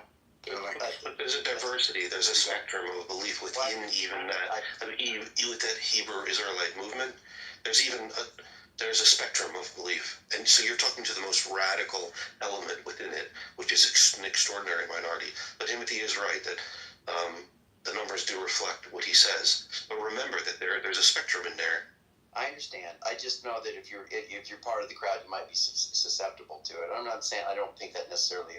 Well, it's like me. Look. I'm tempted to go to Catholicism. You know, I mean, look. People can switch and do things and end up with a whole new set of commitments. And I don't know. Of course, you know, if I was an atheist, it's less likely to happen. But if I'm a Christian, then the stage is set for me to potentially take on, you know, Catholicism or even Christian nationalism, which I'm not necessarily opposed to. So that kind of idea, it's like, I hear what you're saying. And actually, I mean, that's really good faith. I appreciate you telling me that. That's actually cool to tell me the numbers. But I thought you were getting ready to say, I thought you were going to make fun. You were like, yeah, it's like 4% of the entire United States. The 1 billion population of the United States. Yeah, fish. Yeah, because my numbers were a little off, you guys, when we went over the numbers. It was pretty funny. But when I said how many people I thought were in the United States, yeah, it was a little bit off.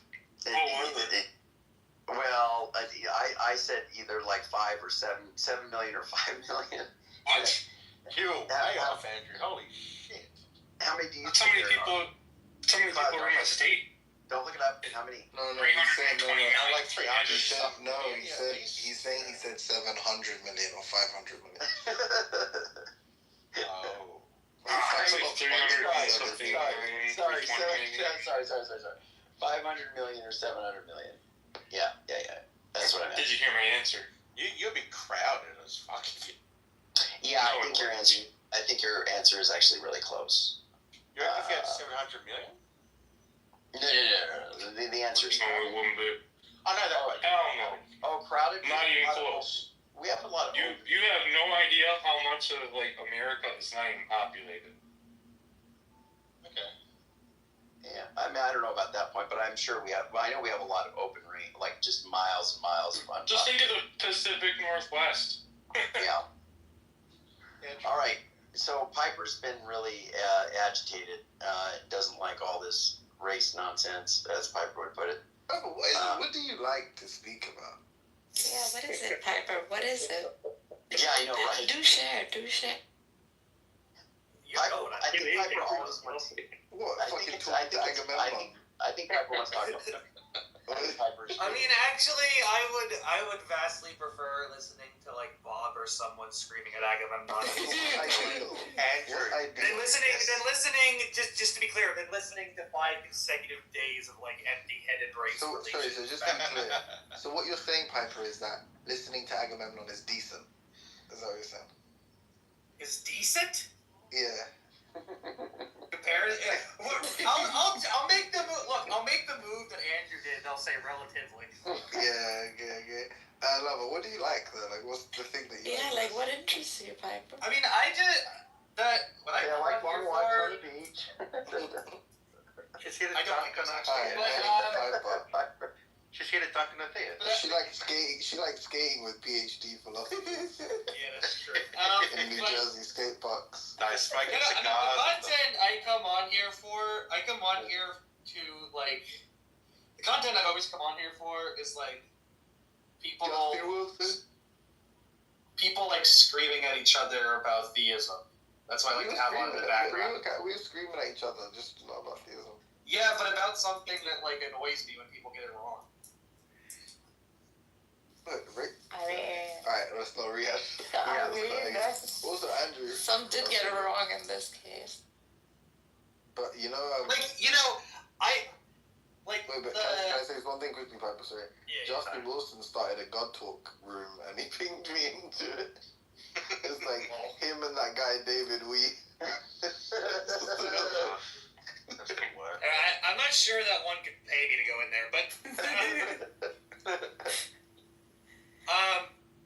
but like, okay, this is the thing for me, right? If people are gonna like, I enjoy content where people are screaming at each other in an unproductive manner, but when it's about stuff that's, of consequence, then like, then I get emotionally invested and then it annoys me to listen to it. So there is an ongoing screaming debate between Catholics and Protestants. You should go find those rooms. Those might. I mean, I listen to those in Discord sometimes, and I need to care a little bit. Otherwise, it just gets boring. So like that's why the theism and atheism stuff is like perfect for me. I care a little bit, but not enough to get emotionally invested. It's like those medium courage. Yeah, I ran a friend out of the room, by the way. I was gonna ask Walter. Yeah, because basically, like, I started arguing with Andrew about the BHI stuff, and then him and Caleb wanted to talk about EAN or abortion or something, and then they went and started their own room because I guess they thought it was like toxic or something. I mean, that's also a bad topic. So it's a disgusting topic. PG him with it. Andrew, did you make him never want to come back? I don't know. Earlier there was like another thing that we'll speak about in private that he kind of complained about in the chat. He was like, if these rooms are like this. But the thing is, you know what, Andrew? Because I sent you that message, right? I don't think people are sincere when they say that, because like a lot of times people do this whole thing like, oh, I'm not interested in gossip and I'm not interested in hashing out these personal grievances and issues. But then they hang around and then we see them the next day. And then we see them the next day. And I think the reality is, that just means we tempted him and corrupted him. Yeah, that's not because he said that. Yeah. But then, like, an hour later, he was still in the room. So I doubt, I think it's one of these things where it's like they want to be seen with their pearls in their hands.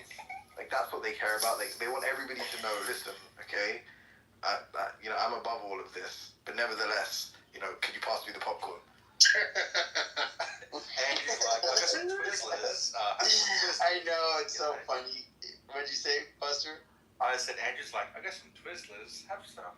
Oh, yeah, exactly. No, it's too funny. People in the chat, I can see when a match is getting ready, like people are getting ready to really have it out, or it's really heated. You just see people in the chat putting popcorn up. I'm like, oh my gosh. But I get it. But I'll just say, you want to know a debate that was insane is Narges hosted a debate between Cynic and Nizam, and that was one of the craziest debates. I was like, oh my gosh. They're both yelling at each other, saying stuff that was complete non sequiturs that didn't have anything to do. It was just absolute. It was so bad. Oh my gosh, nothing against Cynic. I mean, a little bit against Cynic. I was the only one who got burnt in that debate. I know, and then they turn on you and like. Both of them turned on me. It was so. You're like, why are you attacking the moderator? Why did they turn on you? They were. Each one of them wanted me to side one of them. Yeah, they're like, we're right. It's a neutral moderator. What side? They're both like bipolar. But then they united in attacking you for not picking one of them. Which side? The enemy of my enemy is my friend, basically. They're both fucking schizophrenics. Imagine should have put Marty in there too. No, but Nizam is chaotic. Nizam is chaotic good, whereas Mikhail is chaotic. Nizam was piece of shit. He was like, Nizam was. The past few days. Yeah, he is. Nizam was debating Cynic on B theory without ever having read up on B theory. And then Cynic was like, you're a fucking N-word because you don't even be here. Bro, Cynic, he's an atheist. Unironically, was in a random room with him, and bro, I don't know what there's this new way of insulting people where people say this. I don't know if it's insulting or like funny. I don't know what to make of it. But like we were discussing some random shit. He was like, "Oh, atheism entails solipsism." I was like, "How so?" And he was like, "B theory." And I was like, "Wait, what?" And then like I was like, I don't know. I was grilling him on his just like use of buzzword stupidity. He's always and he's like, "Yeah, but B he's theory. like legit said, yeah, but you're black." I was like, what? Yeah, but you're black. He was like, "Yeah, but you're black." I was like, "What does that even mean?" He told me so far as you're a Neoplatonist, you're an atheist. Why don't you go back to your atheist? Oh my god. Oh yeah. He started challenging artists. He's like, you're not even a theist. He's like, they turn on the monitor. Don't talk. You're not even a theist. Yeah, you believe in Neoplatonism. They like wanted her to step down as moderator. They're like, you're not even fit as a moderator. It's so funny, dude. It's so funny. He's like, you're not a Muslim or a moderator. How's the feared so badly that you're like, what? I'm just trying to moderate your debate. Why can't I do? And they're just like, no, you're not fit for this. And you're not even a Muslim. It's just so funny. True, he wasn't lying. I mean, yeah, it is what it is. Yeah, I mean, you're so liberal, narcissist. You might as well just, I mean, you know what I mean? Oh, yeah. There's like no implication. There's like zero doctrinal commitment. You're just like, yeah, I mean, there's a God, but I mean, you know. What is the truth of Christianity to you? Because like, if you're like a perennialist, presumably it's not just the fact that God exists. There's like other truths. Yeah. So in the Trinity, like so far as the three entities, the Father, Son, the Holy Ghost, are divinely simple, I have no problem with that. But then, are they divinely simple? Yeah, it can be divinely. They share. Yeah, they hold one essence. I mean, you're talking about divine simplicity. It could apply to a Trinitarian concept of God. I mean, certainly, right? Yeah, I guess Catholics. Well, it's Catholic dogma. They believe in that. It is. Yeah. So that seems strange, though. I'm a divine simplicist. Albedo, explain. How does it work? What, how dogmas work? No. It's a doctrine. Doctrine of the triune. Simple. Yeah, the problem is that Jesus isn't. Yeah, Jesus isn't the Father. The Father isn't Jesus. Yeah, so that's where the logical problem would begin with personhood. It's a view on mereology. It's just God is one entity that can't be divided. Yeah, free of composition. But Jesus isn't the. Yes, that's where the problem begins with personhood. Persons are not objects. Objects, okay. But they're still contingent, right? Like, Jesus would be contingent upon Father Theos. Yeah, that's their position. That's right. Yeah, I'm not gonna lie though, it's like, I don't know what the problem is exactly, maybe, but yeah, it seems kind of implausible that any of this like complicated stuff would be true. Then I guess you could say the same thing about like quantum mechanics and stuff, so I don't know. Seems kind of bullshit though. Timothy says he has an intuition that atheism is true. It's intuitive, huh? Oh, you should appreciate that. Yeah, I do. It's just so funny. Why should he appreciate that? Oh yeah, we've all got these intuitions that like, I think everybody. Infinite regress. Yeah, I think everybody's got intuition. So, I mean, at the base of their belief systems anyway. I don't know, but the thing is, the infinite regress stuff, like, unironically, like, I know there's, like, some super deep point that Ethan will make to show me why, like, this intuition is completely flawed. But, like, while we're talking amongst, lesser beings, as it were, it seems to me, though, like, the intuition that I have is kind of preserved or maintained by this like God belief, because like you guys just like I believe for every day, for every moment, preceding moment. Okay, this is the kind of idea I have. It's obviously consistent with different cosmological models, whatever. Cool. So it's not like inherently inconsistent or contradictory or empirically false or something. Okay, you have the same thing. It's just like there's like one moment where there's no quote unquote universe, and then like the rest of these moments are preceded by God moments. It's like when we get to T0, it's just we get to we get to T0, it's like G0, and then G1, and then G2, and then G3, and then G4. Like, you have the same intuition I have about an infinite regress. It's just, there's just like this God timeline that you have. No, I don't deny that there's something analogous there, for sure. I think of the alternative for the atheist, so sorry to cut you off, but just think of the alternative. The alternative without the God is just there's a first moment in time and nothing. You don't think that's kind of unintuitive? First moment without God. So like, so you know how you have the first moment of the universe, yeah? You have like God creates first moment of the universe. You have that, right? Yeah. Okay, imagine that like not necessarily a God. Imagine that like a so imagine that like just imagine that like a universal timeline. Yeah?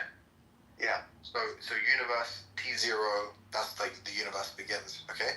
T0, yeah. But you believe that the moment before T0, we're using temporal language regardless of what your theory of time is, just for the sake of argument, for ease of exposition, or like, let's say, TM, please. So you understand that all questions that make sense.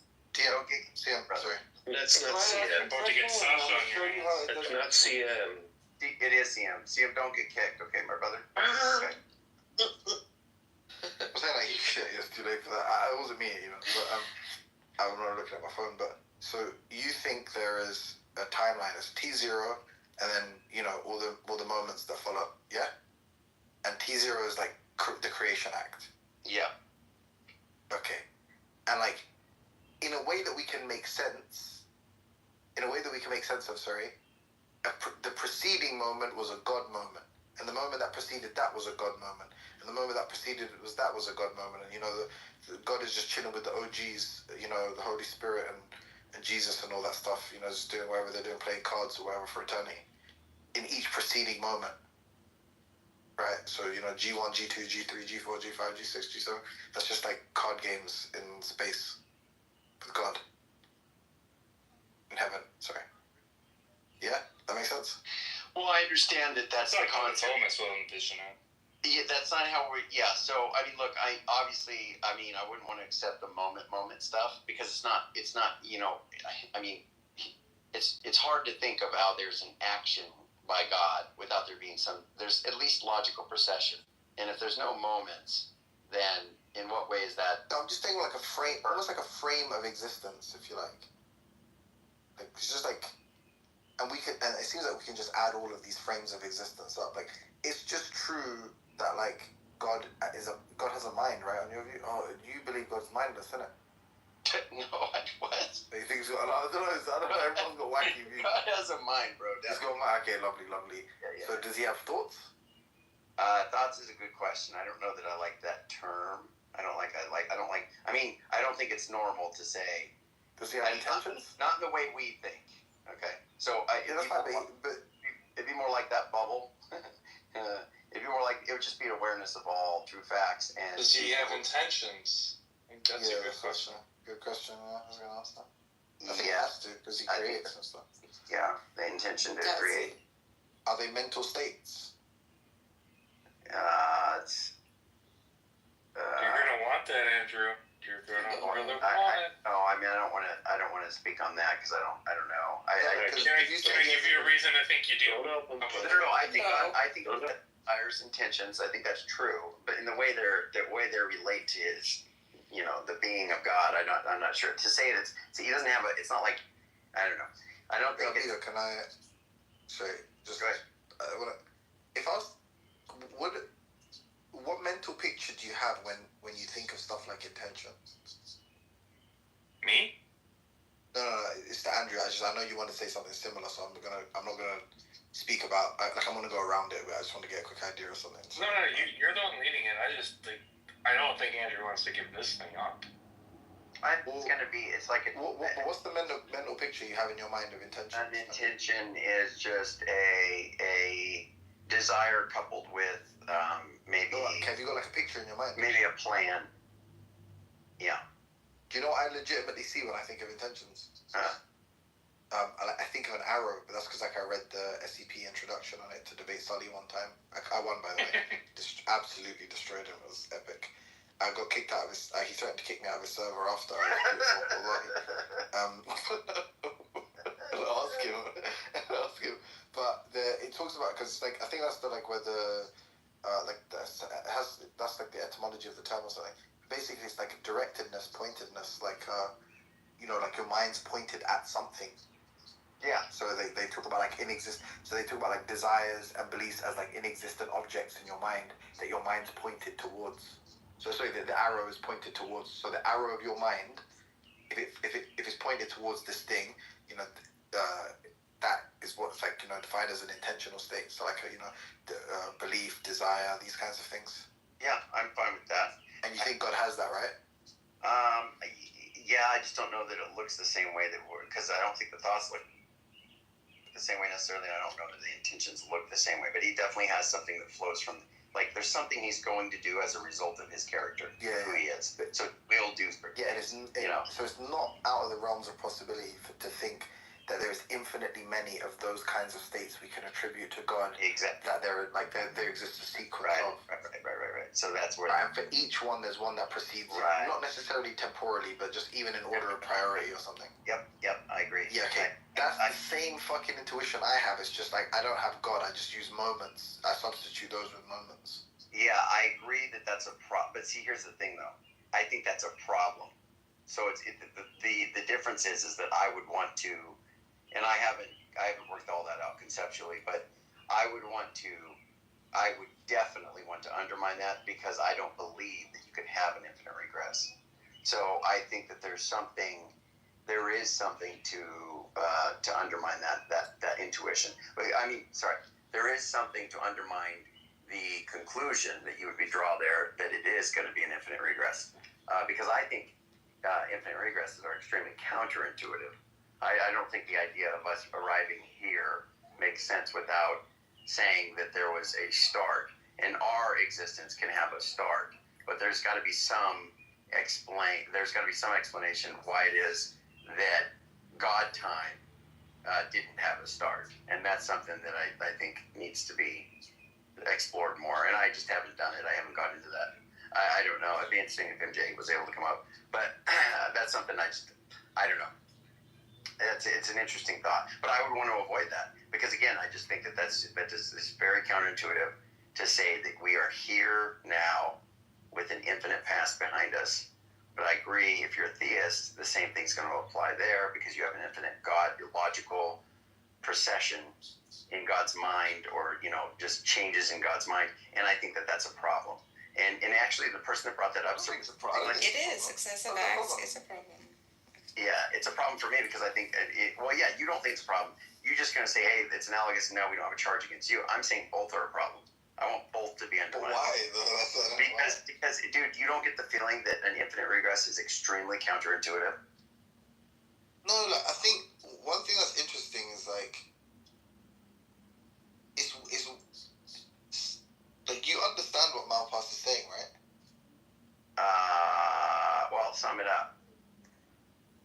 Yeah, so the intuitions you have are about if you look backwards and if you believe what's required for you to arrive at this moment in time is for you to have began at this moment in time, gone back to some starting point that doesn't exist, and then when you reach the starting point that doesn't exist, turn back and then make the forward journey back to this moment in time, that's counterintuitive. Lots of problems arise from that kind of endeavor. But if you view it as there is no such thing as a starting point, that there is just a process that's always been going, then there's absolutely nothing there's nothing wrong, because ultimately what you think this is, you think this present moment is the finish line. There's nothing wrong with saying, if I'm at this moment, an infinite amount of time has elapsed, or infinitely many moments, or an infinite series has been completed. There's nothing wrong with that conceptually. And if the question is, does that quote unquote feel intuitive? But by that you mean, do we have the same understanding of that as we do the kind of linear progression from a finite starting point? Well, no, but that's primarily because we have a starting point. We're human beings. That ourselves are not infinite. and don't really have infinite scope in either direction. Like we don't have an infinite scope in either direction. So obviously, if you mean intuitive in that way, of course not for the reasons I just described. But if you mean in the sense of like just being able to understand, like it being free of kind of contradiction or inconsistency or confusion, it's like if the Mao pathway is pretty simple. It's just if you don't start and you have an end, then to end is for an infinite time to have elapsed. Okay, but you agree though, and maybe we could. There's some other people on the stage. Maybe it'd be interesting. We can get them in on it too. Good to see you, Debo, and Carlitos.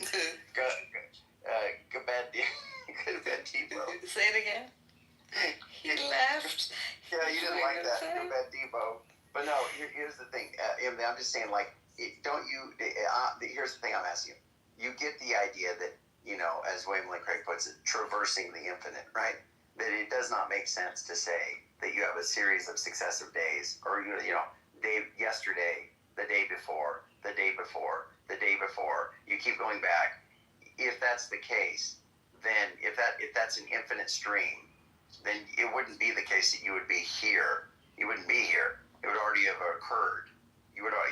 There's no reason why we're here now, and that we hadn't occurred sooner, or that everything hadn't occurred sooner. Like, does that? There is an answer to that, by the way.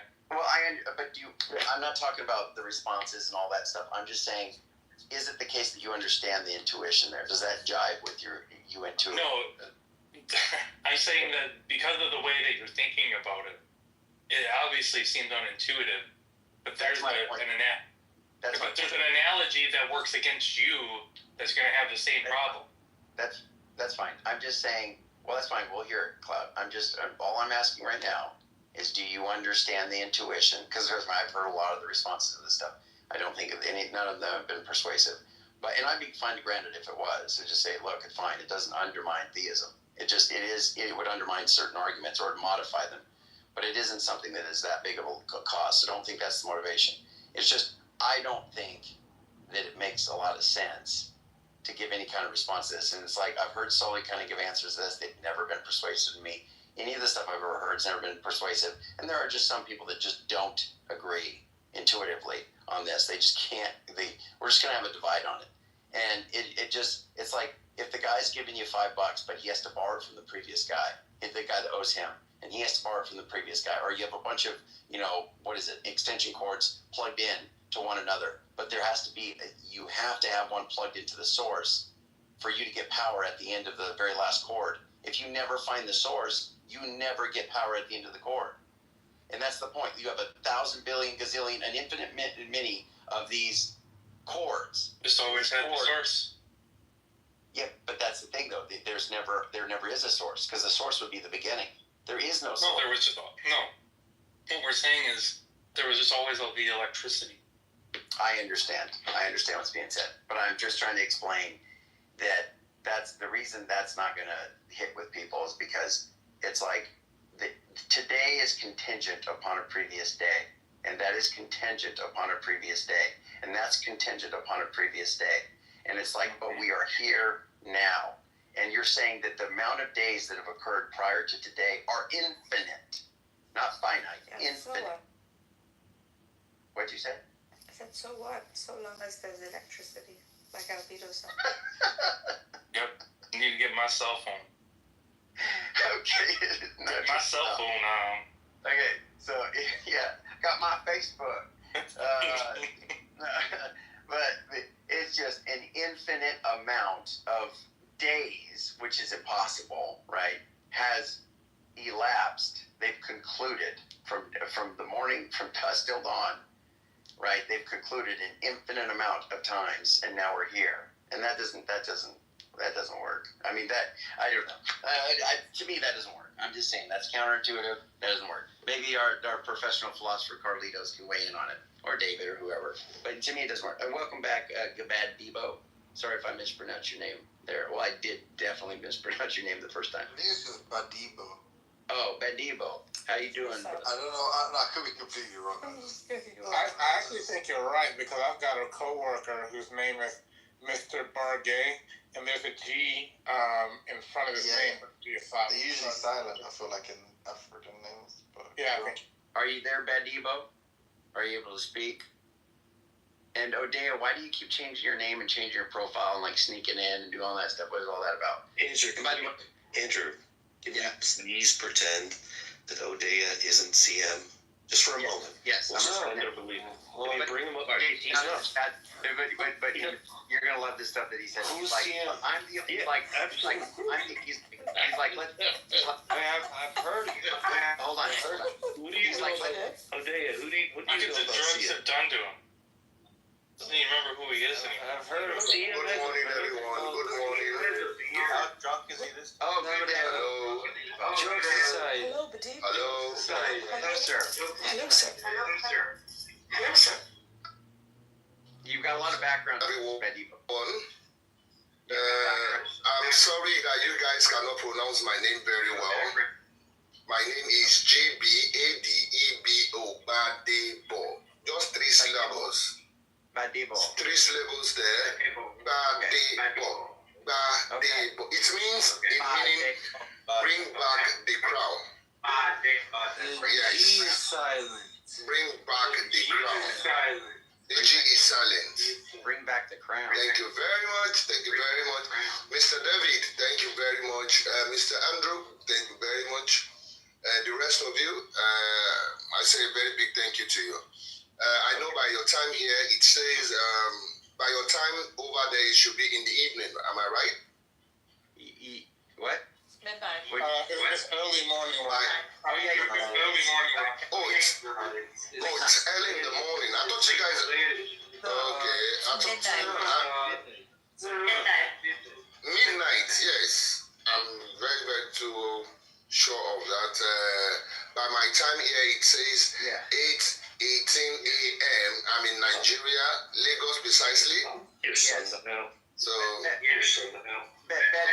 Badebo, is that well, hair color? Badebo.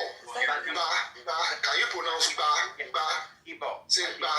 Yeah, ba. Badebo. Is it Badebo? Yeah. Yes. In any way, you guys are really trying. Is that you guys are really trying. Is that your? That's my name. Is that your hair color? Yes, that's my name. I'm an Ifa devotee. Is that your natural hair color? Yeah. No, I'm an Ifa devotee. I'm not a Christian. I am not a Muslim. I'm a traditional person. I'm an Ifa devotee. Okay, Timothy, can you so, as a traditional person, I'm a king. Yeah, Timothy. Okay, you're a king. Can you hear me? Can you guys hear me very well? This is gonna be funny as Background Wait, what noise. is that? Someone needs to mute. You need to translate. It's stuff. I want to really tell you what. Welcome, Your Royal Highness. Yeah, welcome. Odea, look, there's been a lot of suspicion about you. I don't agree with any of it, but you're said to be CM. And I want to come up and defend Nargis or something like that. And then he said something to the person previously that was here. He's like, let's face it. You and I both know I'm the only one that understands the multiverse and physics well enough to come up and comment on it. CM, why do you say stuff? That's not CM, dude. Oh, I mean Odea. No, exactly. CM said that in a different room. That's what I heard. Oh, okay. Cool. All right. Yeah. Is Odea drunk too? As always. D the Snake Stomper. It's good to have you, brother, back. I'm glad to see you. I don't drink water. I just what do you call it? I survive off vodka. Oh, Venus. I'm so glad you're here. I so desperately want you to talk to CM. Okay, I couldn't believe I saw Nargis and CM in a room. I was like, Nargis, how are you able to? Yeah, patience is a virtue. Live with yourself is what you're. Well, I killed myself a million times at the metaphorical. Shut up. With the medical what? What'd you say? You kill yourself? What? With a blood knife. Oh, the blunt knife. Yeah. Well, let me just tell you. Odea has said things like, "quote atheism doesn't have a burden, unquote. He says things like, God cannot implant into the earth anything that would show that he existed over time. That's impossible, unquote. That's a precondition. Yeah. No, a precondition. I don't even know what that means. Like that response, it's a precondition. Like, what does that even mean? No, because like, so you guys are saying like if there was a deist God who would set up the conditions so that like whatever 14 billion years later humans saw something that convinced them of that God left a message. Which is what we said, right? Which is what exactly we said. Right. And you guys said that exactly. You guys said that he can't do it, right? You said that you said he can't do it. Because we're talking about a deist God. ZM changing his pro.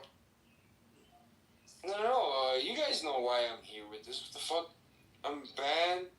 I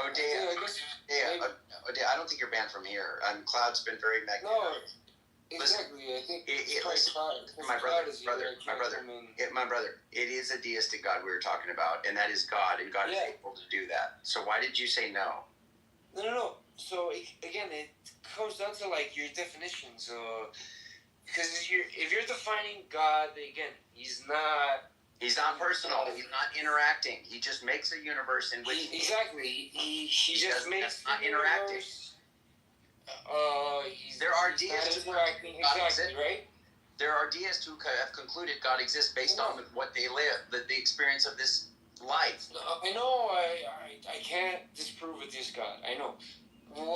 That's not what I'm saying. I'm not saying you can't disprove this God. I'm saying you're saying that God couldn't. I mean, that a deist God wouldn't leave, wouldn't set up the conditions so that humans would find this sign. I didn't say he wouldn't. I said he could, right? And you said no. Well, I mean that he could. Yeah, that he could.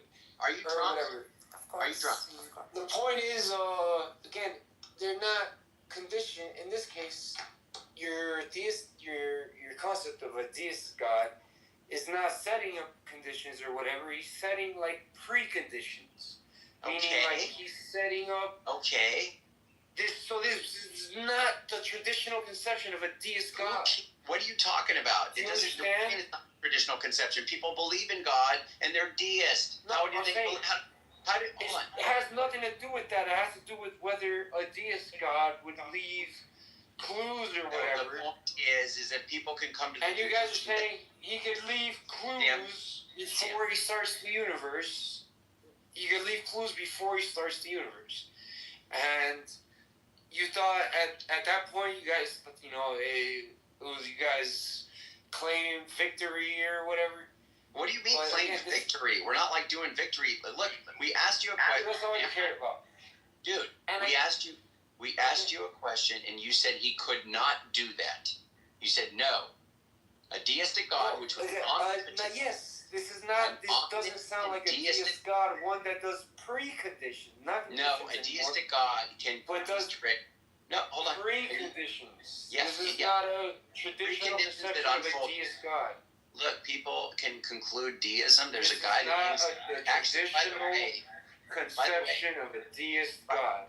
By the way, I just wanted to say something real quick. Has anybody seen Jack Burton? I haven't seen him in a long time.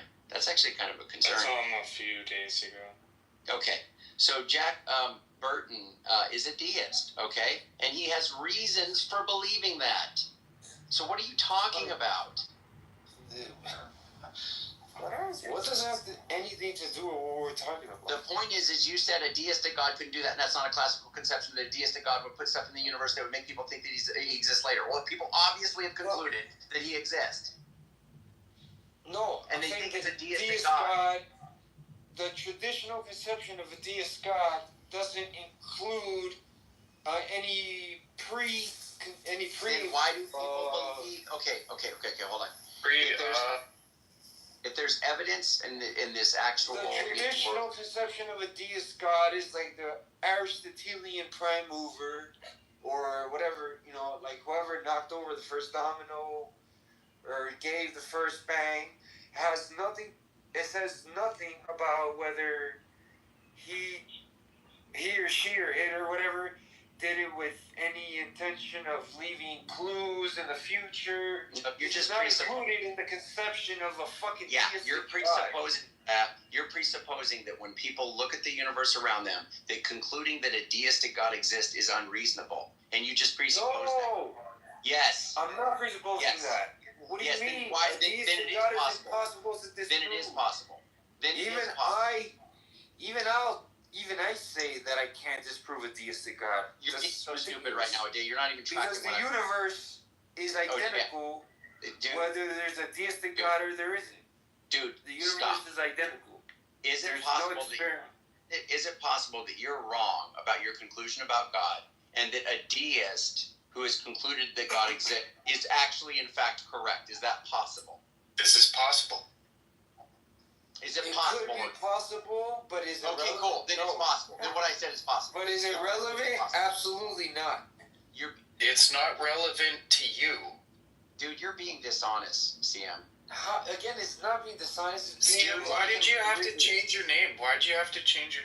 Because he gets banned and he can't get on stage. Well, isn't that interesting? Before that happened, CM, did you not remember the conversation that we had before that happened? Do you remember the conversation that we had about how you come into these rooms and you use terms that you're not fully aware of, and you reason with philosophers? I am fully aware of them. Well, no, you're not. When you can't finish your sentences, it doesn't mean that you're aware of what you're talking. Again, I don't even really want to talk to the dude because he's just been doing this. And if I gave you a warning before you lost your profile for speaking how I told you not to be speaking in these rooms? No, dude's right. No, you come up on stage constantly talk about things you don't. Listen, this is kind of for fun. It's not a serious thing to me. TM, I know I'm not gonna really. TM, can you listen? Are you able to listen, or are you? I know I'm not gonna convince anybody. Are you able to listen, or are you just gonna talk? Are you able to listen? Of course I'm. No, yeah, of course. Okay. What I was saying is, I know I'm not gonna really convince anybody of anything. Well, I don't know why you think that. I mean, if you think you're not in this room. Oh, okay, because we're all stupid, right, or hardened, or what? I'm not saying everybody, because I don't know everybody in this room, but certainly a good chunk of the people that I do know, yeah, it's almost pointless. Why? Because you don't make good arguments, or what? No, again, your inability to understand my argument has zero bearing on whether my argument is correct or not. You are a numbskull. Okay, listen. Is it the case that people who think... hold on, just answer my question. It'll follow, okay? No. Is it the case... Can we talk about other stuff? No, you answer me. You answer me. Is it the case... Let's talk about the infinite past. No. Is it the case that a deist could be correct? Is it the case that a deist could be correct about God existing? The deistic God. You're just saying, is it possible that a deist God could exist? Yes. Of course. Okay. Nobody would say otherwise. Then CM. Otherwise, they don't know what the fuck they're talking about. Then CM. The people who have concluded that the deistic God exists, and they think that there's evidence to show that, they would be correct about their conclusion. Huh? No, they wouldn't be correct about their conclusion. If the deistic God is mistaken. They're just convinced. You just said it. They're convinced that a deistic God exists. This is unbelievable. At best, how are they convinced? Are you listening? It's intelligent design or fine-tuning arguments. It's always a version of something like that. Tim, you're not even. I feel bad for people that fall for intelligent design arguments. Dude, why do people like Pro-Lyrical and people like Abe say that CM is brilliant? What is going on here? Is it just because they want a champion for atheism and they think he's pretty much. It's a religion, of atheism, and so they support one another. That's right, dude. They know how to think. It's like they think he's got a PhD in math because he has a PhD in math. No, it's not because of that. Somebody that's educated. It's not because of that. Because before they even knew that, they heard me talking about, bro. You just literally lost track of what we were talking about. Already you just lost track of what we were. That they knew what. DM, it sounded like it sounded. Can it you was stop coming talking? Can you from stop an talking? unorthodox voice. Can you stop but talking? They realized what I was saying was fucking factually correct. CM, Every single fucking thing I said. You CM, are you? It wasn't a coincidence, bro. CM, can you stay on point? And they're not the only two. Can you quit CM, can you quit constantly talking? Stop. There's a reason Can you stop? Can you stop? Is it the case that the deistic God could exist? Yes or no? How many times are you gonna ask that? Just answer it again, and we're gonna do this one more time. Yes. Anybody Don't say anything else. would say otherwise has no idea what they're talking about. Okay, thanks, CM.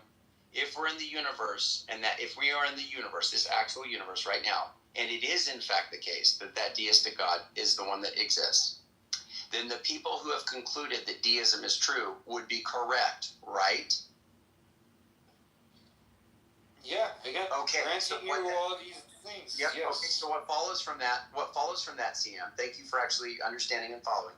What follows from that is that a deistic God, what follows from that is that a deistic God could set up the universe in such a way that people would later discover that he exists through the world. Right? Not really later discovered. They're more CM, you believe in it. I'm not even commenting. That would be later. They're more working backwards from their conclusion. They're convinced that a deist God exists, so they're looking for patterns that point to like his existence. Okay, CM. And they could be mistaken. They could be seeing patterns. They wouldn't be mistaken. But CM, you're never mistaken, right?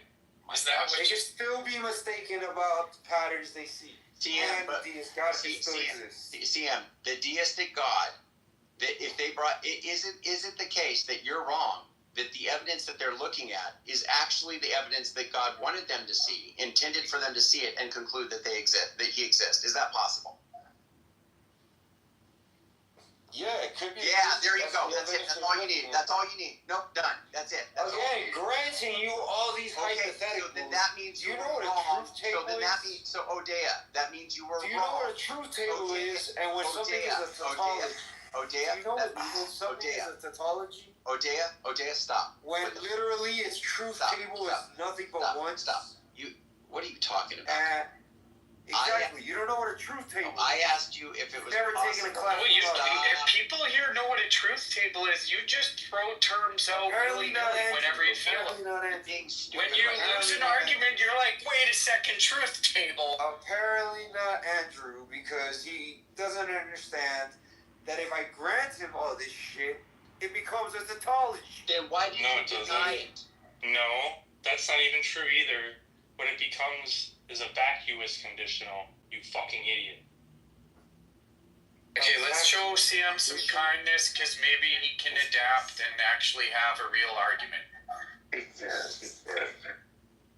Fucking...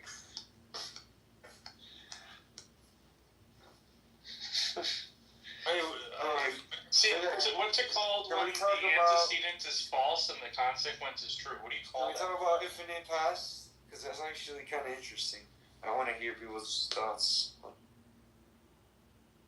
There's a guy here named General MJ. Now, I think you should answer what Cloud's asking, because remember, you can run philosophical circles around everybody on the stage put together. So I think you should answer Cloud's question. It's in its field. It's a fucking logic question. What's it called when the antecedent is false and the consequence is true?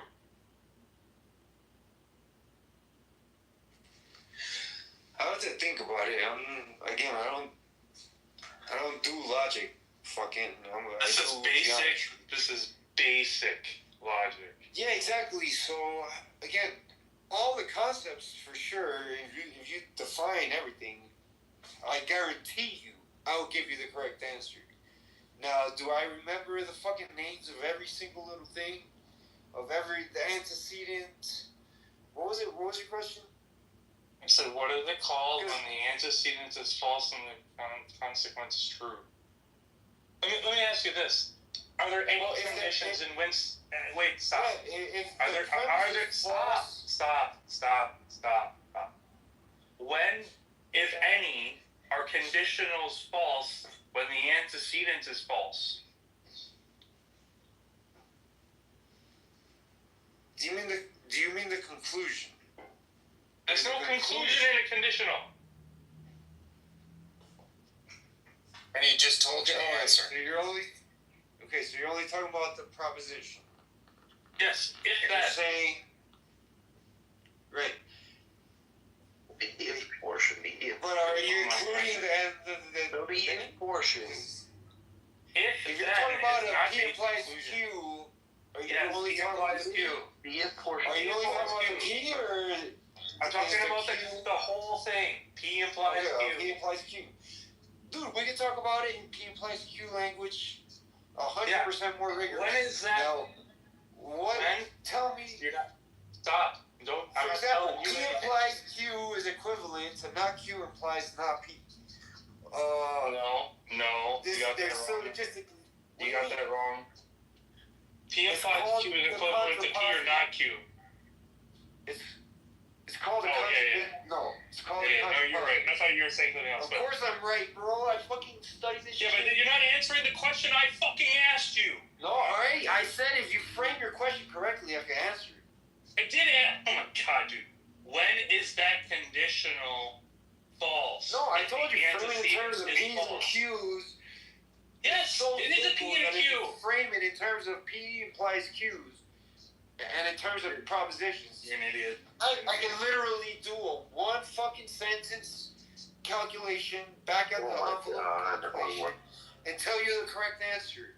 It's like a fucking baby algebra exercise. Baby algebra. Listen, if the P is false, then what is that? What is that called? If P is false? If your premises is false, then you're fucked. It's not a premise. It's P. You wanted me to frame it in terms of P and Q. Yeah, if P and Q. If your P is false, then you can prove anything because your P is false. Right. Well, What do they call that? If you're basing anything on P, then it's going to be false. I mean, your conclusion is going to be false automatically. Wait, what? It's like saying. What are you saying? Conclusion. It's like saying 2 plus 2 equals 5. Why do you assume keep saying 2 equals 5. Where are you getting If conclusion you assume 2 plus 2 from? equals 5, you can fucking. Stop talking. Where are you getting conclusion from? From a conditional. No, because you said you're talking about There's the no P. conclusions. You're talking about the P. Like I said, if you want to write out. P implies Q. Is there a conclusion in there? Q is the conclusion. Oh my god, no. The statement itself becomes what? Are you saying like Q or R? Are you saying the R is a conclusion? What do you mean? If you say P implies Q or R, your conclusion is Q or R. No. This is what implies. No. He's asking the truth value of the statement. I'm talking about the truth value of the statement. In which the antecedent is false. And the truth value of the statement is what? Symbolic. You don't even know what is wrong with propositional logic. Answer every You don't single even know question. basic propositional logic. I took 4 hours on a fucking weekend and I know more than you. Again, I love it, yo. People that think they saw a YouTube video. Yeah, and I still know more than you. I think they know more than me who took fucking mathematical logic from one of the greatest Greek logicians alive. It's sad that you But you didn't learn the language aspect. You learned the mathematical aspect, but you obviously. No, I learned the language aspect too. Well, you wouldn't be able to answer that question if that was. I read about since then. I read seriously close. It's at least hundreds and hundreds of books since then. I don't remember the reason why you should hundreds and hundreds of between books. memorization. Since then you read hundreds and hundreds of books. Right, I want to explain to him why an implication is not a conclusion, because it has the same truth table as P or not Q. Now, doesn't it, CM? And does that have a fucking conclusion in it?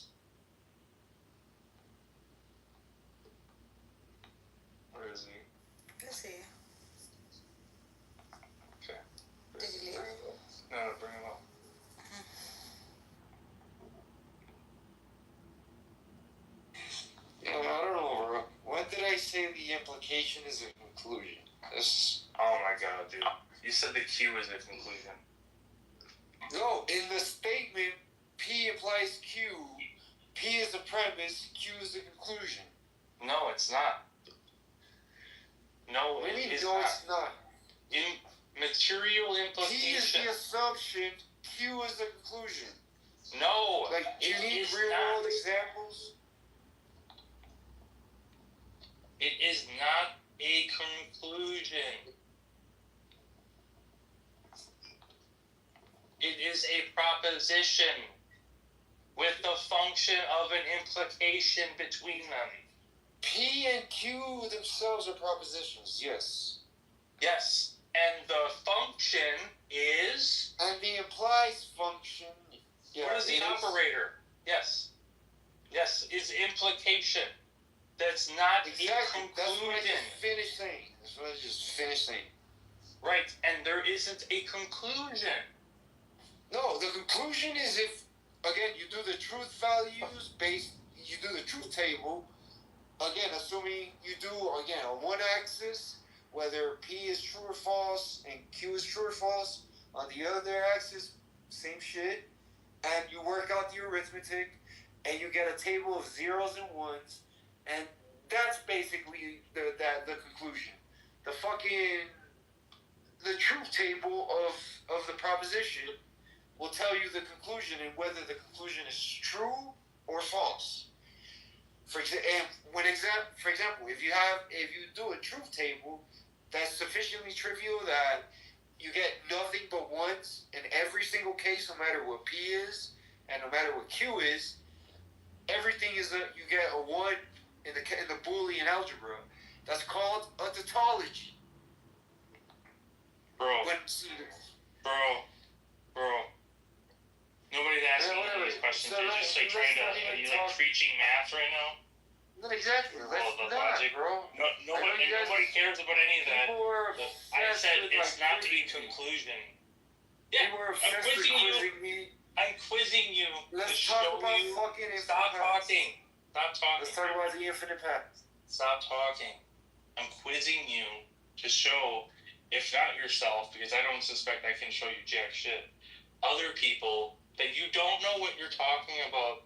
Maybe you do with math, but even in related fields like logic, you don't even know basic logic. I literally told you I could do any fucking propositional fucking argument or statement you want to make. Write it down if you actually know how to write it down, and I will calculate it on the back of a fucking napkin. Can we watch? MC, can we watch you throw that football over the mountains? Do you want to throw a football over No, bro, let's talk about time. Something actually interesting. What is time, CM? Instead of fucking, CM, what is time? Again, always... It depends who you ask. I mean, philosophers, physicists, there's different definitions. Well, you wanted to talk about time, so what is time? Yeah. Again, if I put my word, it's not an easy question. Then we're talking about mainly the second law of thermodynamics. We're talking about the arrow of time and entropy. That's what time is in physics. You're talking about philosophy. Depending on the field of philosophy, you're talking about some chain or link of cause and events, cause and effects, and fucking. But even then, there's some smuggled in assumptions that. But again, it depends on what branch of knowledge or whatever you're talking about. Which one do you want to talk about? What do you think? What do you commit to? What is it? No, mostly the physics. I'm a fucking physicist. I study physics religiously. You're a physicist? You're a physicist? I study physics the way you guys study fucking the Bible or whatever. You're a physicist. Doesn't make you a physicist. No, I know.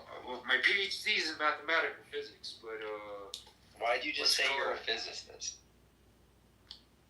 I'm saying, in terms of my life's philosophy, I try to be as much. Not only do I understand a shit ton of physics, even stuff that's not even related to my field.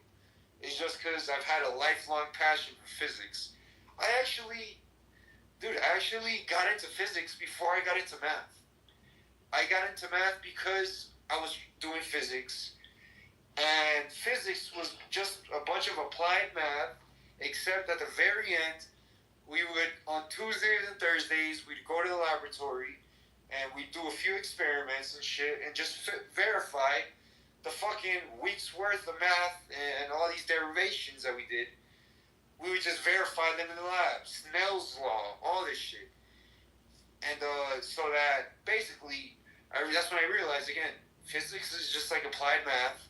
It's just math with an extra step. A very important extra step. Observation and experimentation.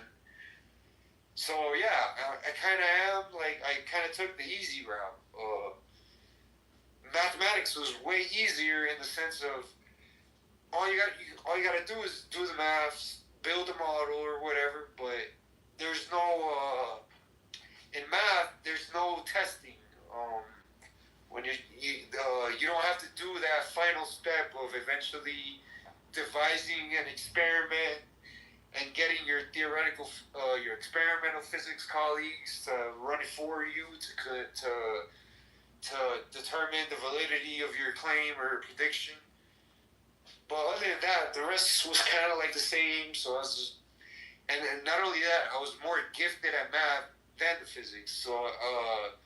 So eventually, yeah, I just changed my major to math, to pure math, because I was just like, whatever. Like, I could fall, I could keep myself as educated as I wanted to in terms of all the experiments coming out of physics. But in terms of doing what I liked, shit, my fucking phone's gonna die. Sam, what do you think about the word humble? Dude, I'm very humble. When I'm around my professors, when I'm around these 70-year-old Russian guys who only drink like the most expensive wine and fucking invite me to their home, take me out to dinner and shit, when I'm around them, like, again, if you take where I am and you take the gap between me and like the average, say, calculus student, it's just blow them out. However large you think that gap is, yeah, you're like the gap between me and my professors is even bigger. The gap is very humble. You try to see how humble you are, and while doing it, you're like, take the average. This person, I'm just way above them, and you. No, exactly. As much as you think I am above them, my professors are way more above me. This is the whole point. What I'm saying is, well, obviously they've been doing what I'm doing for about 30, 40 more years. Why do you say things like atheism doesn't have a purpose? Why do you say? Again, all I can do is hope to be to be on their level in 30 or 40 years. It doesn't. Yeah, but Sam, why do you say things like atheism doesn't have a burden? That God couldn't make deism. In the traditional traditional arguments. I already explained this to you, so let's not go back to this. Piper took you directly to the woodshed. Okay? No! Piper's argument was literally, it makes for better clubhouse fucking debates. No, that's not what Piper's argument. That was the essence of his argument. I literally, when I told, I think, Matthew and Ali, like, I was laughing. I was like, yo, wait till you hear what you were saying. Piper's supposed defense of it or whatever. I was like, wait till you hear the fucking the so-called defense. That at the end of the day, it's just because it makes for better clubhouse rooms. They're more argumentative. Again, you guys are not interested in the truth. You guys are interested in having these fucking clubhouse debates. Dude, you just don't know. You don't know anything about philosophy of religion. It's not a big deal. I literally took philosophy of religion. You're a mathematician. Then you would have understood that atheism is the implication that the entailment that no God does not exist, right? No, it's not. I've tried explaining this to, like, how? so many times. Just because you're good at one thing doesn't mean you're good at another. That's what you're Andrew rooms. And you think just because you're good at one thing, you're going to be good at another thing? No, again, if you want to have... Well, stop stepping outside of your stop and stop. If you want to don't know anything about philosophy and religion. Fun rooms, fun Andrew. Odea. Yeah. Odea, you don't know anything about philosophy and intellectually honest. Odea. I was thinking that most people here in this room are just sticking around to be entertained by the wild things that you. Yeah, thanks for. That is We're not going to talk about the infinite past. We're not going to talk about the infinite past. Okay. Change the title to CM as the reason. You are so off, bro. Yeah, CM is the past. Yeah, exactly.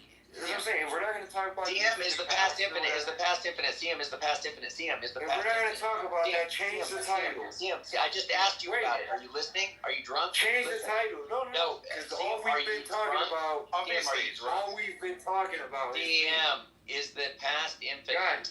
CM. How?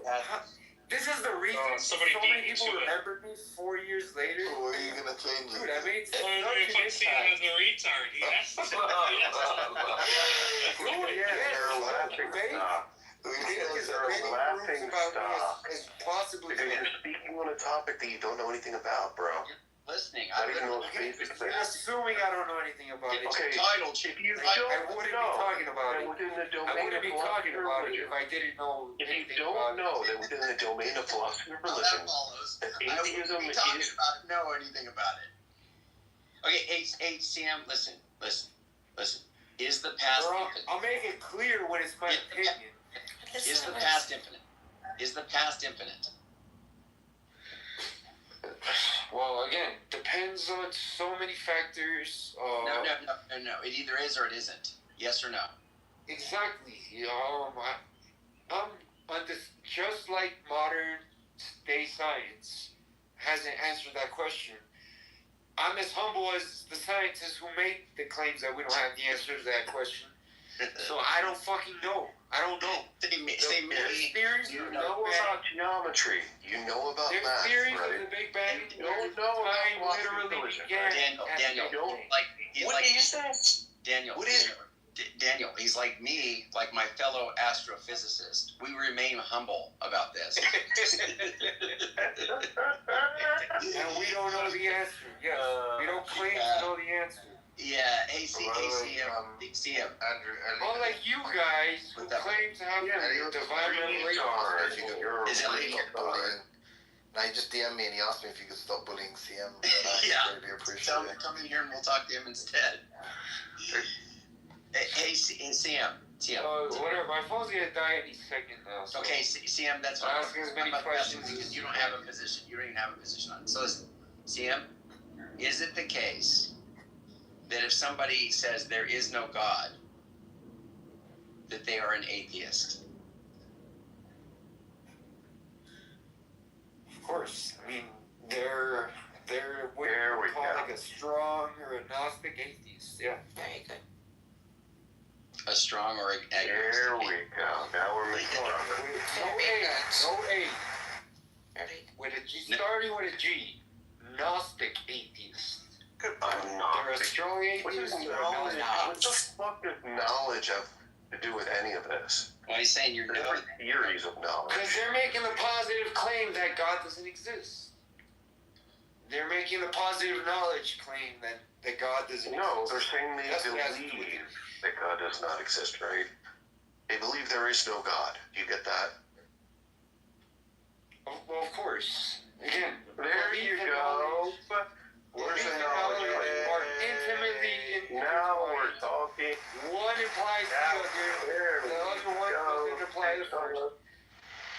If you know something, it also follows that if you know that it's raining outside, it also follows that you believe that it's raining outside. So if you know something, it follows that you also believe it. Okay, that's fine. It doesn't work the other way around. Damn, why aren't you if an you agnostic? believe something, it doesn't mean that you know it. Damn, why aren't you an agnostic? I am an agnostic. I'm an agnostic atheist. For like the millionth time. All you gotta do is believe. So you lack belief that there is a God, right? So you're much like the agnostic theist. Is that correct? I don't lack belief. I'm unconvinced. Are you like an agnostic theist? I'm not convinced by any argument ever put forward. Are you much like an agnostic theist who says they lack belief in God and yet they have faith? No wonder people think this shit is fucking. Hello? Do you not understand what's being said to you? Are you much like the agnostic theist who lacks belief that there's a God? Yes or no? Agnostic theist? An agnostic theist, right? Are you much like them? How do we disambiguate? No, I'm not a theist in any sense of the word. The agnostic theist lacks belief that there's a God. They do have faith. They're a fideist, right? They have faith that God exists. Right? Yeah, I don't have any of that. But you are also right under your own, rubric, an agnostic theist as well. Dum dum. No, by no means. Of course not. What's the symmetry breaker? That there's How are you fucking different? zero How are you different evidence from for an? the How are you existence of a different from God. an? How are you There's different from an zero agnostic evidence. theist? How are you? Yeah. And so, and that also, God. Yeah. As there is for fucking. And also, that's that also number is consistent zero. with that's also consistent with an agnostic theist. It's also consistent with an agnostic theist, right? Hello? You're trying to like play word games now? No, it's not a word game. You are playing the word game. Look, the agnostic theist. This is like what you guys are doing. Stop speaking. The agnostic theist lacks belief that there's a God. Stop speaking again, dude. Hello? Does the agnostic theist... Let's talk about the actual fucking topic. I'm done talking. See, because you know that you have no response to it. No, because I've done it too many fucking times, bro. Look at the title. Well, I know you hear the title. This is the topic. This is the topic. Yeah. Alright, so again, Odea, what is an agnostic theist? Wait. The fuck, nobody knows Odea. What is an agnostic theist? I'm not answering a fucking question till you put CM back. No, but look, you know what? If you like, we'll go 360 degrees right back. Hold on, wait. Celsius here? Hold on, wait. Just change the title. Celsius was talking about theoretical physics earlier. Yeah, it's funny. Oh my god, what a coward you are, bro. He was talking about humility, and he's like, let's go back to CM being in the title. That's the only way I can No. Very humble. Very humble. Give me all the freak. I'm not the one fucking doing it. Okay. What is an agnostic? You want to make rules about me and talk What is about an agnostic? What is an agnostic? And give me all the free. Hello. Cloud. Hello, short circuit. Hello, short circuit. You might get. Define to me an agnostic theist. What is an agnostic theist? Wait. And how does it differ from an agnostic atheist? Okay, do your own homework, bro.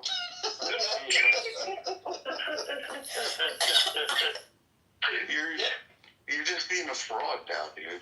You're making yourself a liar. Your definition of love is it sucks. This time, literally, I'm not even. Wait a second. Let's describe it. What is the definition of an agnostic? What is an agnostic theist? Yo, bring up Carlos or something. Hello. You might hear What is an agnostic theist? What is this? I don't even care anymore. What is it? I thought you guys said Celsius was here. Do you see do you see how you're being used though? Like weaponized, basically, like legitimize any stupidity. It's kind of bad. It's kind of tarnishing your reputation. But what's going on? No, but like, come on, bro. At some point, You guys. No, hey, CM. Hey, I sent you a DM from my main account. From the CM sent you a DM. The one that everybody here is obsessed with. Cause I'm like the only real scientist. Hey, centimeter. fucking A centimeter. A centimeter. if you're really a PhD, A centimeter. I love to talk. Hey, Danny, you gotta stop. Celsius, are you there? Damn, you're like Celsi, and then you're like, yeah, everybody said Celsi was here. Sicily. Celsius, are you there? But he said Celsi. And then earlier he said, I want to come up because I'm the only one that, let's face it, I'm the only one that understands it. Yeah, she was talking about the string landscape and Calabi-Yau manifolds, and the only fucking person here who knows what a Calabi-Yau manifold is me. And maybe Celsi. We can find out really fast. Celsi. Hello. How do you like that? What's the problem? Oh my gosh. No. I told you. Isn't it Cecily? Again, well, they didn't bring me up on stage earlier because they're fucking obsessed. Answer the question. They're so obsessed with me. They Cecily is she's the one who's teaching Japanese. Can we allow Cecily? Yeah, that's AI. No, Celsi, are you? AI, that was a yeah. Are you doing a PhD in physics or something like that? No, I do not do PhD in physics, but I'm interested in physics. I have my own studies as a hobby. Are you Okay, a science? so in general, there's nothing wrong with self-study.